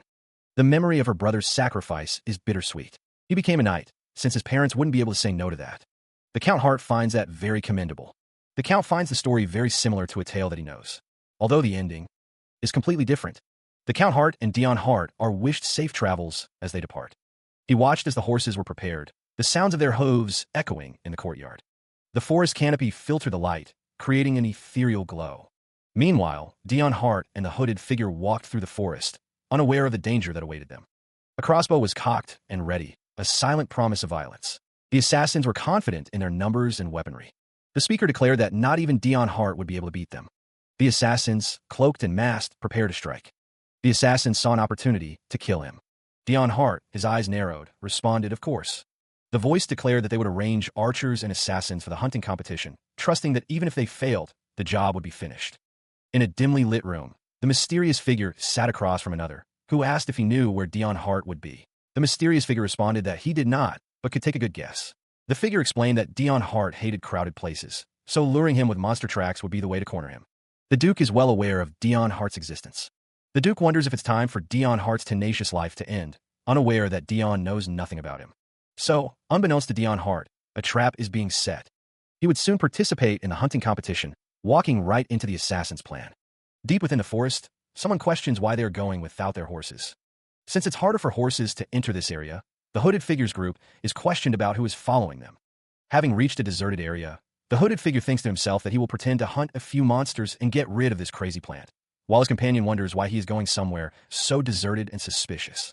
The hooded figure thinks there were monster tracks here somewhere, when suddenly an alarm is raised. My lord! The hooded figure is caught off guard as a barrage of arrows rains down upon him. The arrows strike the ground around the hooded figure, kicking up dirt and leaves. The hooded figure's eyes widen in shock as he realizes he's under attack. The hooded figure barely has time to react as the arrows close in. The arrows rain down, each one a deadly threat. The ambush continues as the hooded figure is struck by multiple arrows, sending them flying. More arrows find their mark, further incapacitating the hooded figure as they fall. One of the hooded figure's companions cries out, concerned for their lord's safety. The hooded figure lies prone, seemingly defeated by the sudden assault. Elsewhere, Dion Hart observes the unfolding events, questioning the meaning of the attack. A hand slams down on a table, the force of the impact expressing the character's shock and frustration. The archers continue their assault, their arrows striking the ground around the downed figure. From above, the scene of the ambush is revealed, showing the vulnerability of the location. The mysterious figure curses, witnessing the ambush from a distance, while another man looks on with concern. The attacker speaks, questioning if their target ever tires. The perspective shifts to a high vantage point, revealing the full scope of the ambush and the figures involved. A disembodied voice echoes with a clear and violent intent: kill Dion. The ambush intensifies as the hooded figure is beset on all sides, blades flashing in the sunlight. Hart, one of the attackers shouts. The sound of clashing steel fills the air as the fight continues. The mysterious figure watches the assault unfold, standing alongside Dion Hart. The hooded figure is surrounded, but fights with a desperate ferocity. The mysterious figure's eyes narrow, a flicker of annoyance crossing his face. Fuck, he mutters, clearly displeased with the situation. One of the assassins manages to land a blow on the hooded figure, drawing a gasp of pain. The hooded figure realizes the gravity of the situation. He thinks to himself, I should have listened to Kletter when he told me to take more guards. A spray of blood erupts as another attack lands. The mysterious figure, now revealed to be Kletter, grits his teeth, clearly frustrated. Asterisk, why do I have to work so hard? Asterisk, he thinks. In the distance, a woman in a blue hat and dress watches the scene unfold, her expression a mix of shock and fear. Dion Hart, observing the fight, curses under his breath. That fucking collateral asshole is no help. Another assassin strikes, the force of the blow evident. Kletter, bandaged and cloaked in red, watches the hooded figure struggle, his expression unreadable. Despite lacking the strength or talent to deal with all of them, the hooded figure is forced to fight. The ambushers press their advantage, forcing the hooded figure to retreat. The hooded figure cries out as the attackers continue their assault. The attackers close in, their armored boots crunching on the forest floor.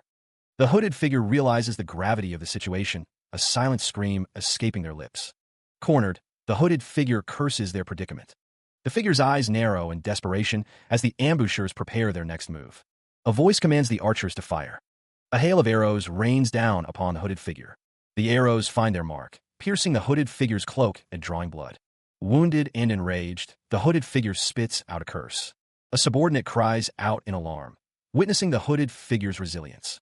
The hooded figure, caught off guard, can only watch as the ambush unfolds. A hail of arrows descends from above, each one aimed with deadly precision. The arrows strike, tearing through the air as they find their mark. One arrow pierces the hooded figure's arm, drawing blood. The ambushers, concealed amongst the trees, prepare for another volley. More arrows rain down, the attack relentless.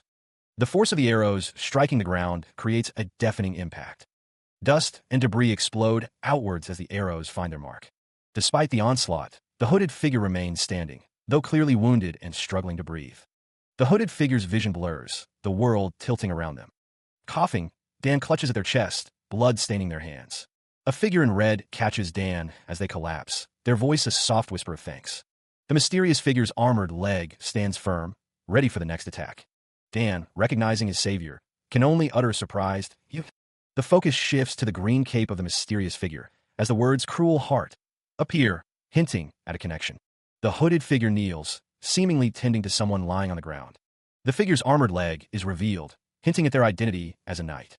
The hooded figure, revealed to be Dion Hart, glares with fury. The words "cruel heart" appear, emphasizing Dion Hart's ruthless nature. Dion Hart reaches out, his fingers stained with blood. The scene reveals Dion Hart standing over the hooded, who is bleeding profusely from a wound to the chest. Dion Hart, his face splattered with blood, sneers at the hooded, taunting, "You think I wouldn't recognize you just because you're wearing a fucking robe?" Dion Hart's expression hardens as he wonders what the hooded is. The hooded is sent flying backward from Dion Hart's attack. The blade pierces through the hooded's chest, blood splattering as the attack lands. The hooded, reeling from the blow, wonders aloud what is happening. The hooded recognizes the plant that has appeared, questioning if it's the crazy plant. The plant continues its assault, its size alarming the hooded. The plant's tendrils lash out, continuing its assault on the hooded. The hooded realizes the plant is eliminating all of the assassins. The monstrous plant dominates the scene, its tendrils and flower-like head dripping with blood. Another assassin falls victim to the plant, the hooded marveling at its power. A close-up reveals the plant's grotesque, flower-like head, complete with sharp teeth. The plant continues to eliminate the assassins, its actions swift and brutal. The plant seems to communicate telepathically, telling someone to stop waving at it, and expressing satisfaction at eliminating the assassins. In the distance, the sound of an alarm is heard. The guards accompanying Dion Hart are caught off guard by the sudden appearance of the monstrous plant. The appearance of the plant shocks someone, who exclaims that they have never seen anything like it. The shock is visible on Dion Hart's face as he stares in disbelief at the plant. The narration confirms that the plant saved Dion Hart from the assassins. The speaker realizes that someone must be controlling the plant. Count Dion Hart is shown kneeling, bloodied, as he recovers from the assassination attempt. The perspective shifts to the hooded figure, who wonders if the plant is a monster. The hooded figure is seen from behind, as Dion Hart approaches him, breathing heavily. The mysterious figure, watching from afar, wonders what the collateral relative is mouthing off about. The mysterious figure wonders if Dion Hart is fearless because he's an imbecile, and calls him a wretched bastard. The mysterious figure notes that Cruel seems to have already run away. He observes the scene, clearly annoyed by the situation. The mysterious figure realizes the situation is worsening, deciding to deal with the demonic plant first. The demonic plant writhes, its grotesque form pulsating with dark energy. The mysterious figure stands before the plant, ready to strike. He wonders if he should kill it for real this time, his red eyes gleaming with determination. The mysterious figure prepares to attack the demonic plant. He thinks to himself that killing the plant is easier said than done, and if he could kill it, he would have already. The demonic plant is suddenly impaled by a large, dark blade. The mysterious figure is sent flying backwards, clearly surprised by the sudden attack on the plant. The blade pierces through the demonic plant, splattering blood everywhere. The mysterious figure is shocked by the sudden attack. Someone shouts, demanding to know what is happening. The force of the blow sends the mysterious figure crashing through the forest, splintering trees in his wake. The impact leaves a trail of destruction, the forest floor torn apart by the figure's uncontrolled descent. He slams into the ground, the air rushing from his lungs as he struggles to regain his composure. The demonic plant looms over him, its grotesque form a stark reminder of the danger he faces. Gasping for air, the mysterious figure struggles to rise, the weight of his injuries pressing down on him. Nearby, Dion Hart and his entourage observe the scene, their expressions unreadable as they watch the unfolding drama. A voice echoes from the forest, questioning the apparent betrayal. "I thought you said they're on the same side?" Count Hart's face is contorted in rage as he shouts at the young woman with pink hair, demanding to know why anyone would risk their life to help him. The Count's outburst continues, his words laced with desperation as he urges someone to hurry up and help him. Coughing violently, the hooded figure struggles to breathe, his injuries clearly severe. He clutches at his chest, blood staining his hands as he realizes the one who was waving at him earlier is now attacking him, leaving him unable to breathe. The demonic plant's maw opens wide, revealing rows of razor-sharp teeth, ready to devour its prey. The mysterious figure coughs, struggling to breathe as the plant's attack leaves him weakened. The plant roars, demanding to be released from whatever restrains it. The plant's attack sends debris flying in all directions.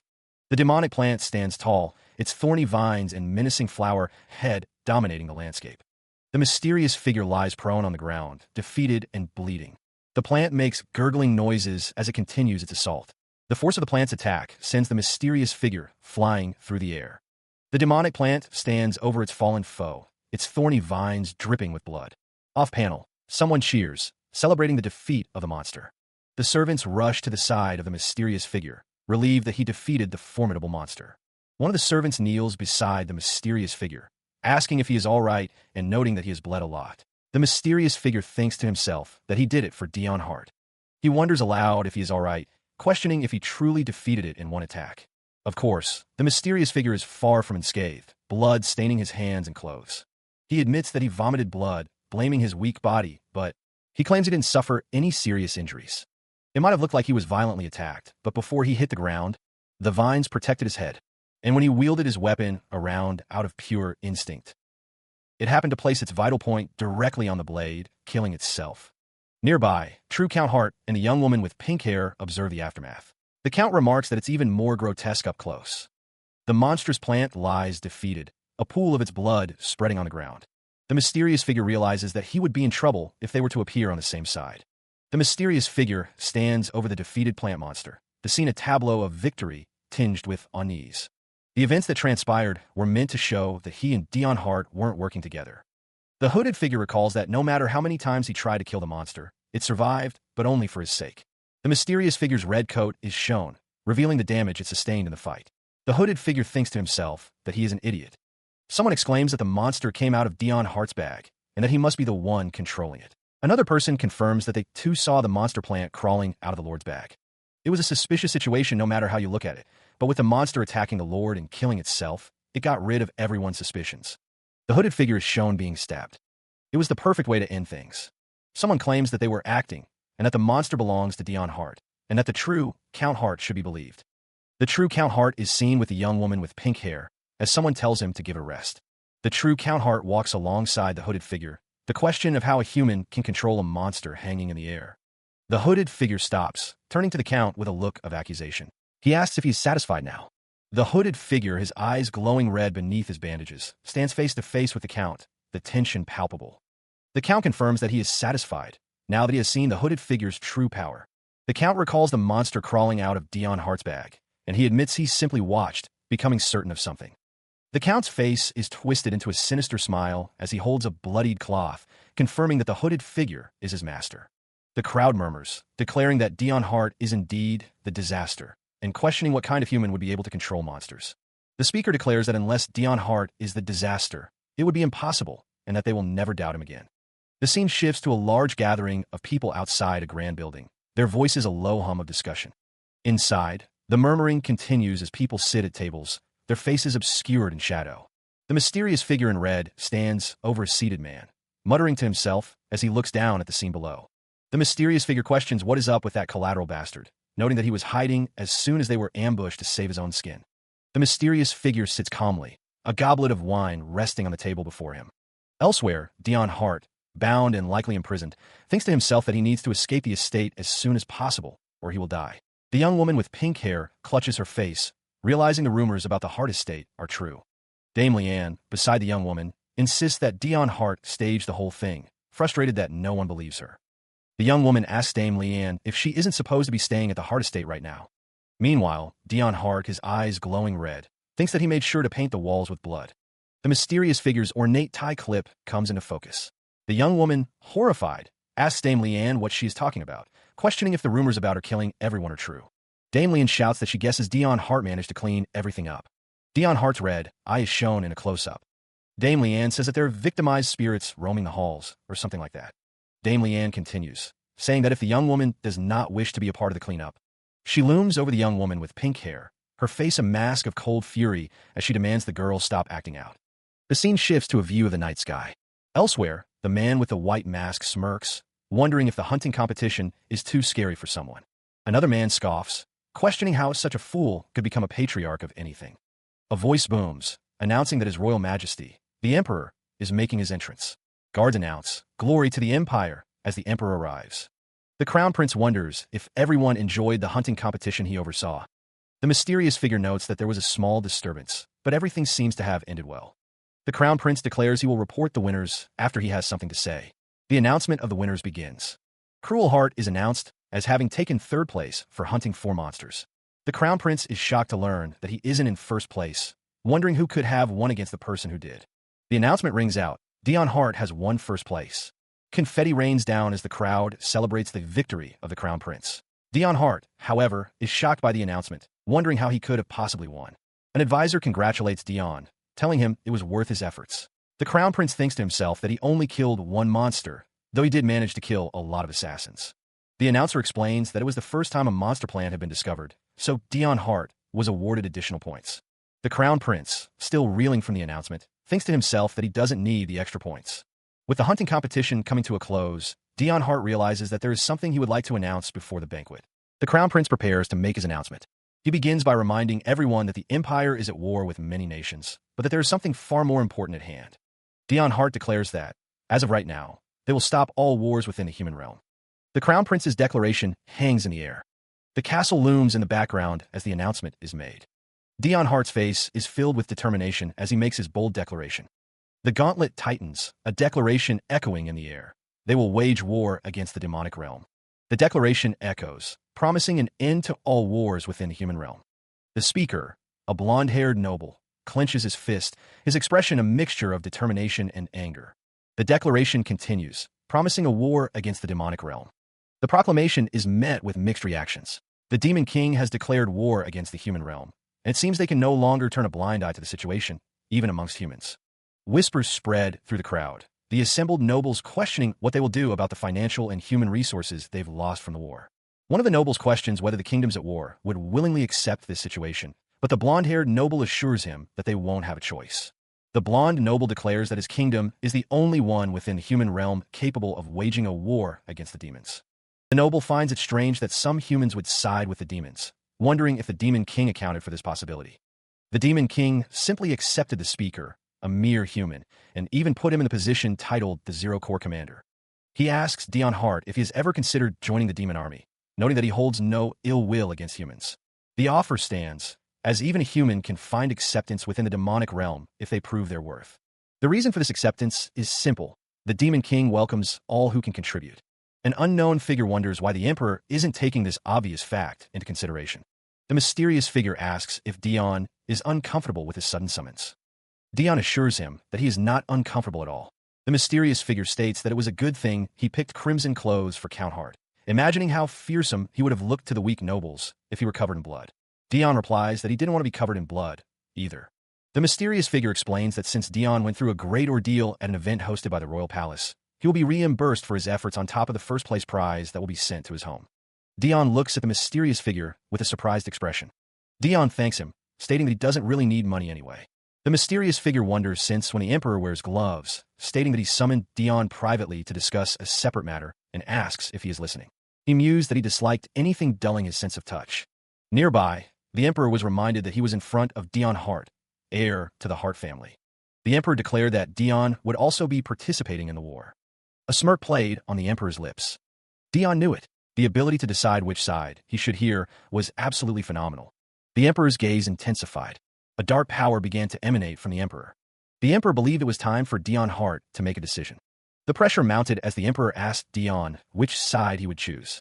The emperor's hand rested on Dion's shoulder, a silent demand for loyalty. Dion declared that he believed. The emperor stated that he had provided Dion Hart with plenty of opportunities so far, since he returned from a monster subjugation mission. The corpse of the hero lies still, a testament to an incredible feat. But thanks to that feat, he was an absolute mess. It didn't seem like he suffered any serious injuries, yet he's vomiting up so much blood. The mysterious figure coughs, seated on his throne. He wonders if the seal around his collarbone is the curse of the Demon King. The mysterious figure asks if a way has been found to get rid of that seal. The mysterious figure believes he would have to return to the demonic realm. He could not imagine the turn of events that would take place when he sent him back to the demonic realm at the time. The mysterious figure is told that the intel he brought back in regards to the core commanders will be of great help to the Empire, but he must return to the demonic realm. He apologizes, saying he has not yet found a way to undo the curse.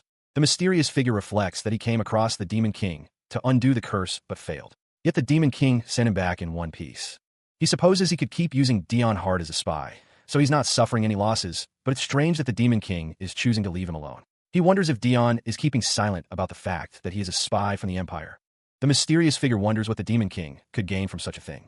He thinks to himself, who would have thought Dion Hart could be so cunning behind his back? The intel that Dion brought back from the demonic realm was detailed enough and could only be obtained by those closest to the Demon King.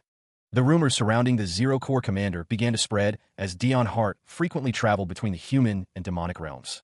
Dion Hart bows his head, seemingly in contemplation. Papers flutter through the air, filled with secrets and schemes. Now, the truth is revealed. Dion Hart isn't only working for the Empire. The mysterious figure understands the implications, a sinister smile spreading across his face. Someone is also using Dion Hart, ensuring he remains perfectly neutral between the human and demonic realms. Dion Hart stands at a desk, seemingly unaware of the forces manipulating him. As Dion Hart continues to work as a double agent, the stakes grow higher. The Demon King's castle looms in the distance, a symbol of the power at play. A voice echoes, revealing that Dion Hart was not detained in the human realm, even after providing intel to the Demon King. The voice questions if he needs another opportunity.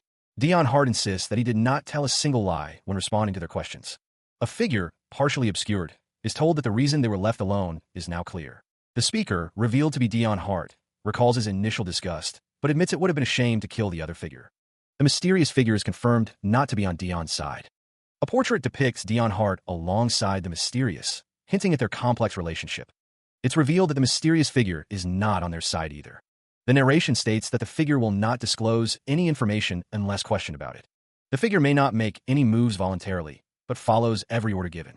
Despite any misunderstandings, the figure is considered outstanding and talented. The narration emphasizes the importance of possessing the mysterious figure. The figure, now depicted as a chess piece, will become the most useful piece. The narration states that the one who holds the sword is its owner. The game between the Demon King and Dion Hart began with unspoken rules. The question hangs in the air. Who will make the best use of Dion Hart? The Demon King, no doubt, believes he has the advantage. The stage is set for a game of manipulation. The question becomes, who will lure Dion Hart to their side first? The mysterious figure, with his white hair and piercing red eyes, remains impassive, seemingly unaffected by the machinations around him. The stakes are high. If Dion Hart were to choose a side, the balance of power would shift dramatically. The players are positioning themselves, their hands reaching out, ready to seize control of the board. The question is, how quickly will the opponent realize this fact and respond? The pressure mounts as the game intensifies. The question is, will the opponent realize this fact and respond? A hand clenches, a sign of growing tension. The reward for victory? Also Dion Hart. The participants in this deadly game are none other than the Demon King and the Emperor, with Dion Hart as the host. The stakes are clear. How quickly will the opponent fall? The reward is also Dion Hart, the next participant. The mysterious figure stands, seemingly ready to play his part in this grand scheme. A subtle shift in the air, a barely perceptible movement. Something is about to happen. A dark resolve hardens within Dion Hart. Whatever curse it is, he's sure it will be undone if they kill the Demon King. The mysterious figure places a hand on Dion Hart's shoulder, stating that everything he has accomplished is here. The figure continues, saying he's sure there's a reason Dion was born into this world, and that he cannot live in the darkness forever just because he's sensitive to sunlight. The night sky stretches above them, stars twinkling in the inky blackness. The mysterious figure's red eyes gleam as he tells Dion to remain here. A close-up reveals the gold rose pin on the figure's lapel. Dion realizes that he knew this situation would eventually come up. The figure pauses, waiting for Dion's response. He hopes Dion will provide him with a good answer. The figure, bathed in a celestial glow, reflects on all of Dion's accomplishments to date. The figure states that he will elevate Dion's title to honorary title to Marquis. Dion thanks the figure, realizing he can see right through him. The scene fades out, leaving the conversation's outcome uncertain. The grand hall bustled with nobles, their conversations a low hum beneath the ornate chandeliers. The young woman with pink hair realizes she has made a critical error. She berates herself, realizing she should have given the ribbon to Count Hart before he departed for the hunting competition. The young woman laments that if she had been more calculating, she could have been of greater help to her uncle. Whispers spread through the hall. Count Hart has returned. The nobles wonder what he and the emperor discussed.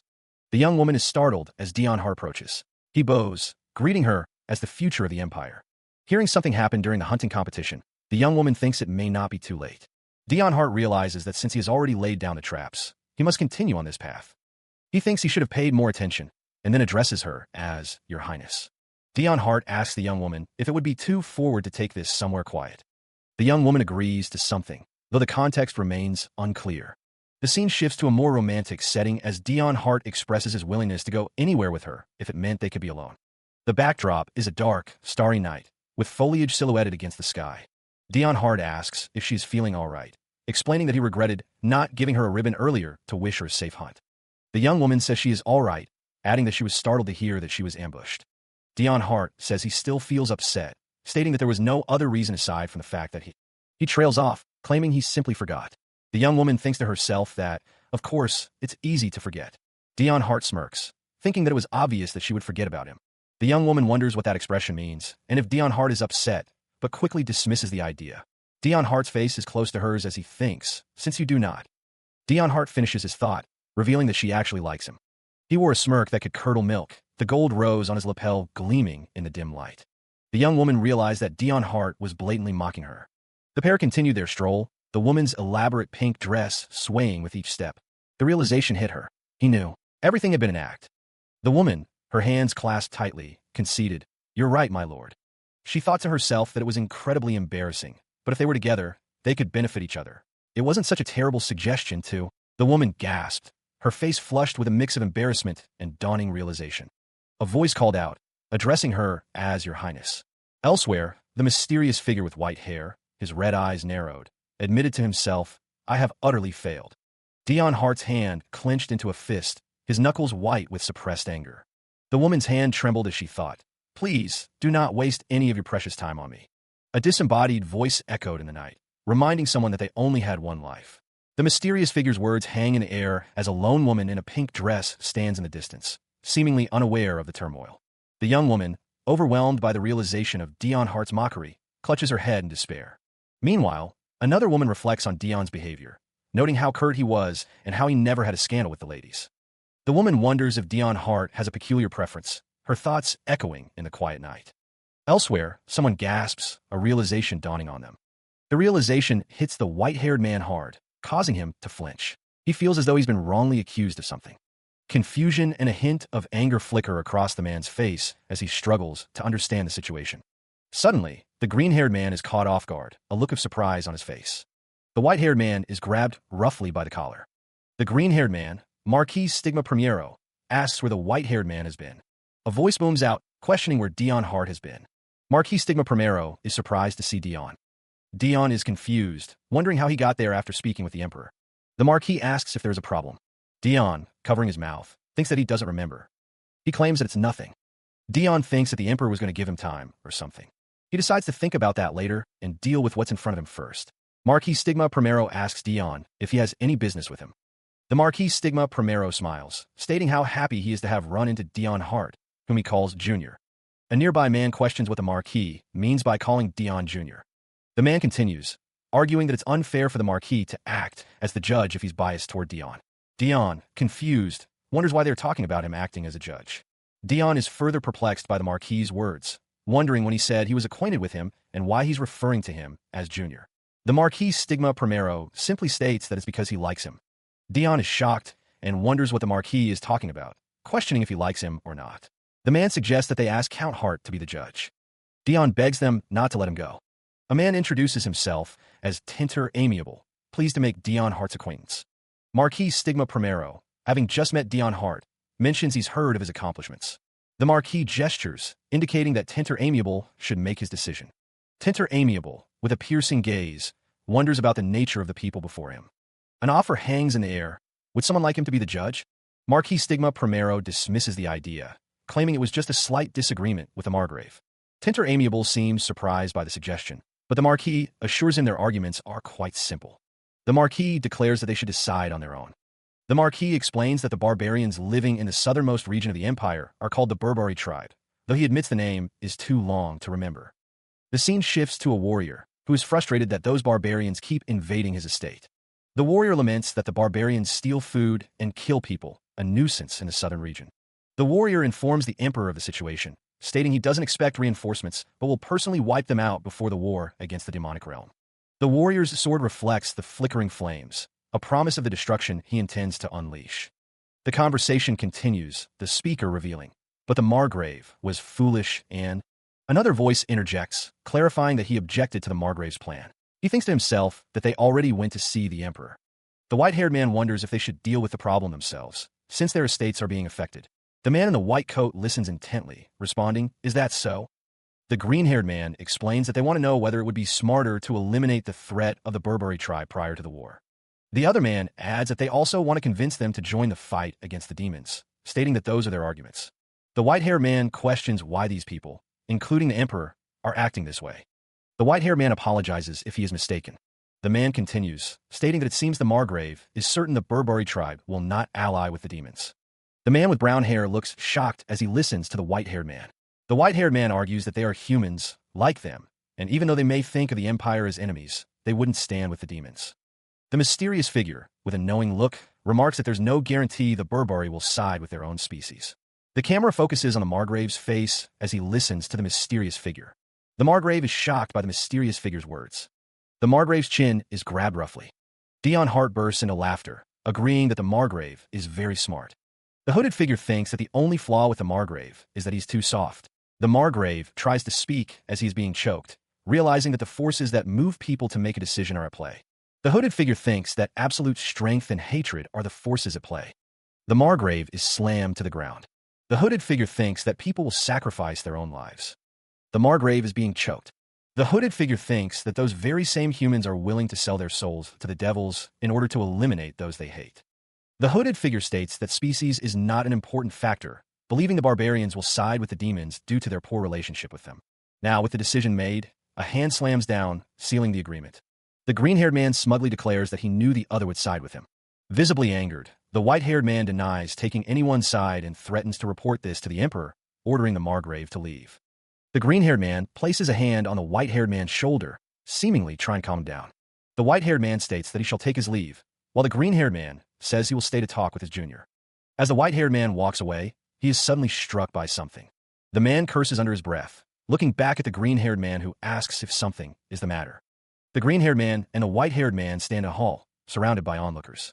The white-haired man thinks to himself that he wanted to get out of here sooner since everyone keeps staring.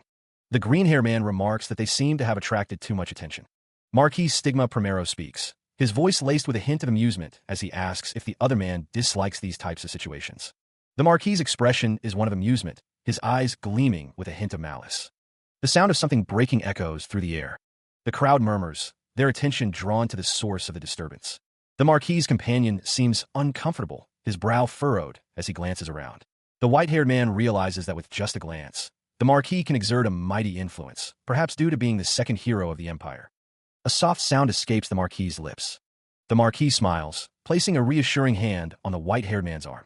The white-haired man's eyes narrow, and he asks if the Marquis is still uncomfortable. The Marquis's smile widens, a hint of something sinister lurking beneath the surface. The Marquis muses that the color of the white-haired man's eyes is too common and cheap, but then wonders why it reminds him of his mother's eyes. The white-haired man begins to respond, but hesitates. The gravity of the situation crashes down on someone, the realization hitting hard. I'm fucked. The white-haired man's face contorts in horror as he realizes he spoke aloud, confessing Stigma Primero was a bastard birthed by a maid. The Marquis, holding a bottle, pauses, a bead of sweat trickling down his face as the other man stammers. Marquis dash. The Marquis wonders what the white-haired man is going to do.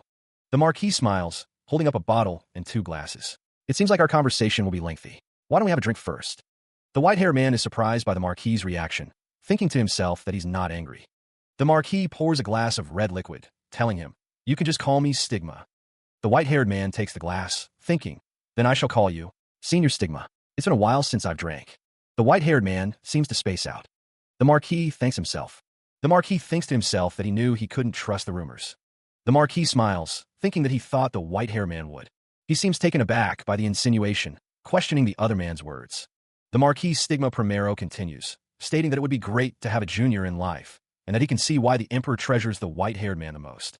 The mysterious figure denies this, asking if the Marquis wasn't aware of it. He explains that the Emperor treasures talents, especially those who are similar to him. The Marquis's words echo in the air, describing someone who started from the bottom and made their way to the top. The narration continues, describing someone who fails to acknowledge their own position and obsesses. The Marquis's voice booms, adding, and lastly, the words hang heavy in the air, someone who has killed his own family. The Marquis raises his glass, the wine swirling within. The mysterious figure's eyes narrow, a barely perceptible shift in his expression. The Marquis's words, which is why I like, linger. The Marquis, holding his wine, claims the mysterious figure is incredible, but the white-haired man feigns ignorance, stating he doesn't know what he means. The mysterious figure's gaze is intense, his expression unreadable. The Marquis's words echo again, promising it as a reward for accomplishments after the 8-Year War. The mysterious figure simply states, I dash. In the darkness, a voice echoes, filled with concern for Dion Hart. The scene shifts to a memory. Dion Hart, as a child, stands beside an older boy. The older boy asks if he has come to take lessons to become the successor, adding that it might be a bit difficult for him.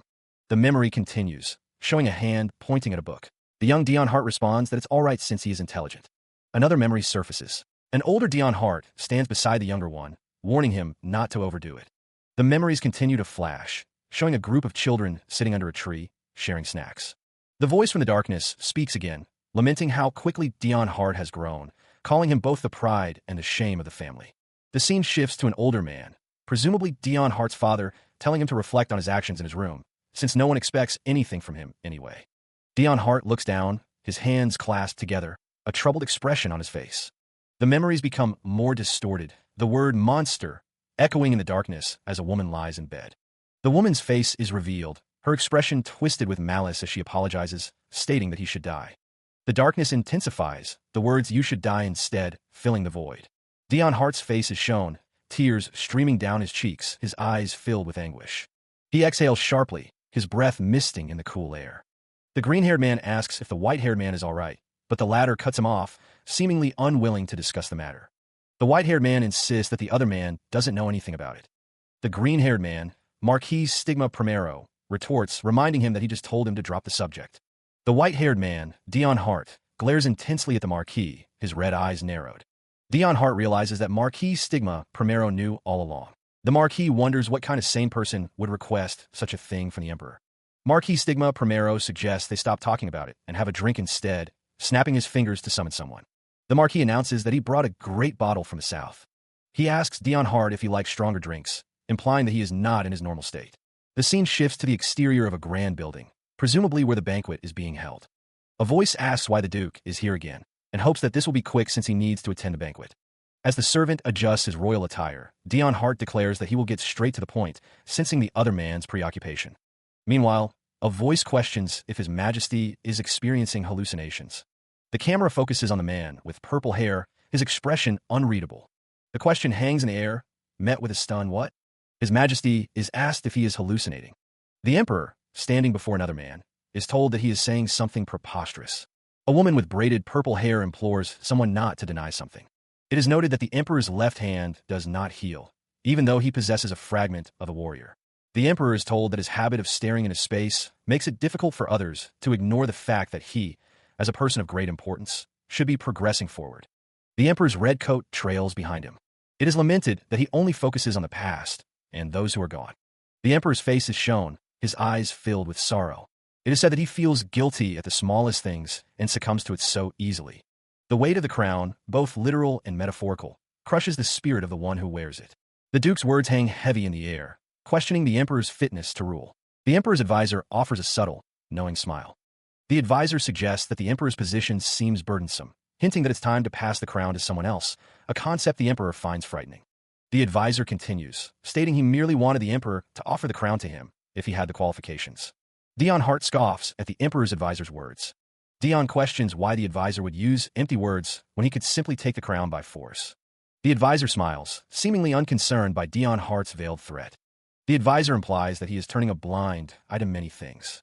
Dark energy swirls around Dion Hart's hand, a sign of his growing power. The advisor confirms that Dion Hart is certainly the leader of the nobles and has one of the heroes of the empire as his subordinate. The hero stands tall, ready to serve Dion Hart. The Redemption Church holds significant sway over the populace. Furthermore, it maintains ties with the Revolutionary Army. The army stands ready. Yet the church controls the citizens and nobles, preventing them from overstepping their boundaries, and keeps the Revolutionary Army in check, ensuring they do not roam freely. Meanwhile, the mysterious figure with red eyes stands with his arms crossed, a stern expression on his face.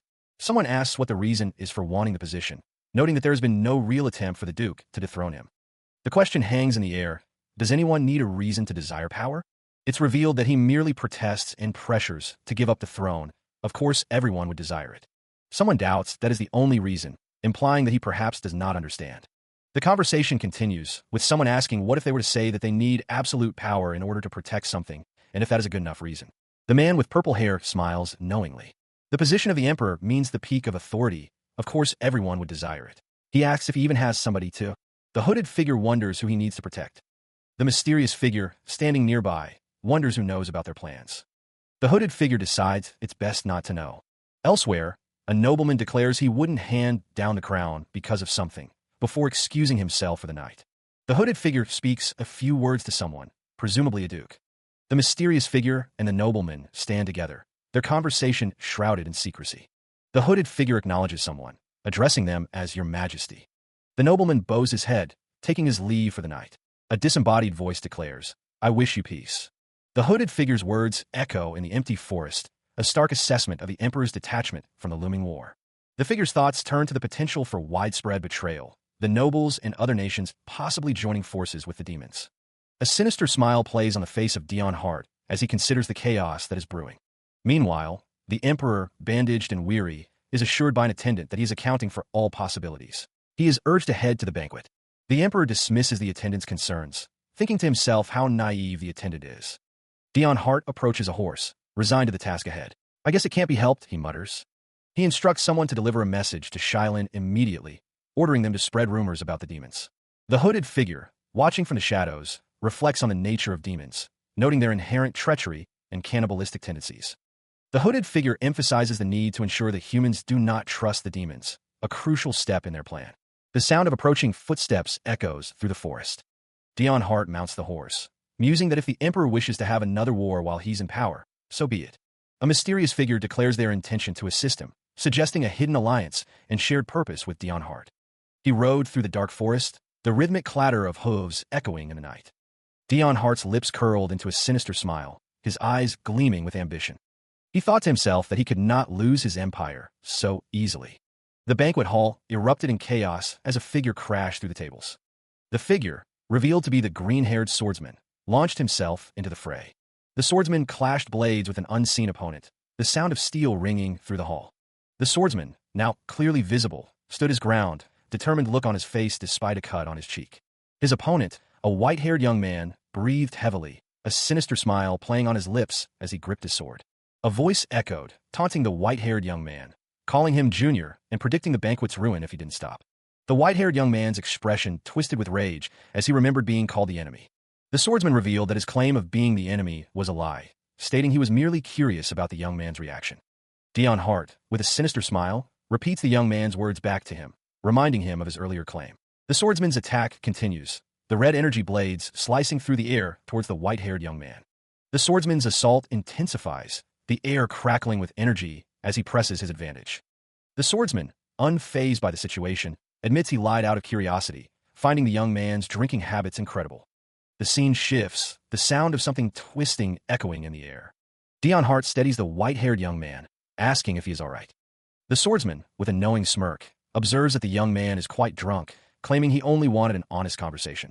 The young man's thoughts drift, realizing that at this rate, he won't be able to speak to the swordsman at all. The young man, flushed and with a sinister smile, repeats the swordsman's question back to him, asking if he is his enemy. The young man's eyes glow red as he asks again if the swordsman is his enemy. The swordsman's expression darkens as he looks down at the young man. The swordsman's lips curl into a subtle, yet menacing, smile as he considers the question, answering, maybe. The sound of clashing steel echoes through the air as the battle intensifies. The green-haired swordsman parries a strike from the white-haired young man, their blades locked in a fierce struggle. Sparks fly as the swords grind against each other, neither warrior willing to yield.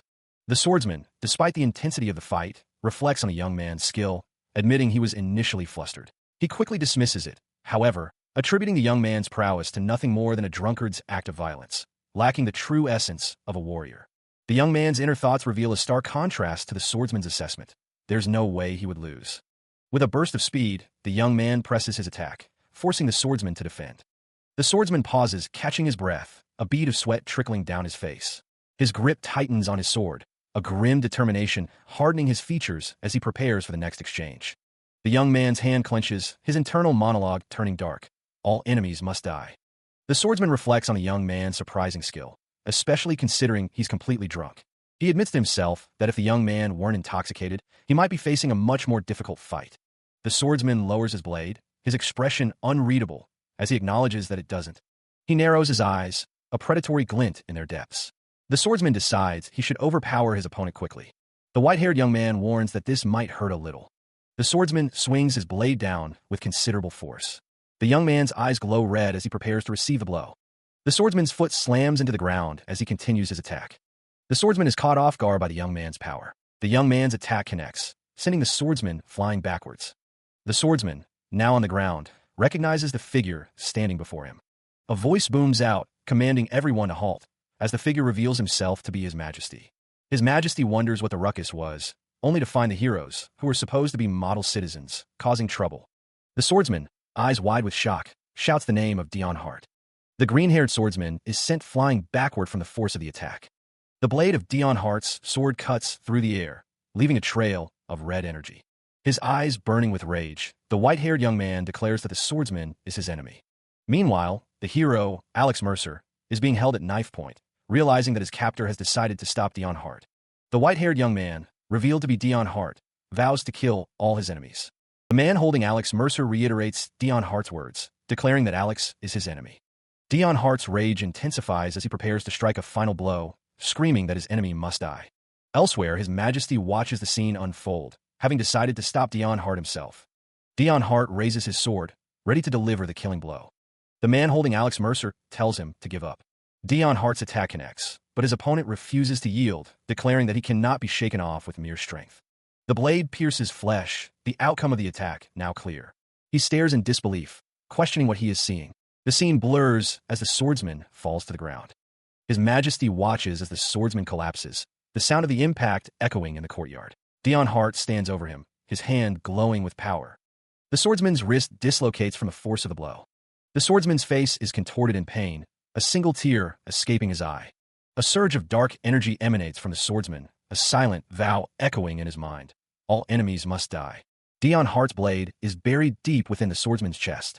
The swordsman's inner rage intensifies, the mantra echoing louder. All enemies must die. The white-haired young man's eyes burn with murderous intent, his breath coming in ragged gasps as he thinks to himself that all enemies must die. The young man's hand tightens around the neck of his captive. His red eyes blazing, the white-haired young man repeats his mantra, all enemies must die. The words echo in his mind, die, die. The captive's eyes widen in terror as the white-haired young man's grip tightens. A sickening crack echoes as the young man snaps his victim's neck. His face contorted in rage, the white-haired young man's thoughts are consumed by the desire for a cruel death. A sinister smile spreads across the young man's face, his red eyes gleaming with satisfaction. The white-haired young man recalls a previous warning, a threat he clearly intends to enforce. I thought I told you. The force of the blow sends the white-haired young man reeling backwards. His attacker stands over him, a sword raised high, ready to strike the final blow. Silence hangs heavy in the air.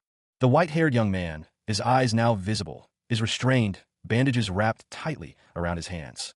Nearby, Dion Hart grits his teeth, calling him an insolent bastard. Dion realizes that the young man dislocated his own wrist the moment he was grabbed, knowing Dion couldn't restrain him for long without risking further injury. The brown-haired man coughs, slumped against a wall, as the white-haired young man tells him that he should have looked after himself. The brown-haired man struggles, shouting that the young man is an enemy and demanding to be released. Dion Hart winces in pain, realizing the white-haired young man injured his wrist.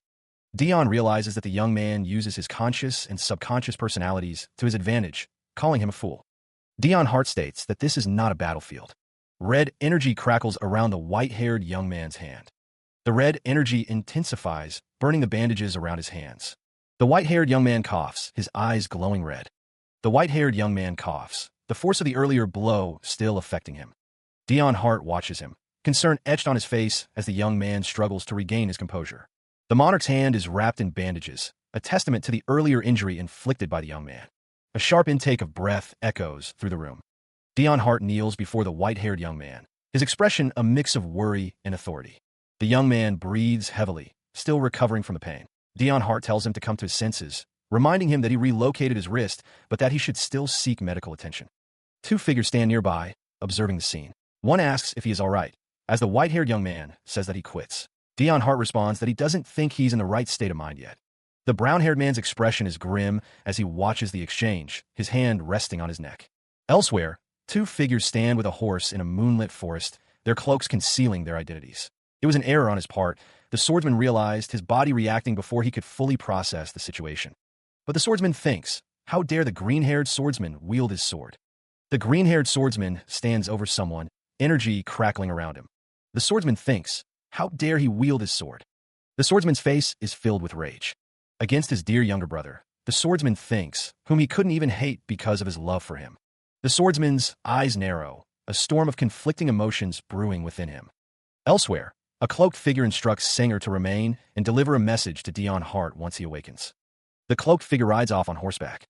Singer thinks that they will meet in the streets tonight. Dion Hart lies asleep, unaware of the message awaiting him. Dion Hart's eyes flutter open, a throbbing ache resonating behind them. Confusion clouds his mind as he takes in his surroundings. Where exactly is he? His body screams in protest, every muscle aching. He wonders why the royal physician is present and what he did while drunk. The royal physician, the green-haired swordsman, attends to Dion's wrist. He explains that His Majesty has already relocated the joint, so there isn't much he can do. The physician advises Dion to refrain from using his wrist for a while. He realizes his wrist was dislocated, explaining the burning sensation. He then wonders why they are here. The green-haired swordsman stands beside the physician. He states that he did not permit any strong alcohol to be distributed at the banquet. The swordsman apologizes, explaining that he had personally requested his subordinates to bring it. The swordsman continues, noting that there are weaklings that tend to rely on drinks and drugs in order to sustain themselves. Dion's wrist is wrapped in bandages, his hand held gently. The physician exclaims that his lord is awake. The physician continues to cradle Dion's hand, relief evident. The physician asks Dion how he is feeling. He assures the green-haired swordsman that he is all right, apologizing for causing a scene. The swordsman watches him carefully. The swordsman apologizes, admitting he offered Dion Hart too much to drink, resulting in him being carried away. Dion Hart waves off the apology, saying it's no problem. He hopes he wasn't too much of a burden because he was drunk. He dismisses the concern, saying it was fun. But the memory of the swordsman's attack replays in his mind, and he wonders if it was truly fun. The swordsman smiles, seemingly unbothered by Dion Hart's internal conflict. A voice echoes, urging someone to snap back to reality, reminding them that this is not a battlefield. Judging from His Majesty's words, it wasn't just some drunken tomfoolery, but something more sinister. The scene shifts to a phenomenon in which the person suffers from hallucinations, imaginary voices, extreme depression, or aggression, and everyone appearing as the person's enemy. A common occurrence among those who have been wounded and killed others in battle, post-traumatic stress disorder. Did they say he went into battle at the age of 14? The voice insists that their junior is human, despite all of those vicious rumors. He is urged to rest more, but the swordsman insists he is all right, despite his weakened state. The green-haired swordsman observes the exchange, thinking that if the swordsman is suppressing his condition, he is even more extraordinary than he initially believed. The fact that the swordsman's condition only manifests when he's drunk suggests a deeper issue. It's clear that the swordsman must suppress his true nature with all his might when he is sober. Dion Hart reflects on the swordsman, considering him a fascinating junior. En urgence situation infolde, demanding immédiate attention. Someone urgently calls for the royal physician to attend to the swordsman. The royal physician, visibly distressed, pleads with his lord to stop being sick. The physician notes that there are bruises all over the swordsman's body, aside from his wrist, and questions why his nose is bleeding when it's merely a minor injury. The green-haired swordsman wonders why the swordsman is injured. Someone believes that the swordsman's condition is natural, attributing it to the Demon King's curse, which weakens his body. His Majesty stands tall, his gaze fixed on the green-haired swordsman before him. The swordsman's eyes narrow, a flicker of defiance in his gaze. The swordsman's jaw tightens, a sign of the pain he's enduring. Dion Hart dismisses someone, his expression cold and calculating. The royal physician and Dion Hart watch as the swordsman struggles to maintain his composure. The swordsman grits his teeth, the word curse echoing in his mind. Dion Hart realizes the swordsman has been hiding the extent of his suffering, working hard to appear strong. The white-haired young man thinks to himself that he loves him even more and that he should get back and rest. The white-haired young man holds a glowing emblem, his red eyes filled with determination. The scene shifts to a grand estate under the night sky, hinting at the power and influence at play. A figure in a hooded cloak enters the room, the door creaking open.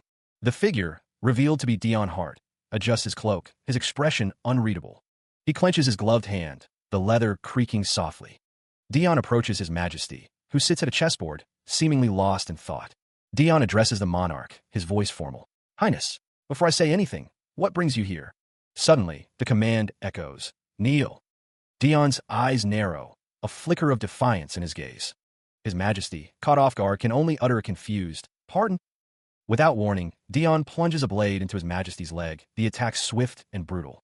The monarch collapses to the floor, the sound of his fall echoing in the room. His Majesty lies bleeding on the floor, staring up at Dion in disbelief. Dion Hart's eyes narrow with a sinister intent. The assassins Dion has hired are not his usual bodyguards, a fact he seems quite proud of. He sits calmly, a chessboard position beside him, as if this were merely a game. Dion's jaw tightens, a subtle sign of the tension beneath his composed exterior. He rises, his hand resting on the back of the chair, the sound echoing in the room. The camera pans down to the floor, where a chess piece lies discarded, a silent omen of the game to come. From above, Dion is seen sitting in his chair, looking down at someone. He finds the story quite interesting, but it's not like he has time to waste. Dion gestures impatiently, stating that he is a busy man and wants to get straight to the point. The question hangs in the air. "Did you think?" Dion finishes his thought. "I wouldn't find out." The camera pans down to reveal the green-haired swordsman kneeling before Dion, defeated. The sound of something dripping echoes in the room. The pink-haired man smirks, his eyes gleaming with malice. He wonders if they were protecting him. The man's suit is stained with blood as he asks if they were protecting Dion Hart. The swordsman lies on the ground, defeated. Dion Hart pauses, turning his head slightly. He seems surprised by something he has just heard. The heir's crimson eyes narrow with anger. He mutters under his breath, calling someone a cruel son of a bitch. The message is clear. Someone told another to tell Dion Hart to return home immediately instead of roaming around outside. He questions if the order is directed at him. Sanger, cloaked and dutiful, confirms that the order is indeed for him, addressing the heir as my lord. The heir scoffs at the idea of listening to the one who gave the order, dismissing it as a joke as he rides away on horseback. The messenger remains silent, his expression unreadable. The focus shifts to Sanger's back as he stands silently. Sanger is instructed to remain and deliver a message to Dion Hart once he awakens, and to tell him to return home immediately instead of roaming the streets tonight. The messenger, Sanger, now rides on horseback. Sanger asks why he should deliver such a message. The speaker explains that Dion Hart never listens, so hearing the order will only make him want to go outside. From the shadows, a voice muses that Dion Hart is likely to get himself into more trouble, which would be a better situation for them. Dion Hart, visibly angered by the order to return home, questions the audacity of the command. He demands to know what gives them the right, questioning if they think they are his guardian. Nearby, a servant calls out to Dion, addressing him as my lord. The servant explains that they have prepared a carriage for him. Ignoring the servant's offer, Dion Hart mounts a horse, prompting the servant to ask where he is going. Another servant questions why he isn't taking the carriage, offering to accompany him due to the potential danger. As Dion rides off, a third servant cries out, lamenting that his master has forgotten about him again. The desire to be alone is palpable as the scene shifts to two other characters, their expressions a mix of concern and determination. Dion Hart, consumed by his own thoughts, declares his intention to get some fresh air alone, realizing that going home would mean he loses. He warns anyone who dares to follow him. One of the servants begins to protest, but is cut off. Then, a servant insists that Dion Hart wear a robe. The servant explains that if Dion Hart goes around like that, everyone will recognize him as Count Hart. The servant offers to assist him in getting dressed. Dion Hart insists that the servant does not have to feel pressured. He says that it is fine and that he will dress himself. The servant thinks that Dion Hart reminds him of another man. Elsewhere, a chibi version of Marquis, Stigma Primero wonders if someone is talking about him. Meanwhile, a nearby village is having a festival. Sanger notes that he managed to come to a nearby village and wonders why they are having a festival in the middle of a war. He ties his horse near the entrance due to the crowds. The festival's energy crackles around the edges of the city, but someone wonders if this display of freedom is just another form of control, like the hunting competition. He wouldn't normally be caught dead in such a crowd, especially when tired. He recalls being told to go home immediately instead of wandering around outside tonight, a command that clearly irritates him. The thought of the cruel bastard who gave that order boils his blood. He realizes that the person who gave the order must know that he wouldn't listen to him, which means he's either trying to entice him somehow, or it could be a trap. Ikar stands alone in a dimly lit space, contemplating his next move. A disembodied voice warns him not to move there, questioning if it's truly the wisest decision. He wonders what the hell is going on, remembering countless strategic battles with Cruel over a game of chess when he was younger. Across the chessboard, Dion Hart finds the current situation quite surprising. The shadowy figure of Cruel acknowledges that it was an amazing move by Dion, but the question hangs in the air. Could the knight in front of him be a trap? What's the truth and what's the lie? Ikar admits he hasn't got a clue, finding both the genuine concern and the potential trap equally unpleasant. He wandered the streets, trying to convince himself that he felt better despite his circumstances. Suddenly, the hooded figure is struck from the side, eliciting a surprised reaction. The force of the blow sends the hooded figure reeling. A concerned voice calls out, asking if they are all right. The hooded figure coughs, leaning against Dion Hart for support. Another cough racks the hooded figure's body. The hooded figure clutches at their chest, blood staining their hand. Gasping for breath, the hooded figure realizes they need a physician. The hooded figure curses their misfortune. A voice echoes in the darkness, questioning if they thought they could hide their actions. The hooded figure, hunched over, notices the blood. The speaker reveals that they knew the hooded figure was protecting Dion Hart. The hooded figure's legs are visible as he kneels on the ground. The man on the ground is accused of trying to deceive someone. He is reminded that he was once entrusted with assassinating Dion Hart. Marquis Stigma Primero is questioned about his decision to hire assassins instead of using the Revolutionary Army. It's also mentioned that his brother has returned. The Marquis is told that he could have made a request to the Assassination Guild, someone who would have done the job without costing anything for the sake of their goal.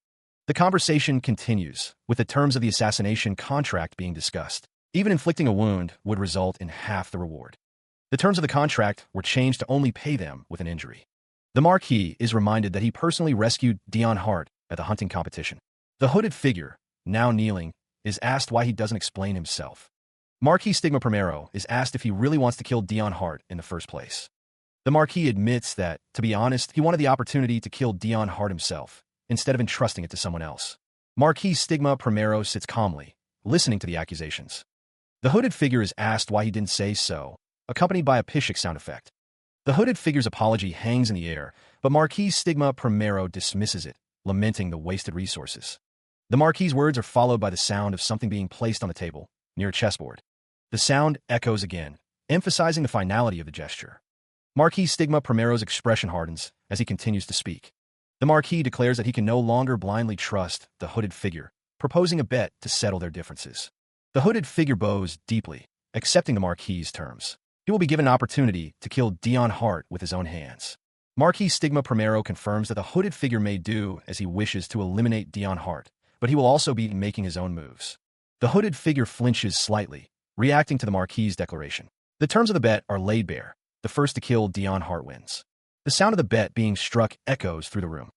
The sound reverberates again, sealing the agreement. The hooded figure kneels, acknowledging that the prize will be to grant whatever the victor wants. Marquis Stigma Primero turns and walks away, the deal now struck. The Marquis, curious, opens a door. Inside, a figure kneels before a desk. The Marquis observes the scene with a calculating gaze. The kneeling figure holds a chess piece, questioning the reason for something. The Marquis asks if the figure wants to kill Dion Hart. The figure's hand is bloodied. The scene shifts to a young boy in bed, thinking about his brother being born without pigment. The boy reflects on his brother's premature birth and the reason for his rush into the world. The young boy, Dion Hart, observes his baby brother, commenting on how small and rabbit-like he looks. A hand gently touches the baby's face. Dion Hart is surprised by something. Though the albino baby brother was born weak and small, he was alive. Dion Hart remembers how happy his parents were that his brother was all right. He recalls someone saying that he seems to like cruel, and that his heart was stolen by the tiniest bit of warmth. But the second young master's condition means that he will vomit blood, even when he is simply slightly stressed.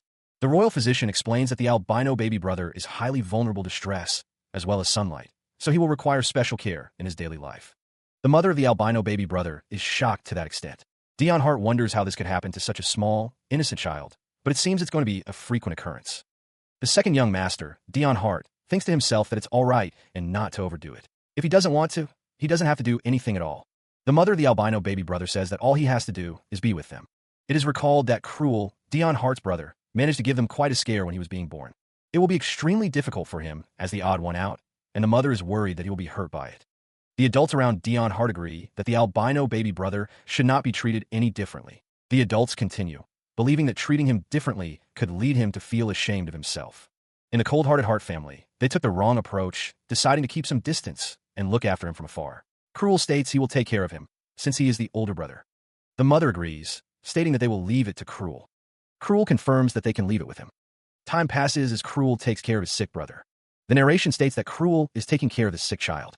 Later, Dion Hart is seen standing in a room, a question hanging in the air. Dion? The narration reveals that this situation leaves Dion Hart with a huge misunderstanding, anxiety, and mistrust of his family. Cruel confronts his younger brother, asking what he is doing. Dion Hart stammers that he just wanted to train, but Cruel scolds him, reminding him that he told him not to overdo it and to just rest in his room. Cruel notices that Dion Hart is bleeding and insists on treating him, but Dion Hart refuses, stating that he won't do anything. The albino baby brother, Cruel, asks if the other would mind leaving. Cruel assures him that he doesn't have to worry about him. The narration reveals that the younger brother, Cruel, had been continuously hurt and had built a wall around his heart. The narration continues, stating that they couldn't even manage to stop them from taking him to the battlefield. The scene shifts to a figure walking away, their path stained with blood. The narration reveals that when Dion Hart had returned from the 8-year war, he was filled with angst. Dion Hart is attacked, the impact sending blood splattering across the scene. The narration reveals that after Dion Hart killed their parents, his world seemed to crumble. The narration reveals that his heart broke watching Dion Hart in agony, no matter how much he hated him.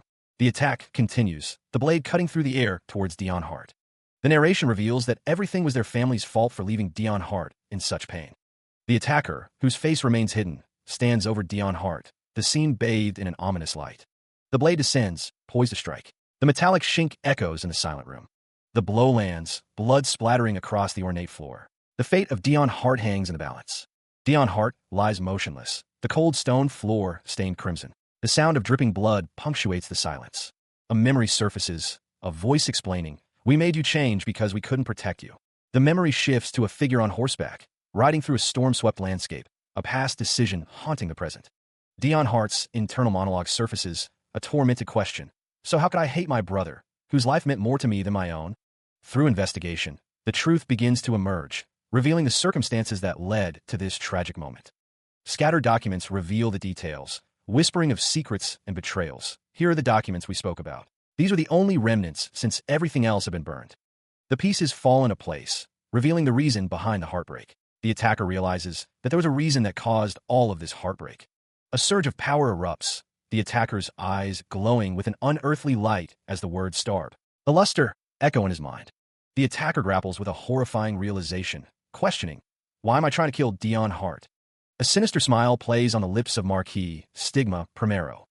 The question lingers. How did the Duke know about Dion Hart, a man who had never stepped foot into society? The Marquis' smile widens as he considers the reasons behind the Duke's actions. The hatred towards Dion Hart did not falter, even after the war had ended.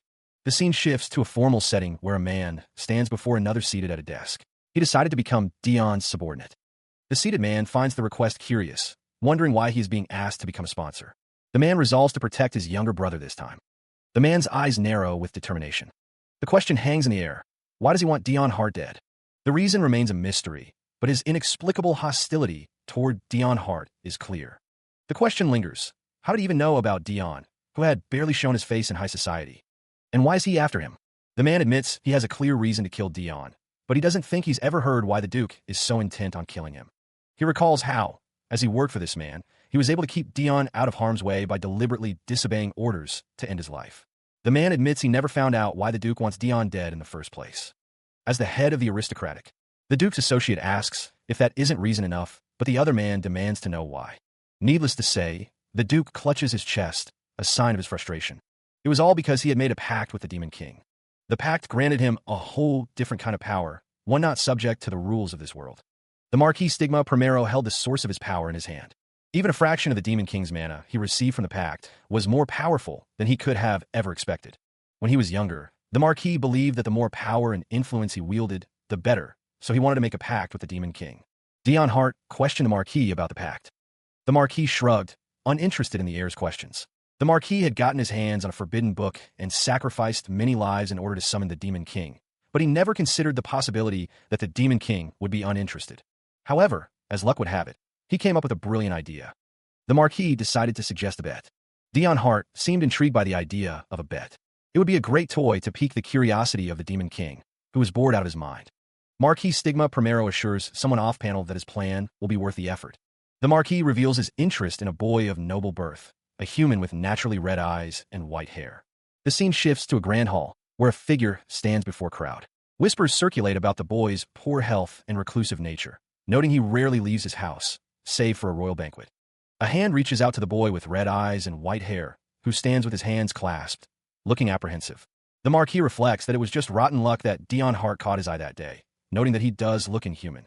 The Marquis takes a sip of wine, his gaze distant as he recalls the events.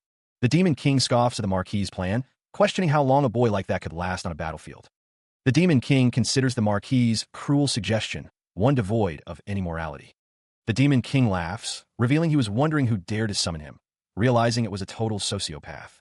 The Demon King decides that the Marquis' plan will work. Since the Demon King isn't interested in a pact, the Marquis offers him some other entertainment, noting a storm brewing in the human realm that's about to culminate in a war. He chuckles, finding amusement in his own machinations. Marquis Stigma Primero declares he'll bet on Dion Hart's survival. The hooded figure questions the Marquis' motives, wondering why he would make such a gamble. The Marquis muses that Dion Hart won't last long, but he will survive, at least for a while. The hooded figure considers the slim chance that Dion Hart will survive the war, questioning why the Marquis would make a losing bet. The Marquis scoffs, explaining that there's no need to overthink it, as it's more fun to bet on the less likely outcome. The reason for this seemingly illogical bet is revealed. If Dion Hart dies before the war is over, the Marquis wins, and if he doesn't, he still wins. This is how the Marquis' bet with the Demon King began, a gamble with twisted stakes. The hooded figure wonders why Marquis Stigma Primero sent Dion Hart to war 8 years ago. The answer is simple, because Dion Hart needed to die, a grim necessity in the Marquis' grand scheme. The hooded figure questions why Dion Hart, a nobleman's son, was placed on the front lines and appointed commander of the vanguard. A frontline notice is shown, appointing Dion Hart as commander. Again, the answer echoes, because he needed to die. The hooded figure wonders why he cut communication between House Hart and the royal palace and forged the documents.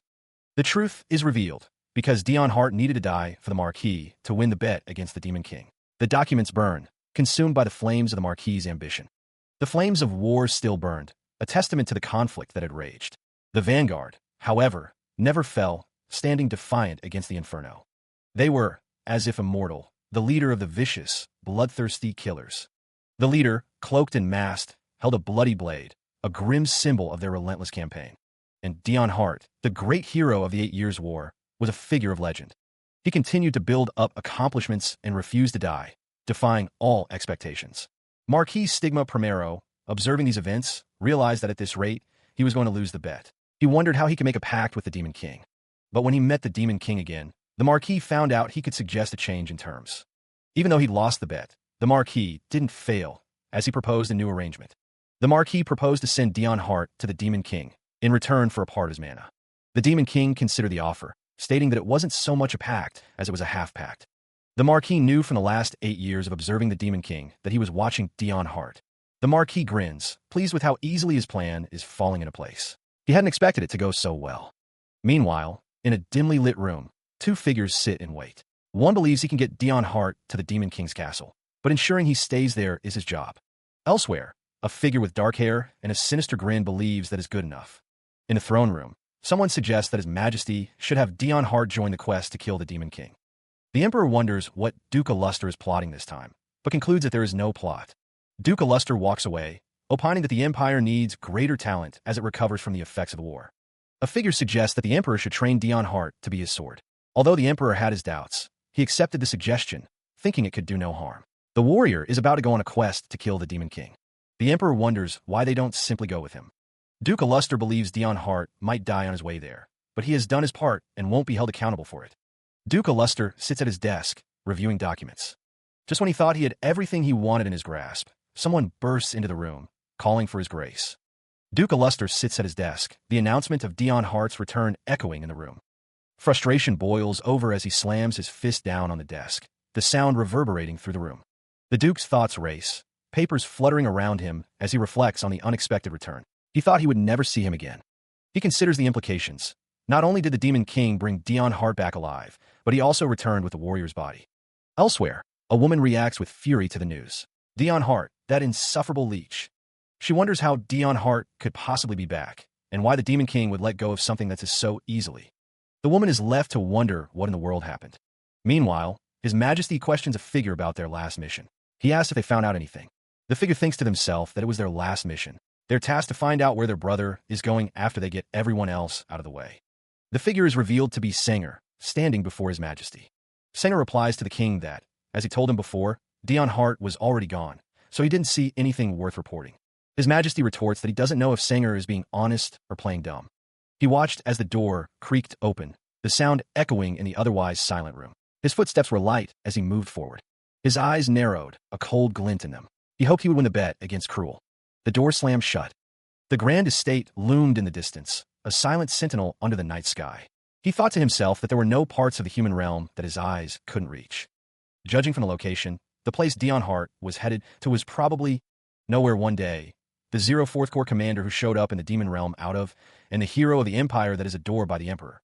The two must be the same person, he realized with a thud as he fell back against the couch. He realized that Dion Hart was a double agent. Someone who occupies an important position in the demon realm is also highly regarded in the Empire. For now, the Demon King and the Emperor are both using Dion Hart to their advantage, but there will come a time when he needs to pick a side. If he sides with the Demon King, all hell will break loose. His Majesty's declaration hangs heavy in the air, a silent command that reshapes the political landscape. Meanwhile, Dion Hart, shrouded in shadow, contemplates a grim necessity. He believes he must eliminate someone before an unknown event unfolds. The weight of ambition settles over the Empire. All actions are justified for its sake. Elsewhere, a figure lies in bed, recovering. A man assures him that he will be fine, needing rest more than medical treatment. The man explains that the patient's hemoptysis was likely caused by stress, and that he seems to have a naturally fragile body. The man, revealed to be a captain, is asked if he knew something when he brought the patient there. The captain admits he was too disoriented at the time, claiming it was a mistake on his part. The captain recalls that he couldn't see the patient's face because of the robe, and his only thought was to get him to a doctor. Someone taps on a surface, reassuring the captain that he won't say a word. The captain thinks that he wouldn't remember this for long anyway, since his amnesia has gotten worse. Another tap sounds as the captain is watched closely. The captain hears a faint, "Thank you," as the door shuts behind him. Unbeknownst to the recovering patient, a figure looms over him, his intentions far from benevolent. The patient's breathing is labored as he remains unaware of the danger he is in. The name of the would-be assassin flashes in the mind of Dion Hart. Dion Hart thinks to himself that he must kill the captain of the Revolutionary Army. A hand reaches out, ready to strike. Dion Hart sees this as the perfect chance to eliminate his target, and he presses down. A muffled sound escapes the patient as Dion Hart attempts to smother him. Dion Hart's face is contorted in a grimace as he continues his assassination attempt. Dion Hart's eyes gleam with a sinister intent. A hand grips tightly, the sound of strained breathing filling the air. The face of Dion Hart contorts with rage, his eyes burning with a murderous intent. He mutters a chilling threat to die over and over. His rage fuels the attack, the impact of his actions causing the victim's eyes to widen in pain. The name of the attacker echoes in the air, Dion Hart. The injured victim, bandages covering his face, weakly calls out for his mother. The scene blurs, revealing the injured man's mother, her face etched with worry and pain as she watches over him. Dion's hands tighten around the victim's neck, cutting off his air supply. With a final, desperate gasp, the victim is thrown onto the bed, the sound of the impact echoing in the room. Dion stumbles back, his hand resting on the wall as he catches his breath. Huffing and exhausted, Dion Hart sits slumped on the floor, his attempt to murder the patient seemingly unsuccessful. A close-up reveals bloodstains on the patient's bandages, evidence of the recent attack. Earlier, Dion Hart had been warned to consider himself lucky. The scene shifts to earlier that day, during a Revolutionary Army executive meeting. An unseen figure demands to know if there are any intentions of accomplishing their objective. The response is that the timing isn't great, as a war between humans and demons is brewing, making a revolt difficult. Around a table, members of the Revolutionary Army discuss their plans, the tension palpable. Back in the present, Dion Hart clutches his head, clearly frustrated. This again, he thinks. The unseen figure questions the constant postponement of the revolt, suggesting ulterior motives. Dion Hart clenches his fist, the pressure building. He recalls thinking something was strange since the last. Dion Hart slams his fist on the table, thinking that the human realm's existence is on the line against the war with the... Dion Hart's face contorts with rage as he accuses someone of suggesting a reckless revolt. The unseen speaker emphasizes that their existence and actions are derived from the citizens of the empire. The woman in the blue suit stammers, trying to clarify her point, questioning if the Revolutionary Army could exist without the citizen support. A man's voice firmly rejects the premise. The unseen speaker argues that without the citizen support, they would merely be a group of traitors.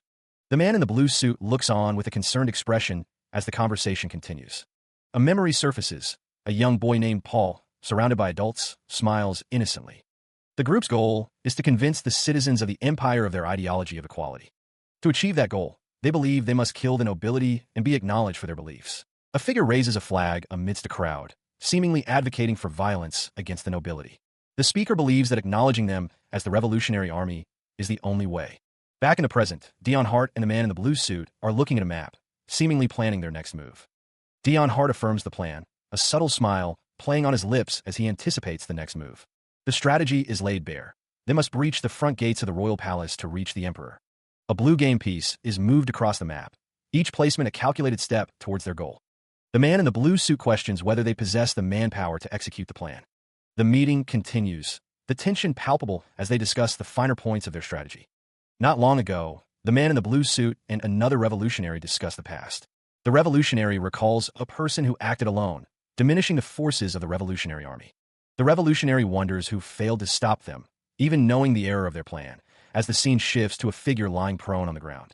The voice continues, stating that they were people like the man in the blue suit, who urged on the revolt. The memory fragments, showing glimpses of the man in the blue suit and others involved in the past events. The revolutionary declares that if they still think they should proceed with the revolt, they should step down from the executive position of the Revolutionary Army immediately. Back in the present, Dion Hart slams his fist on the table, his expression a mix of anger and determination. The room is dimly lit, the chandelier casting long shadows across the walls.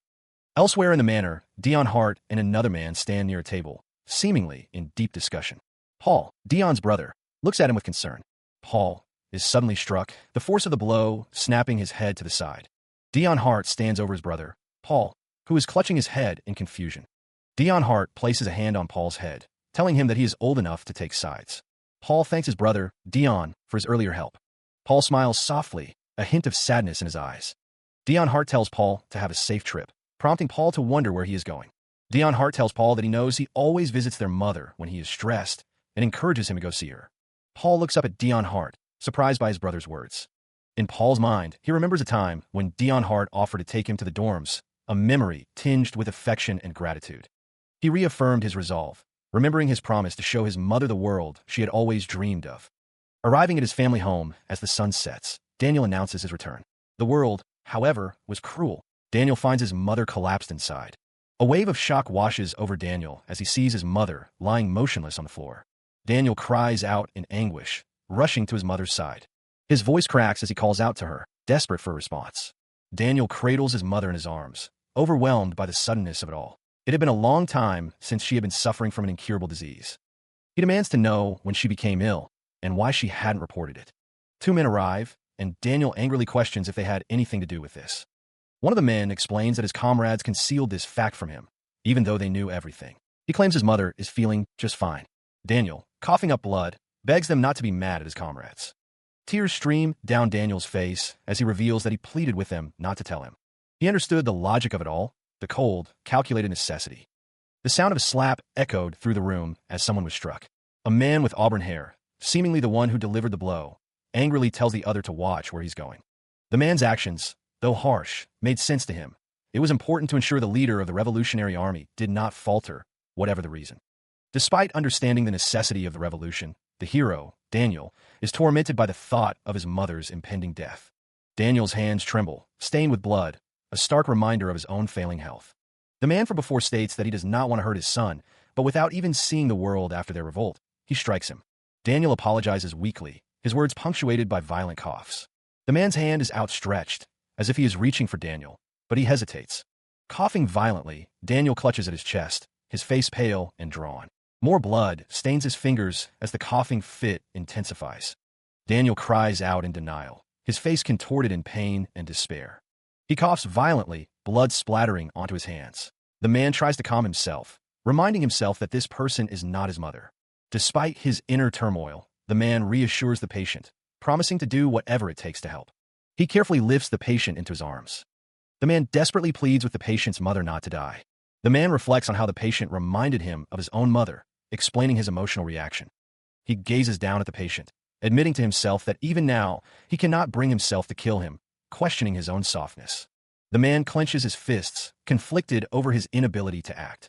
The patient lies unconscious, unaware of the man's internal struggle and the danger he is in. The man berates himself for not killing the patient when he had the chance, lamenting his inability to act. He notices a strange mark on the patient's chest, wondering if it's the curse mark from the rumors. It's revealed that the patient is not only vomiting blood, but also cursed. The man acknowledges that the patient is going to die soon, even if he doesn't kill him. He knew this contradicted what he had told the executives, but the hero felt they should hurry.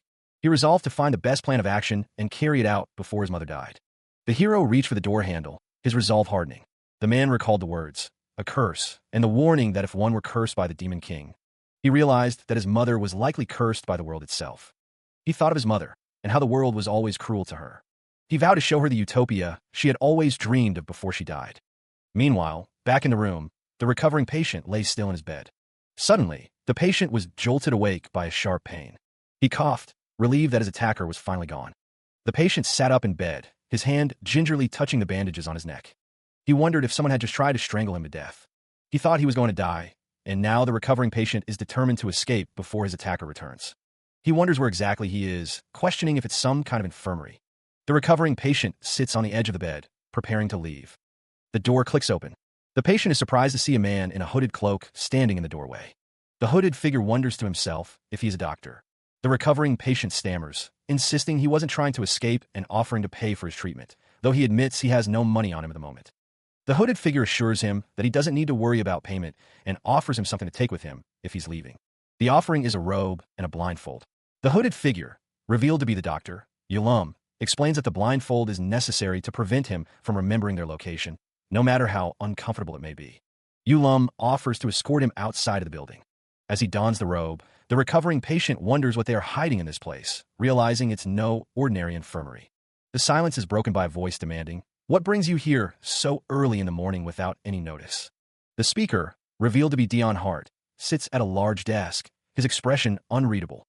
Below, a subordinate observes Dion, thinking to himself that he seems different from usual. The man's thoughts are interrupted by Dion's own internal monologue. "We need to start planning the revolt." The message is clear. They need to start planning the revolt. The man stands tall, seemingly ready to take on the world. Elsewhere, someone wonders when they can finally make their move.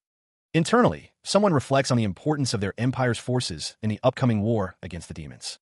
The woman with purple hair states that the conflict will be lethal. The executives are begging them to revolt on a daily basis. Someone notes that Daniel's attitude has suddenly changed, guessing he heard about his mother's condition. The man with silver hair hopes they don't expect him to sit still, but the other man, presumably Daniel, says that he does. Someone thinks that Daniel should take a momentary break and put a halt to everything. Someone reflects that they held Daniel in high regards, but to think he would be shaken by such a small event. Someone suggests to Daniel that it would be a good idea for him to cool his head during this time, realizing how much he's trying to rush things. An unknown figure questions what has gotten into someone. Dion Hart thinks to himself that he needs to make sure someone doesn't get any other ideas during the war. The Duke's subordinate demands a response. The Duke's shadow looms over the room. A subordinate acknowledges an order, stating that he understands. The Duke suggests that someone take a momentary break and put a halt to everything.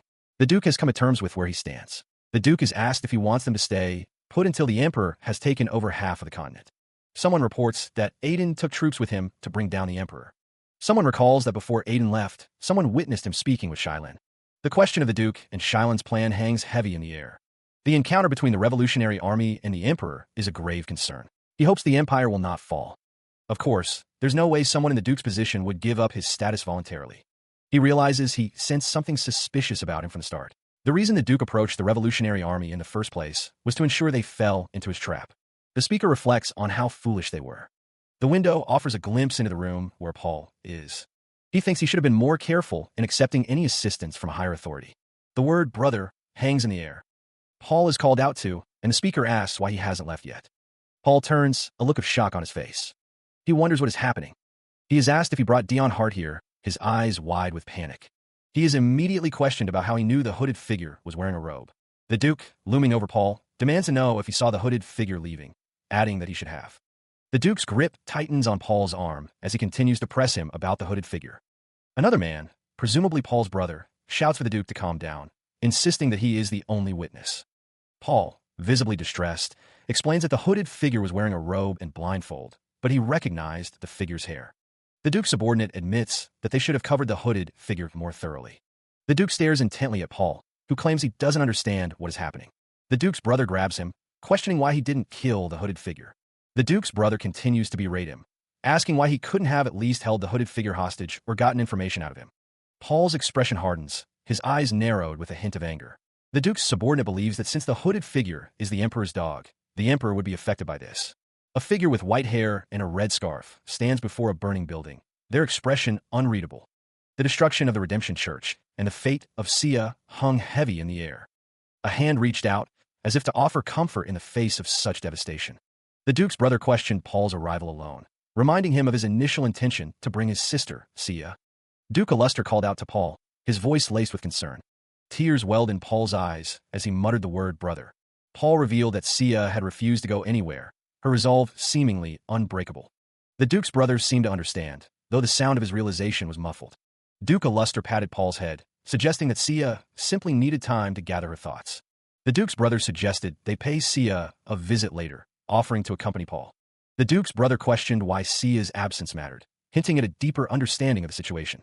Duke Aluster placed a comforting hand on Paul's head, affirming that he simply needed to become strong enough to protect her. The Duke's brother recalls a time when Paul was more vulnerable, noting how much he has changed since then. Dion Hart, looking slightly flustered, listens intently. The Duke's brother questions Dion's recent actions, stating he doesn't understand the course he has taken. The Duke responds with a smirk, stating that his actions were for personal reasons. The Duke's brother warns that Dion has made the wrong decision. The Duke's brother continues, assuring Dion that he will see many flaws in the future as well. Dion looks at him confused. The Duke's brother stands tall, his words carrying a weight that Dion seems to feel. The Duke's brother advises Dion to ignore anything that does not make sense and only learn what seems necessary and beneficial. The Duke's brother tells Paul that he is planning on teaching him as much as he can in a short time span, hoping he will be able to learn quickly. The Duke's brother emphasizes that the position of being his successor isn't to be taken lightly. Dion, visibly shocked, questions what type of people start revolutions and why he is being called the Duke's successor. Dion realizes that the reason he has been allowed to tag along everywhere is because he is being groomed as the Duke's successor, a role reserved for those who know the political scene and have suffered. The word corruption hangs in the air, a stark assessment of the current state. It's a realization that the Duke's brother believes Dion Hart has only just come to. The Duke's brother elaborates, stating that those who are knowledgeable will start a revolution. He reassures Paul, who questions why he was chosen, promising to teach him. The Duke's brother continues his explanation, stating that his mother always told him that education is important. The Duke's brother stammers, caught off guard by Paul's reminder that he claimed to be all grown up. He tries to recover, but the younger brother's words clearly struck a nerve. Paul remarks that it's good to be young, a subtle jab at his older brother's expense. The Duke's brother explains that it's possible to see the world from a different perspective and not fear change. He continues, telling Paul that even though he may be from the Empire, he's a child who survived in the slums by himself, without any assistance or care from the nation. The Duke's brother's expression hardens, his words carrying a weight of experience. The Duke's brother explains that Paul is aware that there are people from many nations within the Revolutionary Army, and the fact that he has no attachment to the Empire will only prove their fairness within the organization. The Duke's brother pauses, about to reveal another reason for his choice. He states that most importantly, Paul knows how to love. Paul reacts with disgust, exclaiming that he hasn't dated a single person. The Duke's brother concludes that though Paul may not be able to rule what type of affection it is, he still possesses the capacity for it. The Duke's brother continues his explanation, describing love as the act of pouring one's heart and soul into another person. His fist clenches, the gesture betraying a hidden anxiety. He wonders if such a capacity for love wouldn't also become a weakness. The Duke's brother observes that when the topic turns to Paul's mother, the young man becomes visibly shaken. The Duke's brother continues, but Paul, the ideology behind the Revolutionary Army is equality amongst all. He explains that to create such a world, they need someone who knows how to love, someone considerate and understanding of others. The Duke's brother extends his hand, his expression earnest as he looks at Paul. He states plainly that he means someone like Paul. Even if Paul says that, the Duke's brother admits he has no idea whether he made the right decision in choosing him or not. You find it funny how such a young man like Paul is already talking about having a successor. Paul responds that he'll learn to the best of his abilities. The Duke's brother laughs, thanking Paul for his dedication. The Duke's brother smiles warmly, seemingly pleased with Paul's response. To achieve their revolution, they must overcome great obstacles, like the Emperor and the Duke. Well then, Dion Hart wonders if the Duke is happy. But they will succeed. Dion wonders why they don't get started since time is of the essence. Even the Duke has a weakness. The Duke's brother suggests reading all the books. Dion immediately takes it back, exclaiming undo. His weakness being, the Duke's brother starts to discuss the natural rights of man. Pride. A wolf howls. Someone wonders if that's the Duke's weakness. A knight rides on horseback. Someone says that the Duke looks down on everyone and thinks he knows everything. A single eye reflects a world teetering on the brink. The Duke Illuster's brother, observing from afar, believes the Duke doesn't realize someone could be looking down on him. The Duke's past actions are now coming back to haunt him, as he admits there have been times when he was used like a fool. But the Duke Illuster announced that they will be waging war against the demonic realm. The Duke isn't the only person who can use people.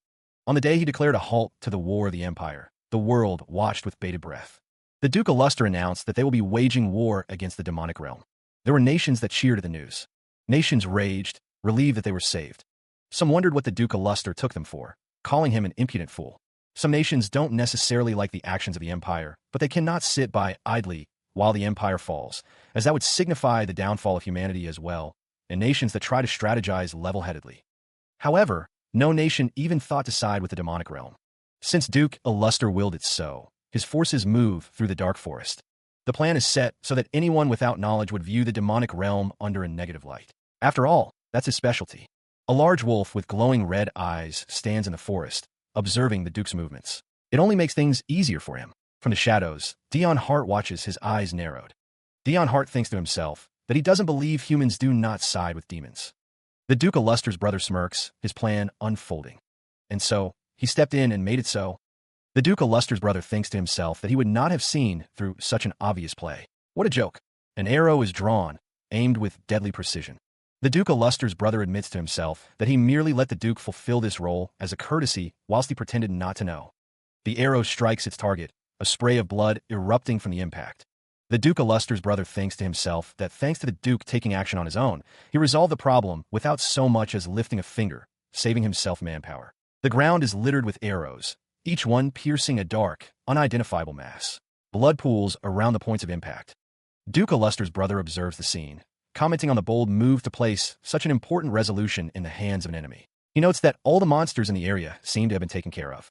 The Duke's brother continues, stating that he entrusted the Duke with the task precisely because there was no way he would let the Empire fall. The Duke, mounted on horseback, suggests turning back, but the thought bubble reveals his true motive. He wants the Empire for himself. The Duke reflects on how he was treated like a child before, and yet he fell into such an obvious trap. One thing is certain. It is said that pride will be the Duke's downfall one day. The Duke's brother rides behind him, wondering what kind of expression he will have on his face at that moment. The Hart family estate stood as a testament to generations of wealth and power. Dion Hart, a picture of aristocratic charm, beams as he holds a bouquet of vibrant blue roses. The bouquet, an extravagant display of affection, sparkles with an almost unnatural luminescence. The recipient of this grand gesture, however, seems less than thrilled, his brow furrowed in confusion as he stares at the flowers. A single blue rose petal drifts down, a silent omen. Dion Hart explains his unexpected visit, stating he simply wanted to deliver the bouquet. The recipient questions the motives behind the gift, addressing Dion Hart as Your Highness. Below the surface, Alethea's eyes narrow with suspicion. Dion Hart's smile doesn't reach his eyes as he thinks to himself that he needs to tie him down to the Empire. Alethea wonders if her plan will actually work. Alethea realizes that Dion Hart, the Marquis, must be into men. She coughs, momentarily taken aback by Dion Hart's revelation. Meanwhile, at the royal palace, a woman observes, pointing out that Marquis Hart is only surrounded by men and has little to no relationship with women, except for Alethea. Another woman, presumably her brother, is scolded for not being the one to seduce Marquis Hart, revealing that there was an error in her plan from the start. The first woman insists that the other is wrong, urging him to think about it. The scene shifts back to the banquet at the royal palace, where guests mingle. It's noted that no matter how many ladies gaze at Marquis Hart, he has never been. The Marquis appears unfazed by the attention, sipping his drink, a subordinate confirming that this is true.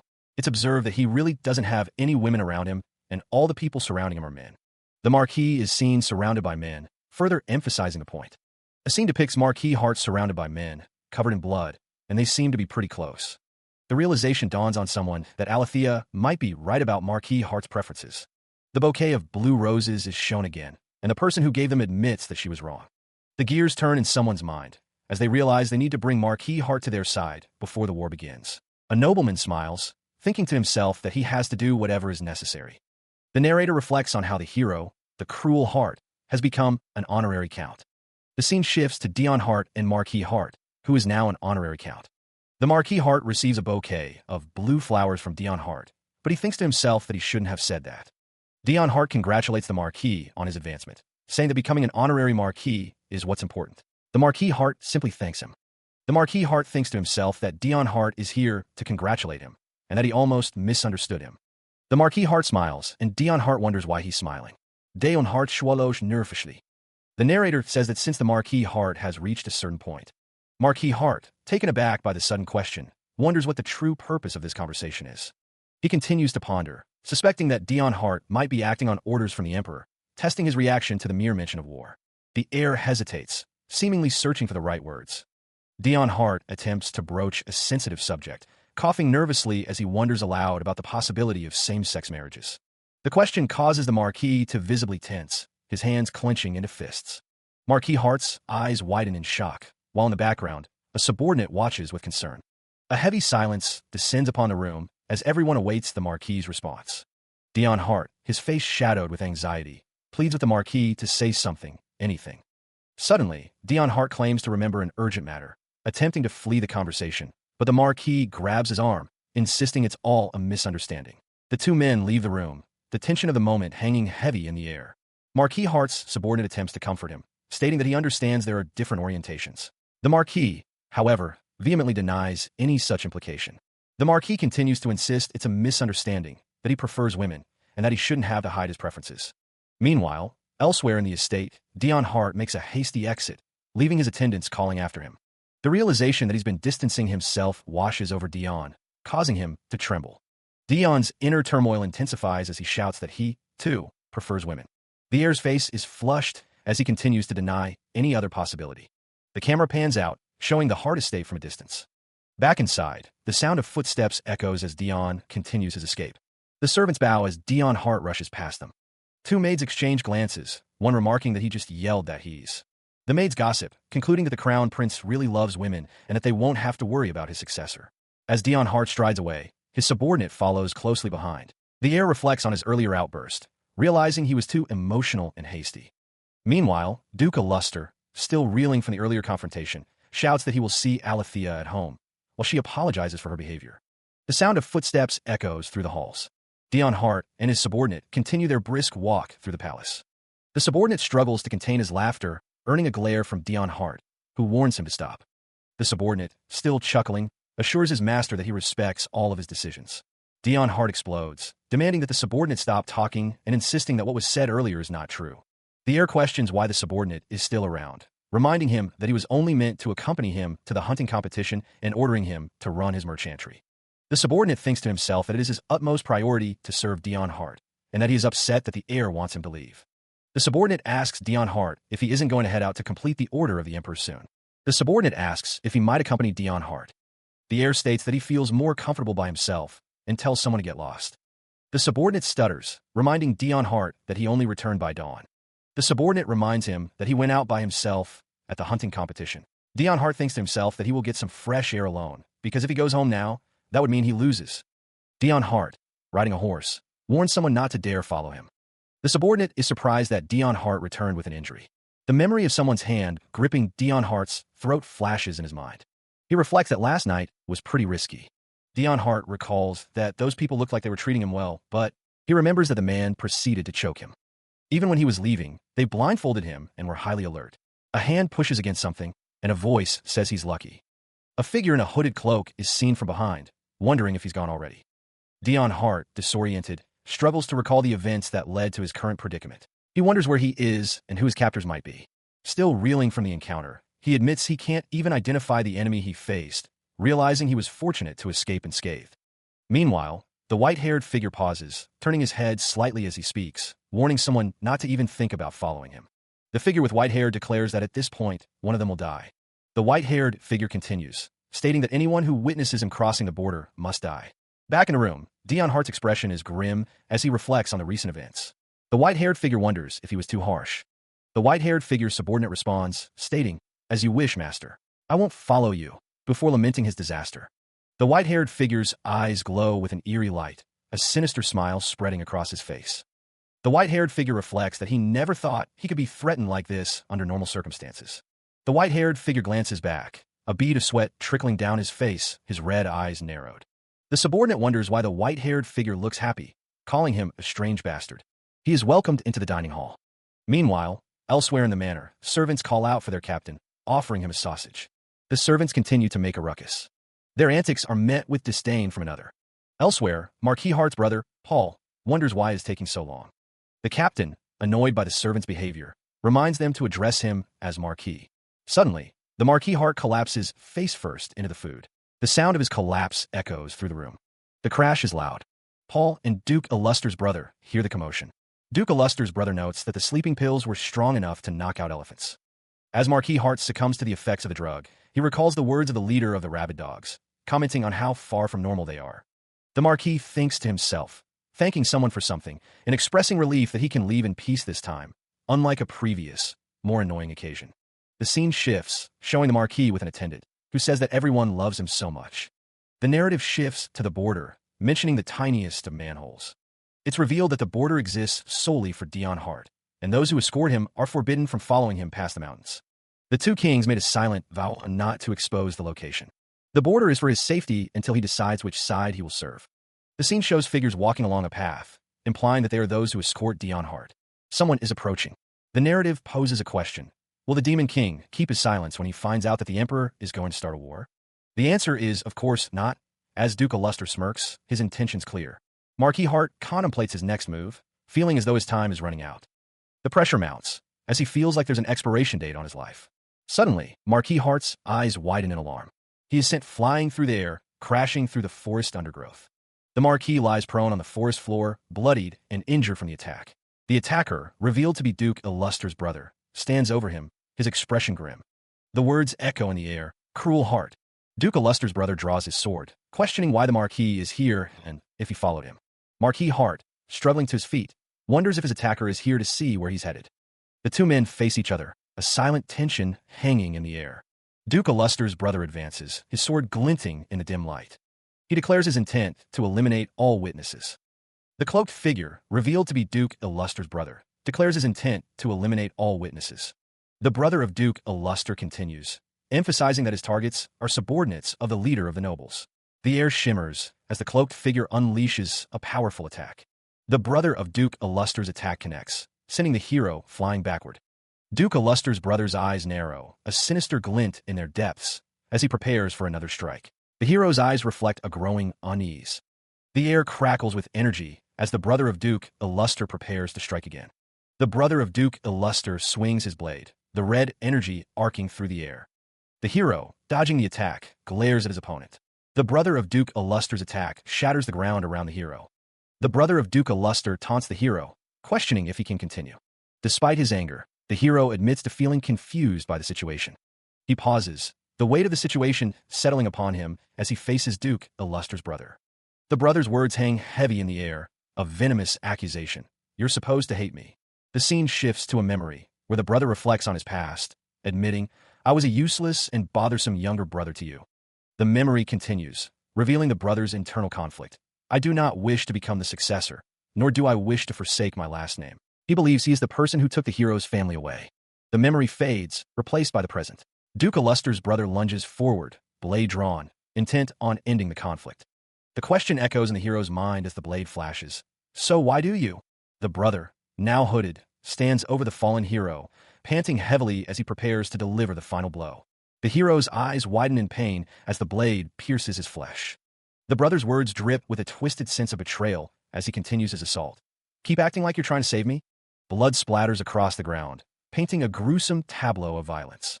The hooded figure, Duke Illuster's brother, stands amidst the carnage, his mission seemingly complete. The hero lies defeated, a pool of blood spreading around him, his fate hanging in the balance. Duke Illuster's brother clicks his tongue, frustrated that the hero escaped once again. He wonders what he's feeling right now. It's as if he's missing the big picture. The brother slams his fist on a table, his frustration reaching a boiling point. Elsewhere, Marquis Hart sits at his desk, lamenting that Dion Hart chose this moment to be away. He reflects on his bet with cruel Hart to see who would kill the hero first. Duke Illuster, standing by a window, thinks he must eliminate him before the war, calling the hero a lucky bastard. The Duke's obsession with the hero grows out of spite, fueled by his repeated failures. It feels like the world is protecting him. But obviously, that's not possible. After all, the world was the one that provided him with the cruelest fate. Elsewhere, Dion Hart hopes for a swift return. The Demon King has prepared a horse for the white-haired figure. The white-haired figure realizes that someone is tracking him with a spell, and the sensation is unpleasant. He pauses, sensing the presence. He remembers that the Demon King packed medicine for him. The white-haired figure stands on a cliff, holding the bag. He tosses the bag into the air. The white-haired figure smiles, telling someone to toss it there. Dion Hart is horrified to see that the medicine tastes like coffee, complaining that it was made that way because he doesn't like the taste of medicine. He grimaced, the aftertaste of the coffee-flavored medicine lingering unpleasantly. The grand castle loomed in the distance, a beacon of power and authority. A figure on horseback approached the castle gates, the cheers of the crowd growing louder. The crowd erupted in cheers, their voices echoing as they proclaimed, "It's Sir Eret." The cries of "Long live Sir Eret" reverberated through the crowd as the figure on horseback passed through the gates. A bystander looked on in confusion, muttering, "What? Long live Sir Eret." The crowd's fervor intensified, their chants of "Long live Sir Eret" reaching a fever pitch. Another onlooker questioned the spectacle, wondering aloud, "What the hell are they doing?" Sir Eret, visibly distressed, tugged at his collar, his face contorted in discomfort. The crowd's adoration was unwavering as they continued to chant, "Sir Eret." Ririnelle beamed with joy, confetti raining down around her as she celebrated. A figure, obscured from view, welcomed someone back, their words echoing with anticipation. He pauses, taken aback by the scene before him, a gathering of people, apparently forming a cult dedicated to him. The cult leader explains that nearly half of the members are from the Demon King's castle. She adds that she created the cult using the concept of religion she learned about from Devilania, and asks if he likes it.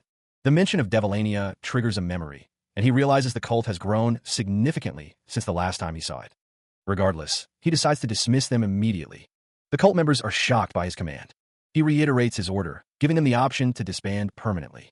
Sir Eret dismisses everyone immediately. The cult members are in disbelief, protesting that they can't disband permanently. They note that Sir Eret is feeling uncomfortable. Despite the dismissal, the cult members shout their loyalty to Sir Eret as they depart, promising to see him next time. The cult members disappear, leaving Sir Eret alone. He is visibly distressed, demanding to be left alone. Sir Eret is greeted upon his return. He notes to himself that the other party arrived sooner than expected. The individual approaches, their intentions still unclear. The camera focuses on the red jewel on the individual's chest. The white-haired figure asks how they could possibly miss out when it concerns him. The individual reaches out, their hand outstretched. The white-haired figure notes that Eret's heartbeat has increased since entering the office. The figure asks if he has heard anything important from the Empire. The white-haired figure declares that Eret is a human. The individual tells him to remain there. The white-haired figure wonders what it is, since he can't even hide the expression on his face. The figure wonders if that cowardly emperor finally made a decision. The scene shifts to a room with chairs and tables. He is caught off guard as the white-haired figure leans in close, remarking that he likely wouldn't have revealed his intentions unless the knight had noticed. The knight, Sir Eret, cries out in pain as he is struck. The blow lands squarely on Eret's chest, the force of the impact causing him to cough up blood. The white-haired figure wonders aloud what the emperor tempted the knight with, his red eyes gleaming. Eret realizes he has no strength in his arms. The white-haired figure looms over the knight, questioning if he ever thought his life could be in danger. Eret wonders if the figure is trying to kill him, but the figure simply scoffs. The white-haired figure laughs, his intentions still unclear. The knight is confused by the figure's actions. The figure asks if Eret was surprised, stating that he understands his situation. The white-haired figure tells Eret that he already knows whose side he should be on. Eret admits he doesn't know, wondering if Dion Hart is a talent so great that they should be fighting over him.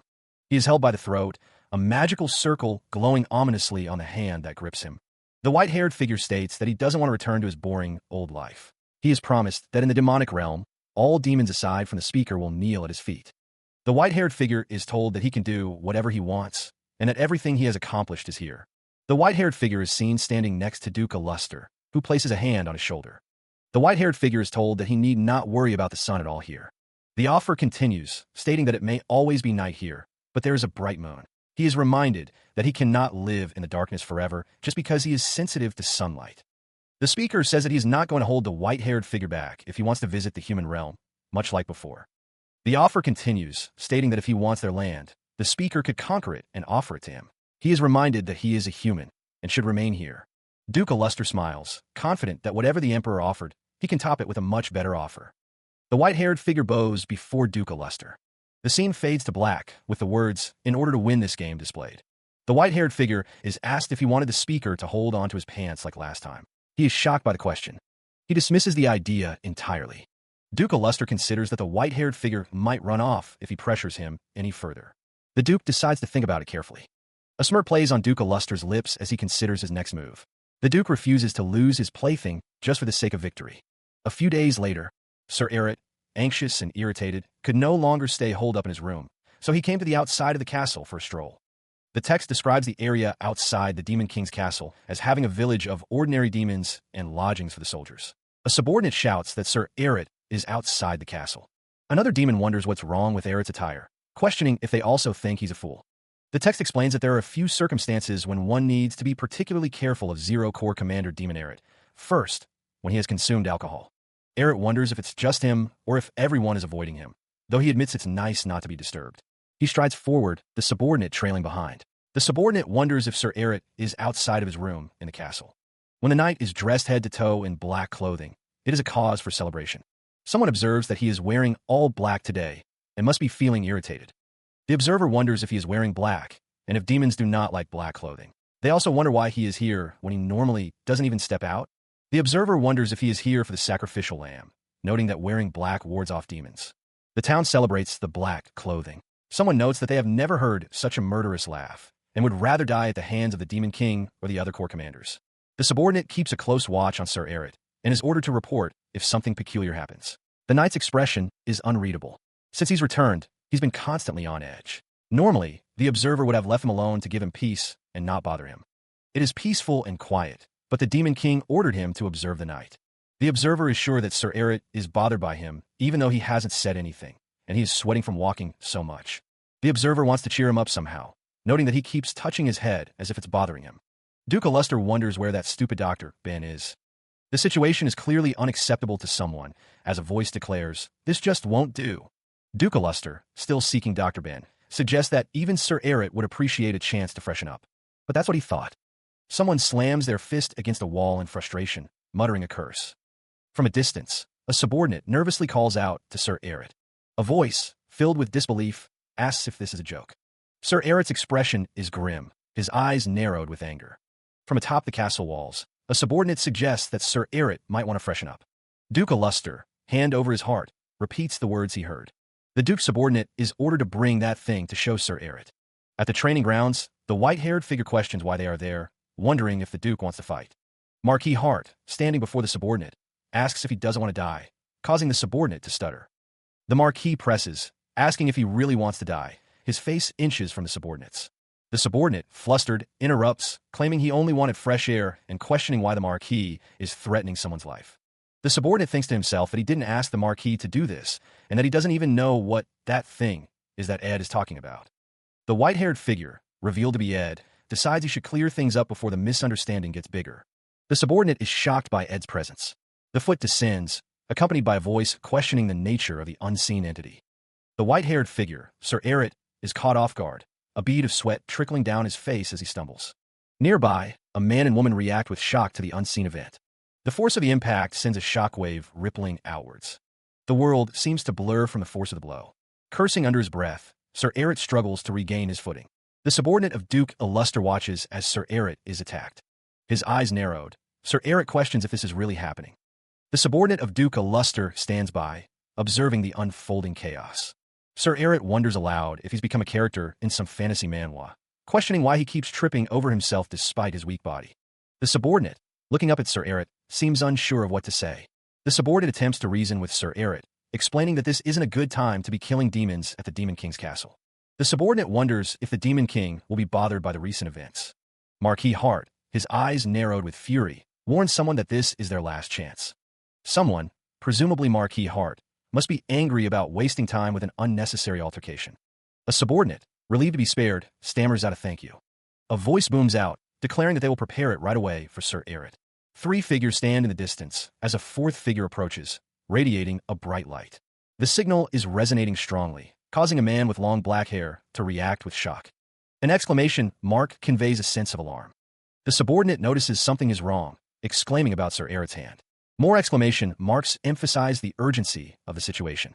He is being summoned, a voice booming about his tardiness. The man in the black suit, presumably Ben, kneels before Sir Eret, who is being supported by his subordinate. Ben retorts that he arrived as soon as he received the signal, telling the other man to keep his voice down while he works. The doctor's voice echoes, emphasizing that this isn't a one-time occurrence. Ben reveals that Sir Eret has been feeling unwell for a while, prompting a shocked reaction from his subordinate. Ben examines a necklace with a red gem, noting that the signal didn't activate. The subordinate questions if the necklace is broken, suggesting that Ben should take the opportunity to get rid of it. Ben dismisses the idea, explaining that he's replaced the magic stone multiple times, but there's nothing wrong with it. The subordinate presses, asking why Ben didn't mention needing his blood for the replacements. The subordinate wonders when Ben took his blood, then asks if Sir Eret has felt anything different about his body. Eret pauses, realizing that he has stopped vomiting blood over small matters such as stress. Ben wonders if the aftereffect from fighting with the hero is getting better, seeing it as a positive change. Eret firmly states that's not the case. His subordinate relays the grim assessment. Sir Eret's body remains a ticking time bomb. Ben's eyes narrow, a flicker of unease crossing his face. He cautions Ben, noting that the signal from the magic stone is weakening with time. Ben turns away, his expression unreadable. Meanwhile, Eret coughs, a hand flying to his mouth as he considers the changes within his own body. Ben, having forgotten to use anesthetics, checks on Sir Eret's well-being as he tends to the knight's hand. The subordinate is shocked, exclaiming at Ben's blatant disregard for Eret's comfort. Ben is overcome with remorse, regretting his mistake and fearing the consequences. Eret kneels, enduring the pain in silence. He reflects on his tolerance for pain, while the subordinate admits he couldn't stop Ben due to the doctor's intense focus. Whispers spread, marveling at Eret's ability to suppress the pain of being sewn up without anesthetic and his lack of condemnation for Ben's mistake. 2 figures observe the scene, whispering in disbelief at what they are witnessing. He is reminded that he shouldn't hide his pain from his doctor, though the Zero Corps commander is benevolent. A subordinate announces that he has brought the snowflower sticks to the Zero Corps commander. The snowflower sticks, the item they were looking for, have arrived. The subordinate recalls that when Eret wanted to use the snowflower sticks to freshen up his mood, the Demon King gave him permission without a second thought. Eret wonders why he even needs permission from the Demon King for these things. Someone off-panel tells him that he just has to cut the top part of the snowflower sticks, and they will cut it for him. The snowflower stick is ignited. The snowflower stick explodes in a burst of light and color. The group of men watch the snowflower sticks explode in the sky, creating a beautiful display. Someone wonders if it is snowing. Dion Hart asks Aerith if he likes it, explaining that unlike the human realm, there is no climate change in the demonic realm. The subordinate thought it might help lighten Aerith's mood a bit. He expresses his gratitude, remarking that it really isn't bad to see the snow after so long. Nearby, two figures watch the snow fall, one of them smirking. The camera focuses on the shoulder of one of the figures, revealing a dark uniform with red accents. The snow continues to fall, blanketing the area. The subordinate remarks that there's trash falling from the sky. Whispering, the subordinate questions what they can do, reminding the other that it's for Sir Aerith. The knight silences the subordinate, ordering him to shut up and clean it. The subordinate notes that at least he didn't use the red stick, which is the hardest to clean. The snowflower sticks explode in a burst of red, painting the sky. The subordinate sighs, remarking that they'll be working overtime. The knight's face is partially visible as he questions if it's red snow. He grimaces, noticing the smell of blood. He pauses, a flicker of unease crossing his face. The knight wonders aloud if the air carries the metallic tang of blood. Below, the bodies of subordinates lie still, the red snow collecting around them like a shroud. The scene unfolds from a low angle, emphasizing the scale of the massacre and the words that follow, Your Majesty. Dion Hart stands tall, a sinister smile playing on his lips. He inquires if the snowflower sticks have managed to lighten the mood. The red snow coats the architecture, a stark contrast to the stone. A voice questions if it even looks real. Dion Hart, standing beside Sir Aerith, admits to adding a bloody fragrance to the display. Dion explains that he created the bloody fragrance, believing it would be useful when they wage war against the human realm, and asks for the knight's opinion. The focus tightens on the knight's face, the text ominously describing a scene where the scent of blood suffocates you. The scene is described as horrifying, the red snow staining the ground. Boots are soaked in blood, the snow beneath them stained crimson. A figure with mismatched eyes, one normal and one blood red, smiles, declaring that the bloody fragrance will be useful. The figure stands amidst a field of bloodied swords, a reminder that war is greatly affected by weather and morale. Just being surrounded by such a strong, bloody scent can bring horror to the enemy, the figure with mismatched eyes thinks. Meanwhile, Sir Aerith reflects that it's as if he has returned to that place. The sound of footsteps echoes as Dion Hart praises Aerith, saying that not only does he have great instincts for battle, but he also knows of strategies and tactics. Dion Hart tells Aerith that he certainly is one of a kind. The bloody ground stretches out before them. Dion Hart expresses his gladness that Aerith is on their side.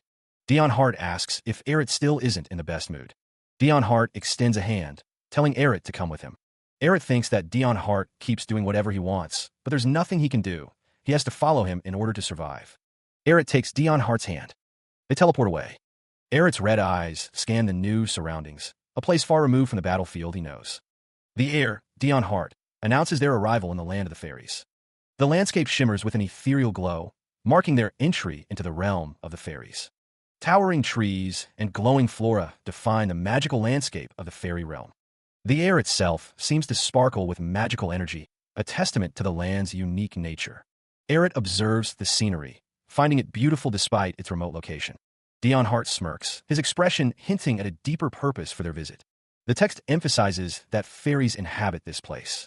The fairy king, with his long blonde hair and piercing gaze, observes the newcomers. A close-up reveals the fairy king's ornate attire, befitting his royal status. The fairy king expresses his annoyance, revealing that Dion Hart's visit is related to the complaints and frustrations of the fairy race. The fairy king reflects on Dion Hart's true intentions, realizing that he came for business rather than to cheer him up. He is questioned by another fairy about why Dion Hart was brought to the fairy kingdom. Dion Hart stares intensely, his red eyes gleaming. The scene shifts to a distant, snow-covered landscape. The world tree is mentioned. Sir Aerith and another figure walk through the snowy landscape, the knight seeming excited. The scene fades to white. The fairy from the first panel, Dion Hart, and Sir Aerith are seen together. A close-up reveals the eyes of fairy. The text reads, the one the whole world is paying attention to. A figure with glowing eyes stands in a radiant light. A close-up shows the figure's robes in a glowing blue light. The speaker refers to someone, declaring that man is. Three figures stand silhouetted against a backdrop of swirling blue energy. The white-haired figure is the one the whole world is paying attention to. The white-haired figure's eyes narrow. The white-haired figure is confronted by another, who says, you probably aren't here to welcome us. The white-haired figure retorts, pretty rude for someone who came unannounced. The white-haired figure holds out a seed, stating that the other party must first take responsibility for this. The seed is described as a seed of something. The seed is identified as the seed of the world tree. It's explained that due to the spread of demonic aura, the seed sensitive to aura became infected. The infected seed is crushed. The air crackles with displaced energy, as the white-haired figure stands over a kneeling subordinate. Below, Marquis Hart and another figure watch as a surge of power emanates from the subordinate, causing him to cry out in confusion. The subordinate, now holding the seed, looks around in bewilderment, questioning where he is. The eyes of the white-haired figure narrow as he is identified as the Demon King, even by Sir Erit. The Demon King's subordinate wonders if magic was forbidden and how he is using it. The Demon King orders his subordinate to see if he can revive the seed he is holding.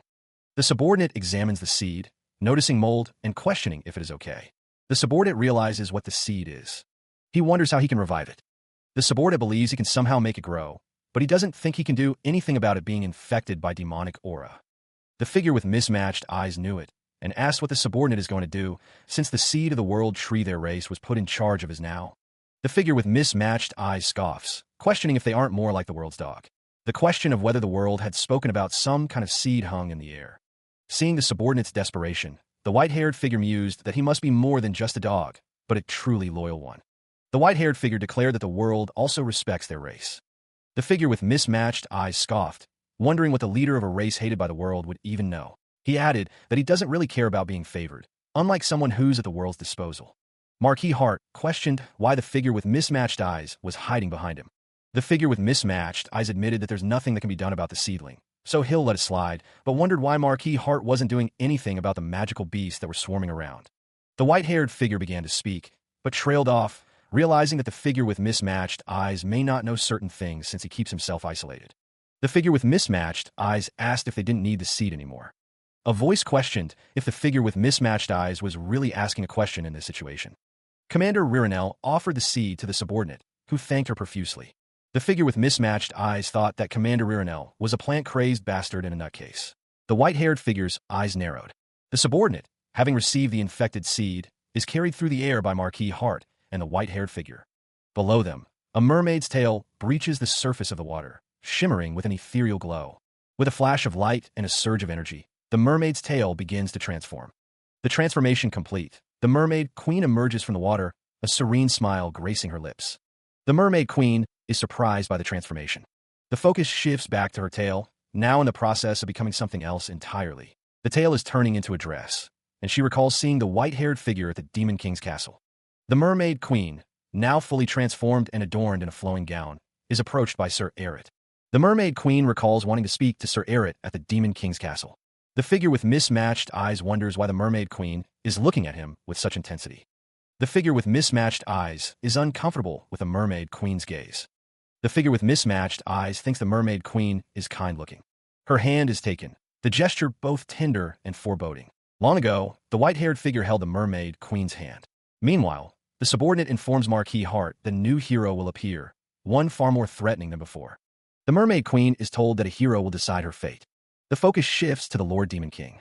The Lord Demon King's imposing figure looms. A new hero will appear. The hero will appear soon, and the figure with mismatched eyes cradles a seedling, cooing about how cute it is. The Lord Demon King acknowledges that the world must not be fond of him, but it's nothing new. From the start, their race was never liked by the world. A little more hate is nothing to the Lord Demon King. The Demon King muses that the future he foresaw was a bit special. He wonders if it wouldn't be a miracle if it could change. Marquis Hart laughs, remarking that forbidding magic became useless. He reminds the Demon King that the world is after him. The Marquis continues, explaining that he forbade magic not out of fear of the hero, but because it would be annoying if the hero were to appear during the war. The Demon King realizes that the magic was forbidden to balance the powers. It was said that the more demons use magic, the sooner the world brings forth the appearance of the hero.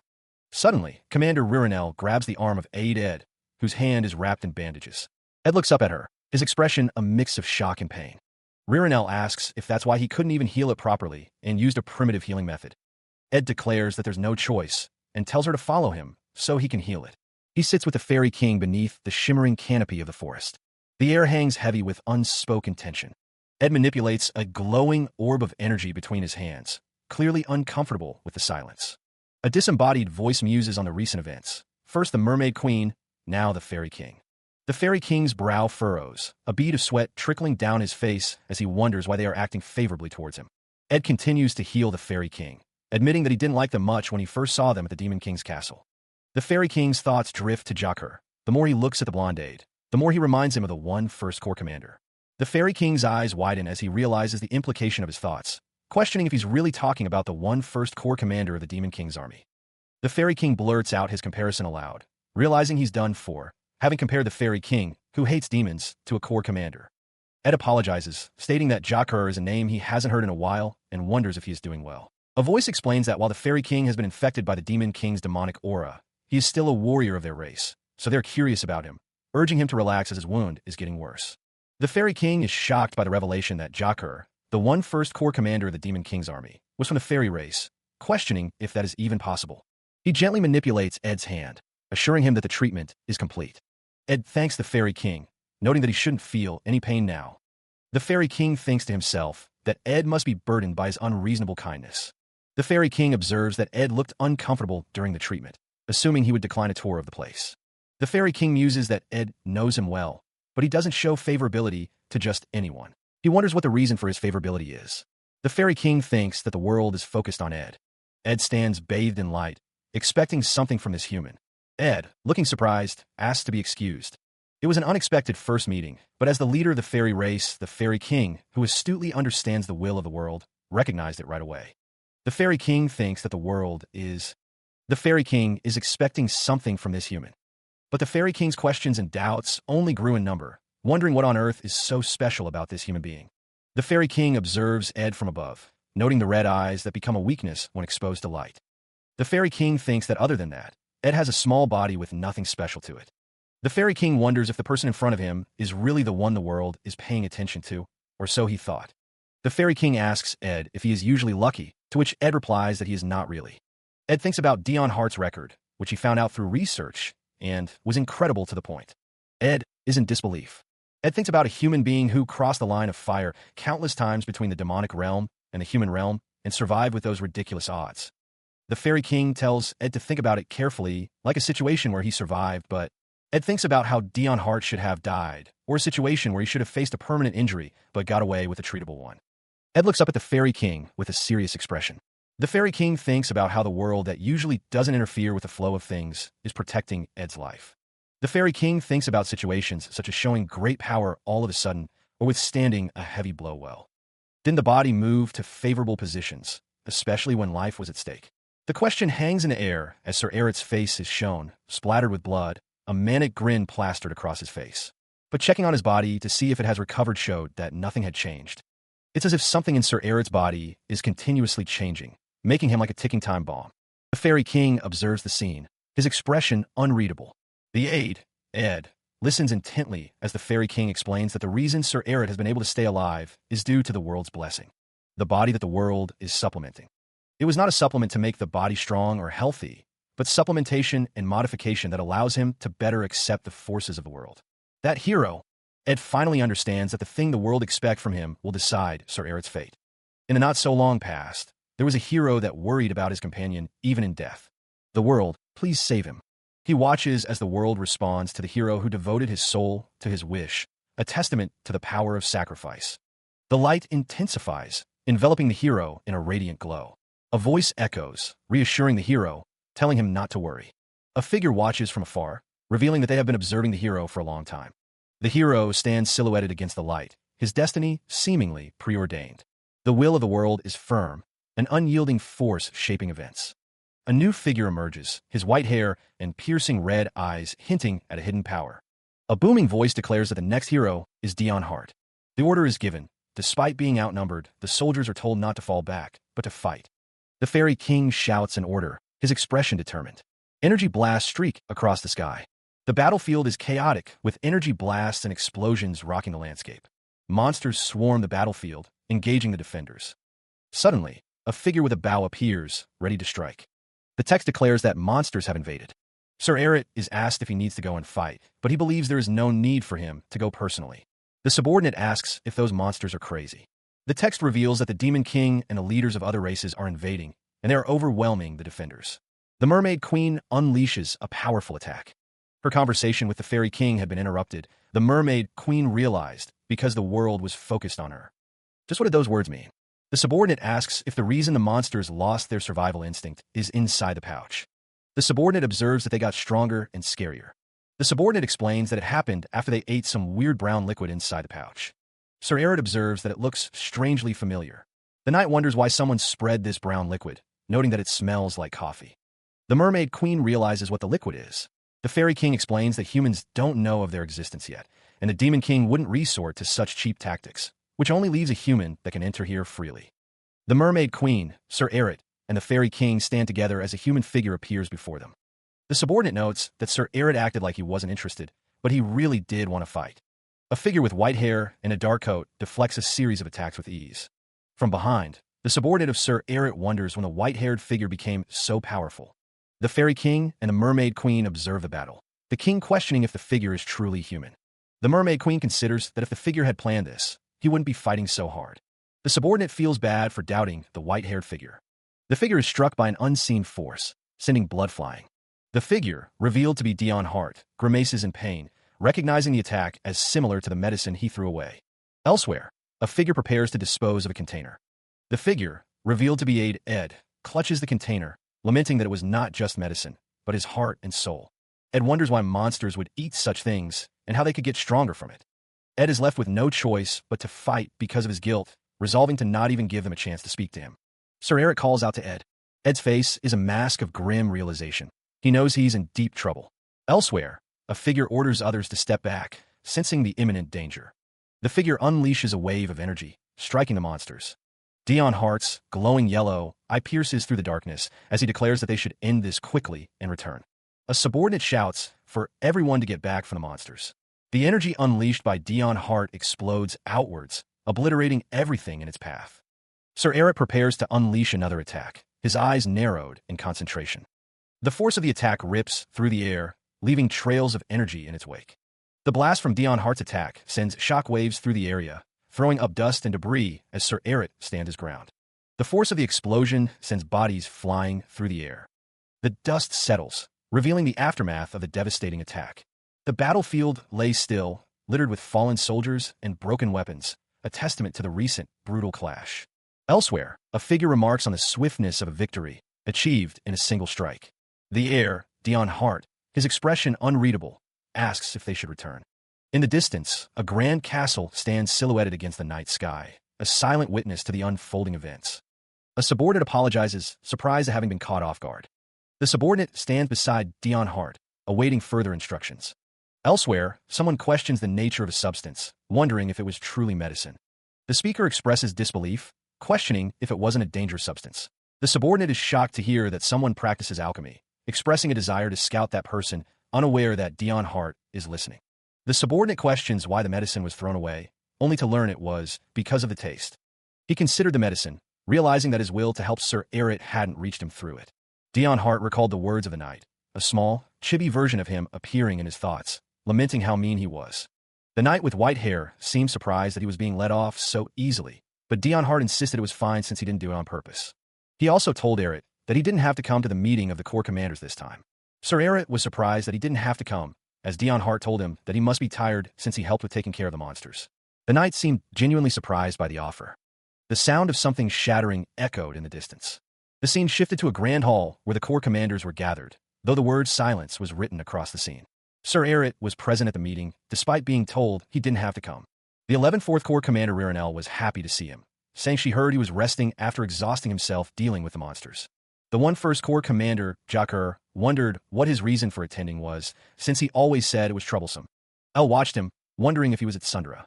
Vice Commander Dernivan cautions Lady L that she is speaking out of turn, but she only responds with a muffled sound of disagreement. Elsewhere, someone observes that the others are clueless, having told someone to rest. Dion Hart states that everything is fine, while another subordinate expresses disbelief at Erit, taking Dion's words literally. Someone wonders what Dion Hart would do if they hadn't attended the meeting. Vice Commander Dernivan calls someone to come, thinking that he is a person who survived using his ability to read the situation, and without it, he would be nothing. Someone notes that Dion Hart looks like he figured out their true intentions, which were to reduce the information leak.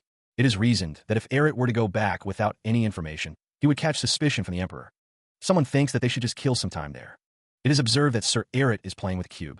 Someone notes that Erit looks like he has great interest in this issue. 2nd Corps Commander Devalania is shown. 4th Corps Commander Adelia will have mixed feelings since it will be a war against his race. It was said that Sir Erit would, at times, attend meetings, listening to the others while idly playing with the cube. The others wondered if they should begin the meeting now that he was present. The others should be able to guess what he was thinking, given his actions. Asil, the Third Corps commander, questioned if the war was truly beginning. He knew they had always aimed for the humans' territory, so they were prepared. It would be a loss from the Emperor's perspective, they thought. If Eret agreed with the sentiment, he would move the cube softly.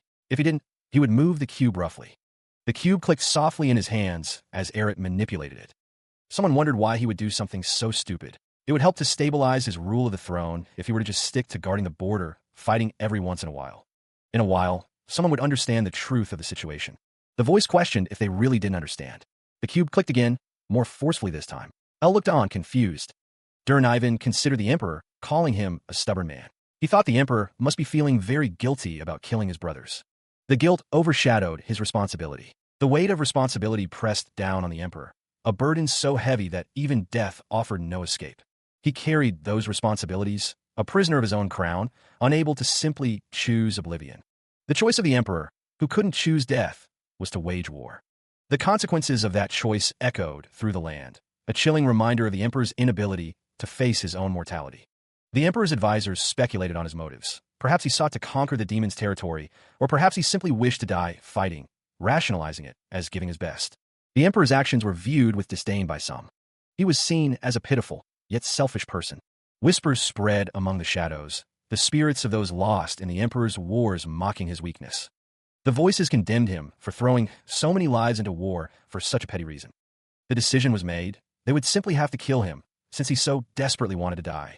Yet, strangely, one could understand the Emperor as a leader of a race that has lived long. Living because he can't take his own life is something they were familiar with. Footsteps echo through the halls as someone approaches. The voice, laced with amusement, suggests thinking of the upcoming battle as a simple warm-up. Two figures stand together, one cloaked and looming over the other, their faces obscured by shadow. The strategy is laid bare. The enemy will likely attack when they head out for their mission, knowing the Emperor is vulnerable with Dion Hart nearby. They will aim for the moment when they don't have their strongest weapon. The council members, including Ivan and El, discuss the human's cunning nature. Dion Hart smirks, aware that the Empire's actions could be interpreted as abandoning him. The humans are deemed entertaining, and the decision is made to let events unfold as they may. The council is shocked by the unfolding events. Silence descends as the gravity of the situation settles in. The cube, whatever its purpose, has been completed. The completed cube is held delicately. The speaker believes Lord Eret thinks this course of action is the best. A council of demons observes the proceedings. The speaker declares that there is no turning back. One of the council members states that he will leave for his mission as soon as the meeting is over. The war of destiny between the demonic realm and the human realm begins. A grand castle looms over town.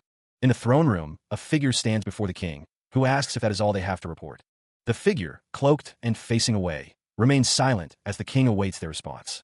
The cloaked figure finally speaks, confirming that is all.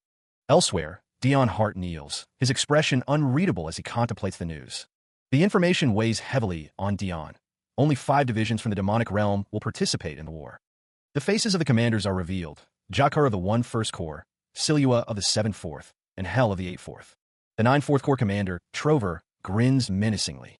Dion scoffs, believing that even their whole army wouldn't be enough, let alone just 5 divisions. He thinks to himself that they underestimate the great empire. Dion's eyes narrow, a sinister smile spreading across his face as he vows to make them regret their decision to look down on him. The subordinate trembles, finding Dion's presence intimidating. The subordinate's words trail off, hesitant to continue. The subordinate looks up at Dion Hart, awaiting his response. The Demon King dismisses the subordinate, telling him to rest and not to press for answers. The Demon King thinks to himself that he knows the Demon King expects him to pressure Dion Hart, but he won't. The Demon King is confident that the Demon King's plans will not succeed. The subordinate announces that he will head back, bowing before His Majesty. The subordinate walks away from the Demon King, leaving him alone on his throne. Elsewhere, the Chancellor is shocked, asking what the meaning of this is, referring to the demonic realm. The Chancellor is being attacked. The Chancellor's eyes widen in shock as the attack commences. The attack continues. He stands tall, his gaze fixed forward, as his subordinate looks on with concern. The demon realm's message is delivered with unwavering resolve. The message echoes across the land, a declaration from the demonic realm. The declaration is received, the weight of its implications settling heavily. The message from the demonic realm explains their position. They value balance and peace, but the Empire's takeover has gone too far. To protect the human realm, they have deemed the Empire a threat. The declaration is clear and concise. War against the Empire. The order is given to retreat quickly, the urgency palpable. The sound of hurried footsteps fills the air as subordinates discuss the implications of the Demon King's order, questioning if it's truly from him and if their values of balance and peace are genuine. The demonic realm states that as long as the Empire promises not to make a move any further, they will maintain balance and peace. The message indicates they will consider retreating, leading to speculation that they would make such direct contact. Confusion spreads as the question arises. Does this mean the demonic realm does not want a war? The question hangs in the air. Why would the Emperor push for war? Static crackles as the transmission continues. The Emperor's image flickers on the screen, his voice booming with authority. He declares he's heard enough barking. The Emperor's hand hovers over a glowing orb, his words dripping with disdain. He claims the whole world knows of their cruelty and demands how they dare spout such lies. The transmission continues, stating that according to the history recorded in the palace, the demonic realm has always coveted the lands touched by sunlight. Dion Hart stands beside a woman as they observe the glowing orb. The palace magician's interference is noted, his skill level assessed. The message concludes, accusing the demons of always eyeing the human realm. Dion Hart's expression hardens, his eyes narrowing. He questions why they should trust the words of any demon. A figure suggests pretending to be fooled and backing down. The figure warns that it wouldn't be too late to make a move if they see that they do not keep to their words. A sinister smile spreads across Dion Hart's face. Whispers rippled through the crowd as they laid eyes on the Demon King. Some had expected a monster, but were surprised to find him handsome and seemingly normal. The murmurs suggested that perhaps the demonic race wasn't as frightening as the rumors claimed. The crowd's awe was palpable, but one voice cut through the admiration, questioning how they could believe in the Demon King when he was their enemy. The speaker argued that sacrificing one's people simply because of greed was too much. Dion Hart, observing the scene, thought to himself that war was not child's play. He firmly rejected the notion of peace with the demons. The sentiment was that making peace with the demons was akin to selling the future for temporary peace, or taking advantage of the fact that the empire was at its peak. The goal, it was argued, was to secure their future. The crowd agreed, understanding that securing the future might be hard for them, but it was necessary to provide a better future for their offspring. It was said that Dion Hart instantly shut down the people's curiosity about the Demon King and turned it into a war with a noble cause for future generations. Daniel, the Revolutionary Army leader, pointed out to Paul, his successor, that Dion Hart had a way with words, influencing the hearts of many. He was even trying to teach him at a time like this, because it was such a good example. The sound of applause filled the air. Dion Hart clapped his hands together, a sinister smile playing on his lips. He thought to himself that he was a more entertaining person than he thought, after giving an excellent speech. But the Demon King's expression shifted, his eyes narrowing with suspicion. The Demon King, Eduardo Desire, thought to himself that no matter how much Dion Hart sugarcoats it, the Demon King realized that it still meant that Dion Hart would aim for domination without caring about the sacrifice of the people. A strange energy pulsed around the Demon King. The Demon King shouldn't have had a response to Dion Hart's manipulation, but he did. It looked like Eduardo Desire had won this fight. Eduardo Desire was sent flying backwards. The Demon King crashed to the ground. The atmosphere suddenly shifted as the crowd looked on. Two onlookers wondered if this meant the Emperor had lost. Since the citizens were wavering, the scale was in the Demon King's favor. If the current situation continues to a point where nobody believes in the Emperor, the Empire will fall into chaos from which it cannot recover. The damage dealt will be critical to the loser of this debate. The image of a loser affects many things, including the morale of the soldiers, the difficulty of gaining the people's trust, and one's own image in the eyes of the people. Since the Emperor knows this, the only thing left he can do is... The Emperor, Dion Hart, is struck by an unseen force. A voice questions whether the demonic realm is acting all righteous, shaking the hearts of the people, just looking for an opening to invade the human realm.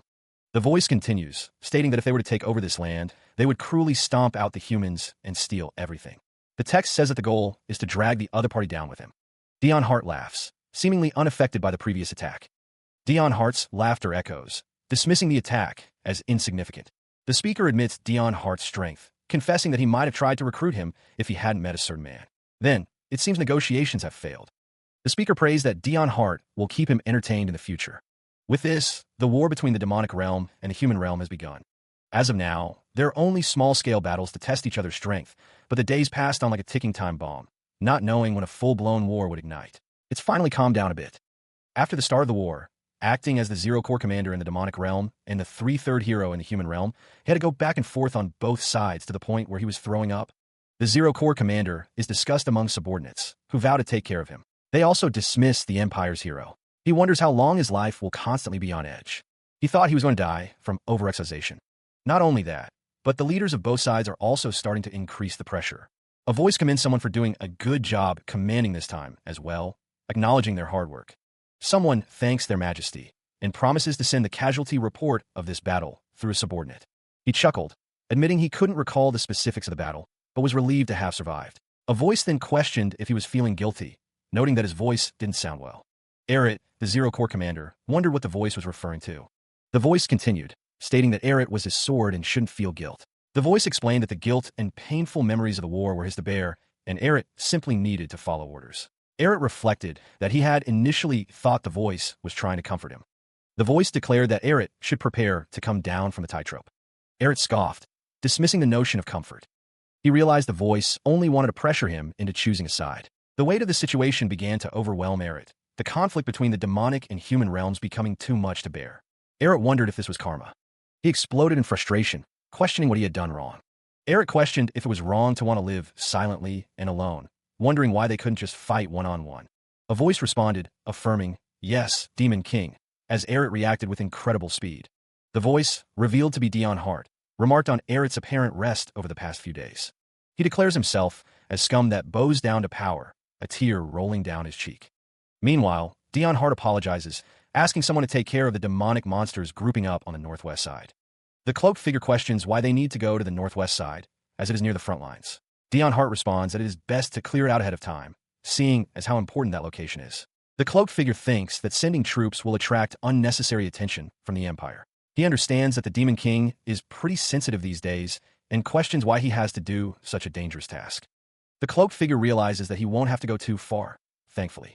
A message warns that the demonic monsters are headed his way. The demonic monsters approach, their red eyes glowing menacingly. The cloaked figure expresses his shock. Back in his office, Dion Hart asks if there are no problems today. It is revealed that the who will kill Dion Hart first bet with the Duke that was delayed has resumed since Dion Hart returned to the Empire.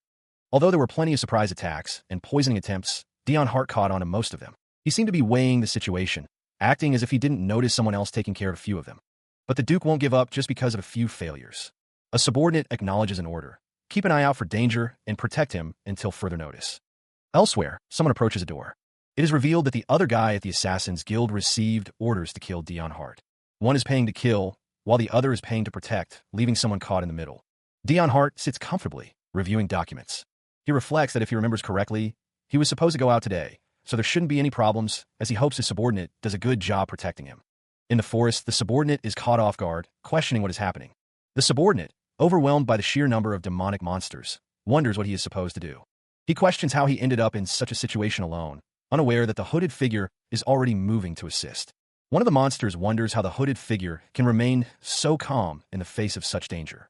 The hooded figure, steeling himself, resolves to defeat at least one of the monsters. The figure, revealed to be Hero, grips his weapon, his eyes filled with determination. A blade flashes, aimed with deadly precision. The strike is blocked, the metallic clang echoing through the room as Dion Hart sits at his desk, a subordinate standing guard nearby. The ornate desk bears the weight of ancient tomes and forgotten secrets. Dion Hart's brow furrows, a flicker of annoyance crossing his face. What is it? A voice, laced with forced apology, fills the air. Please forgive me for drawing my blade against you, Emperor, but the place you're aiming for is your wrist, not the back of your. The camera focuses on a hand, wrapped in bandages, resting on a table covered in arcane symbols. The blade presses closer to Dion Hart's neck. It's been hard to keep a clear mind lately. A sense of unease permeates the air. Strange. It's too blatant, and I can feel an unfamiliar malice. Dark tendrils creep around Dion Hart's neck, a sinister presence closing in. For it to be a hallucination caused by my imagination. A desperate command echoes. No, quietly call the shaman right away. The subordinate's face is etched with worry, his eyes wide with concern as he receives the order. The question hangs in the air. Someone wonders if they intend to call the shaman instead of the court doctor. Also, Dion Hart hears of a rumor circulating, one that claims the fighting styles of the Demon Army's Zero Corps commander and a hero of the Empire are similar. As usual, the order is given to take care of it quietly. The communication signal is sent. A purple gem is struck. Dion Hart decides to put the meeting with the shaman aside for when he gets back, a decision that is understood. But someone asks if it is true that Dion Hart and the Zero Corps commander are connected. The question lingers. Are Dion Hart and the Zero Corps commander really not connected? Are they really not connected? A powerful blow lands. Amidst the crimson-tinged forest, the white-haired figure stands, a bloody blade clutched in hand, their red eyes gleaming with an unsettling intensity. The air hangs heavy with the scent of blood, the aftermath of a brutal encounter. Panting heavily, the figure's expression hardens, a grim determination etched on their face. A voice echoes through the forest, musing on the unusual behavior of the creatures they've encountered. Normally, they would flee in terror. The speaker recalls a recent battle, where they effortlessly defeated one of the monsters, leaving the others scattered and afraid. The monster's unusual aggression prompts a question. Have they become so desperate with hunger that they've lost their sense of self-preservation? The figure realizes that the monsters aren't acting out of desperation, but rather, they see him as an easy target. A hulking monster lunges, its massive form casting a shadow over the smaller figure. The monster's attack connects, sending a shockwave through the forest. The white-haired figure, now identified as Eret, is struck by the realization that he appears to be an easy prey. Eret's eyes blaze with renewed determination. He won't allow himself to be underestimated. Eret vows to make the monsters regret their arrogance, promising they won't look down on him so easily. He declares that everything else is fine, despite the clear signs of damage around him. A hulking monster's fist connects with Eret's face, the force of the blow sending shockwaves through the air. Even as the monster's attack lands, Eret thinks that adding anything more to his body will not change a thing. However, the force of the blow sends the commander flying backwards through the forest. Eret, bloodied but defiant, thinks that he will definitely not allow anyone to look down on him. He spits out blood, remarking that these monsters are the first in a while to touch his reverse scale. The impact of the monster's blow creates a shockwave of energy visible in the air around them.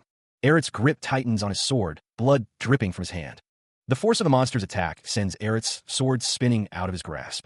The sound of the impact echoes through the forest as Eret is sent reeling. He realizes that his wrist muscles have snapped from the force of the blow. The commander feels pain throughout his body, his legs aching and all his muscles screaming. He is struck with immense force, but the Zero-Core commander, Eret, refuses to yield. Though battered and bruised, Eret remains standing, declaring that he isn't finished yet. He grits his teeth, knowing that stopping now would mean certain death. The monster looms over him, its eyes glowing with malevolent intent as it prepares to strike again. Fueled by rage and desperation, Eret vows to kill the monster, no matter the cost. The air crackles with energy as the monster prepares its next attack. Panting heavily, Eret stands amidst the corpses of the monsters he has already slain. The narration reveals that the monsters that have been pursuing him have long since ceased their chase. Eret notices the blood coating his hands and realizes that the monsters had poisoned him. The poison courses through his veins, weakening him further. Despite his injuries and the poison, Eret sees more monsters approaching and prepares to fight. The ground is littered with the bodies of his enemies, a testament to his relentless battle. He grimaces, knowing the poison is spreading rapidly. Eret resolves to cut off the affected area before it's too late. Meanwhile, the monsters, emboldened by their numbers, prepare to finish him off. A detached voice echoes, observing that madness transcends race. The monsters advance, their forms blurred with speed as they close in on the wounded commander. Despite his injuries, Eret remains conscious, though barely. The monsters, their fear momentarily forgotten, surge forward. The sound of bodies hitting the ground echoes through the forest as the monsters fall. Realizing the direness of his situation, Eret knows he must escape quickly. He grits his teeth against the pain, acknowledging that he won't be able to move on his own. The monsters, driven by hunger, quickly forget their fear and prepare to feast on the Demon King. Desperate, Eret reaches out, pleading for assistance from the northern front. The monsters, driven by their primal instincts, will inevitably return to this place in search of food. A purple crystal pulses with an unknown energy. A shadowy figure, barely visible, struggles to rise, a silent determination echoing in the words, "I have to get up." A gentle hand rests on the head of Dion Hart, a comforting presence amidst the chaos. The touch feels good to Dion, a moment of respite in the face of danger. A vibrant garden, filled with colorful flowers, offers a stark contrast to the impending darkness. A figure kneels beside Dion, concern etched on their face as they ask who he is. Dion's eyes snap open, a surge of awareness flooding his senses. A voice urges Dion Hart to regain control, to hold on to himself amidst the turmoil. A figure, eyes wide with desperation, commands someone to open their eyes. Dion gasps, his face streaked with blood, his eyes wide with terror as he is forced awake. A sharp, sudden movement. He awakens with a gasp, covered in blood and questioning the nature of the dream he just experienced. The lingering images of the dream flood back. Monsters. The last thing Dion Hart remembers is facing down a pair of hulking figures. He struggles to recall the events leading up to his apparent defeat, remembering fighting because of the Demon King's orders before blacking out. A close-up reveals the monstrous enemy he faced, its eyes burning with malevolent intent. He realizes it's too late to dodge the incoming attack. The attack lands with brutal force. The sound of the impact echoes. Blood splatters as the blow connects, the force of the strike devastating. Through blurred vision, Dion Hart hears someone calling out to him, referring to him as Your Majesty. A figure stutters in disbelief, questioning how he could be here and pledging glory to the Empire. Dion Hart struggles to comprehend the situation, horrified by the state of his body and the apparent loss of his right arm. He stands in a sun-drenched forest, observing the aftermath of the recent battle. The communication device, mistaken for a communication stone, lies nearby. The communication device, a tool used in the human realm, lies amidst the carnage. Dion Hart wonders if he accidentally contacted someone. The soldier, covered in blood, sits on the ground, realizing he may have mistakenly contacted the Emperor while unconscious. The soldier, whose talent is asking for help, is speechless. He knows he can't send just anyone, as this matter is related to the Demon King. Still, the soldier remains in shock. Thanks to the contact, the soldier is able to see the Zero Corps Commander Dion Hart for the first time. The soldier trembles, overwhelmed by the situation. He remains silent, processing the events. Dion Hart chuckles, assuring the nervous soldier that he has no intentions of doing anything right now. The soldier, however, is terrified. The commander leaves new clothes and medicine, instructing the soldier to take care of himself and return. He promises to send a knight over, seeing as the soldier won't even be able to walk properly. The soldier expresses his gratitude, relieved that he can't even stand up right now. On horseback, Marquis Dion Hart states that because the soldier moved according to the Demon King's wishes, next time, he'll have to move for him. Dion says he will call soon. Elsewhere, the soldier, Ben, sits wounded, lamenting that whether it be the Demon King or the Emperor, all they want is to use him for their own convenience. Ben thinks to himself that this isn't his first rodeo, and he just wants to quickly get back so that he can get treated and rest, wondering when the night will arrive. Suddenly, Ben hears a rustling sound nearby. The soldier cries out for Sir Erit. A man carrying a box is shocked to hear his name. He wonders if this is the demon realm. The soldier demands to know why Erit is here, explaining that he got a really strong signal from the necklace, so he got worried and secretly escaped. Erit is shocked that Ben got hurt so badly, wondering if he killed all these monsters on the ground by himself. Ben insists that it was probably the Emperor, and someone should be coming soon, so they need to leave before they get caught. He tells Marquis Dion that he has come to fetch him by the orders of His Majesty. Dion Hart's eyes widen in surprise as he realizes the gravity of the situation. The realization hits like a physical blow. They've been caught. The subordinate's eyes dart around nervously, a bead of sweat trickling down his face as he anticipates the coming conflict. The subordinate stutters, his fear palpable as he questions if the approaching figure is a demon. Sword drawn, Dion Hart prepares to face whoever has discovered them, his expression a mask of grim determination. The subordinate's face contorts in terror as he sees what's coming, his mouth agape in a silent scream. The subordinate knows they are in a dire situation, his face a picture of utter despair. Panic sets in as they realize they've been caught. The subordinate wonders what to do as the Marquis stands over them. The Marquis's subordinate shouts at the figure looming over them, ordering him to get away from the Marquis and calling him a demon. The Marquis contemplates whether he should kill the subordinate. The Marquis rationalizes that if he explains the situation, the Emperor will understand, even if he were to kill the subordinate. But the Marquis is suddenly struck, blood flying. The Marquis realizes he should avoid fighting in his current condition. The subordinate whispers to Sir Erit to push him away and run. The Marquis whispers. The subordinate asks if the Marquis is okay. The subordinate watches in shock as Honorary Marquis Dion Hart stands over him, sword drawn. The subordinate coughs, blood bubbling in his throat.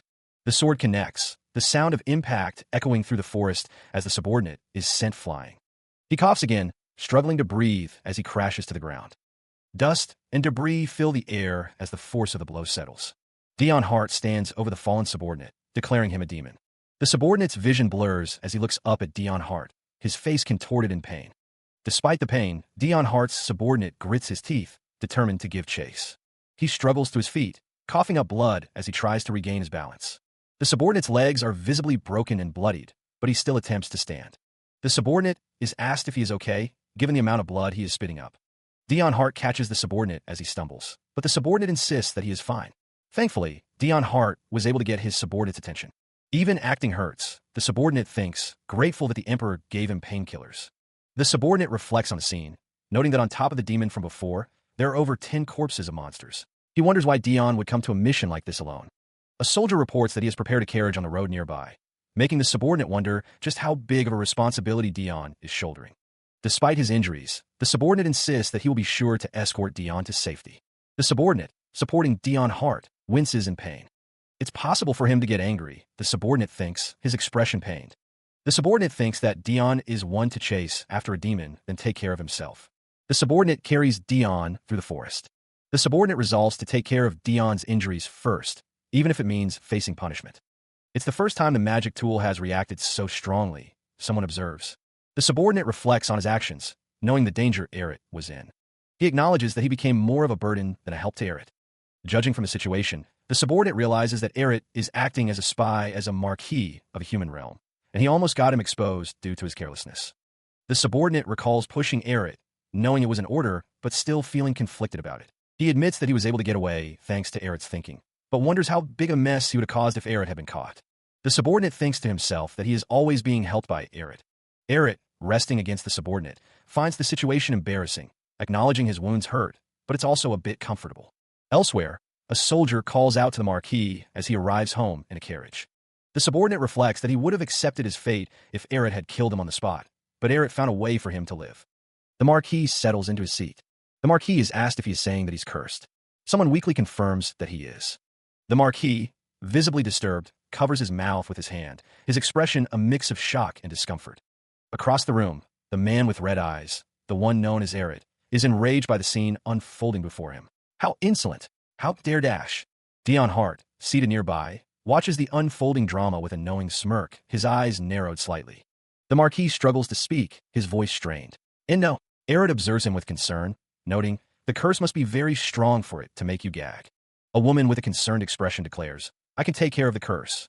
However, her offer hangs in the air, unanswered. A disembodied voice echoes, laced with dark intent. The karma and resentment your majesty bears are so great that I would like to ask how you are maintaining your sanity right now. Dion Hart smirks, his expression suggesting he anticipated this turn of events. Well, that's to be expected. The voice continues, demanding, forget about that and elaborate the curse in more detail. The Marquis stares at the ring on his finger, a bead of sweat trickling down his temple as the pressure mounts. The curse, it's explained, is one used to attempt to kill a target, a particularly nasty curse that requires a dead person to activate. The Marquis, Dion Hart, stands before a looming figure of death, a visual representation of the curse's power. The scene shifts to a close-up of the Marquis's hands, clasped tightly together, hinting at the internal struggle he faces. It seems he has been cursed for over a year, though its effects have only recently become apparent, a fact that greatly surprises him.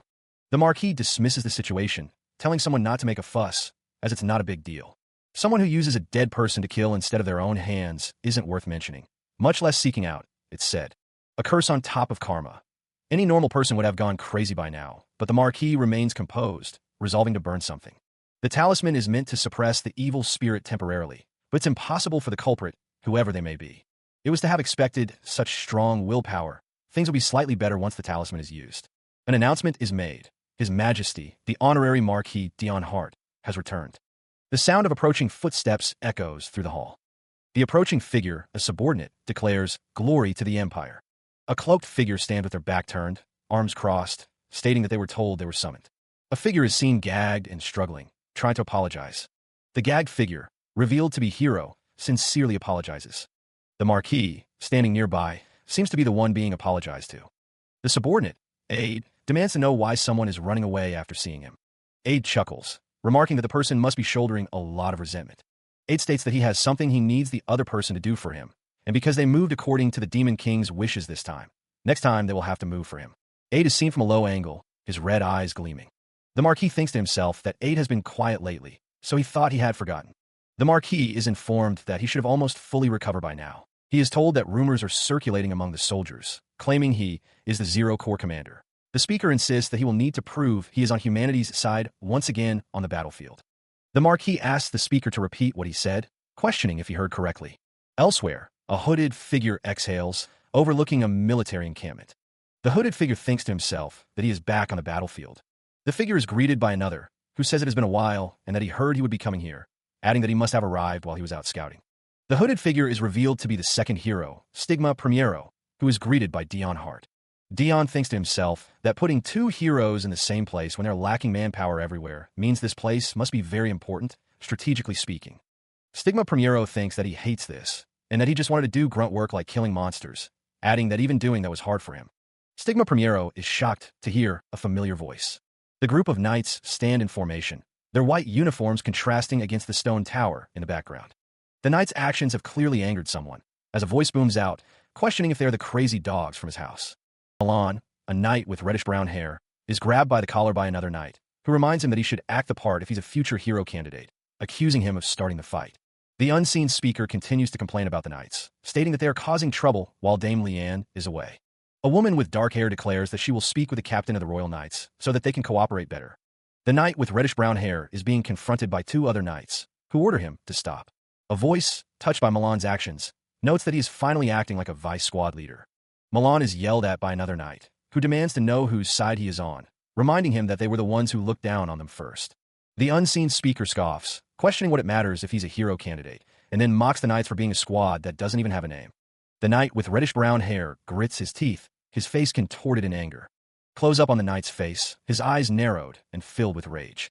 The unseen speaker declares that the A Knight Squad's name has nothing to do with combat power. He stands on the platform, the Marquis's words still ringing in his ears. The jeering of the soldiers below echoes his own simmering rage. They may be high and mighty, but they're nothing more than a ragtag group without even a name.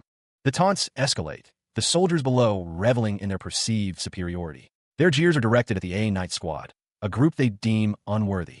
From the shadows, a voice calls out, addressing someone as Junior. The figure, shrouded in darkness, responds with a hesitant, "Why yes." The speaker suggests that the A Knight Squad needs to be taught a lesson before heading out to battle. The hooded figure is left speechless by the suggestion. The speaker continues, stating that the leader's dignity can be considered their underlings' actions. The Marquis gestures towards a group of figures, a sinister smile playing on his lips. He seems to be plotting something against them. The soldiers stand at attention, their uniforms crisp and clean. They are a stark contrast to the other knights, who are engaged in childish fights. They wonder if this is how elites are supposed to act. The hooded figure is given a piece of advice, that he shouldn't be looked down upon once they're outside. He hopes that he will take his advice. The hooded figure, his red eyes gleaming, is enraged by the insult. He demands to know what the speaker just said. The unseen speaker believes that the A Knight Squad needs some appropriate education. He questions what kind of hero they are if they don't even possess a fragment of the hero.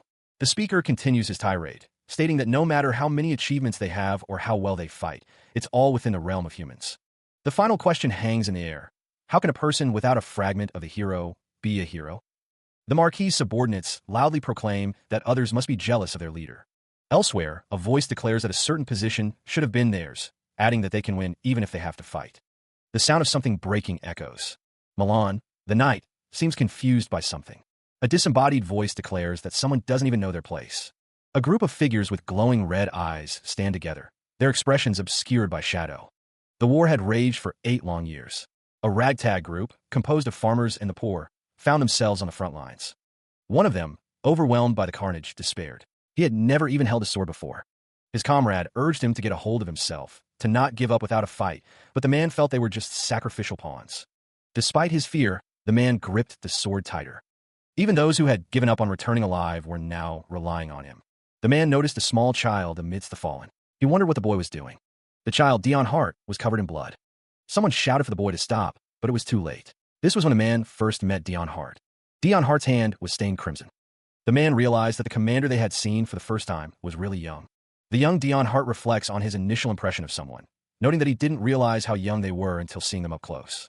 The speaker believes they should only stop when they can no longer move, as it's revealed that someone was broken and will be left behind. The figure on the ground is already dead, a fact that seems to resonate with the speaker. A voice urges someone to get a grip, reminding them that this place is the battlefield. Someone questions why they are coddling the weak. The voice asks if they think they're strong enough to stay alive while worrying about morals and other people, implying that they are not. Two figures stand side by side, their swords stained with blood, a testament to the brutal reality of their situation. The text reveals that to survive in such a place, they must instill fear into their enemies. The speaker reflects that none of them were able to respond as they were hit with the truth. It's revealed that their strategy is psychological warfare. The figures aim to instill fear into their enemies so that they don't attack without a second thought. They need to make even those who have been in this war dead. He believed that survival meant swinging their sword with a smile. The words echoed in his mind as the sounds of battle filled the air. The soldier's eyes widened in shock as he was struck down. A predator must remain calm to hunt successfully, but a prey that jumps around wildly is harder to hunt. The soldier's face contorted in madness as he fought, knowing he could be swallowed up by it. If there are still fools that have the luxury of paying, then there are still those who can be manipulated. Respects to the dead in this place. They should just die instead of getting in my way. It might sound crazy, but in the end, those words are what saved us. It might. The cost of survival in this world is steep, demanding that one do everything necessary to endure. The only way they have managed to live this long is by relying on each other. The vice captain is struck, complaining about the captain's rough handling. Dion Hart is not only their benefactor, but something more. He is also their hero. By using the current front line's tension as a distraction, the demon army invaded through another route. The map of the human realm shows the areas under attack. The emperor, noticing the demon king's intentions, quickly sent out his army. But ultimately struggling with defending, the emperor gathered the main forces. With that, the second hero, Stigma Primero, entered the fray. The third hero, Dion Hart, stand with a subordinate, observing the battlefield. A close-up shows Dion Hart's gloved hand. The fragment of the hero is summoned. The battle with the demons took a turn and slowly came to an end. The second hero, Stigma Primero, unleashes a devastating attack. The attack lands, leaving a trail of blood. The force of the blow obliterates the target. A figure stands over the carnage, their red eyes gleaming with murderous intent as they deliver the killing blow. The battlefield is littered with corpses. A subordinate questions if it's okay to stop now, expressing discomfort at the level of brutality. The third hero, Dion Hart, reflects on his overconfidence. A soldier expresses doubt about their chances of winning, even with the fragment of the hero on their side. Even though he was scared for his life, he couldn't take his eyes off of them. It was as if he was facing a predator, unable to turn away. The blade pierces flesh. The Marquis, standing over the fallen body, remarks on how the enemy's fear has made the fight easier. He thinks to himself, those dumbass. Ed reflects that even a hero candidate with a fragment would be scared, and that even those who have witnessed similar things still get goosebumps. The aide notes that the morale of the demons has taken a huge hit, most likely because of the Marquis. They aren't charging at them like before, making it easier to fight. But that agitated state, a masked figure, eyes glowing red, delivers a fatal blow. It looks like he still can't control himself. In the battlefield, where you had to be consumed by madness to survive. That's enough. The second hero, Stigma Primero, kneels, having stopped the masked figure from inflicting further harm. The masked figure, breathing heavily, calls out to his senior. The second hero, Stigma Primero, stands calmly, a slight smile playing on his lips. The second hero observes the aftermath of the battle, noting that the area is finished. Amidst the carnage, soldiers tend to the wounded and survey the fallen. Stigma Primero acknowledges the Knight Order's reputation for cruelty, but notes their skill in battle. One of the knights reminds him that he saved him once, but Stigma Primero dismisses the help. A wounded soldier lies on the ground, lamenting the lack of medical support. The second hero observes that it's not surprising they survived the 8-year war. The second hero questions the masked figure's habit of yelling die while fighting. The masked figure stands covered in blood. The second hero chides the masked figure, saying that his barbaric words detract from his prestige and that he should fix that habit. The masked figure retorts that he doesn't care for things like prestige, prompting Stigma Primero to straighten him back with a swift strike. The masked figure, bloodied from the second hero's strike, acknowledges the reprimand. Footsteps echo as the second hero continues his lecture. The second hero's advice continues. When speaking, make eye contact. When walking, be straight and stern. The second hero elaborates, explaining that even a simple change in posture can improve many things. Spread your shoulders and lift your chin. The masked figure, still bearing the marks of the recent fight, is told to try again. The second hero began giving the masked figure advice like this one. The second hero explains that hand signs will be conveyed more clearly if given with words alongside actions.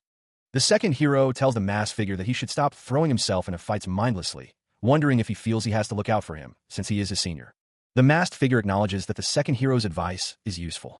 The second hero concludes that the masked figure just needs overwhelming power. The Marquis stands bloodied after the recent attack. He thinks to himself that the second hero's words are meaningless to him, and that he cannot obtain what the hero speaks of. The Marquis walks forward, his footsteps heavy. The Marquis swings his weapon down with the intent to kill. The Marquis's weapon comes down, and he shouts that his target is a monster. Ed looks up in shock as the Marquis attacks. Blood splatters as the Marquis's attack connects. The figure who is attacked is revealed to be the stuttering soldier, who is shocked by the sudden attack. Someone shouts, "Junior," as the Marquis attacks. The second hero moves to intercept the Marquis's attack. The second hero blocks the Marquis's attack. The stuttering soldier strains against an unseen force, his eyes wide with panic. He finds himself unable to move. To survive, a foot clad in dark material steps forward, leaving a trail of blood in its wake. The Marquis's voice echoes, declaring he doesn't have the luxury to pick and choose. He intends to take payment for the shoulder injury. The sound of a heavy blow reverberates as the Marquis's attack connects. The stuttering soldier coughs, blood splattering as the Marquis's blade pierces him. The soldier struggles to breathe, each gasp a painful reminder of his failing strength. Clutching at the wound, the soldier curses his fate. Each ragged breath brings more pain as the soldier realizes the severity of his injuries. The blow lands, and the hooded figure coughs, blood splattering on the ground. He struggles to speak, wondering when people realized his junior wasn't in the best condition, attracting so many flies. The attacker, revealed to be second, coughs in response to the blood. The hero, Stigma Primero, smirks, demanding to know who sent him. The hooded figure struggles to breathe. Coughing violently, the figure clutches at his chest. He continues to cough, struggling to regain his breath. Stigma Primero stands over the fallen figure, nonchalantly admitting it was his bad. The hooded figure lies prone, blood pooling around him as Stigma Primero apologizes. He reflects on the previous attack, realizing he may have used too much strength. The hero wonders if his junior knows about the situation. The scene shifts to a meeting between Stigma Primero and an unknown figure. Stigma Primero finds it strange that someone would constantly attempt to assassinate the hooded figure, even resorting to sending assassins. A voice notes that coming to this war zone is not normal. Stigma Primero realizes there are others who have come to protect the hooded figure as well. The hooded figure is seen from above, standing on a wooden structure. The hooded figure is surprised, wondering if he's been noticed. The figure wonders who sent these assassins and on whose request they came. Stigma Primero is sure he hid his presence perfectly, questioning how the hooded figure noticed him. The hooded figure remains silent. An assassin and a guard are both assigned to a single person. Someone is bothered by the fact that something is definitely amiss. Stigma Primero strides forward, his cape billowing behind him. Elsewhere, a masked figure struggles to breathe, clutching their chest in pain. The figure reflects on their near-death experience, believing they were about to succumb to Dion Hart's bloodlust. The figure wonders why being around Dion Hart is so dangerous. A subordinate frantically corrects himself, calling the Marquis by his proper title. He questions the Marquis' sanity for holding on to an enemy while wounded. Elsewhere, Dion Hart, shirtless and bandaged, struggles to recall the events that led to his injuries. Someone off-panel remarks on Dion's dramatic reaction to a shoulder wound, relieved that he is awake. The Marquis is seen from behind, looking into the room where Dion Hart is recovering, and calls out to him. The Marquis tells Dion Hart not to get up as he stands in a room with several attendants. The green-haired hero questions whether the captain was using himself as bait during the fight. His aide observes that the captain seems angry. The captain has been like this since the fight. The captain's subordinates fuss over him, pointing out that he's fastened his button wrong. He insists he can do it himself. The captain could be like a child at times, despite his battle prowess. When it came down to fighting, the captain was more cruel and merciless than anyone else. Blood splatters as the captain fights.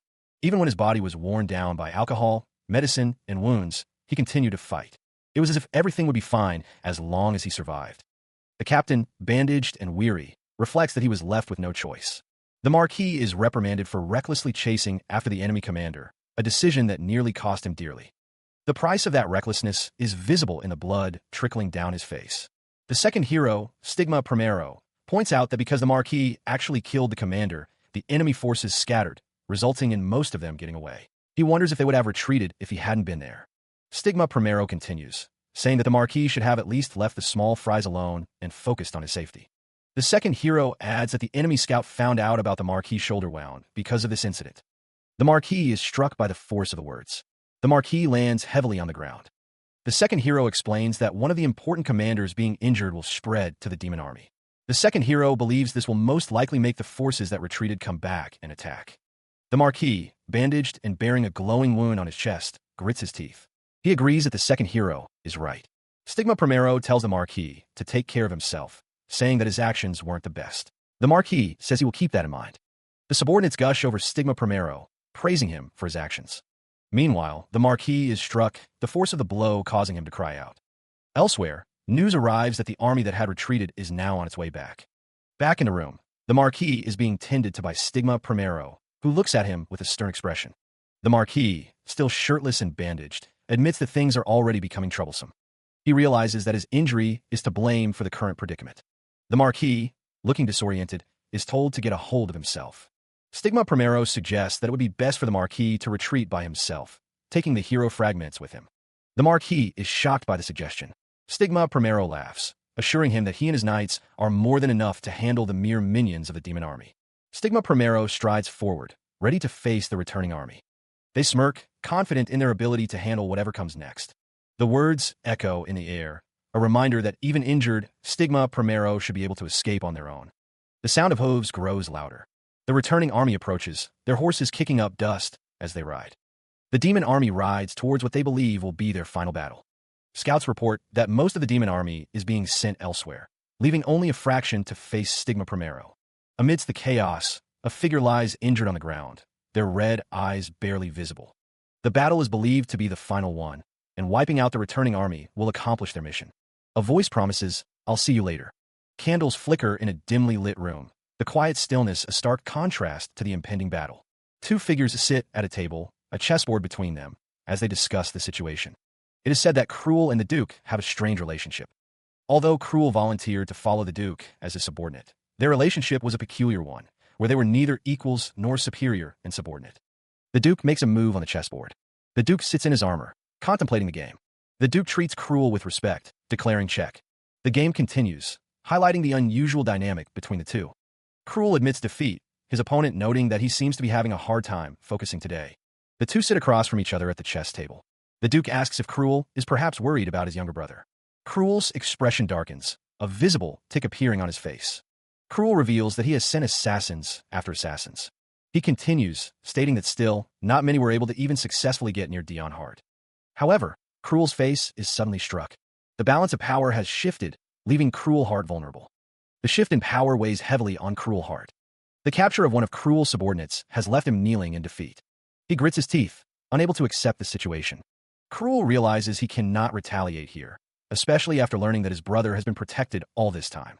His eyes widen with a mix of anger and frustration. A voice declares that while they don't usually give second chances to traitors or spies, Cruel is too precious to them to do otherwise. The unseen figure decides to leave it at that for now. The revelation about his brother's protection causes Cruel Hart to seethe with rage. A blade pierces through a gloved hand, drawing blood. The voice questions if Cruel really remembers that his brother killed their parents. The voice asks if he feels sorry for them. A memory surfaces, showing a young boy being embraced by his parents. A voice questions if they weren't precious to him. Yet the voice continues, Dion Hart still killed them without a second thought, didn't he? No matter what reason or misunderstanding he could have had, the voice muses, this stubborn guy didn't make a single noise this entire time. A close-up reveals Cruel Hart's tearful face, his expression a mixture of anguish and regret. Dion Hart still, the voice echoes, would that be enough for you, who lost your parents? Between a brother like that and your own life, which one is more important? One chance, the voice declares, I will give you one last chance. The Marquis's hand, pierced by a blade, clenches into a fist, blood staining his glove. Someone watch over you, so don't think about doing anything stupid, the voice warns, as the Marquis glares with intense anger. Unless you want to die, the voice threatens. The Marquis, his hands still bleeding, is commanded to bring Dion Hart's head. Inside a grand hall, a collection of swords stands ready near a barrel. In a room adorned with intricate patterns, Marquis stands near a table, a long sword resting upon it. A memory surfaces. Marquis is told that if he ever feels like dying, he should kill that child before he does. Another memory surfaces, this time of Cruel Hart asking Marquis, which is more important, his brother's life or his own. A close-up reveals Marquis's determined expression as he recalls being told that unless he wants to die, he needs to bring Dion Hart's head. Marquis, his hand wrapped in bandages, thinks to himself that it's about time. He resolves that it's time to put this to an end. Marquis is surprised by an attack. Marquis clutches his injured arm, realizing the Duke must have cut a nerve with his dagger back then. Despite the pain, Marquis grits his teeth, resolving not to let something like this stop him. He stood amidst the skeletal trees, the weight of his injuries a constant reminder of the battles to come. Elsewhere, the man in the cloak paused, a flicker of concern crossing his face. He subtly adjusted the curtain, his gaze sharp and calculating. He had been giving the situation considerable thought. The Duke's dog, the one hired to protect Dion Hart, was suspected to be a member of a guild, known for their unparalleled stealth. One of the subordinates declared that he would follow. The text reveals that most people wouldn't even be able to notice their presence. The man in the cloak firmly told the subordinate to stay and carry out his orders, emphasizing that his job was to protect the Count. The man in the cloak considered that if there was one way to detect them, it would be to protect. The two men stood together, the tension palpable between them. The text reveals that it would be through bribery. The subordinate asked if the Duke had asked him to do so. The man in the cloak was startled by something. Cruel Hart's expression hardens as he questions Sanger's loyalty. He reflects on how Sanger had stopped addressing him as Lord some time ago, a subtle shift he now recognizes as a sign of betrayal. The noble demands to know when the subordinate began reporting his movements to the Duke. He recalls that Sanger was once a trustworthy subordinate, having been with him even before serving under the Duke. The contrast between their expressions is stark. Cruel's face is filled with suspicion, while Sanger's is shadowed with guilt. Cruel wonders if the question of Sanger's betrayal is even important anymore, admitting to himself that he was shocked by the revelation. Sanger replies that it doesn't really matter now, his tone suggesting resignation. Cruel declares that he will no longer allow Sanger to follow him. He thinks to himself that he is not kind enough to keep a traitor around him during an important mission. Sanger's face is cast in shadow, his expression unreadable, but his eyes betray a deep sadness. The narrator states that this was the last time, so it doesn't matter anymore, as the act is done. The scene concludes with the implication that no applause is needed for this tragic end. The sound of applause echoes as the curtain falls, signaling the end of the performance. Elsewhere, Dion Hart rides through the forest, his expression unreadable. He thinks it would be best to end the play without anyone knowing. The sound of hooves hitting the ground grows louder as Dion continues his ride. Through the trees, a soldier shouts that they are going that way. The soldier points in a direction, yelling, "That way." The soldiers around him are aware that when they are with the demons, they are the number one most wanted by the Empire. The sound of horses galloping grows louder as the group advances. The soldiers know that when they are with the Empire, they are the number one most wanted by the demons. Dion Hart is frustrated that they are even coming from behind. He continues to cut down the seemingly endless wave of demon soldiers. The Marquis is struck, blood splattering across his face. Another demon soldier attacks, his blade aimed at the Marquis's throat. The Marquis wonders where these demon bastards keep coming from. A subordinate shouts a warning, alerting the Marquis to something. The subordinate points in a direction, shouting that they are over there. The Marquis sees something in the distance, realizing what it is. The demon soldiers and their horses travel through the forest. The Marquis realizes that the demon's first unit and carriage are carrying supplies. A close-up reveals the supplies being transported. The subordinate realizes that the path they are on is the supply path, and that they have been caught. The subordinate is shocked, while the Marquis remains silent, contemplating their situation. The Marquis stands with a bloodied blade, his mission seemingly accomplished. Panic erupts among the demons, their cries echoing through the forest as they realize their supply route has been compromised. The demons shout to stop Dion Hart, who is attempting to flee. The cry of Hart rings out, a desperate plea amidst the chaos. Two subordinates watch in confusion as the demons scatter, unsure of what has transpired. The demons realize they've been caught by humans, but the Marquis subordinate confirms that as long as the supplies are gone, the mission is a success. Dion Hart, desperate to escape, is stopped in his tracks. The subordinate attempts to defend Dion Hart, but it is too late. Dion Hart, with a look of determination, declares that he can do it. The mission's end is near, the culmination of a long and arduous plan. A desperate cry echoes as someone realizes they can't stop what's coming. A final, decisive blow is struck, sealing the fate of the mission and its participants. Debris rains down as the earth shifts. The air crackles with unseen energy. The human realm, comprised of the Empire, Sen Empire, Ruwesh, and Esperanzas, is united by merging power. The brief calm resulting from both humans and demons being worn out by the continuous war is a fragile one. A fated storm starts brewing in the Empire. Marquis Stigma arrives at an important base of the Empire, where he is greeted by Cruel Heart, who asks if his junior is back. Inside the tent, a subordinate reports to Marquis Hart that he returned yesterday and is resting inside the tent after his treatment. The subordinate explains that by getting rid of the supply squad, Dion Hart caused a landslide, which resulted in the supply route getting blocked. The subordinate continues, stating that thanks to that, the morale of the demons took a big hit. Marquis Hart smirks, thinking that he will leave it to Dion Hart, as rumors say he found the supply route while he was at it. The subordinate lies on the ground, seemingly unconscious, as a figure looms over him, questioning the situation. The green-haired figure attempts to rouse the subordinate, demanding he get a hold of himself. Behind a curtain, Marquis Stigma observes the scene, his expression unreadable. The Marquis's gaze hardens as he watches the events unfold. It seems the subordinate has vanished from the scene. A voice cries out, demanding to be released. The captive, revealed to be Dion Hart, glares with anger and frustration. Dion Hart curses his captor, demanding to know why he's acting this way. Cruel Heart maintains a tight grip on Dion's wrist, his strength preventing any escape. Dion pleads with Cruel Heart, but the noble insists he has nothing to discuss. Cruel Heart drags Dion away, deeper into the snowy landscape.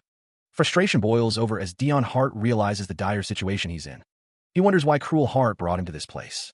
Dion struggles against his restraints, questioning why he was suddenly kidnapped. The scene replays. Cruel Heart's subordinate covers Dion's mouth, muffling his protests as he's dragged away.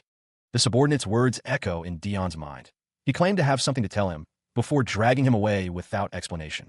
Dion considers that he can't simply allow himself to be dragged along without resistance, no matter the reason. He fears that Cruel Heart plans to take him somewhere remote to take care of him. Given his injuries, Dion knows he can't win in a fight.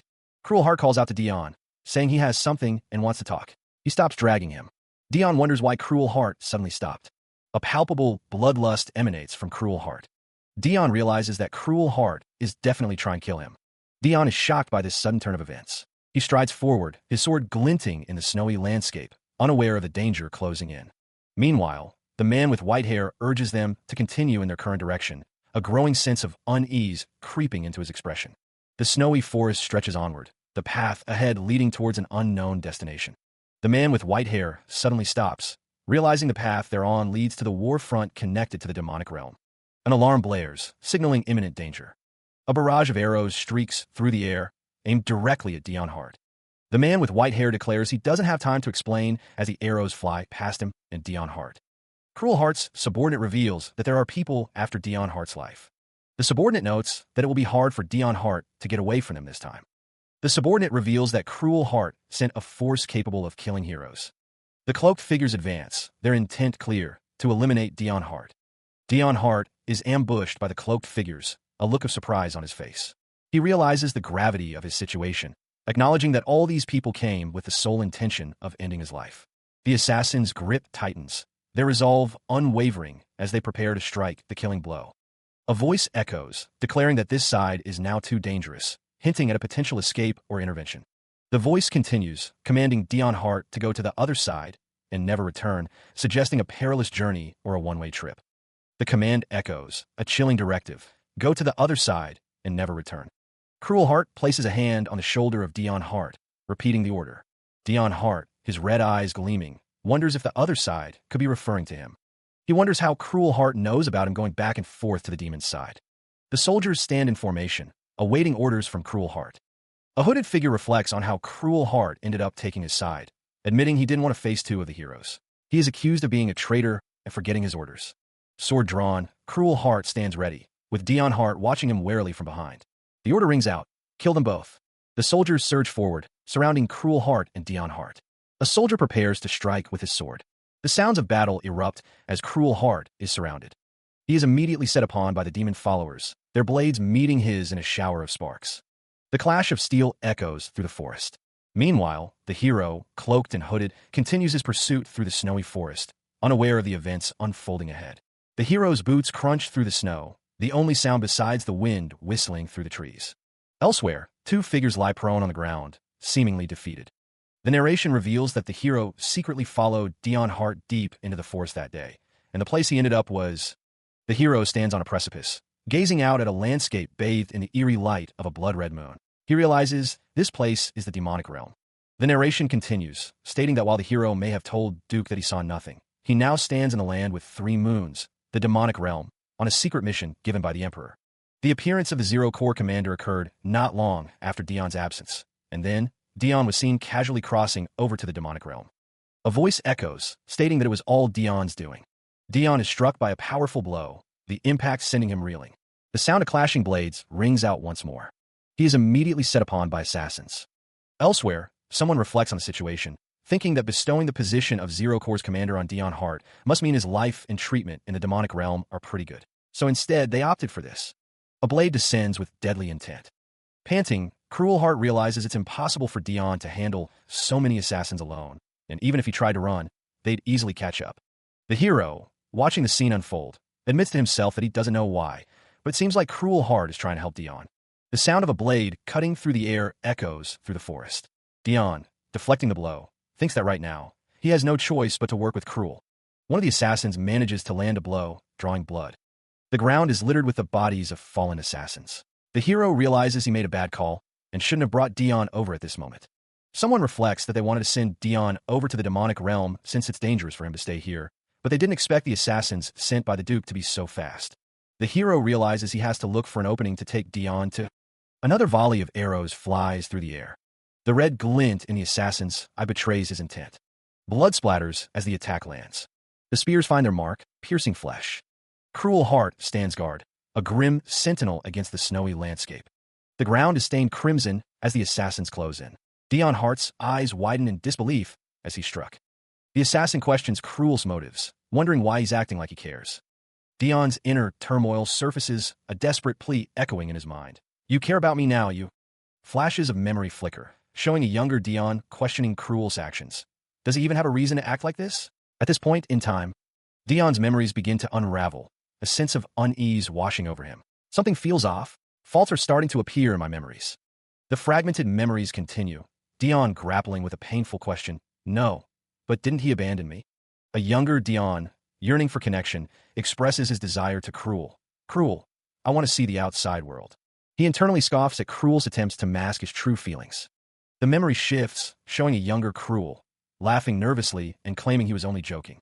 The scene changes again, this time with Cruel saying he enjoys reading and playing chess with Dion. The memory flashes to a moment of physical contact, a hand resting on Dion's shoulder, accompanied by Cruel's question about a family trip when he gets older. The memories become more vivid, showing Cruel smiling warmly as he embraces Dion, a stark contrast to the earlier animosity. A voice echoes in Dion's mind, urging him not to read too much into the past, as the truth is more complex.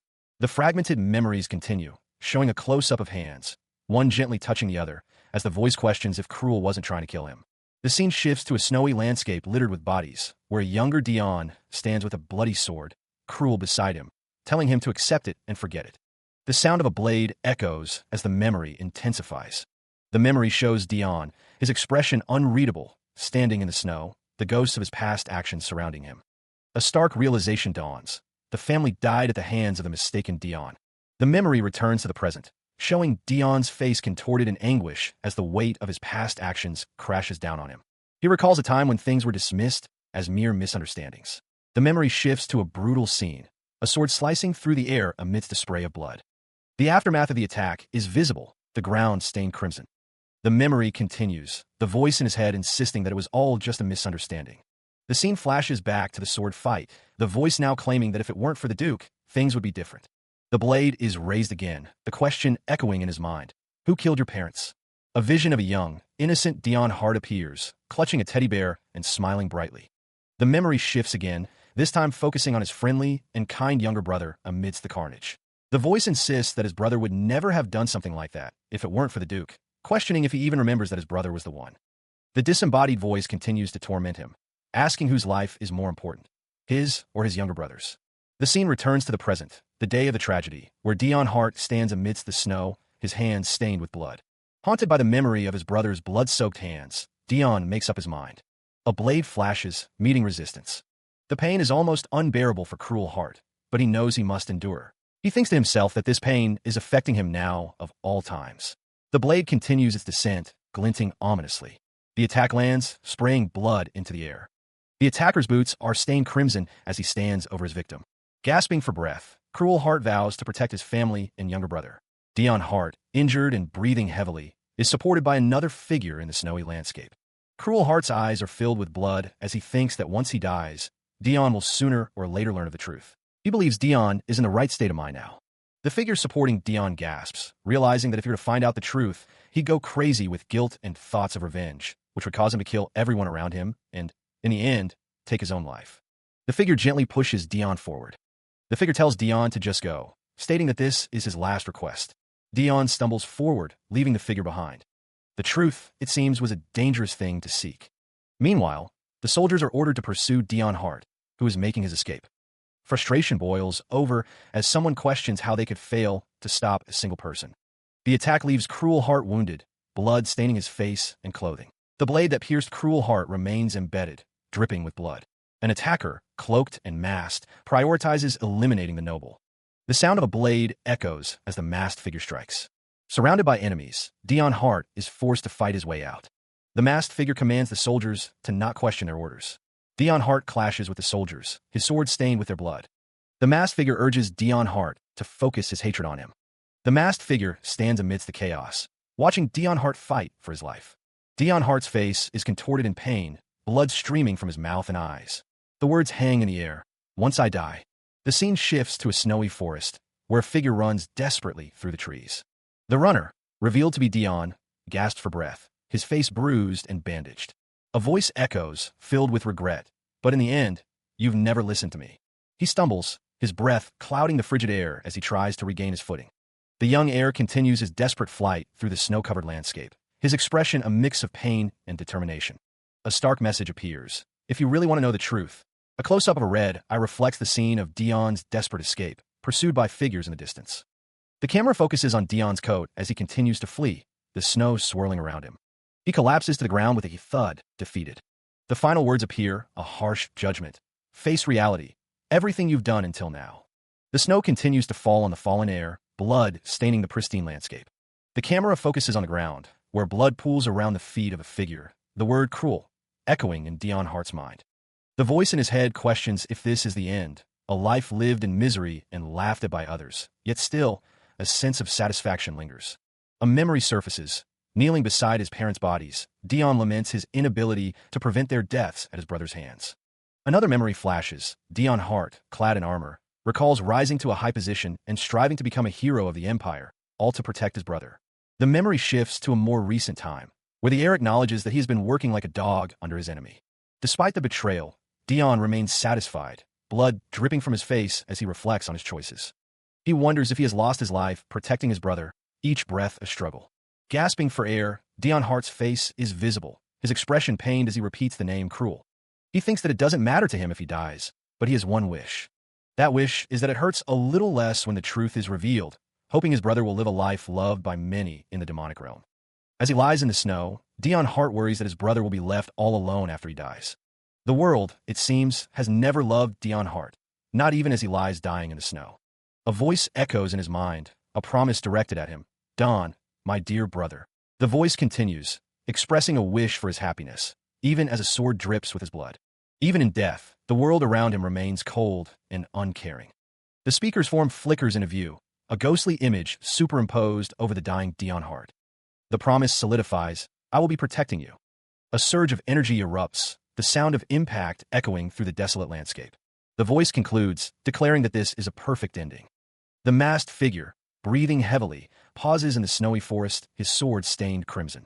The name of Cruel Heart is spoken over a scene of carnage. The masked figure and his companion stand over the aftermath of their battle. The companion notes that the masked figure does not bear the title of hero for no reason, adding that they've lost a great deal of men to him. The masked figure thinks to himself that he will make a single noise till the end. The masked figure's eyes narrow, a fierce determination hardening his gaze. The companion asks if they should go finish off Dion Hart. The masked figure and his companion stand in the snow, their cloaks billowing slightly in the wind. Elsewhere, a voice whispers in disbelief, questioning if he's dead.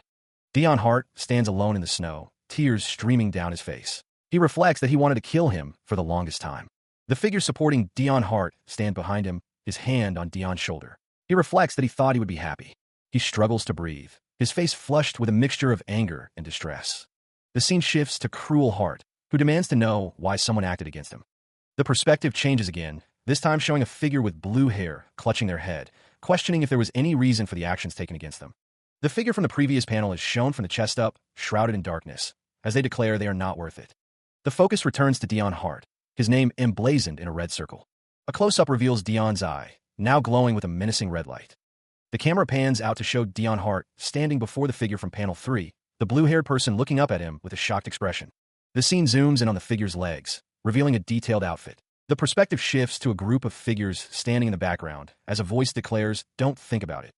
The focus returns to the figure's legs, as a voice whispers that if they really want to know the truth. The scene returns to Dion Hart, his face marred by bandages, as he whispers the name Cruel. A voice echoes, forcing the listener to face reality and everything they've done until now, questioning, what have I done? The air crackles with unseen energy, a prelude to the events about to unfold. A surge of power erupts from the masked figure, the energy coalescing into a concentrated blast aimed directly at their target. The concentrated energy shatters against an unseen barrier, the force of the impact sending shards scattering in all directions. Two figures, cloaked and masked, observe the failed attack. One clicks their tongue in annoyance, questioning what just happened. The ground is torn apart by the force of the deflected energy, a testament to the power contained within the failed attack. The masked attacker grits their teeth, wondering what went wrong with what should have been a sure shot. Tears well in the eyes of the defender, the figure struggling to find the will to move despite the need to escape. The defender's legs tremble, barely able to support their weight as they struggle to maintain their stance. The figure questions what to do, lamenting how hard they've tried to stay alive up to this point. Close up on the defender's face reveals blood trickling down their cheek, a grim reminder of the battle they're fighting. A single word hangs in the air, a stark reminder of the figure's will to survive. Live. With renewed resolve, the defender takes a step forward, the sound echoing in the snowy landscape. He lies prone in the snow, the masked figure and their companion closing in. The masked figure's allies are in pursuit, determined not to let him escape. The hero struggles to his feet, the snowstorm hindering his escape. The pursuers are confused by the sudden disappearance of their target. The masked figure's group realizes they've lost him, ordering a quick search for his tracks. The hero's mind flashes back to a painful memory, someone dying right before his eyes. The truth he once believed in shatters, leaving him questioning everything. Coughing, the hero struggles to breathe, his mind racing with doubts. He reflects on the limits of rationalization and avoidance, suppressing memories that continue to surface.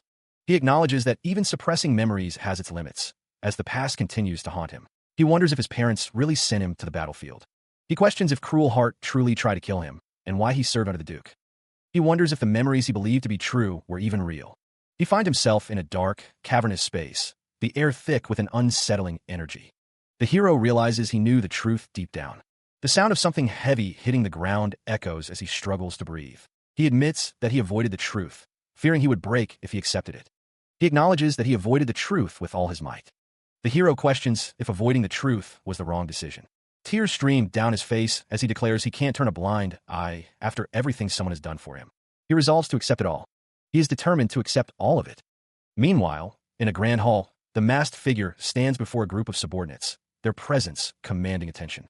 Eret grits his teeth, pushing himself forward with desperate speed. Because of the urgency, Ben is pulled along, stumbling to keep pace with Eret. Eret's magic stone necklace glows intensely as he wonders what is happening and why they are in such a rush. The necklace, he realizes, has never glowed like this before. Ben's eyes widen in alarm as he realizes that someone is in danger. A sense of danger permeates the air as Ben and Eret race down the castle steps. The urgency is palpable as someone shouts that Sir Eret is in danger. The barricade crumbles, the sound of its destruction echoing through the halls. Eret, covered in blood, struggles to stand, his face contorted in pain. The barricade he built for the past 10 years has completely fallen apart. Eret's eyes widen in shock and pain as he stares at the destruction around him. He had known this moment was inevitable. Once he stopped fighting, it was only a matter of time before his past caught up to him. The memories he had suppressed for so long began to resurface, flooding his mind with the weight of his past. Images of his mother and father flashed before his eyes, along with the haunting word, cruel. His emotions overwhelmed him, making it difficult to breathe as the memories crashed in. He thought to himself that they should have just killed him. Eret, consumed by anguish, screamed, demanding to know why they hadn't simply ended his life. A voice cuts through the snowy forest, calling out to Eret. The masked figure approaches, their footsteps crunching in the snow. Eret, struggling to breathe, coughs, his vision blurring. The girl, her eyes wide with fear, could only stammer, I just. Her desperate plea echoed in the cold air. She just wanted to live. The scene reveals Eret lying on the ground, heavily injured and bleeding, the girl standing over him. Tears streaming down her face, the girl cries out that they have to run away. The news spread like wildfire. The final wall had collapsed. The disaster, according to the old woman, would awaken soon. 2 villagers wondered aloud what anyone was doing out so late at night. Some whispered that the old lady was at it again, spreading fear. But others insisted that everyone should listen to her, for once because she was right. The pink-haired girl, growing increasingly worried, urged them to prepare to leave, as the place was now too dangerous. The group decided they would head to Esperanzas, a city within the empire. Elsewhere, someone was being questioned about the master's whereabouts. The man being questioned, dressed in a suit, remained silent. News had spread that Dion Hart, the third hero of the empire, had disappeared. The man in the suit wondered how the other man would know. Rumors circulated that Dion Hart had been abducted, or that he had murdered Cruel Heart and fled to the demonic realm. The group wonders if Dion Hart is eating well, despite his disappearance. One of the men questions where Dion Hart ran off to with his body, while another hopes he is safe, still worried about him. A commanding voice tells them to stop worrying and focus on the task at hand. The speaker emphasizes that it's the disappearance of a hero, and he assures His Majesty will issue a royal decree to search for him. Despite the decree, one of the men still hopes the king doesn't forget that many of them are worried about Dion Hart. Even with the decree, the woman is still worried about Dion Hart. Someone wonders where the Lord is. The group discusses the royal decree to search for Dion Hart. Someone asks if they have found the whereabouts of Dion Hart and Cruel Heart. The man looks off in thought, pondering the question. The man confirms that there has been a report of the two last being seen in the northern area, but they weren't able to find their traces. The speaker laments that it turned out like this in the end. The man with red eyes states that for now, they should focus on defending their land and finding the two heroes. The commander is told, "You've done well." He is assured that he will keep his life as promised. The commander looks away, a hint of displeasure on his face. The commander thinks that Dion Hart ultimately threw his life away for his brother, calling him a foolish man. He laments that it was such a good chance, regretting not being able to kill Dion Hart. The commander is sure that Dion Hart scurried to the demonic realm. He wonders how the actions of Dion Hart in the future will affect the Empire. Elsewhere, a figure lies bleeding, prompting another to exclaim in distress, "Oh no, what do we do?" The pink-haired girl keeps crying. The girl is asked if the man on the bed isn't his doctor, as the other man states he has treated all his injuries. The situation is dire. External wounds are already appearing. It's explained that this is a result of his mental health deteriorating, so there's nothing anyone can do about it. The pink-haired girl stands beside the bed, watching the injured figure. Someone wonders what he saw to make him cry so painfully. The Demon King's presence is announced. Eret, lying injured, coughs up blood. A voice declares that he has decided to accept the truth that is hell. Someone realizes that Eret will die if left alone at this rate. Eret struggles to breathe, blood staining his face. He hears a voice saying that this would be a good opportunity to test his destiny. The Demon King's arrival causes a stir. Someone wonders if it could truly be him. The pink-haired girl is told to leave, along with everyone else. A strange exchange begins, accompanied by a surge of purple energy. The situation is just starting to get interesting for someone who declares they can't throw away such an opportunity so easily. The Demon King's face is shown, and he declares that Eret should take a good, long sleep for now. He gathers energy in his hands, the purple glow intensifying. The energy explodes outward, a wave of raw power emanating from him. The surge of power continues to build, the light almost blinding. The force of the blast sends Eret reeling, blood trickling from his eyes as he struggles to maintain consciousness.